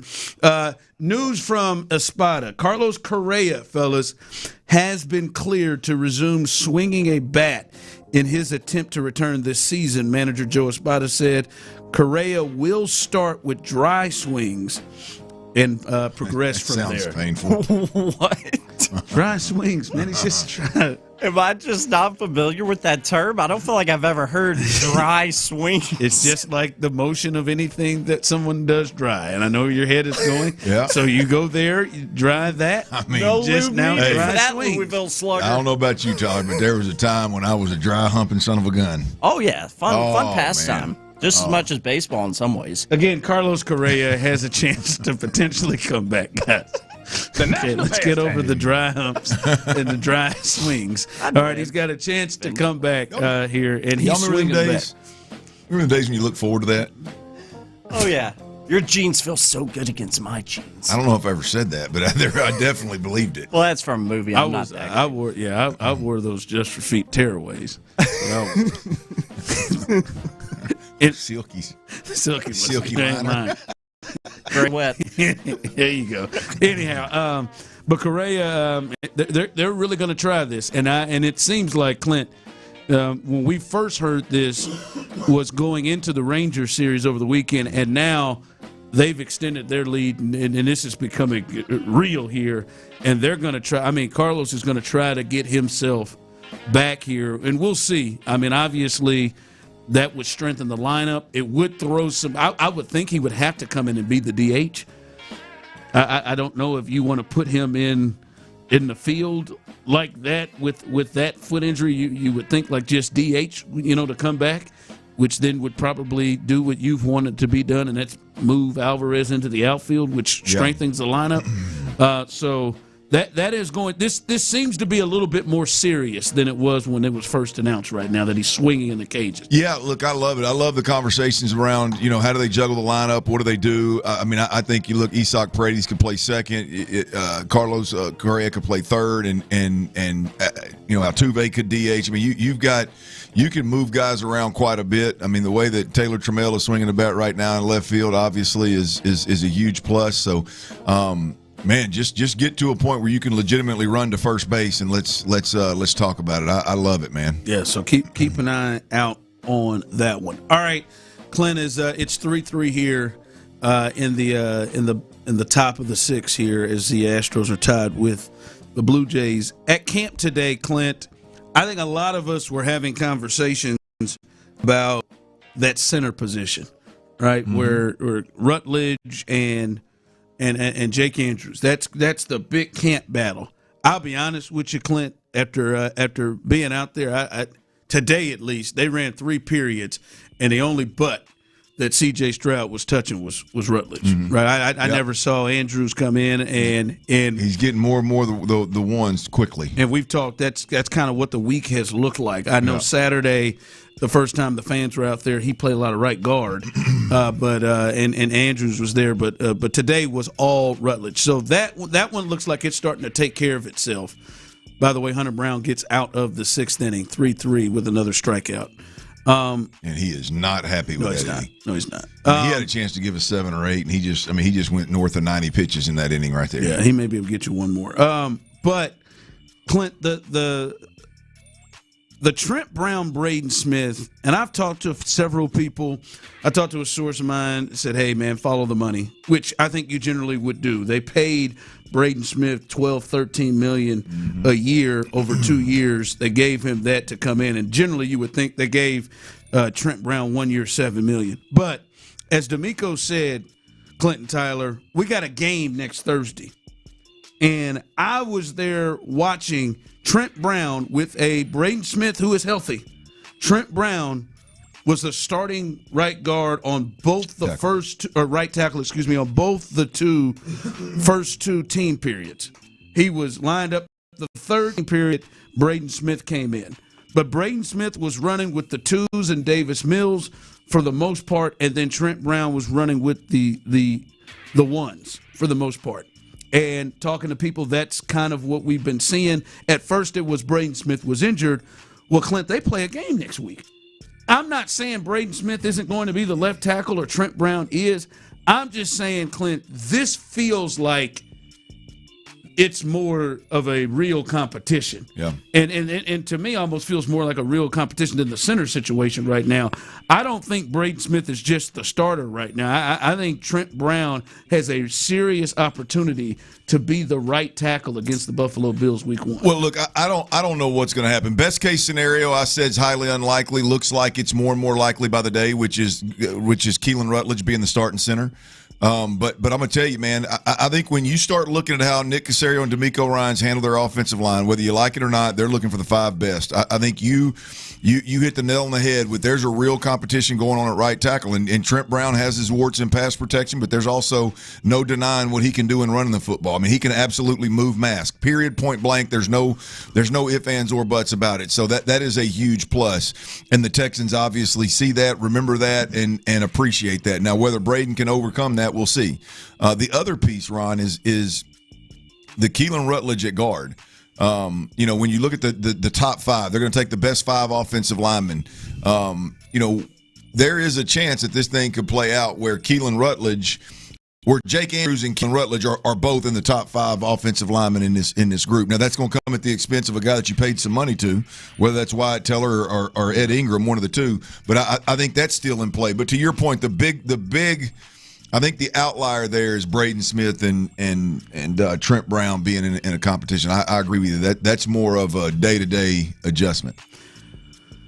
And I think something that you have spoke about a lot, Clint, which I think is very, very real, and that is they love what Trent is able to give them. For what they wanted, they love what Trent is able to give them, and I don't think they have fear to put him there, right? We watched them. They gave Cam Robinson big money last year, and it was a half, maybe, before he was out of there at left tackle, and then they trade him. They're not afraid to pick the player that they didn't pay big money to. Yeah. And so they did that last year, so I think it is definitely on the table. Normally, I'm with it. They paid this guy this certain amount of money. That's where they would go. But I don't think that. I think this is a real comp. I think there's, as I said, I think there's a couple of guys they paid money to. Now, I think the difference between the Cam Robinson situation and Ariante Ursary situation last year to this year is both of the veterans we're talking about. The one Ron's talking about, Braden Smith, and the one I mentioned was Ed Ingram. I think both of those guys around in the league would be highly regarded on the market type guys. I don't know that Cam Robinson was. Cam Robinson had been more of a bust and more the negative was more talked about, where I think Ed Ingram and Braden Smith are coming off of years where they were pretty well thought of free agents. And so if that were to happen, I'm not saying it is, but if that were to happen, I think you do have a little different scenario in value if you did want to move one of those guys. And the only way you'd move one of those guys is if one of the lesser players. I don't even know that you'd move Braden Smith because Trent Brown is so in and out. But I do think the Ed Ingram piece, because you do have a lot of interior offensive linemen that can play guard, center, guard. I do think that's a potential. So we'll see, man. See how this thing shakes out. They're looking for the best 5 offensive linemen, not just the best center. I am curious to see how that plays out. All right, we'll keep you updated here as the Astros. They're tied right now, but they may have something going here in the 6th inning with late night. With late night Lamont at the plate. We'll keep you updated on that. Hey, ain't no runner in scoring position. He ain't worth a damn right now. No, not right now. He's just Lamont. But I think the biggest story that at least everybody was talking about as camp practice started today, we've got to address, and I think it goes even deeper than what it was that we saw from him as camp started. We'll discuss that coming up next. A lot of options on the O-line, man. When you're talking about tree care for those big, beautiful, valuable trees on your property, there ain't no options. There's one.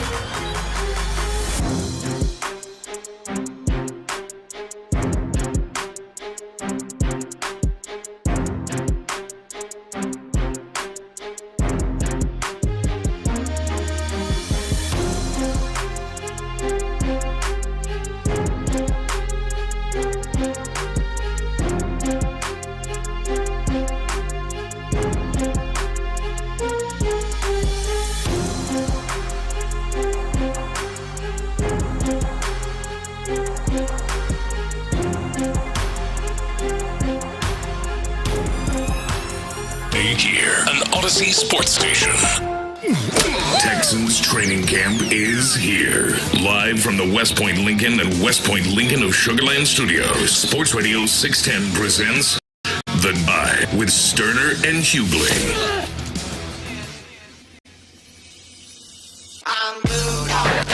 That ball drilled deep to right field, and we have ourselves a tie game. Just like that, the Blue Jays had no hits coming into the inning. A double by Miles Straw, an RBI single with 2 outs by Kazuma Okamoto. And now Sanchez picks on a 3-0 pitch to tie the game at 3 with his 8th home run of the year.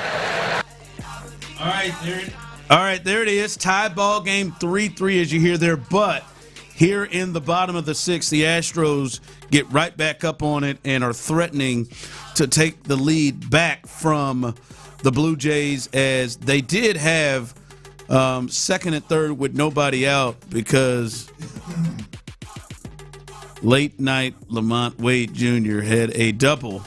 But Yainer Diaz wasn't able to get the run home. He got out. Nick Allen is still at the plate after he just got absolutely drilled on his fingers trying to bunt and just took that one. But they are in a great position to take the lead. Runners on second and third, Christian Walker and late night Lamont Wade Jr. is at second with it's got legs, boys. With Nick Allen. the things you stumble upon on the internet today. It's just not. I got to get answers from Lamont. That's what I got to get. I wonder if Lamont's got a friend. Man, ain't anybody called that boy no late night. But we'll keep you updated on what's going on there as the Astros look to try to take back. By the way, Hunter Brown was pitching great, and really, I mean, he's still in line for a quality start, but it could have been much better. He's gone 6 innings, 3 hits, 3 earned runs, 8 Ks, and 2 walks. But going into the 6th inning, he hadn't given up a hit, and obviously they got him for 3 runs in that inning. And Nick Allen strikes out here, so looks like Jeremy Pena is going to have to come up big, or whoever's hitting after Nick Allen has to come up big to get a 2-out hit for the Astros. Had a great chance to take this lead. We'll keep you updated on what's going on there. All right, Clint, I think as we were at camp today, day 7 of training camp, the big thing that jumped out to everybody, and he was the first person, Clint, that I saw come out, and that is Tank Dell came out, but he came out in full pads. It's the first time we've seen that from Tank Dell. He's in full pads. I'm talking about he had on 5 pads. I didn't know receivers still wore them, but he had on 5 pads. He had shoulders, helmet, everything. He's participating in stretching and everything. You're like, okay, we're seeing something from Tank Dell, and he then went and did individual, Clint, where he was running routes and catching the ball and looked good, catching balls from CJ. CJ, you could see he was amped to be out there. So it was good to see him in pads. One, Clint, it feels like, all right, this is a good sign that he is improving and going to the next level. Now, that's where they ended it, right? He did individual drills where basically he just runs routes and him and the quarterbacks go back and forth, for those who don't know. And then when they moved to team, they took his helmet from him. Yeah. And he didn't participate any further. But to first start on that, here is D'Amico Ryans, the head coach, as he spoke. This is the first time we've seen him in pads. Here is D'Amico giving his assessment on how they were looking to handle Tank Dell today. On the right plan. Nothing's changed with his plan. We progressing him on really well. He got out, did Indy today, and we expect him to just continue to progress with how he's feeling. There's no set way of doing it. It'll be based upon how he's feeling, and we'll do the right thing by Tank, making sure that we approach it the right way, take care of him the right way, so he's feeling confident when he's able to step back out there in full team drills. All right, that was D'Amico Ryans, and both of those who are wondering at home, he didn't go out and do Indianapolis. He went out and did individuals. That's what he means by Indy. Just in case maybe some of you thought he ran out there and got after it. No, I think first off, that's a good sign, Clint, that to even look for him to get in pads. There's some guys who are injured or weren't even got to that level. So that's a good thing to look that they felt to put him in pads, and you can see the next step being maybe get into team stuff. Yeah, look, I think a big part of Tank Dell returning is just, can you go out there on a daily basis and run routes? Can you get in and out of your breaks? Can you continue to strengthen that leg and do more just with just straight body weight? And that may take a month. I don't know. I mean, it's going to take a while before he graduates to complete. Hey man, take the cuffs off and let him play. It's going to be a while before that happens, but nonetheless, it's definitely good to see him out there and see him in full pads and see him at this point, to be honest with you, just participating in any capacity. Yeah, it was. It was good to see him, and a lot of people saw that. You could see the lift that kind of gave everybody. Now, Nico Collins was not at practice today. Looked like he got him a little vet day off. Mm-hmm. And obviously Jalen Noel isn't there with the finger issue. Not there yet. But, man, one of the things surrounding what happened with what we saw with Tank today, and then watching practice, and, again, understanding that at least those two individuals, Noel and Nico, weren't out there. But from the other guys, Clint, from the Higgins to Hutchinson to Watson being out there to Bond and Kelly and, the wide receivers that they have out there, man, it is clear to me that the way that they seem to want to run offense and what we have seen to start a camp, right? Like in their passing game, Clint, one of the things, and I saw it today, we haven't seen the portion of the going down the field part yet. Yeah. Right. There's like especially in team stuff, we've not seen that. There's been a lot of get it out quick, and that seems to be where they are right now. And boy, man, just with me looking at this team needs Tank Dell, and not just Tank. This offense, not just Tank Dell. Like they need the Tank Dell who had the skill set that he had the last time he was playing healthy, because. Again, knowing Nico and Noel weren't there, and I have 100% confidence in Nico. Now, Noel is still somebody we don't know a whole lot about. There is not a lot of quick separation. Mm-hmm. Like I don't know if you've seen that other. There is not a lot of quick separation. Like I said, I think Higgins does a good job using his body to get separation at times, but it's not consistent. There's still people. There's a lot of holding it. There is a lot of having to hit it. There's a lot of having to throw it away. And you can see in your mind how defenses are going to potentially attack the Texans, who want a quick passing game, quick stuff, run the football. It is the lack of separation from some of these guys is really concerning, and that they need that version of Tank. Well, this is why I'm so high on Higgins right now. I think when you look out and you've got 6'4", 215, you can win with somebody on your back. You can win with somebody in your hip pockets. You can do some different things with that body. To your point, this is my concern from jump. I mean, that's why when we talked about units, the most concerning unit for me was the wide receivers, and it's specifically that, the speed, the twitch, the explosive, the change of direction that creates those easy throws in the ocean kind of deal that's hard to touch in a phone booth, so your screen game takes a step. I mean, we just saw a guy that possesses every bit of that get 4 years, $140 million yesterday in Zay Flowers. How in the hell that happened? That's a big number for him. But the thing is he's that guy. Creates separation right now. Yeah. Right. Really good in the screen game. Hard to touch hard to catch in a phone booth. They need that guy, which would be Tank Dell, which would be Jalen Noel. Right. That is definitely a piece that I think this offense is missing. Now, we have seen C.J. Stroud be able to get the ball out of his hand quickly. Again, I don't know if that's D'Amico, playing shell defense, keeping everything in front of him. I don't know if that's the mindset of the quarterback, or it's Nick Caley that's drawing some things up. Hard to see from where we are without. Yeah, but Clint, you've played in this league.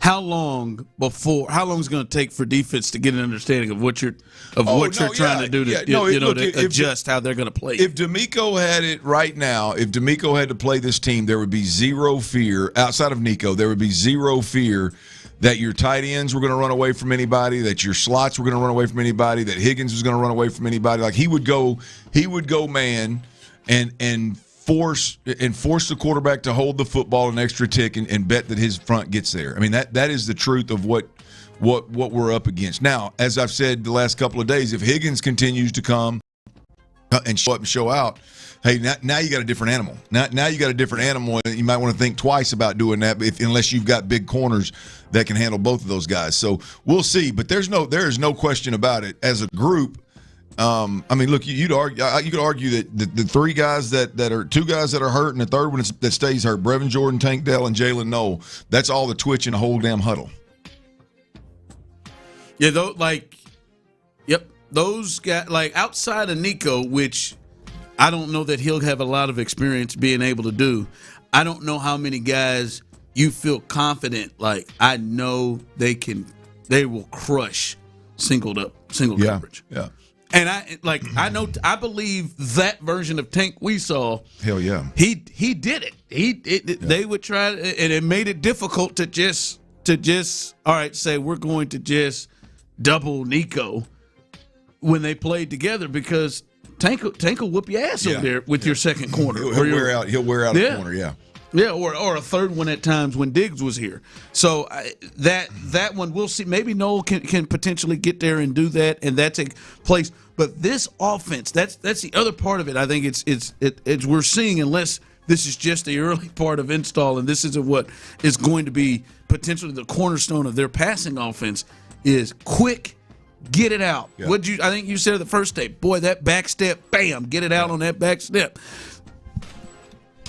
You can see a way that defenses will be able to correct him having a place to go when he hits that back step.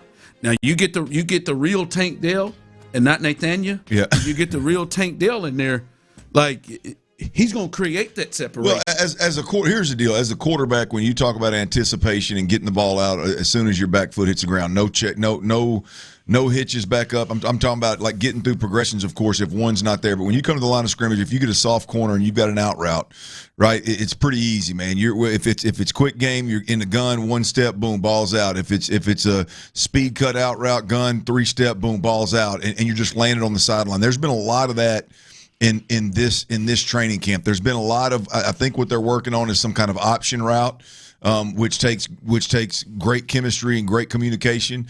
There's been a lot of that where the leverage of the slot defender will tell you he's breaking in or he's breaking out, and again, you can get the ball out on time. I think defenses are going to make that very difficult for the Texans to live by. Now, if you can run the football, then hey, it's a game changer. But I think in the pass game for the Texans, they're going to make them hold the ball an extra tick. They're going to be willing to take the risk of giving up a big play, giving up a throw over the top, and they're going to bet that they can get home on C.J. Stroud before he gets the ball out and consistently beats them. So we'll see who creates, who is healthy and who's able to create. But you're right, the Tank Dell, like the picture as a fan when you're watching the Texans, the picture of Tank Dell being able to create separation, being able to go up and make catches when the ball's not thrown perfectly, instead of the ball tipping off your hands and being an interest in the New England game, Xavier Hutchinson, he goes up and makes that slant catch kind of deal.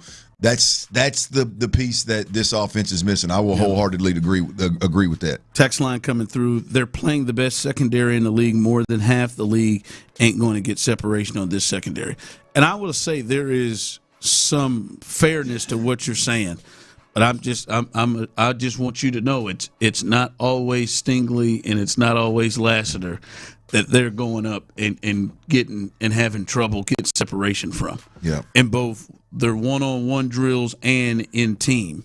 There were just a lot of routes where you would look at CJ and Davis and be like, whew, there's not a lot to play with there. Yeah. There's probably throw it in the ground, tuck and run. So again, it's not just against those great players, but I do think that has a part to do with it. But listen, there was a separation issue at times last year, and sure, you get Nico hurt, and I mean you're going to have a hard time, getting behind people, creating separation, striking fear in folks. Now again, that's why yesterday when we talked about Higgins, I mean this is that it's. I'm telling you, man, it's an absolute. Game changer. If dude is as good as they're talking about, and really as good as he's shown, I mean, if he can go make plays consistently the way he has in camp, I mean, it's going to be, look out now. That's a game changer. I would like to see them just, hey, man, let's back some folks off here. I would like a couple of those. Just. Well, I think they're trying to create the right habits with C.J. Stroud of, man, we just want to see you wholeheartedly commit to this thing, man. If they go shell coverage, if the corner's soft, if the corner's pedaling, man, we're going to throw that out route. We're going to throw the slot to the void. We're not going to go over the top and throw the low percentage ball. We're just not going to do it. I mean, it's just we need to commit to this thing. So I think they're trying to enforce, reinforce the messaging that they what they want offensively, and CJ's in line right now. Yeah, we'll see there, man. But the good thing is that's one thing. Like CJ doesn't struggle with that. I mean, the accuracy. I've said it before. The accuracy at the second level, stretching the field. I mean, anybody can throw the damn go route in the post route. I can throw that right now at 48. I mean, the truth of the matter is that mid-range game from 10 to 40 yards down the field, he's as good as anybody. Deshaun Watson was tremendous at that. CJ's as good as anybody at that. That part of his game is second nature. It's what they're working on. They're working on the right things with him. Yeah. But we'll see what this looks like. But boy, they need some quick, elusive players. And maybe it's Noel and Tank can get back to that, but that was very clear today watching some of the receivers struggle to get separation. All right, as we continue, it is a Wednesday, so that means we go a little stock up, stock down. As the Texans continue in training camp, stock up, stock down. Coming up next right here live on The Drive. Reset your presets. Initialize sequence. And tell your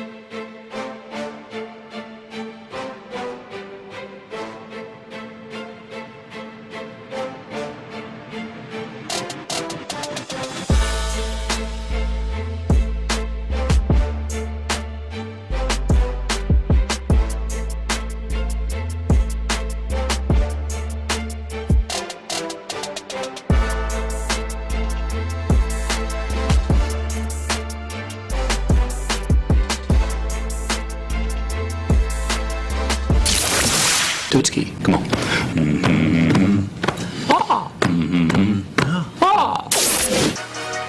Every football season brings highs.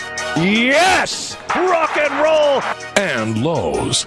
Every week, though. There's no excuse for that. Oh, no. It's time to buy or sell. And tell them to sell! It's Texans Stock Up, Stock Down on the Drive with Stoerner and Hughley. I'm going to pump those numbers up. Those are rookie numbers in this racket. Every damn hump day on the Drive, we do a little stock talk, and we're talking pigskin this time, man. Football has made its glorious return to our lives. Not official football, not any official games or anything, obviously. Week 1's still a bit away, but training camp for the Houston Texans is off and running out in this Houston heat, and that is what we'll be looking at for stock talk this afternoon right here on the Drive. So, that being said, I want to get started with you upon your return today, Raw, on the show, Hughley. And I want to get these negatives out of the way. Stock down for the Houston Texans right now out at training camp, Ron. Well, I see here on YouTube, my man Garland Brown said, "Well, it looks like Mr. Negative Ron, the show is definitely back in rare form." So I guess as we'll get to stock down, I'll add to it. I just simply believe they need Tank. My stock down, and I mentioned it earlier, and Clint, you've seen it here as much here the last few days. Is Jake Andrews. That, as I said, that looked like that was going to be the main competition in camp, the center position, who is going to start at center. And I know, as Tyler said there in the intro, week 1 is a ways away, but the first preseason game is next Thursday. And I watched today Jake Andrews not get any snaps with the ones. And Keelan Rutledge during team drills was with the ones the whole way at center.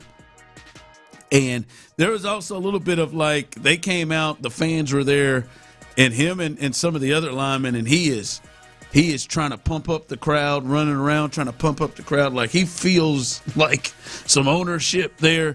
So I think for Jake Andrews, it looks like that center situation of a competition is slipping away. And as I said last week, I have concerns for Jake Andrews and the fit if he's not the starting center, because the other guys around that can play interior wise have the ability to play at a higher level at all of those positions, guard and center, than he does. So I think his stock is down, and I think it is definitely on the table if he is on the roster against Buffalo. Yeah, look, I would agree. You can argue the stock's been down since they drafted a guy and started talking about him being a center and changing the whole personality of the offensive line room. So I can't push back on that one. So there is Ron the Show's stock down for Texans training camp in 2026. Over to you, Clint Stoerner. Stock up, stock down. Looking at the down now for camp out in the heat for these Texans. Yeah, I'm going to go with Braden Smith at right tackle. Ron mentioned it a little earlier about that, that being a true competition, and Big Trent Brown seemingly getting a lot of run and a lot of look at that spot. The thought was, and look, I was one that when they re-signed Trent Brown, I said, this doesn't surprise me one bit. I mean, what he brings to the table is, sure, there's some warts, but that's one thing I'll just have to live with what how dominant he is in the run game and how dominant he is locking somebody down when he gets their hands on them. So I only say that to say that's my thoughts on Trent Brown. I still thought, hey man, when they went out and got Braden Smith, that's your right tackle, and Trent Brown's going to be a swing tackle, a depth tackle that can give you 6, 7, 8 games, and that's where we're going to land. Well, it looks like we've landed in a spot where Trent Brown is getting some run and getting some first team run in front of Braden Smith. So he's not as plug and play as I thought he was. Braden Smith I'm talking about. Yeah. And so I would say that the stock's slightly down on Braden Smith just based on the fact that there appears to be a real competition there. Yeah, Wyatt Teller is at guard with the ones every time. Ingram is at guard with the ones every time. And he is not. And he's healthy. The first thought was just, he's just not right yet. And once he gets healthy, he'll be there. I don't know. It looks real for him. You are indeed tuned in with us on a Wednesday afternoon here on The Drive. Stoerner, Hughley, Milner riding with you. And every Wednesday we do a little stock talk around this time. Just did our stock downs. Now time for a little stock up. Talking Texans camp. Back to you, Ron. I'll give it to you, Clint. Clint has tried to push this, and I made it very, very intentional to go and look at this when I first got there. And Cade Stover, his stock is up. And not just because he looks better in his uniform. The shoes? The shoes, they are. The shoes are still a little heavy for me. I didn't see him today. They're a little not enough sexiness to him. Okay, still little look like Braden Smith could wear them and go out there. But I know there was two tight ends were down. Dalton Schultz and Brevin Jordan. Looks like he had a day off, but he was getting a lot of run in a lot of different areas, lining up outside when they had 3 tight end sets and running routes out there and just getting a lot of run there at the tight end spot. So I have said that when you look at the tight end room, he's the one that I would be concerned with. When it be between, obviously, Klein, who is not going to get cut where he's got drafted, Dalton Schultz, he's fine. But then you start adding in Foster Moreau, who they seem to really, really love. Yep. Brevin Jordan. It felt like maybe Cade had maybe the odd guy out, but I don't know, man. Again, you're running with the ones here a week away from a game. You've got to be in a pretty decent spot right now. Yeah. Well, I mean, the thing is, we've talked about the tight ends a lot. I agree with you with Cade Stover. The thing that throws a kink in this tight end room is if Marlon Klein becomes more than just a second-round pick that you stash on the inactive list every Sunday, and that way he gets paid. Obviously, nobody can pick him up. You give him time to develop. Not that a second-round pick ain't gonna get paid anyway. But the point is if he's a quicker blooming project and is ready to actually play, and it's not just a stash on the inactive list, then all of a sudden it gets real interesting of what you do with the guys, the Cade Stovers, the Brevin Jordans. It gets real interesting. Maybe even the Foster Moreau cat. So we'll see what Marlon Klein can do. But I like what I'm from Stowe, no doubt. And Dirty Red, Clint Stoerner, you've been out there at a lot of these practices for the Texans as training camp rolls on. Stock up for you, Clint, for the Texans out at camp. Man, I've got a long list, and I was trying to go a different direction just for the sake of not being too redundant, which I'm not afraid to do now. But I'm going to go with Jawar Jordan, man. We've talked about him from the beginning of camp. Ron, I mean, there's just a different style. There's a slash ability there with him that nobody else has right now. And so I just got to believe. I went into this thing thinking some combination of Montgomery and Woody Marks is where they were going to be, and it was going to be a heavy dose of those two. And beyond that, I don't know what the hell they're going to do. But Jawar Jordan, I think, has put together a 6-7 practices worth noting. That stock is up, man. So I'm gonna go with Jawar Jordan. Yeah, he is definitely the third back. Yeah, pointed up. That seems to be solidified, and yeah, they like what he's doing. By the way, late night again. I got him another hit. Did he? That's three hits for late night. Now they took his ass out. Let's see, when a pinch runner. I'll be honest with you. I wouldn't fool with late night. Damn, that's where you are, Cam. Pinch running, defensive outfielder. I think he's out. By the way, I think they pinch run him to get him in there and get tagged on his damn head. Did he get tagged on the head for his long ass? Got down there. Good Lord, dang it, Lamont. Late night would have made that. Late night. If he's the late night that you see of, yep. He is out. Yep, late night's hit got wasted there, right there. So. But, yeah, we'll keep you updated here on what's happening as the Astros, they are tied late innings, and they don't have the services of late night anymore moving forward. Doggone it, LWJ. Yeah. He's out of this puppy. All right, coming up, some news about a player that we've talked about. Should the Texans be interested in? It looks like he is going to find a home And are you surprised at all that they didn't even kick the tires, being they've kicked the tires on other positions? We'll discuss that, and we're getting close to it. We're getting close to it. The top storylines in the NFL season coming up next right here live on The Drive. It seems like Seth is a big fan of the Texans reunion with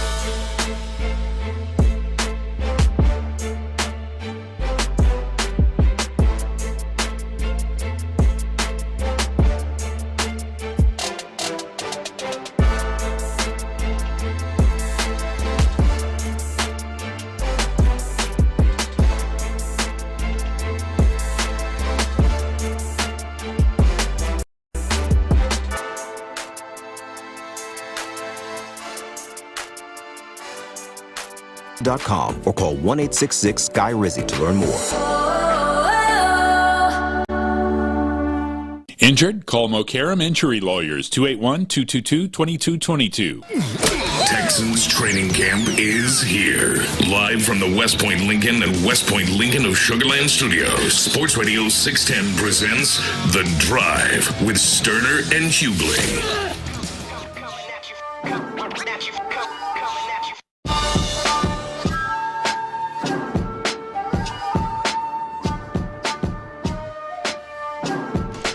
Ninth inning at the Dike, and the Astros have their closer, Josh Hader, in the game to try to get through the ninth and try to win this thing here.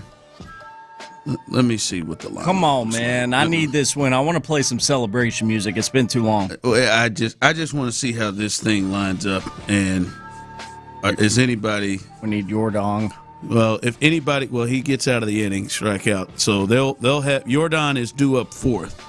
If there is any way that these idiots get him and give him a chance to end this game, I will laugh in frustration again, just because, not because I do not want the Astros to win, but just the confusion of stupidity if they allow him to try. They're trying to get in the wild card race themselves. If they allow this guy to end the game, but he is due up fourth in this inning coming up. Astros with a chance to win the game. We'll keep you updated on that.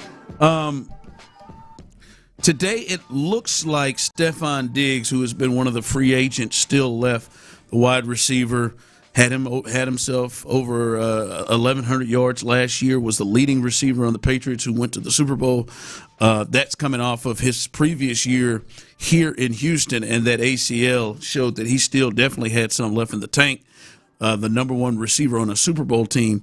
It looks like he is set to sign a deal with the Washington Commanders, and they have been in contact with that. Looks like it could be a one-year deal worth up to $12 million is what they are talking about. So it looks like Stephon Diggs has potentially found himself a home.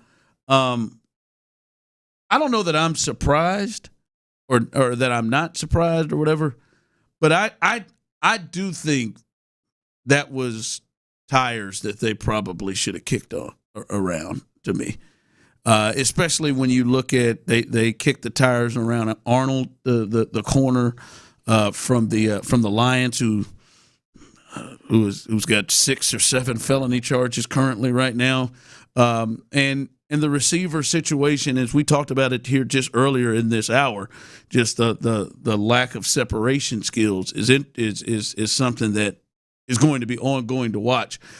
I do kind of wish the Texans kicked the tires on Stephon Diggs just to potentially see. Now maybe they know him and they know what they don't want to get involved in. But everything we heard was it was a good situation. CJ was a fan of him. D'Amico was a fan of him. But he's going to Washington. A bit surprised. Are you surprised at all that the Texans didn't? Well, I'm surprised based on what I know. I'm not surprised based on what we've heard. I mean, that for some reason they're really comfortable with where they're at, and I even if it were just, hey man, give me something that's pelts on the wall. I know what I'm getting. I know what he can do. I know kind of the mental capacity for an offense, and obviously was in this offense, some version of this offense last year with the Patriots. And so there's plenty of reason to think, this is a guy that you would love to have in your wide receiver room, all things considered.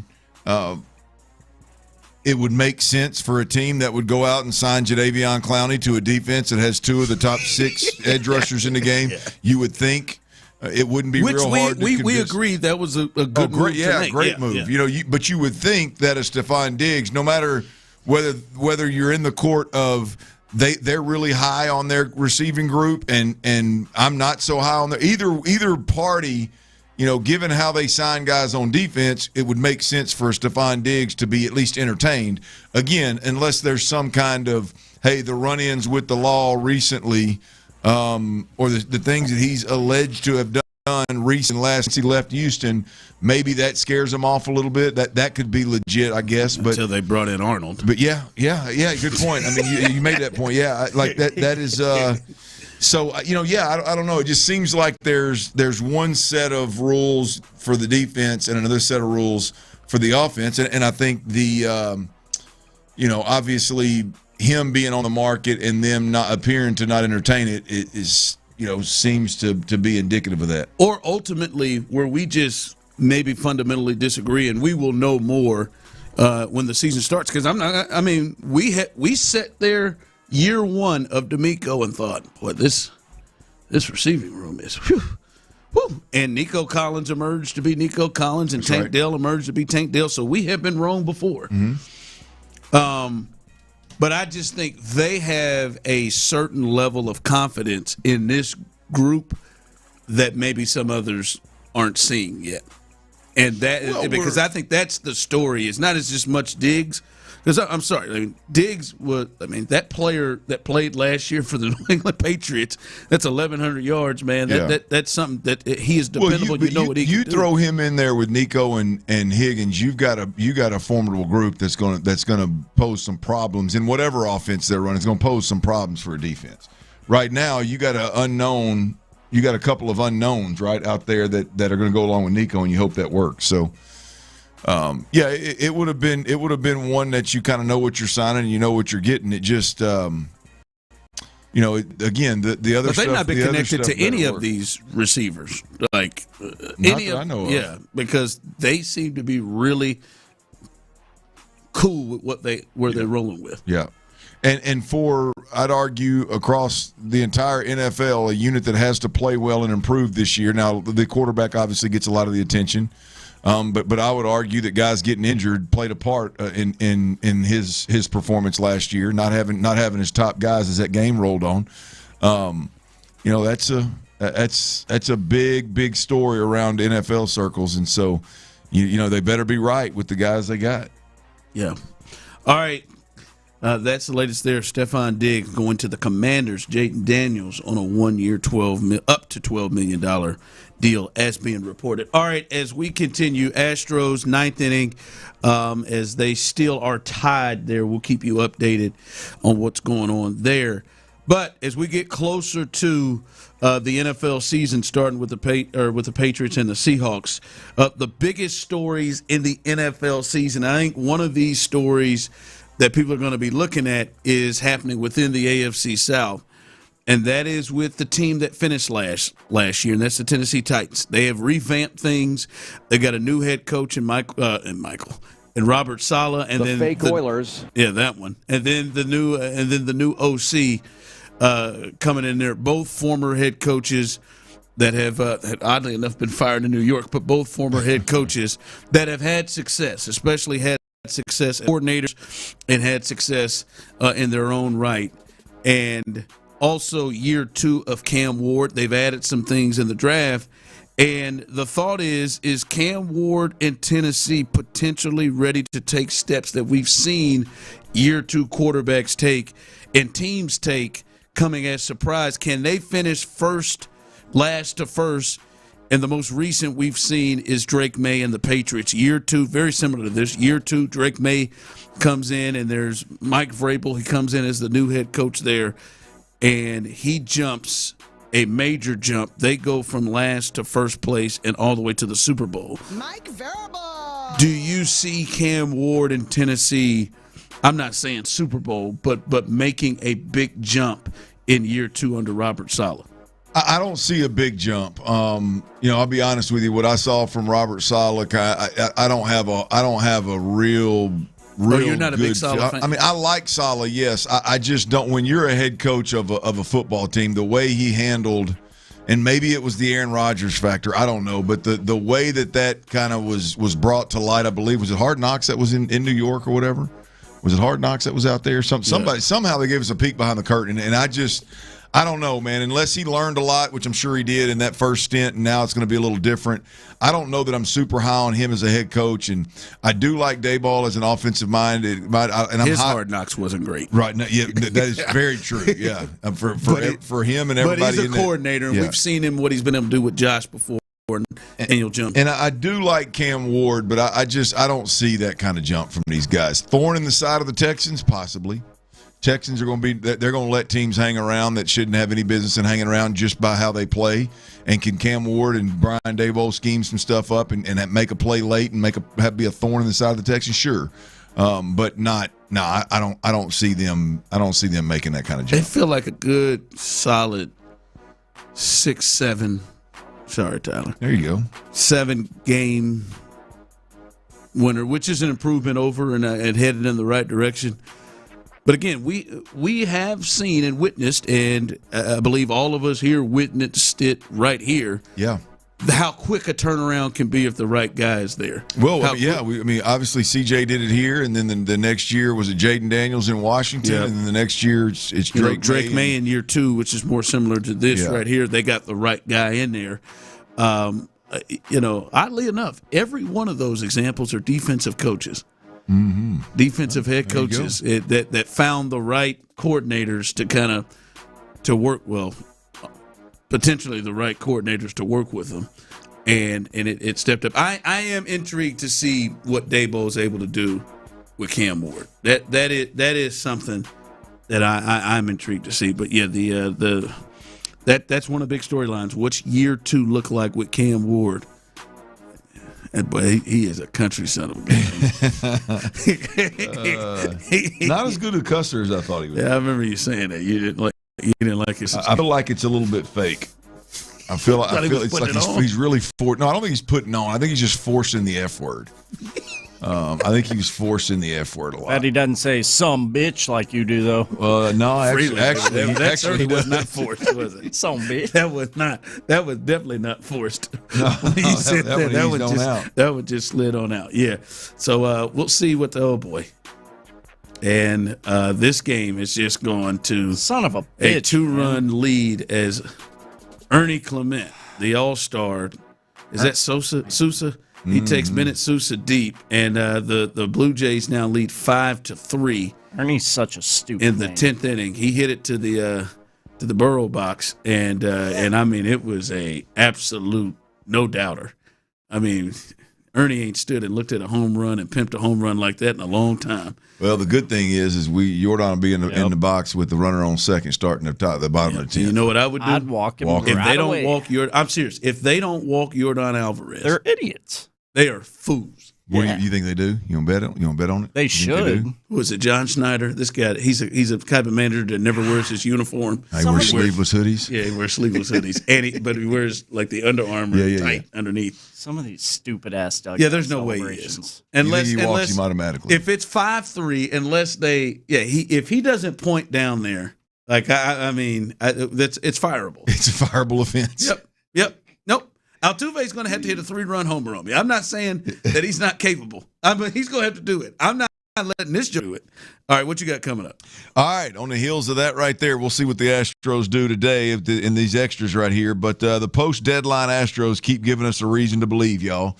They keep giving us a reason to believe. Buzzkill at the deadline, or are we rocking and rolling? We'll talk about them Astros next right here on Sports Radio 610. Before we do that, though, look, everybody's always asking me about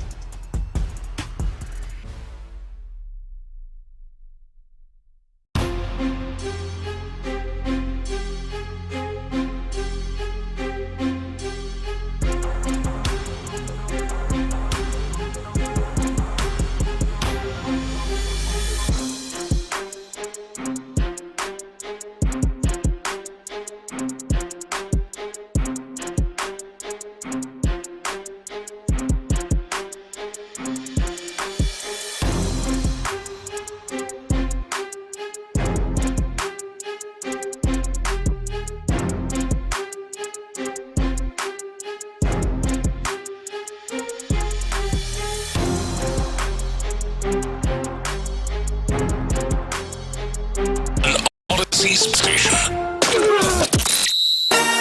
Dive into the mind of former NFL quarterback Clint Stoerner.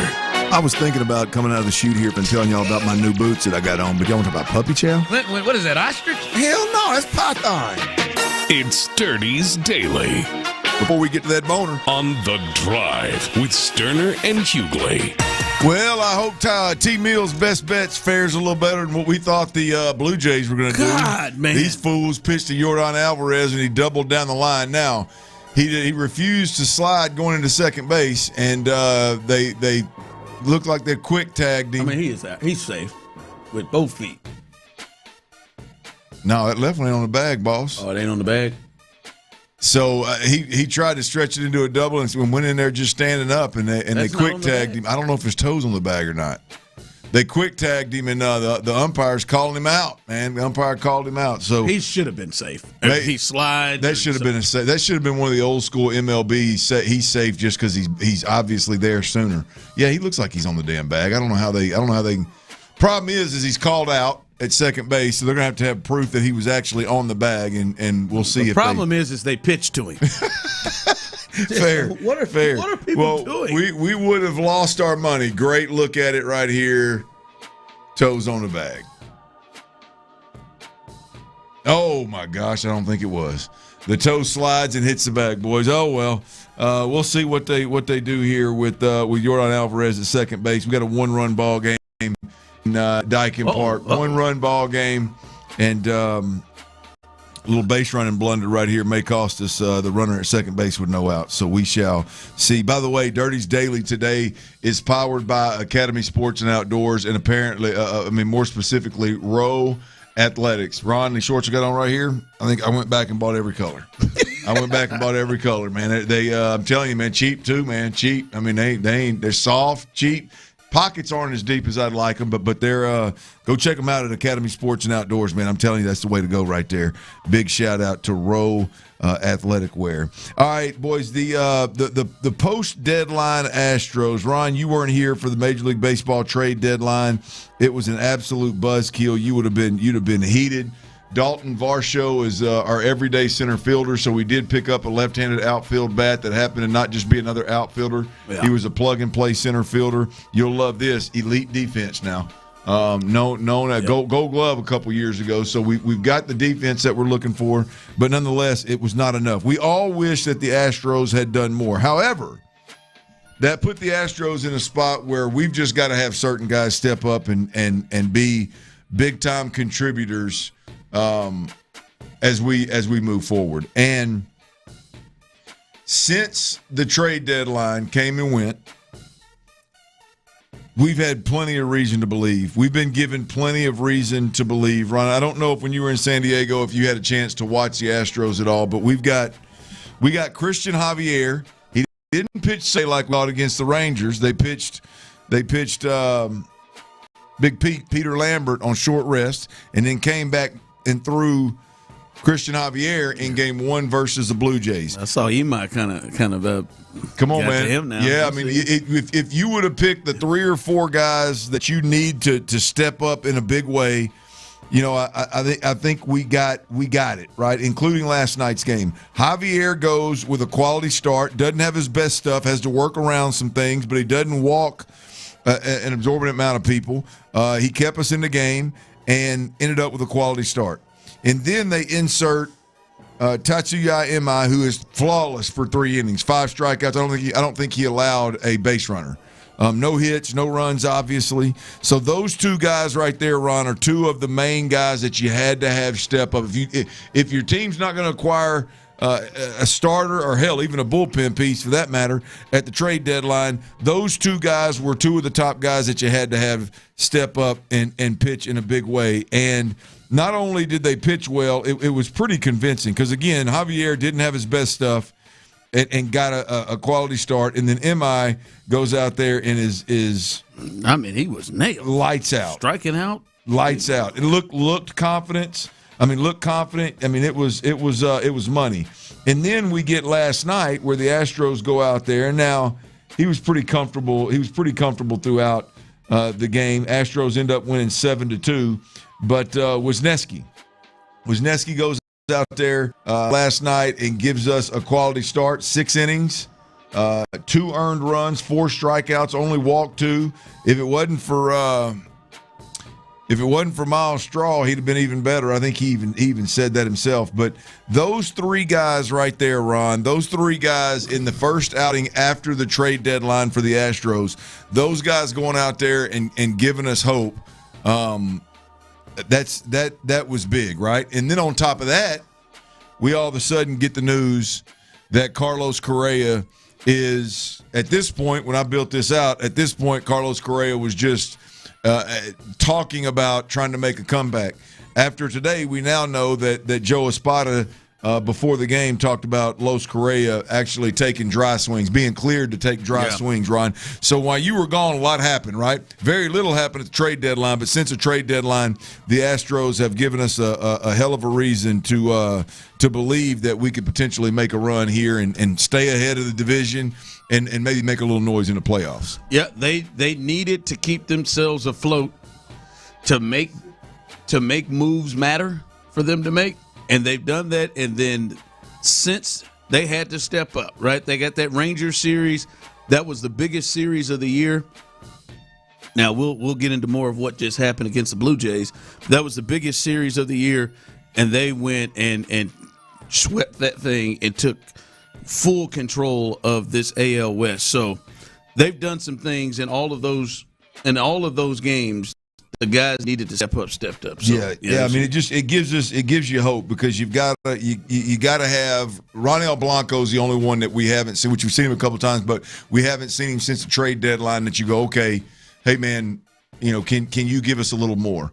But it looks good. Abreu's been better. I don't know if Jim Crane maybe gave him a little confidence to go out there. He's actually been better.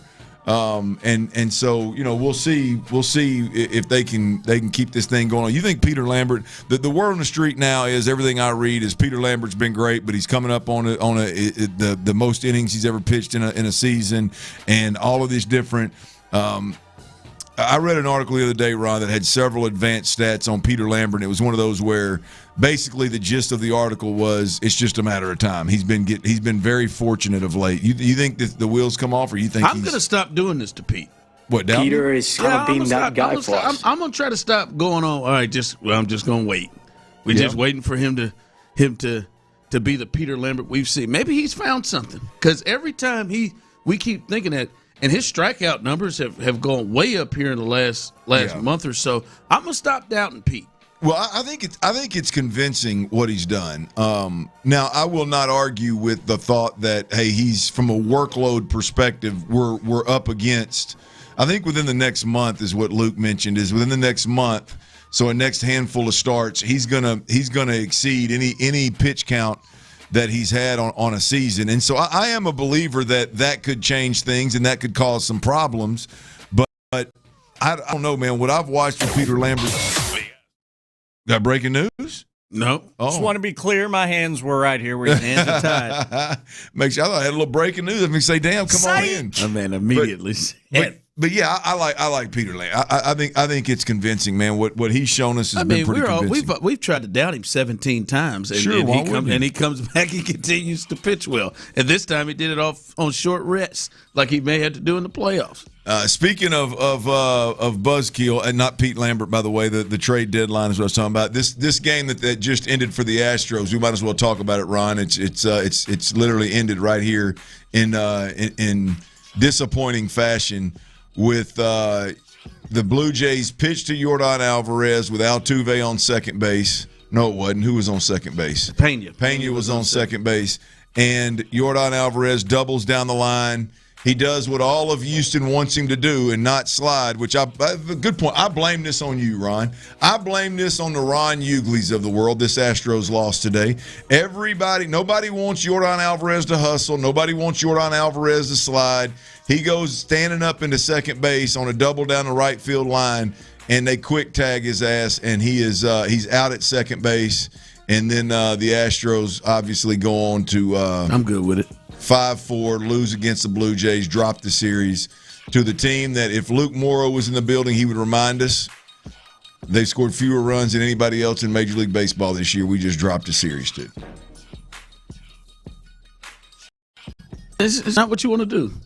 Can we get a slide? If he slides, he's in. Yeah, he is. But I mean, now I know he's healthy.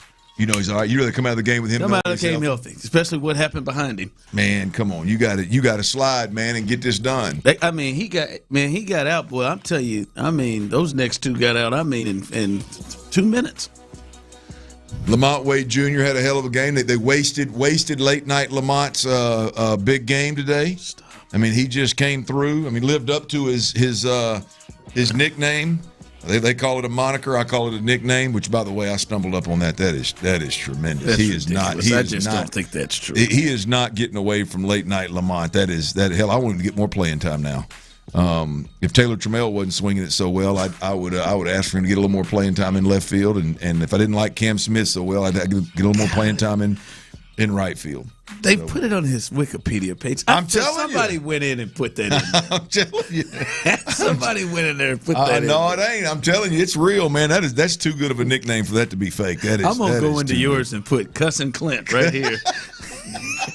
Nicknamed Cussin' Clint. Well, I'm telling you, man, that SOB about slipped out again, didn't it? Let's shift gears over to the Texans real quick.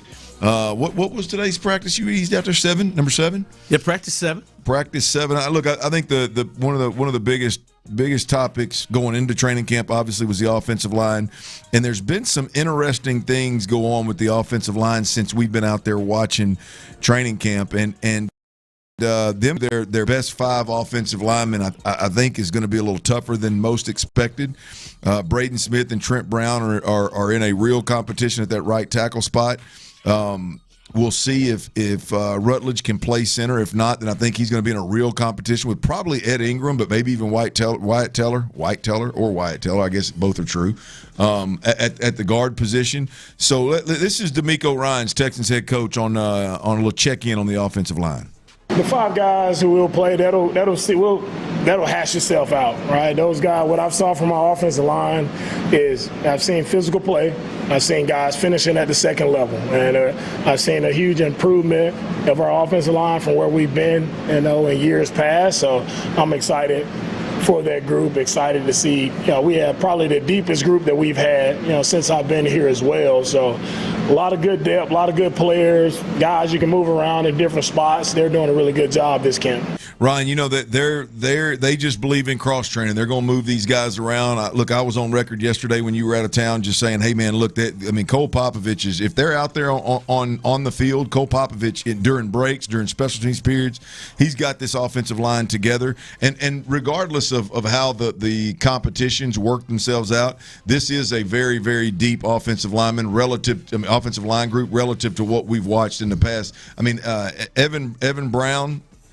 Is that right? The other center, he's been getting some run, and he looks pretty good, can play the guards as well. So, you've got good depth at guard, center, guard, as well as both tackles right now. But I know you were out there today. Just your thoughts on the offensive line overall.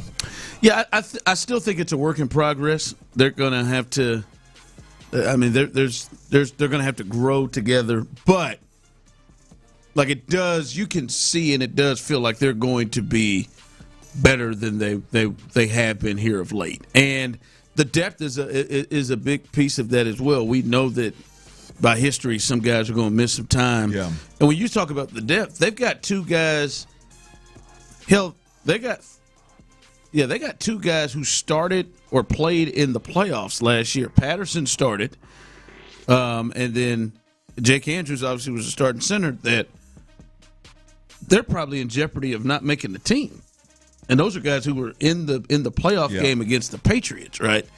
And Trent Brown became a break in case of emergency, but hell, he may just win the job straight out, over somebody that has been highly thought of and got a decent amount of money. So they should be better, but I still think, they're a work in progress before you get to the point of, thinking that they still aren't the potential biggest weakness or concern on the offense. Yeah, it is. A work in progress is a good way to put it, but it looks like, again, Ron, while you were out, there was a day out around the run game for about 3/4 of practice. Now, the way they ended when they went 11 on 11 wasn't real pretty, just overall, not the offensive line, but overall. But there was about a 3/4 of a practice where the run game, Ron, looked really good. I'm talking a lot of space inside for these running backs to get 2 or 3 yards. You know, you talked about David Montgomery and kind of some of the highlights you watched at Detroit and how he gets 3 or 4 yards. Detroit-like. Yeah, well, I mean, I wouldn't go quite there, but it definitely room that we're not used to in Houston. So some pretty positive steps on the offensive line. D'Amico feels good about the depth and the direction so far. We'll see how that continues to unfold in camp. All right, a lot still coming from training camp, a lot happening out there today that we'll continue to look at. But the Astros, they were unable to win this series. They dropped the series against the Blue Jays. We'll let you hear how that ended and kind of discuss what we saw there. The Blue Jays got away with just silliness. And this was kind of a tough one to drop. You felt like you'd win this series. We'll discuss that coming up next. Astros ain't loyal. Texans GM Nick Caserio shared what he believes.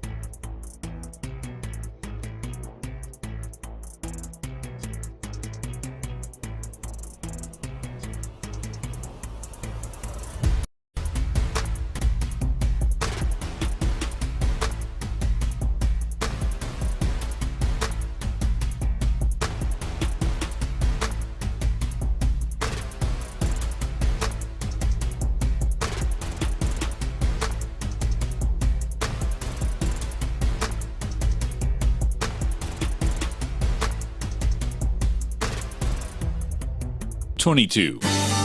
Houston, starting Thursday, August 13th, Sports Radio 610 is moving to the FM dial. Introducing 95.7 The Fan.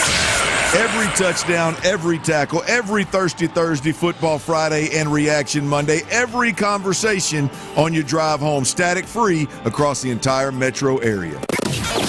Louder, clearer, and better than ever. A new era begins on August 13th with Houston's sports leader, 95.7 The Fan. It's your primitive and yet them. Texans training camp is here. Live from the West Point Lincoln and West Point Lincoln of Sugarland Studios, Sports Radio 610 presents The Drive with Stoerner and Hughley.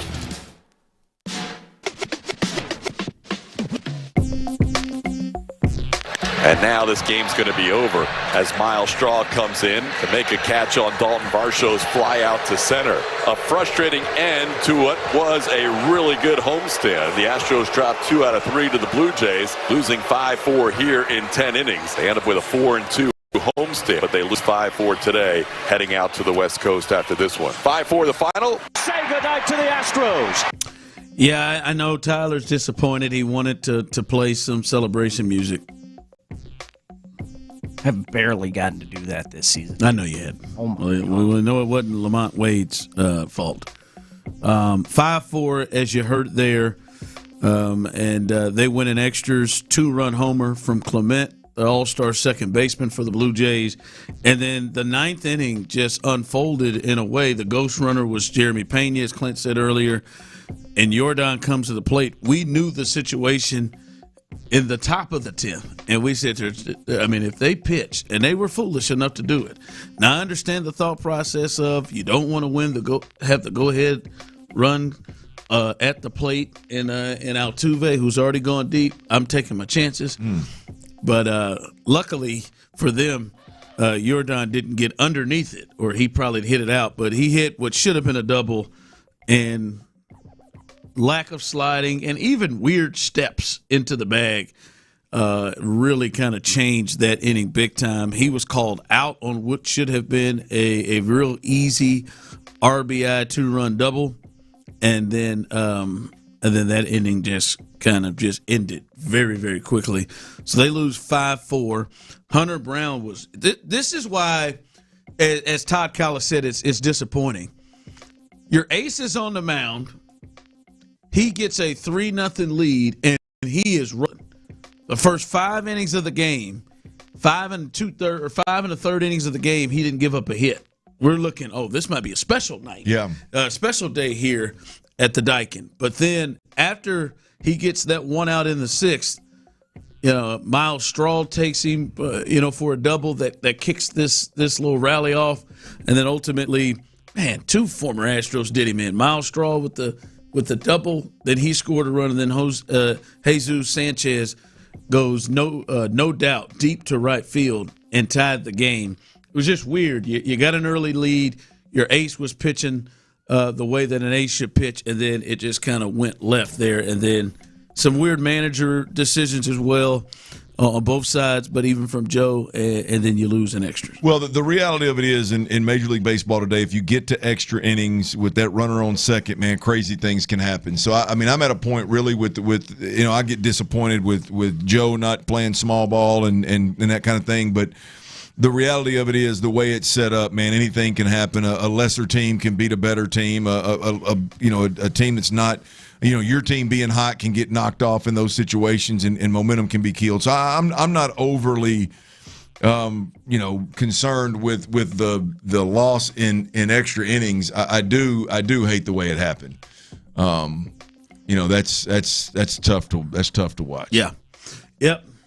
You got to the 6th inning, 3-0. The way the Hunter was pitching, it was like this thing is over.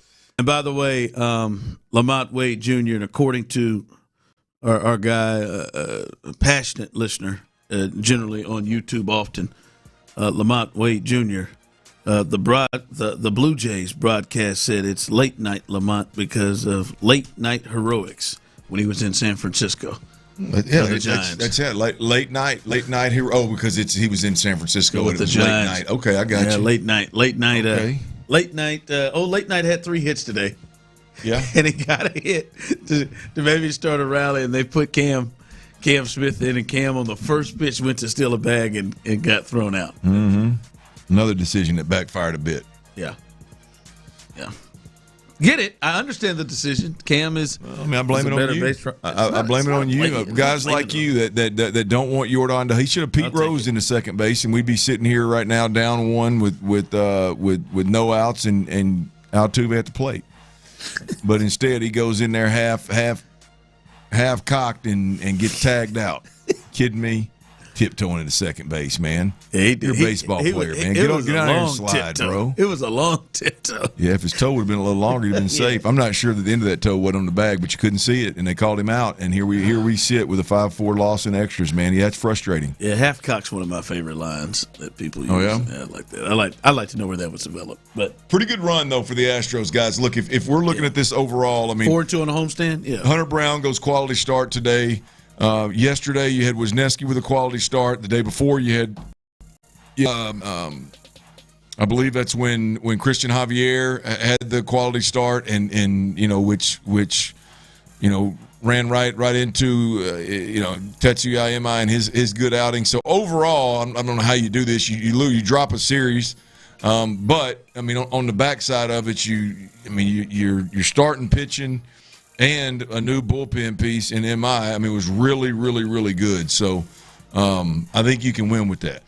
Now, I will say, unfortunately, the Rangers played a day game, and they beat the Giants today 6-0. So they've won the last 2 games against the Giants, and they are now a game and a half out of first right now. So they did get a win. So that is tough. That kind of makes the way that thing kind of ended a little bit more frustrating, but still a game and a half lead. Like you said, that homestand 4-2 and sweeping the Rangers is exactly what they needed to have happen to give themselves not just the lead, but create a little distance. So Astros, no celebration music, which is crushing to Tyler Milner, our producer. But all in all, they if we'd have told you, hey, Friday they're gonna have this homestand against the Blue Jays and the Mariners. I mean, against the Rangers and the Blue Jays, 4-2, winning that's exactly where you want, and up in the division. By the way, this news just coming out of the NFL, according to Adam Schefter, Aaron Donald worked out today for the Los Angeles Rams, per NFL Wire. Aaron Donald do a workout in a football helmet, and even though he did not wear pads during it, he used Rams team equipment at their facility during training camp, requiring them to report his activity to the NFL. So that is he's going to play, right? No question. No question, man. I mean, this is one of those where slip himself out of training camp. He's trying to, he's just trying to make sure that body's right, and they're being smart. There ain't you don't need him. Hell, you don't need him till midway through the season. If we're being honest, this is one of the Super Bowl favorites. You don't need him at all to win a Super Bowl, but boy, you add him to Myles Garrett, and this thing gets nasty quick now. I mean, they've got a hell of a crew on that defensive side, defensive front. We met 2 of them guys at the Super Bowl last year, and they're still young and still there. Yep, both those guys. So yeah, I mean, this is look out now. One of the Super Bowl favorites gets one of the greatest of all time to come back, and this isn't greatest of all time come back when he's 40 years old. This is. Come back when you think odds are he's got some pretty good tread left on the tires. Yeah. Well, I think they were number 1 in the Vita Vea potential trade candidates. Yeah. I mean, good Lord. Yeah, we'll see. So, yeah, Aaron Donald, come on, man. This is just steps and steps and steps where it looks like he is going to play for them. So that is the latest there in the NFL. You know what? I went to training camp today, and Clint, this is something that we have been hearing, and a lot of people who have watched during practice, whether it was full out off season and OTAs and mandatory minicamp or camp right now. One of the names that we heard a lot being that was impressive and maybe a noticeable difference from year 1 to year 2 was Jaden Higgins. We heard it from D'Amico talking about he's bigger, faster, stronger, all of those things. It looks like he's taken a step. We've seen Isn't he the one, Tyler? He's got a bunch of workout videos that we've been able to see we've seen in the out pool, of Higgins. working out in the pool. Yeah, he's having a hell of an offseason. Yeah, he's been getting after it. We've been seeing it. Yep. It was one of our believe it or not topics. One of our very first ones. Jaden Higgins, and do those workouts actually transition to looking better on the field? And man, there's no doubt that Jaden Higgins looks better. There's no doubt that there's real chemistry there with him and C.J. Stroud. I don't know if there's a better feeling. Obviously, we've seen C.J. Stroud have great chemistry with Tank Dell, but man, when you get a receiver where you can just read his body language, you can read his signals in his route, and you know if it's an option route, hey, he might stick and head nod inside, but he's gonna whip back out and he's gonna be right there for you, and you just sense it, and y'all both see everything the same way, and you're on the same page. You got great chemistry, man. And it seems like look. I can't put it in the Tank Dell, C.J. Stroud category, because what we saw those guys do on schedule and off script, what we saw those guys do was undeniable. That is just when you start making plays the way made plays when the original call breaks down. That's crazy chemistry and how they read each other. I'm not ready to say they're there yet, Ron, but it sure looks like when it comes to break angles on routes, when it comes to decision-making off leverage in the secondary, they see things the same way, and Higgins makes quick, decisive moves when he's out there, and it's very quarterback-friendly. And it looks like all the hype about Higgins this offseason is going to come to fruition. Now, I'm not saying that's what I was going to say. I'm not going to say he's going to get 1,100 yards, but he clearly looks different. Right. Well, last year I think he was a recipient of he was a recipient last year of what D'Amico Ryans always says: the ball's going to go to the open receiver, right? Which is fine until nobody's open and you need somebody to be the better player and to go make a play. Right, and right now Nico's the only guy that you have that is capable of doing that. And so when you start looking at the future here in Houston, you go, okay, is he a guy that can catch the ball when he's open and the right play call is inserted and the quarterback gets through the progression to 2 or 3 and he's there, or is he a guy that the quarterback goes, okay, I'm getting man coverage, I'm getting heated up, I want to throw a quick slant, or I want to throw a quick fade, or there's my options are Nico and Higgins is one of those options. If he's that much, it doesn't matter, I'm not saying he's going to be a Pro Bowler, but if he's that much where the quarterback can depend on him in critical situations versus pressures versus man, that is a huge step in the direction. When you look at him being 6'4", 215, 220, whatever he is, that's. He can win without running past somebody, right? He can win with a big body. He can win with just body placement. He can win with hand strength. We see Nico do it all the time, right? If you tell me he's going to be that guy, boy, you're on to something. You're on to something with Higgs. It's clearly noticeable, though. Just no question. His confidence in how he is, how he's using his body. It's like he clearly has improved his game. Now we'll see what that means, what that looks like, and how they want to use them. I'm telling you, a thing that I noticed a ton, and I know they didn't have their full complement of guys. Nico wasn't out there, and Noah wasn't out there, but they were moving him inside a lot. Higgins, you would think he's what they kind of like to do, stick him outside, but he was. He lined up inside. I would almost say the majority of the time that he was out there leading in the slot right off the tackle like that. That was interesting to try to put him on the move, which I wonder, does that mean to him? Hopefully it means they would be willing to do that with 12 too. But that definitely jumped out how much he just wasn't sitting out there as a boundary. Well, he mentioned in his media availability, I think after the first or second practice, where Nick Caley moved him around in formation, using the motions, letting him do more, kind of testing, where his ceiling's at. And so to no surprise, he is. We're seeing him as practices unfold, and he seems to be really, really grasping it. So it's all positives for Higgins moving forward. This is a big step for the Texans. Yep. All right, as we continue here with the drive here, again, if you missed it, the Astros They dropped the the series finale with the Blue Jays 5-4. We'll keep you updated on anything we're hearing post game with that. But there is a real live competition happening on the offensive line, and maybe it's not the position we all thought it was. We'll discuss that because it is on. Coming up next. Hey, all my athletic directors, general contractors too, but athletic directors, superintendents, coaches, booster clubs, board members. Let me get your attention one time, man. Fielder's Choice wants to lock arms with you on your next project, no doubt about it. GCs, architects.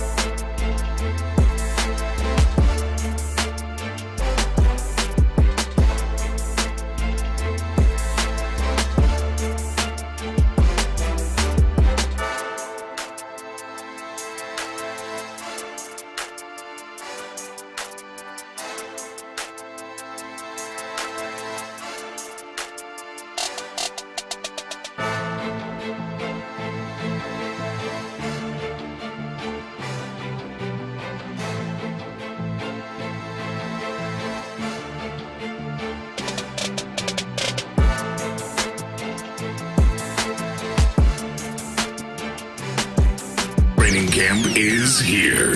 Live from the West Point Lincoln and West Point Lincoln of Sugar Land Studios, Sports Radio 610 presents The Drive with Stoerner and Hughley.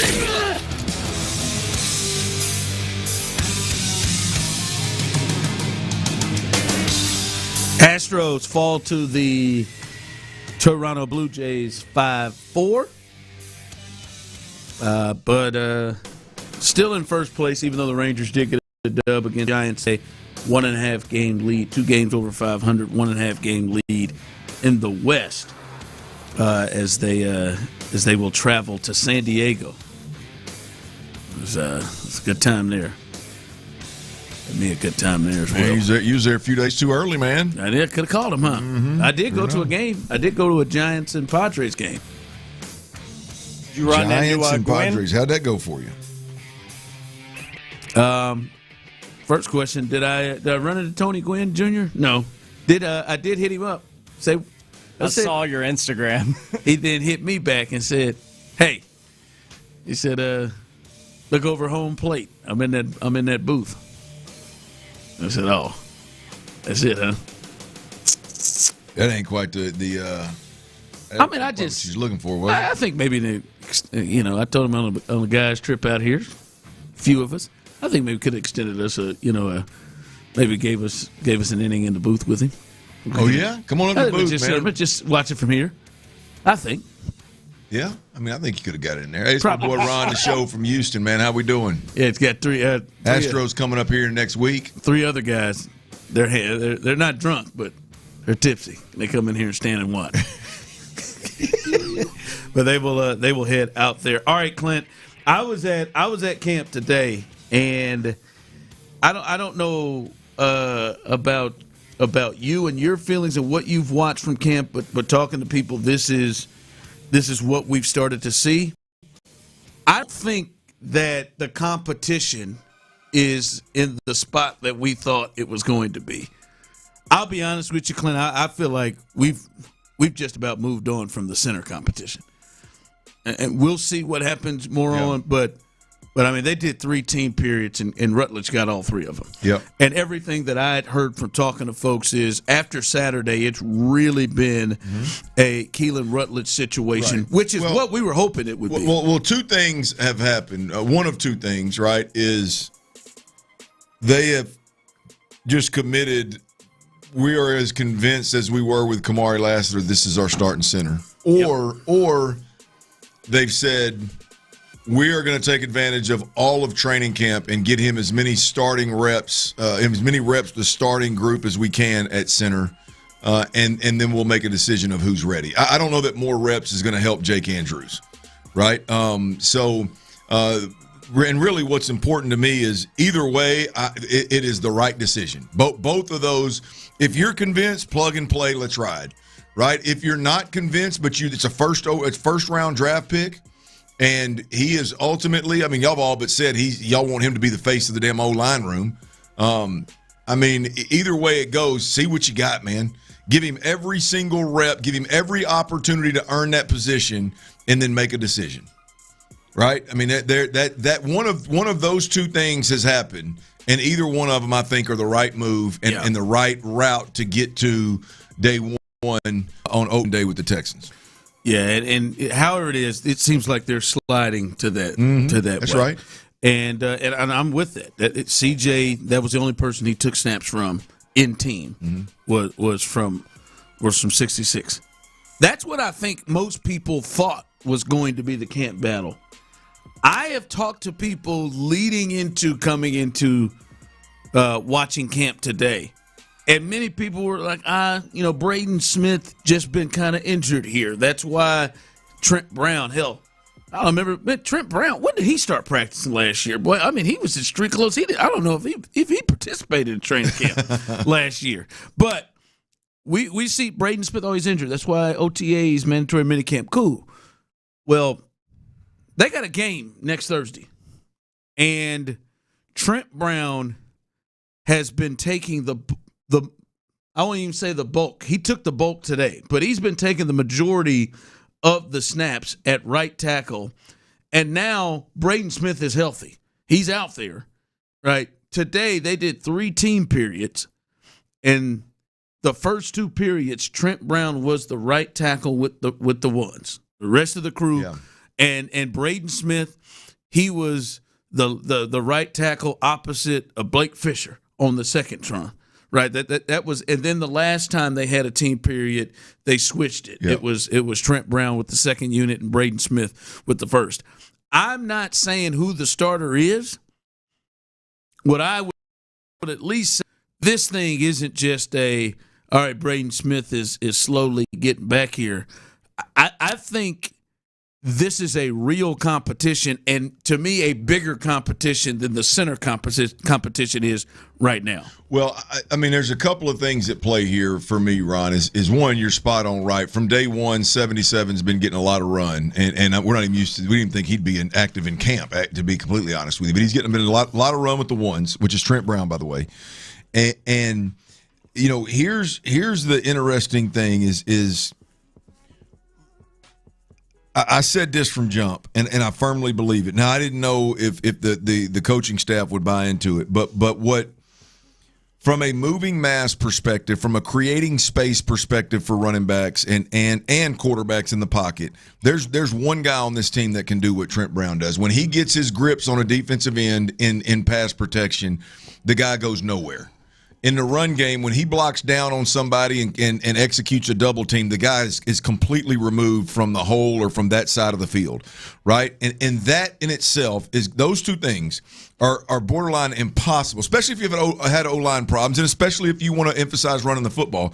Those things are going to be hard to ignore, right?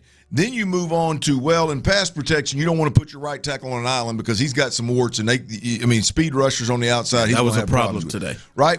Well, I would argue, Ron, that in the big picture of offensive football, maybe not all the time, but damn sure in obvious passing situations, I would argue that all you got to do is give Trent Brown word, hey, man, you got a chip coming. If that edge rusher goes hard outside speed rush, there's a tight end or a tailback that's going to punch him in the ribs and set him back on you, and it's you don't have to worry about getting beat outside. You said heavy inside, we got your outside protected, and you know that now it's not ideal, it's not perfect world. You'd like to be able to man up all 5 of your offensive linemen and not worry about it, but the simple adjustment of putting a tight end or even cut split wide receiver or a running back to that side, either pre-snap or post-snap, and resetting any speed outside rush back to Trent Brown, that's not rocket science. That's not going to change your whole offensive game plan. That's not something that Nick Caley's not capable of doing. And so really the warts that Trent Brown has, which is the pass protection piece, can be dealt with fairly, just run of the mill, if you know what I'm saying. Pretty basic, if you know what I'm saying. So, boy, the good just so far outweighs the bad that if that is kind of how they're viewing Trent Brown, and it's not like, hey man, I don't know how healthy he can stay, and I don't know how much tread he's got left on the tire. If that's how they're gauging this competition, hell, he's gonna win a damn thing. Well, not just that, like they also really love that part of it. They're looking for that part of the game. It's not just what they're trying to accomplish. That's what they're looking. And the other part is where I think you got to take serious. Again, I'm not saying Braden Smith isn't going to be the starting tackle against Buffalo. I mean, they paid him pretty good money to come here over a 2-year deal. Now, I would say they paid Cam Robinson good money last year and got his ass up out of here too. So they're not afraid to sit a guy or to go in a different direction if they believe he fits better. But I think it is hard to ignore that they trust Trent Brown. They know Trent Brown knows the system real well with his history in New England and last year with this team. And they trusted him. And it is hard to think that they let go of the thought that our offensive line thing started to shore up when we made the move of him at right tackle. It's changed, it's hard to, And we talked to him ourselves, Tyler and Clint. He clearly fits the mouthpiece of what they like. He was the one that talked the game of what they like. So, again, I don't think they're fools. I can't believe that they don't take into account his history of injuries and the time that he'll play. I think that's why they got an adequate guy there. But I don't think just because he's making less money than Braden Smith, that Braden Smith is going to win this job. I think Trent Brown has a real opportunity to be the starting tackle on week 1. Well, he can just simply do things that others can't. Period, point blank. It's real as ever. Turn the film on. It happens often. And again, man, there's no – you want to talk about explosives returning to this offense? Well, you get Trent Brown in there and get him to move mass and create lanes for Woody Marks and David Montgomery and Jawar Jordan and keep the pocket from collapsing on CJ. That's a hell of a start to get them explosives back in this thing. Yeah. All right, 5 o'clock fire coming up. The Astros fall and lose the series to the Blue Jays. We'll hear from Joe Espada as he had some thoughts on a couple of things that happened in that game. Also, an update from Joe Espada before the game on Carlos Correa. You want to hear that. As training camp continues, we'll look at it and hear from D'Amico as he spoke about today's camp practice and some NFL news and notes on 2 veteran players as we continue right here live on The Drive. It seems like Seth is a big fan of the Texans reunion with Jadeveon Clowney. For the amount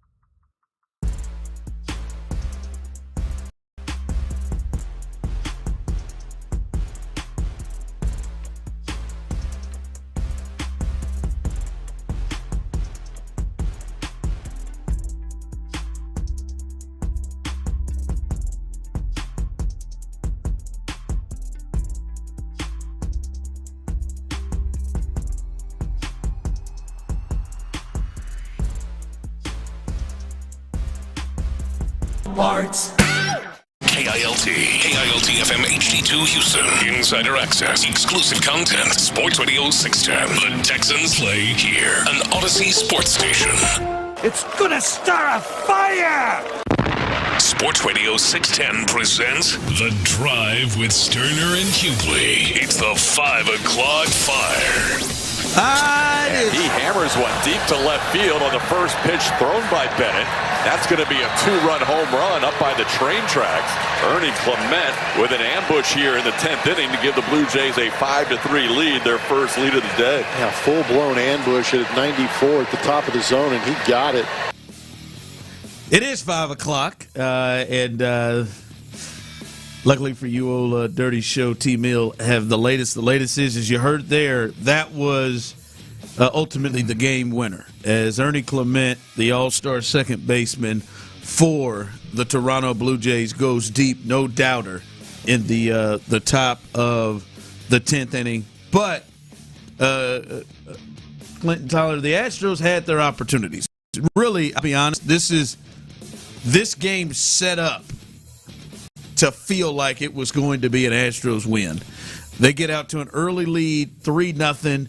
Altuve gets the scoring started with a home run. They end up getting 2 more runs to give them a 3-0 lead. Hunter Brown is rolling, Jack. I'm talking through 5 1/3 innings. He hasn't given up a hit. He had 7 strikeouts to 1 walk, and then it just kind of got away from him. Miles Straw kind of kicked things off in that 6th inning with a double. He was driven in, and then Jesus Sanchez went deep to tie the game there. And it was tied the whole way through. The Astros had multiple chances to win that game or to grab the lead, including 2nd and 3rd after late-night Lamont Wade got a double to set things up with nobody out, and they still weren't able to get that done. But even though, as you heard there, they had the lead, the big play there in the game was the Blue Jays elected to pitch to Yordan Alvarez in a 2-run game with a runner on, Yordan being the tying run at the plate, and he scolded a ball that looked like a surefire double and could have been one, but what'd you say, he tiptoed his way into second base instead of sliding. Tiptoeing to the tulips, man. Yeah. Just everybody in Houston scared every time he slides. That's you got right. my man Gunshot to just play baseball. Yep. But he was tagged out, and that just absolutely shifted the inning, and they ended up losing by 1. Yeah, shifted the inning. So instead of 1-run ball game with a runner on second and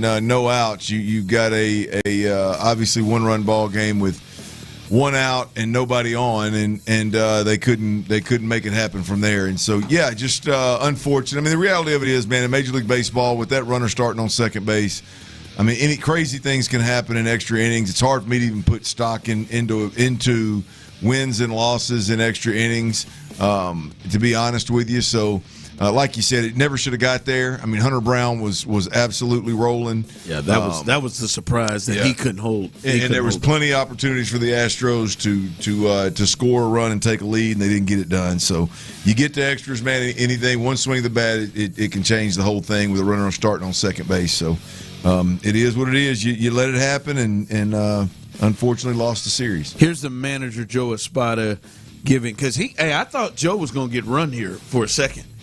Joe Did you see the faces he was making at this moment? It's hard for Joe to get mad, and he got good mad, and I thought he might get run, but here was his explanation on the play that kind of turned that bottom of the 10th inning around where Yordan was tagged out. No, I think I saw enough there. I think his foot was on the bag, and I don't know if he called him out because the foot came off or not, but it looked to me like he beat the play. How frustrating is that, just with he had a chance to be the tying run there with no outs? Yeah, very frustrating. But, that's what happened. They make the call in New York, and that's the ruling, and, I disagree with it. See, that's where I would. If I were, again, maybe Joe had gotten over it, but if I were sitting there and you asked me how, like you would get fined so much. You asked me a question that you know the answer to, like how frustrating. Like you asked me that question, I'm gonna turn. How frustrating do you think it is? Oh, frustrating as hell. Oh, you asking me? That's what you were turning it on. I would turn. I don't know, man. How frustrating do you think it is? It's frustrating as hell. But let me tell you, if as a team, if we hustle and we slide and we do baseball things the way we're supposed to do baseball things, then it's a non-factor. Look inward. MVP. Look inward, man. I mean, even if you want to just kind of dilly-dally around and you slide, want to half-butt it. You're safe. I mean, come on, man. It's look, the video review was right. I mean, it looks like his foot's on the bag, but then after the tag, his foot jumps clearly to the bag, and you can see the bag move. And so, it's fake news. Video evidence that he was off. Fake news. Watch your mouth. Fake news. Tough one there. Tough one for the Astros. Also, to make matters even more tougher, the Rangers, they won their series finale with the Giants today, so they move a game closer. They are now 1.5 games out of the West lead behind the Astros. So they did pick up a game on the Astros today, both having day games, with the Astros losing this tough one and the Rangers winning against. They won the last 2 nights against Francisco Giants. So 1.5 game lead right now in the West as they head to San Diego. Say goodnight to the Astros. 5 o'clock fire. Also earlier today, before the game, I think this was like probably the most newsy thing that we heard. Carlos Correa, according to Joe Espada, has been cleared to resume swinging a bat in his attempt to return this season. Correa will start, according to Espada, with dry swings and will progress from there. I look at this, Clint, and this seems like this is something that may have some real legs that could happen, that he is already kind of getting to this point where he is getting healed, and we're sitting here in early August, and this has just got to be a thought of playoff baseball time right here, which the Astros clearly have a great opportunity to do that.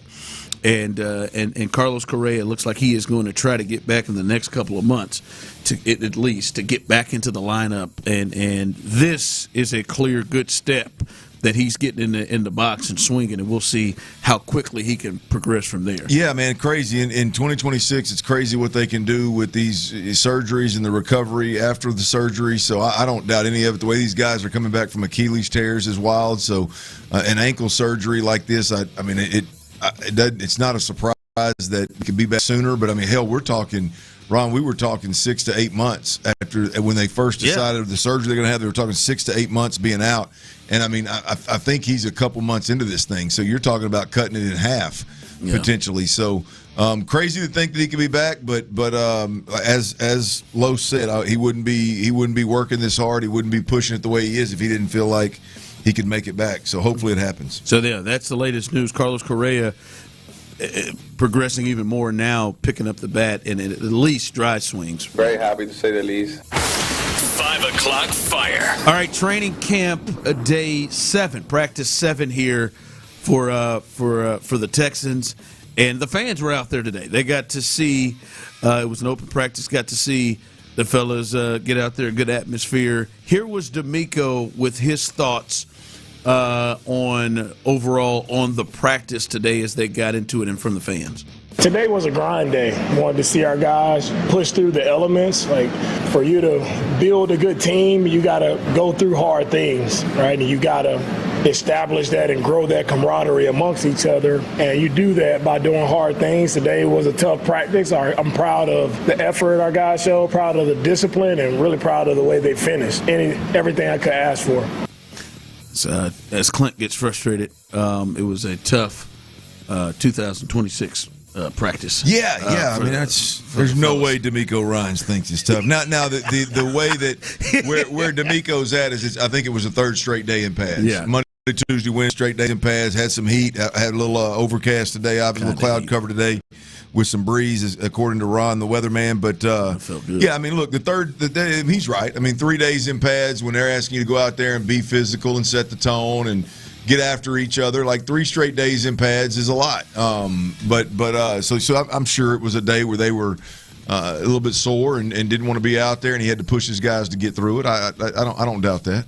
I think the big news story coming out was, and we'll get a little deeper into Tank Dell, but was Tank Dell, that was the first thing that a lot of us saw on the field. Tank Dell rolled out Clinton full pads today, and that's the first time we have seen that. And he warmed up, stretches, and then he participated in individual drills as well in full pads for the first time we've seen that. Now, he did not participate in any of the team or the one-on-one stuff. That doesn't seem like that's the step that they're ready to take now. Yeah. But for him to get to this place and they're throwing on pads, and as soon as individual drills ended, they took his helmet. But I think this is a clear, good progression to, all right, maybe in a week he is participating in one-on-ones or team stuff. Yeah, look, it's a step in the right direction. It's definitely a confidence builder for him. I think this is as much of a strength play as anything. I mean, I would imagine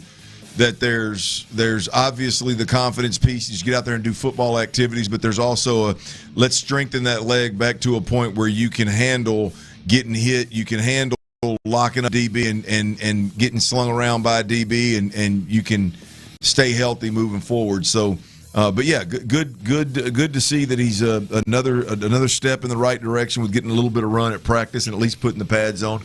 At the very least, it's got to be a confidence boost for him.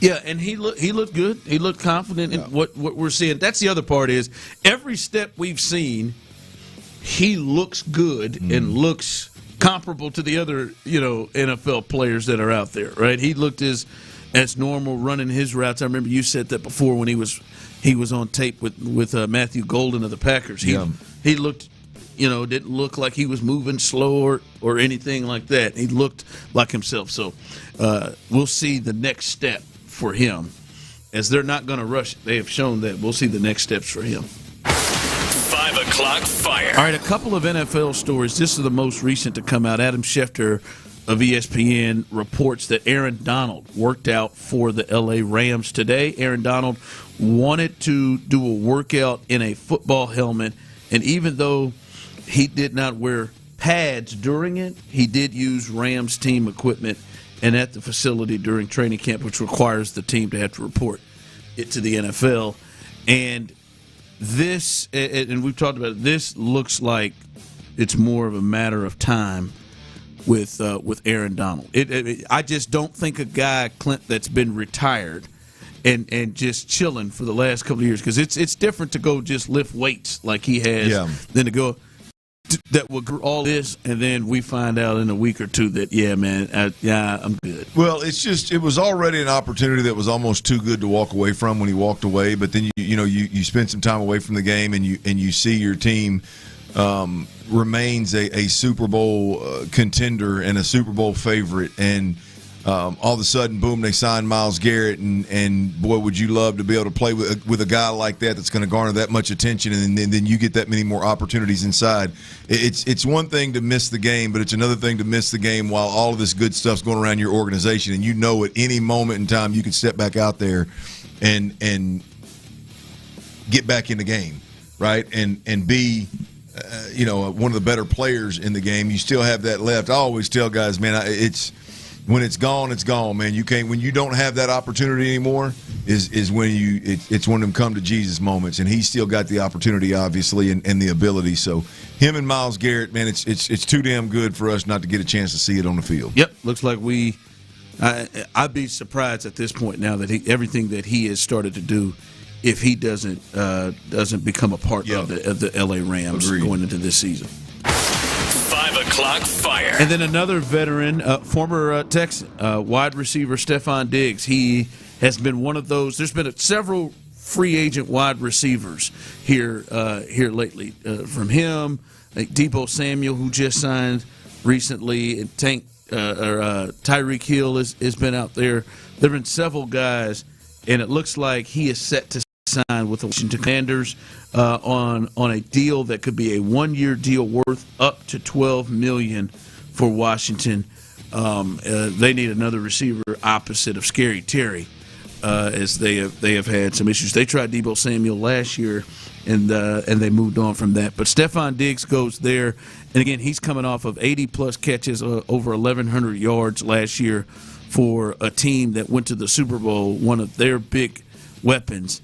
in New England last year. He goes there, and when you start to look at all the players and the positions that they have kind of kicked the tires on, even to what just happened here recently of them signing Jadeveon Clowney, I think it speaks volumes that, one, they didn't take a look at Stephon Diggs. All we've heard is, now it could be more to it, but all we've heard is that, everything ended well with Diggs when he was here last year, and the coach and the quarterback had good relationships with him. But I think it clearly shows that they feel a certain level of confidence with their wide receiver crew that they wouldn't even kick the tires on him, even with his baggage, because that's out the window when you see that they've kicked the tires on players who have worse baggage than him. I think it speaks volumes to where they believe their wide receiver core is. Well, it's just interesting to add when you're defensively adding players like Jadeveon Clowney to a room that already has 2 of the top 6 edge rushers in it, to not then turn around and go, hey, I like our wide receiver room, but let's surround C.J. Stroud with maybe a little bit more longer in the tooth veteran type player that we know can go get 1,000, that we know what bringing him on actually consists of, kind of deal. It is surprising that to me that they haven't made a move for that type of wide receiver.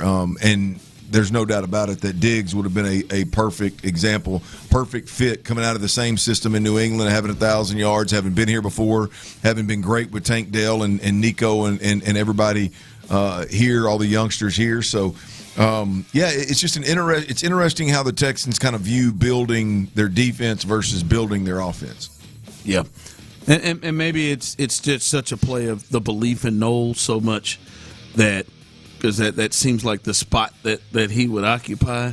Well, but to me, like, it would be, you've got to believe that Noel is going to be the guy, which is possible. You got to believe that Hutch is better than folks think, and you got to believe that Tank Dell is going to come back and be, to some level who he was once before. That's a lot of you got to believes.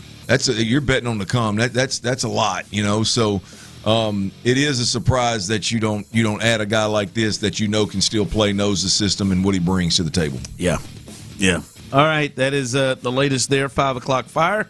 As we talked to you about the big thing, Tank Dell being in uniform, but that's not the only thing that kind of jumped out today with the Texans that kind of has something to do with Tank Dell. We'll discuss that coming up on the other side as we continue right here live on the drive.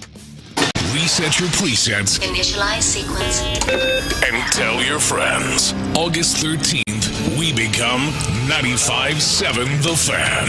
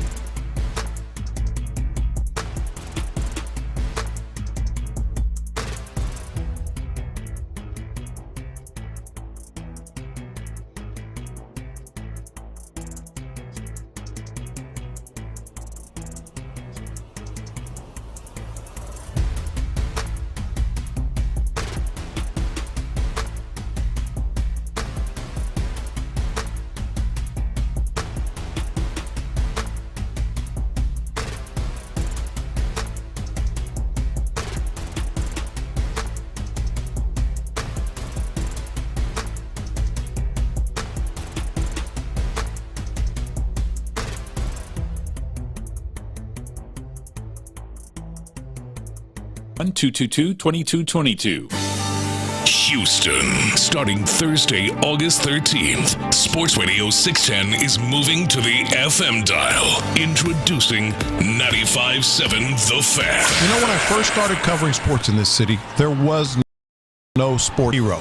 Then this station took a sledgehammer to the way sports was consumed. Now, we're taking a blowtorch. Every corner of the city, no static, no dropouts, 100,000 watts of power for you, Houston sports fans. Louder, clearer, and better than ever. A new era begins on August 13th with Houston sports leader, 95.7 The Fan. Texans training camp is here. Live from the West Point Lincoln and West Point Lincoln of Sugar Land Studios, Sports Radio 610 presents The Drive with Stoerner and Hughley.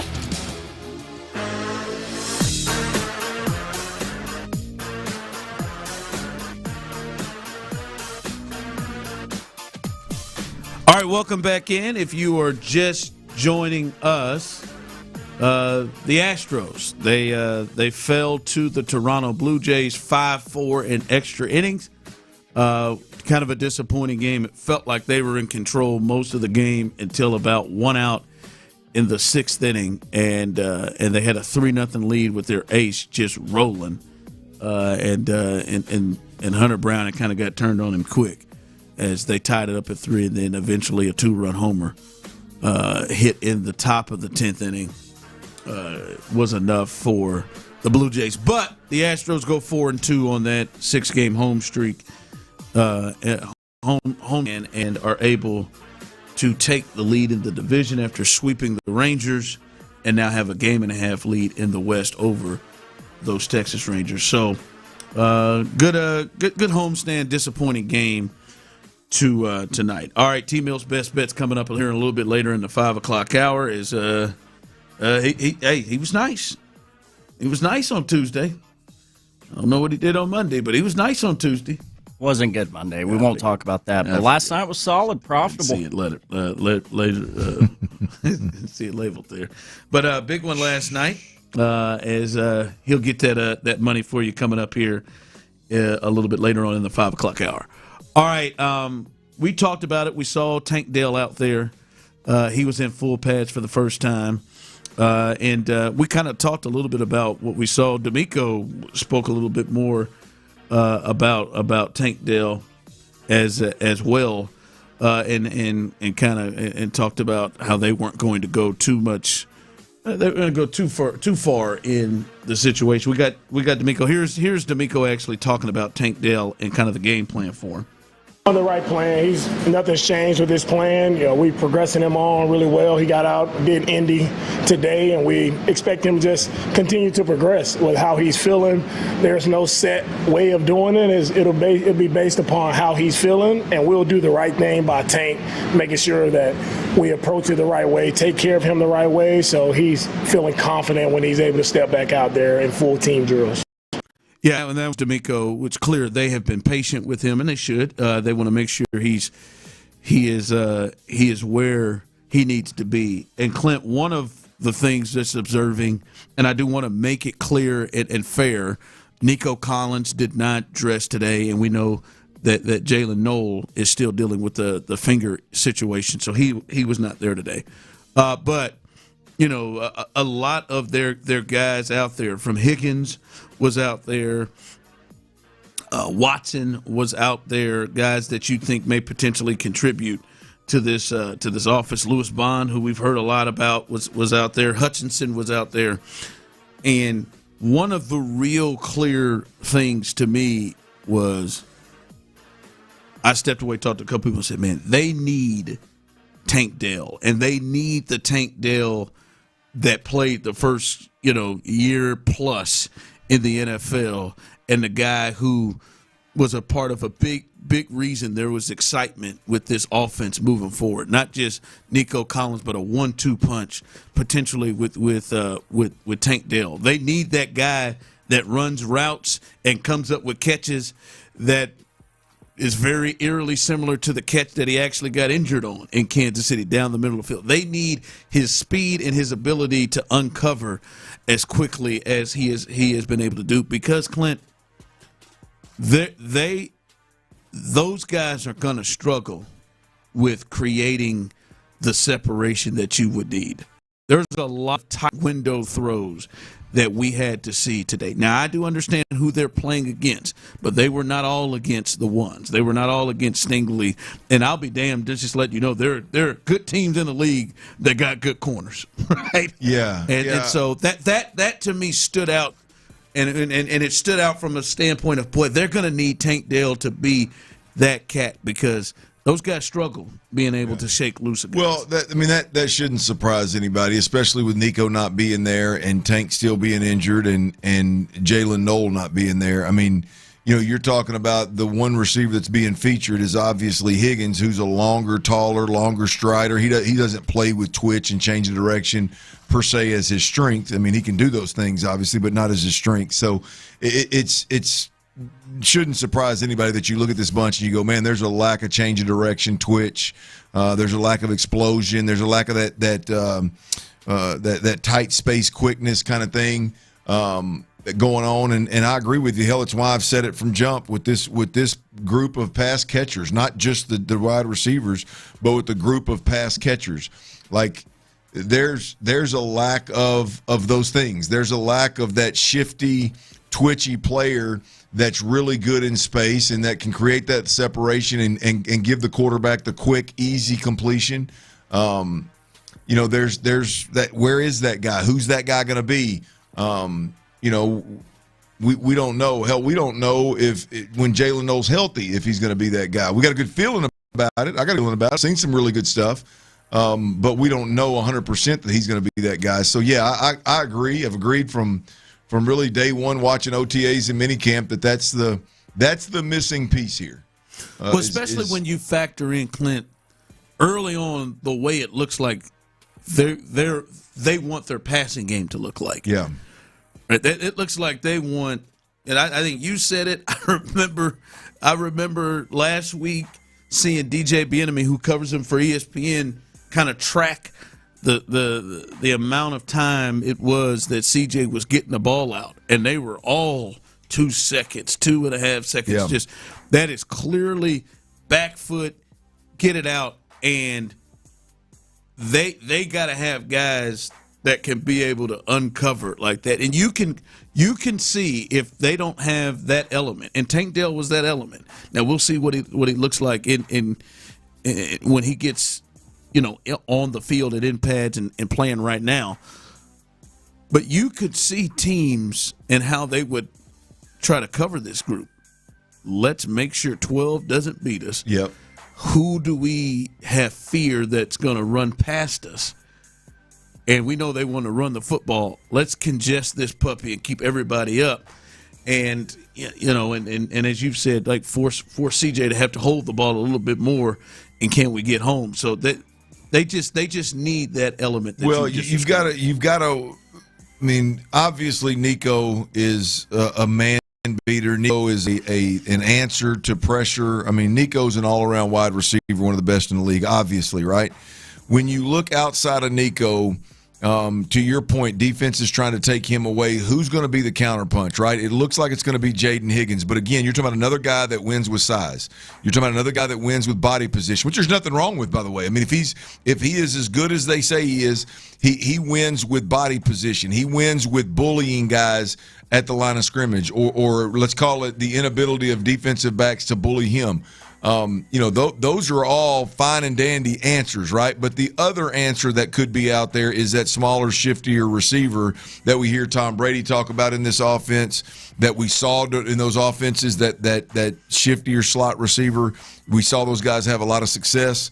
So there's difference. It's not the end-all, be-all, but there's definitely a need for that to make this offense even better. It looks like Jaden Higgins is going to come along and be another solution to the pressure problems, right? Another answer for C.J. Stroud when he's feeling pressure or when the defense is trying to suffocate the offense. It looks like Higgins is going to be somebody that can do that.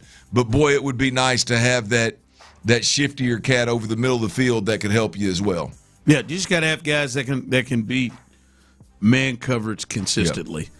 And we'll see, because I know Nico can.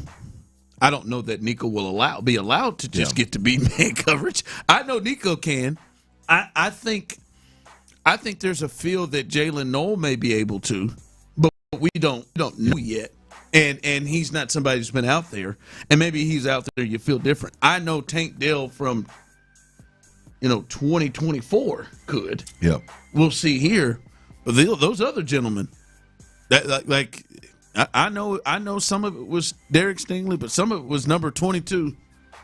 Some of it was 20. Some of it was some other guys. So they have, they really desperately need that. And I hope Tank is back to that. That would solve a lot of the issues if he were in that spot.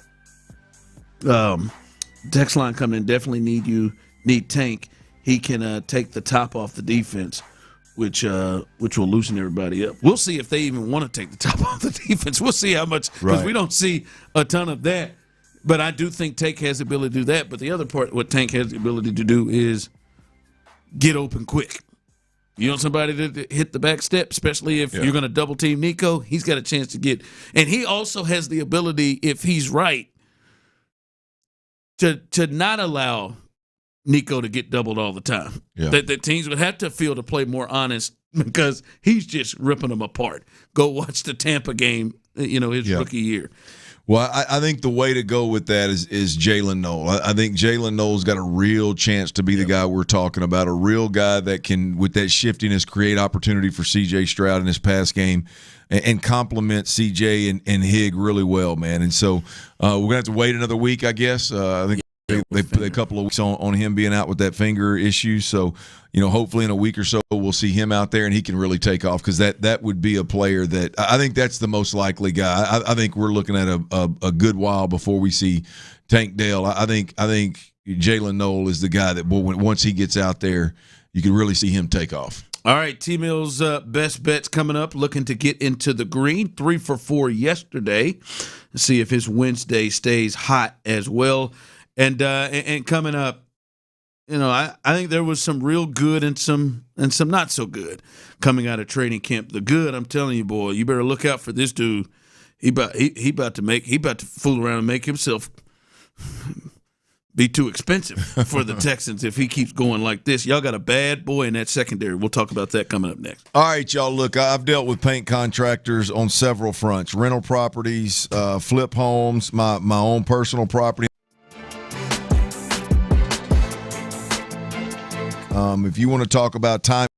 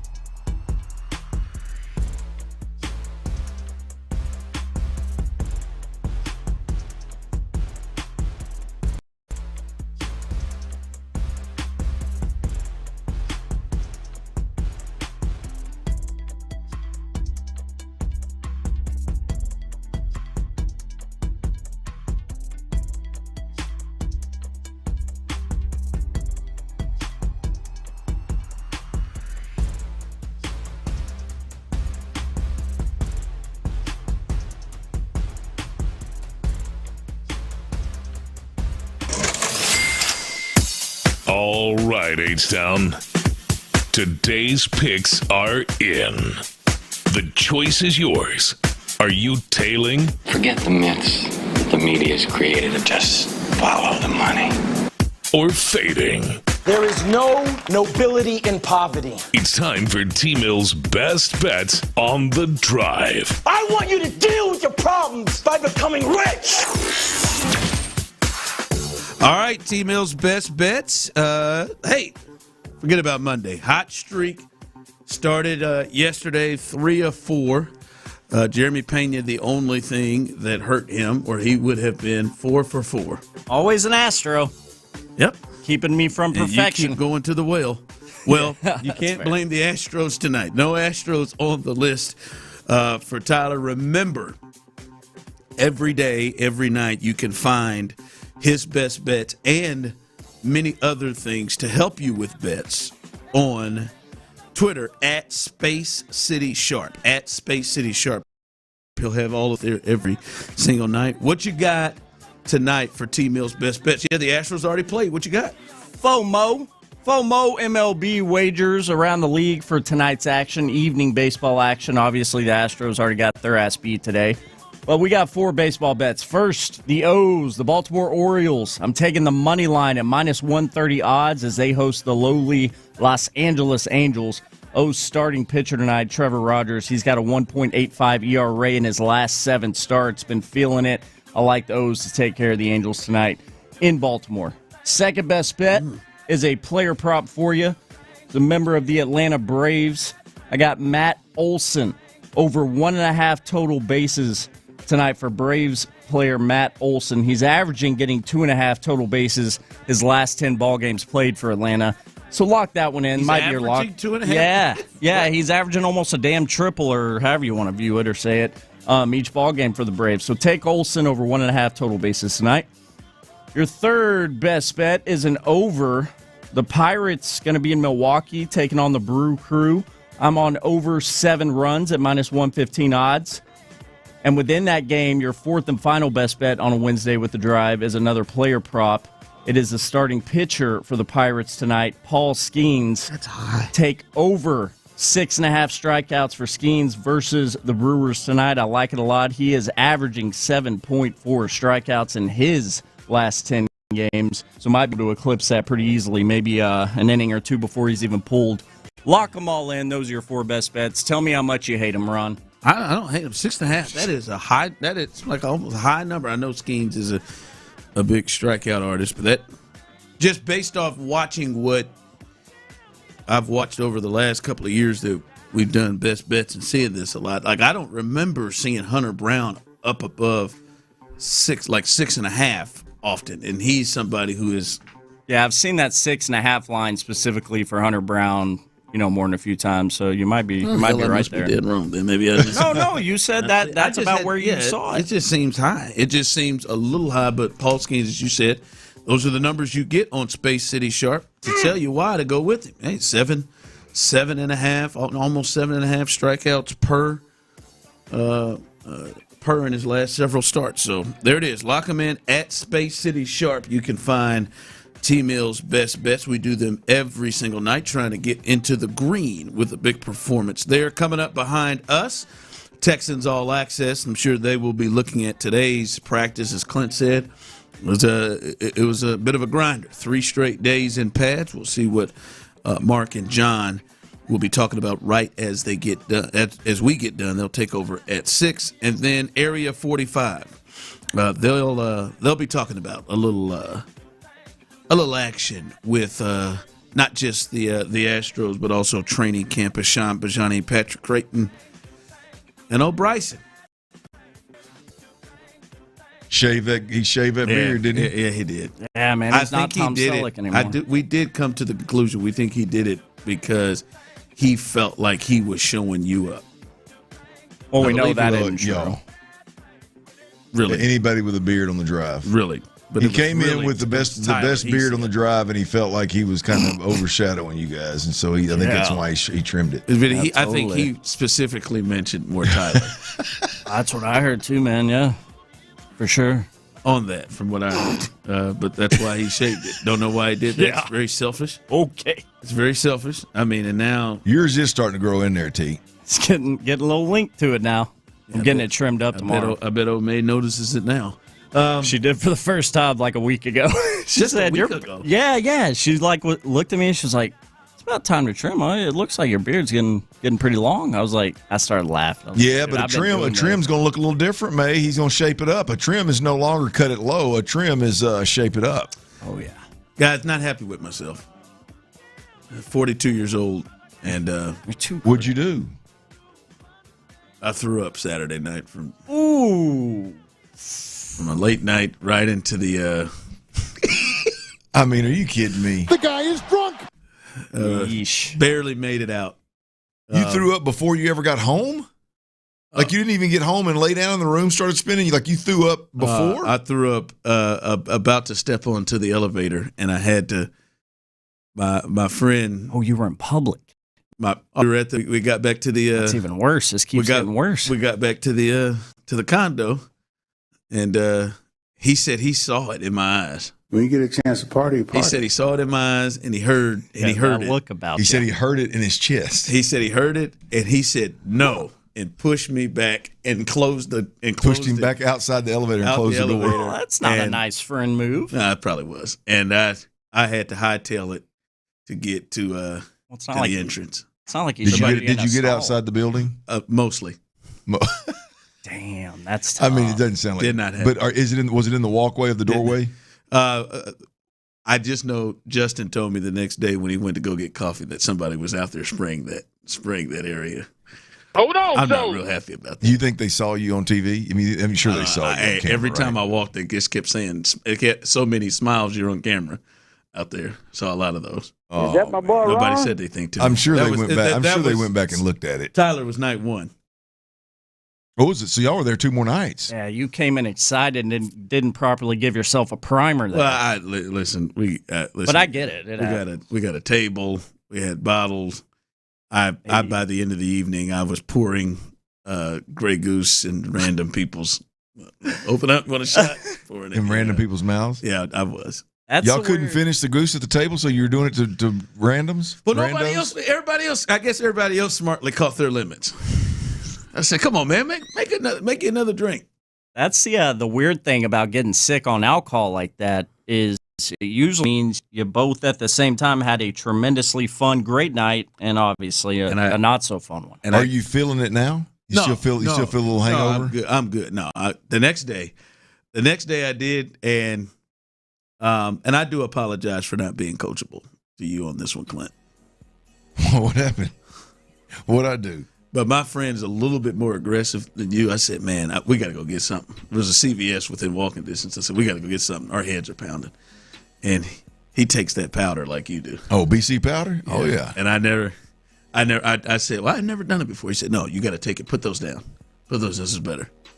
It really does work. Oh, you damn right it does. Oh, it does. Absolutely. Man, I've got a full box in my backpack right now. Oh, you should keep them, man. So that did work. Yeah, I'm my boy Cap, back in his drinking days, my boy said, hey, he said a BC powder and 2 Bud Lights will cure AIDS. I don't know if it does that, but it helped. No, I was not happy with myself. Been a while since I've had that happen, but I mean, don't beat yourself up, dude. You were having a good time. You were on a trip. You were excited. You beat yourself up. You're a grown-ass man puking before you. I mean, you didn't even give yourself a chance to get to your room. Hey, bro, I was aggressive.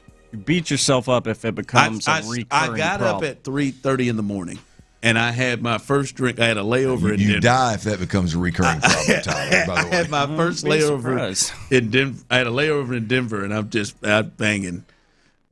Old fashions, I bet. Nah, they had frozen. They had margaritas, regular ones, breakfast ones is what they called it. Breakfast margaritas. I had 2 of those, and then apple teeny, please. Easy on the teeny. I just start having whiskey mules to start, leading all the way through. Oh, you whiskey mules liquors. until we got to the club, and then I switched over.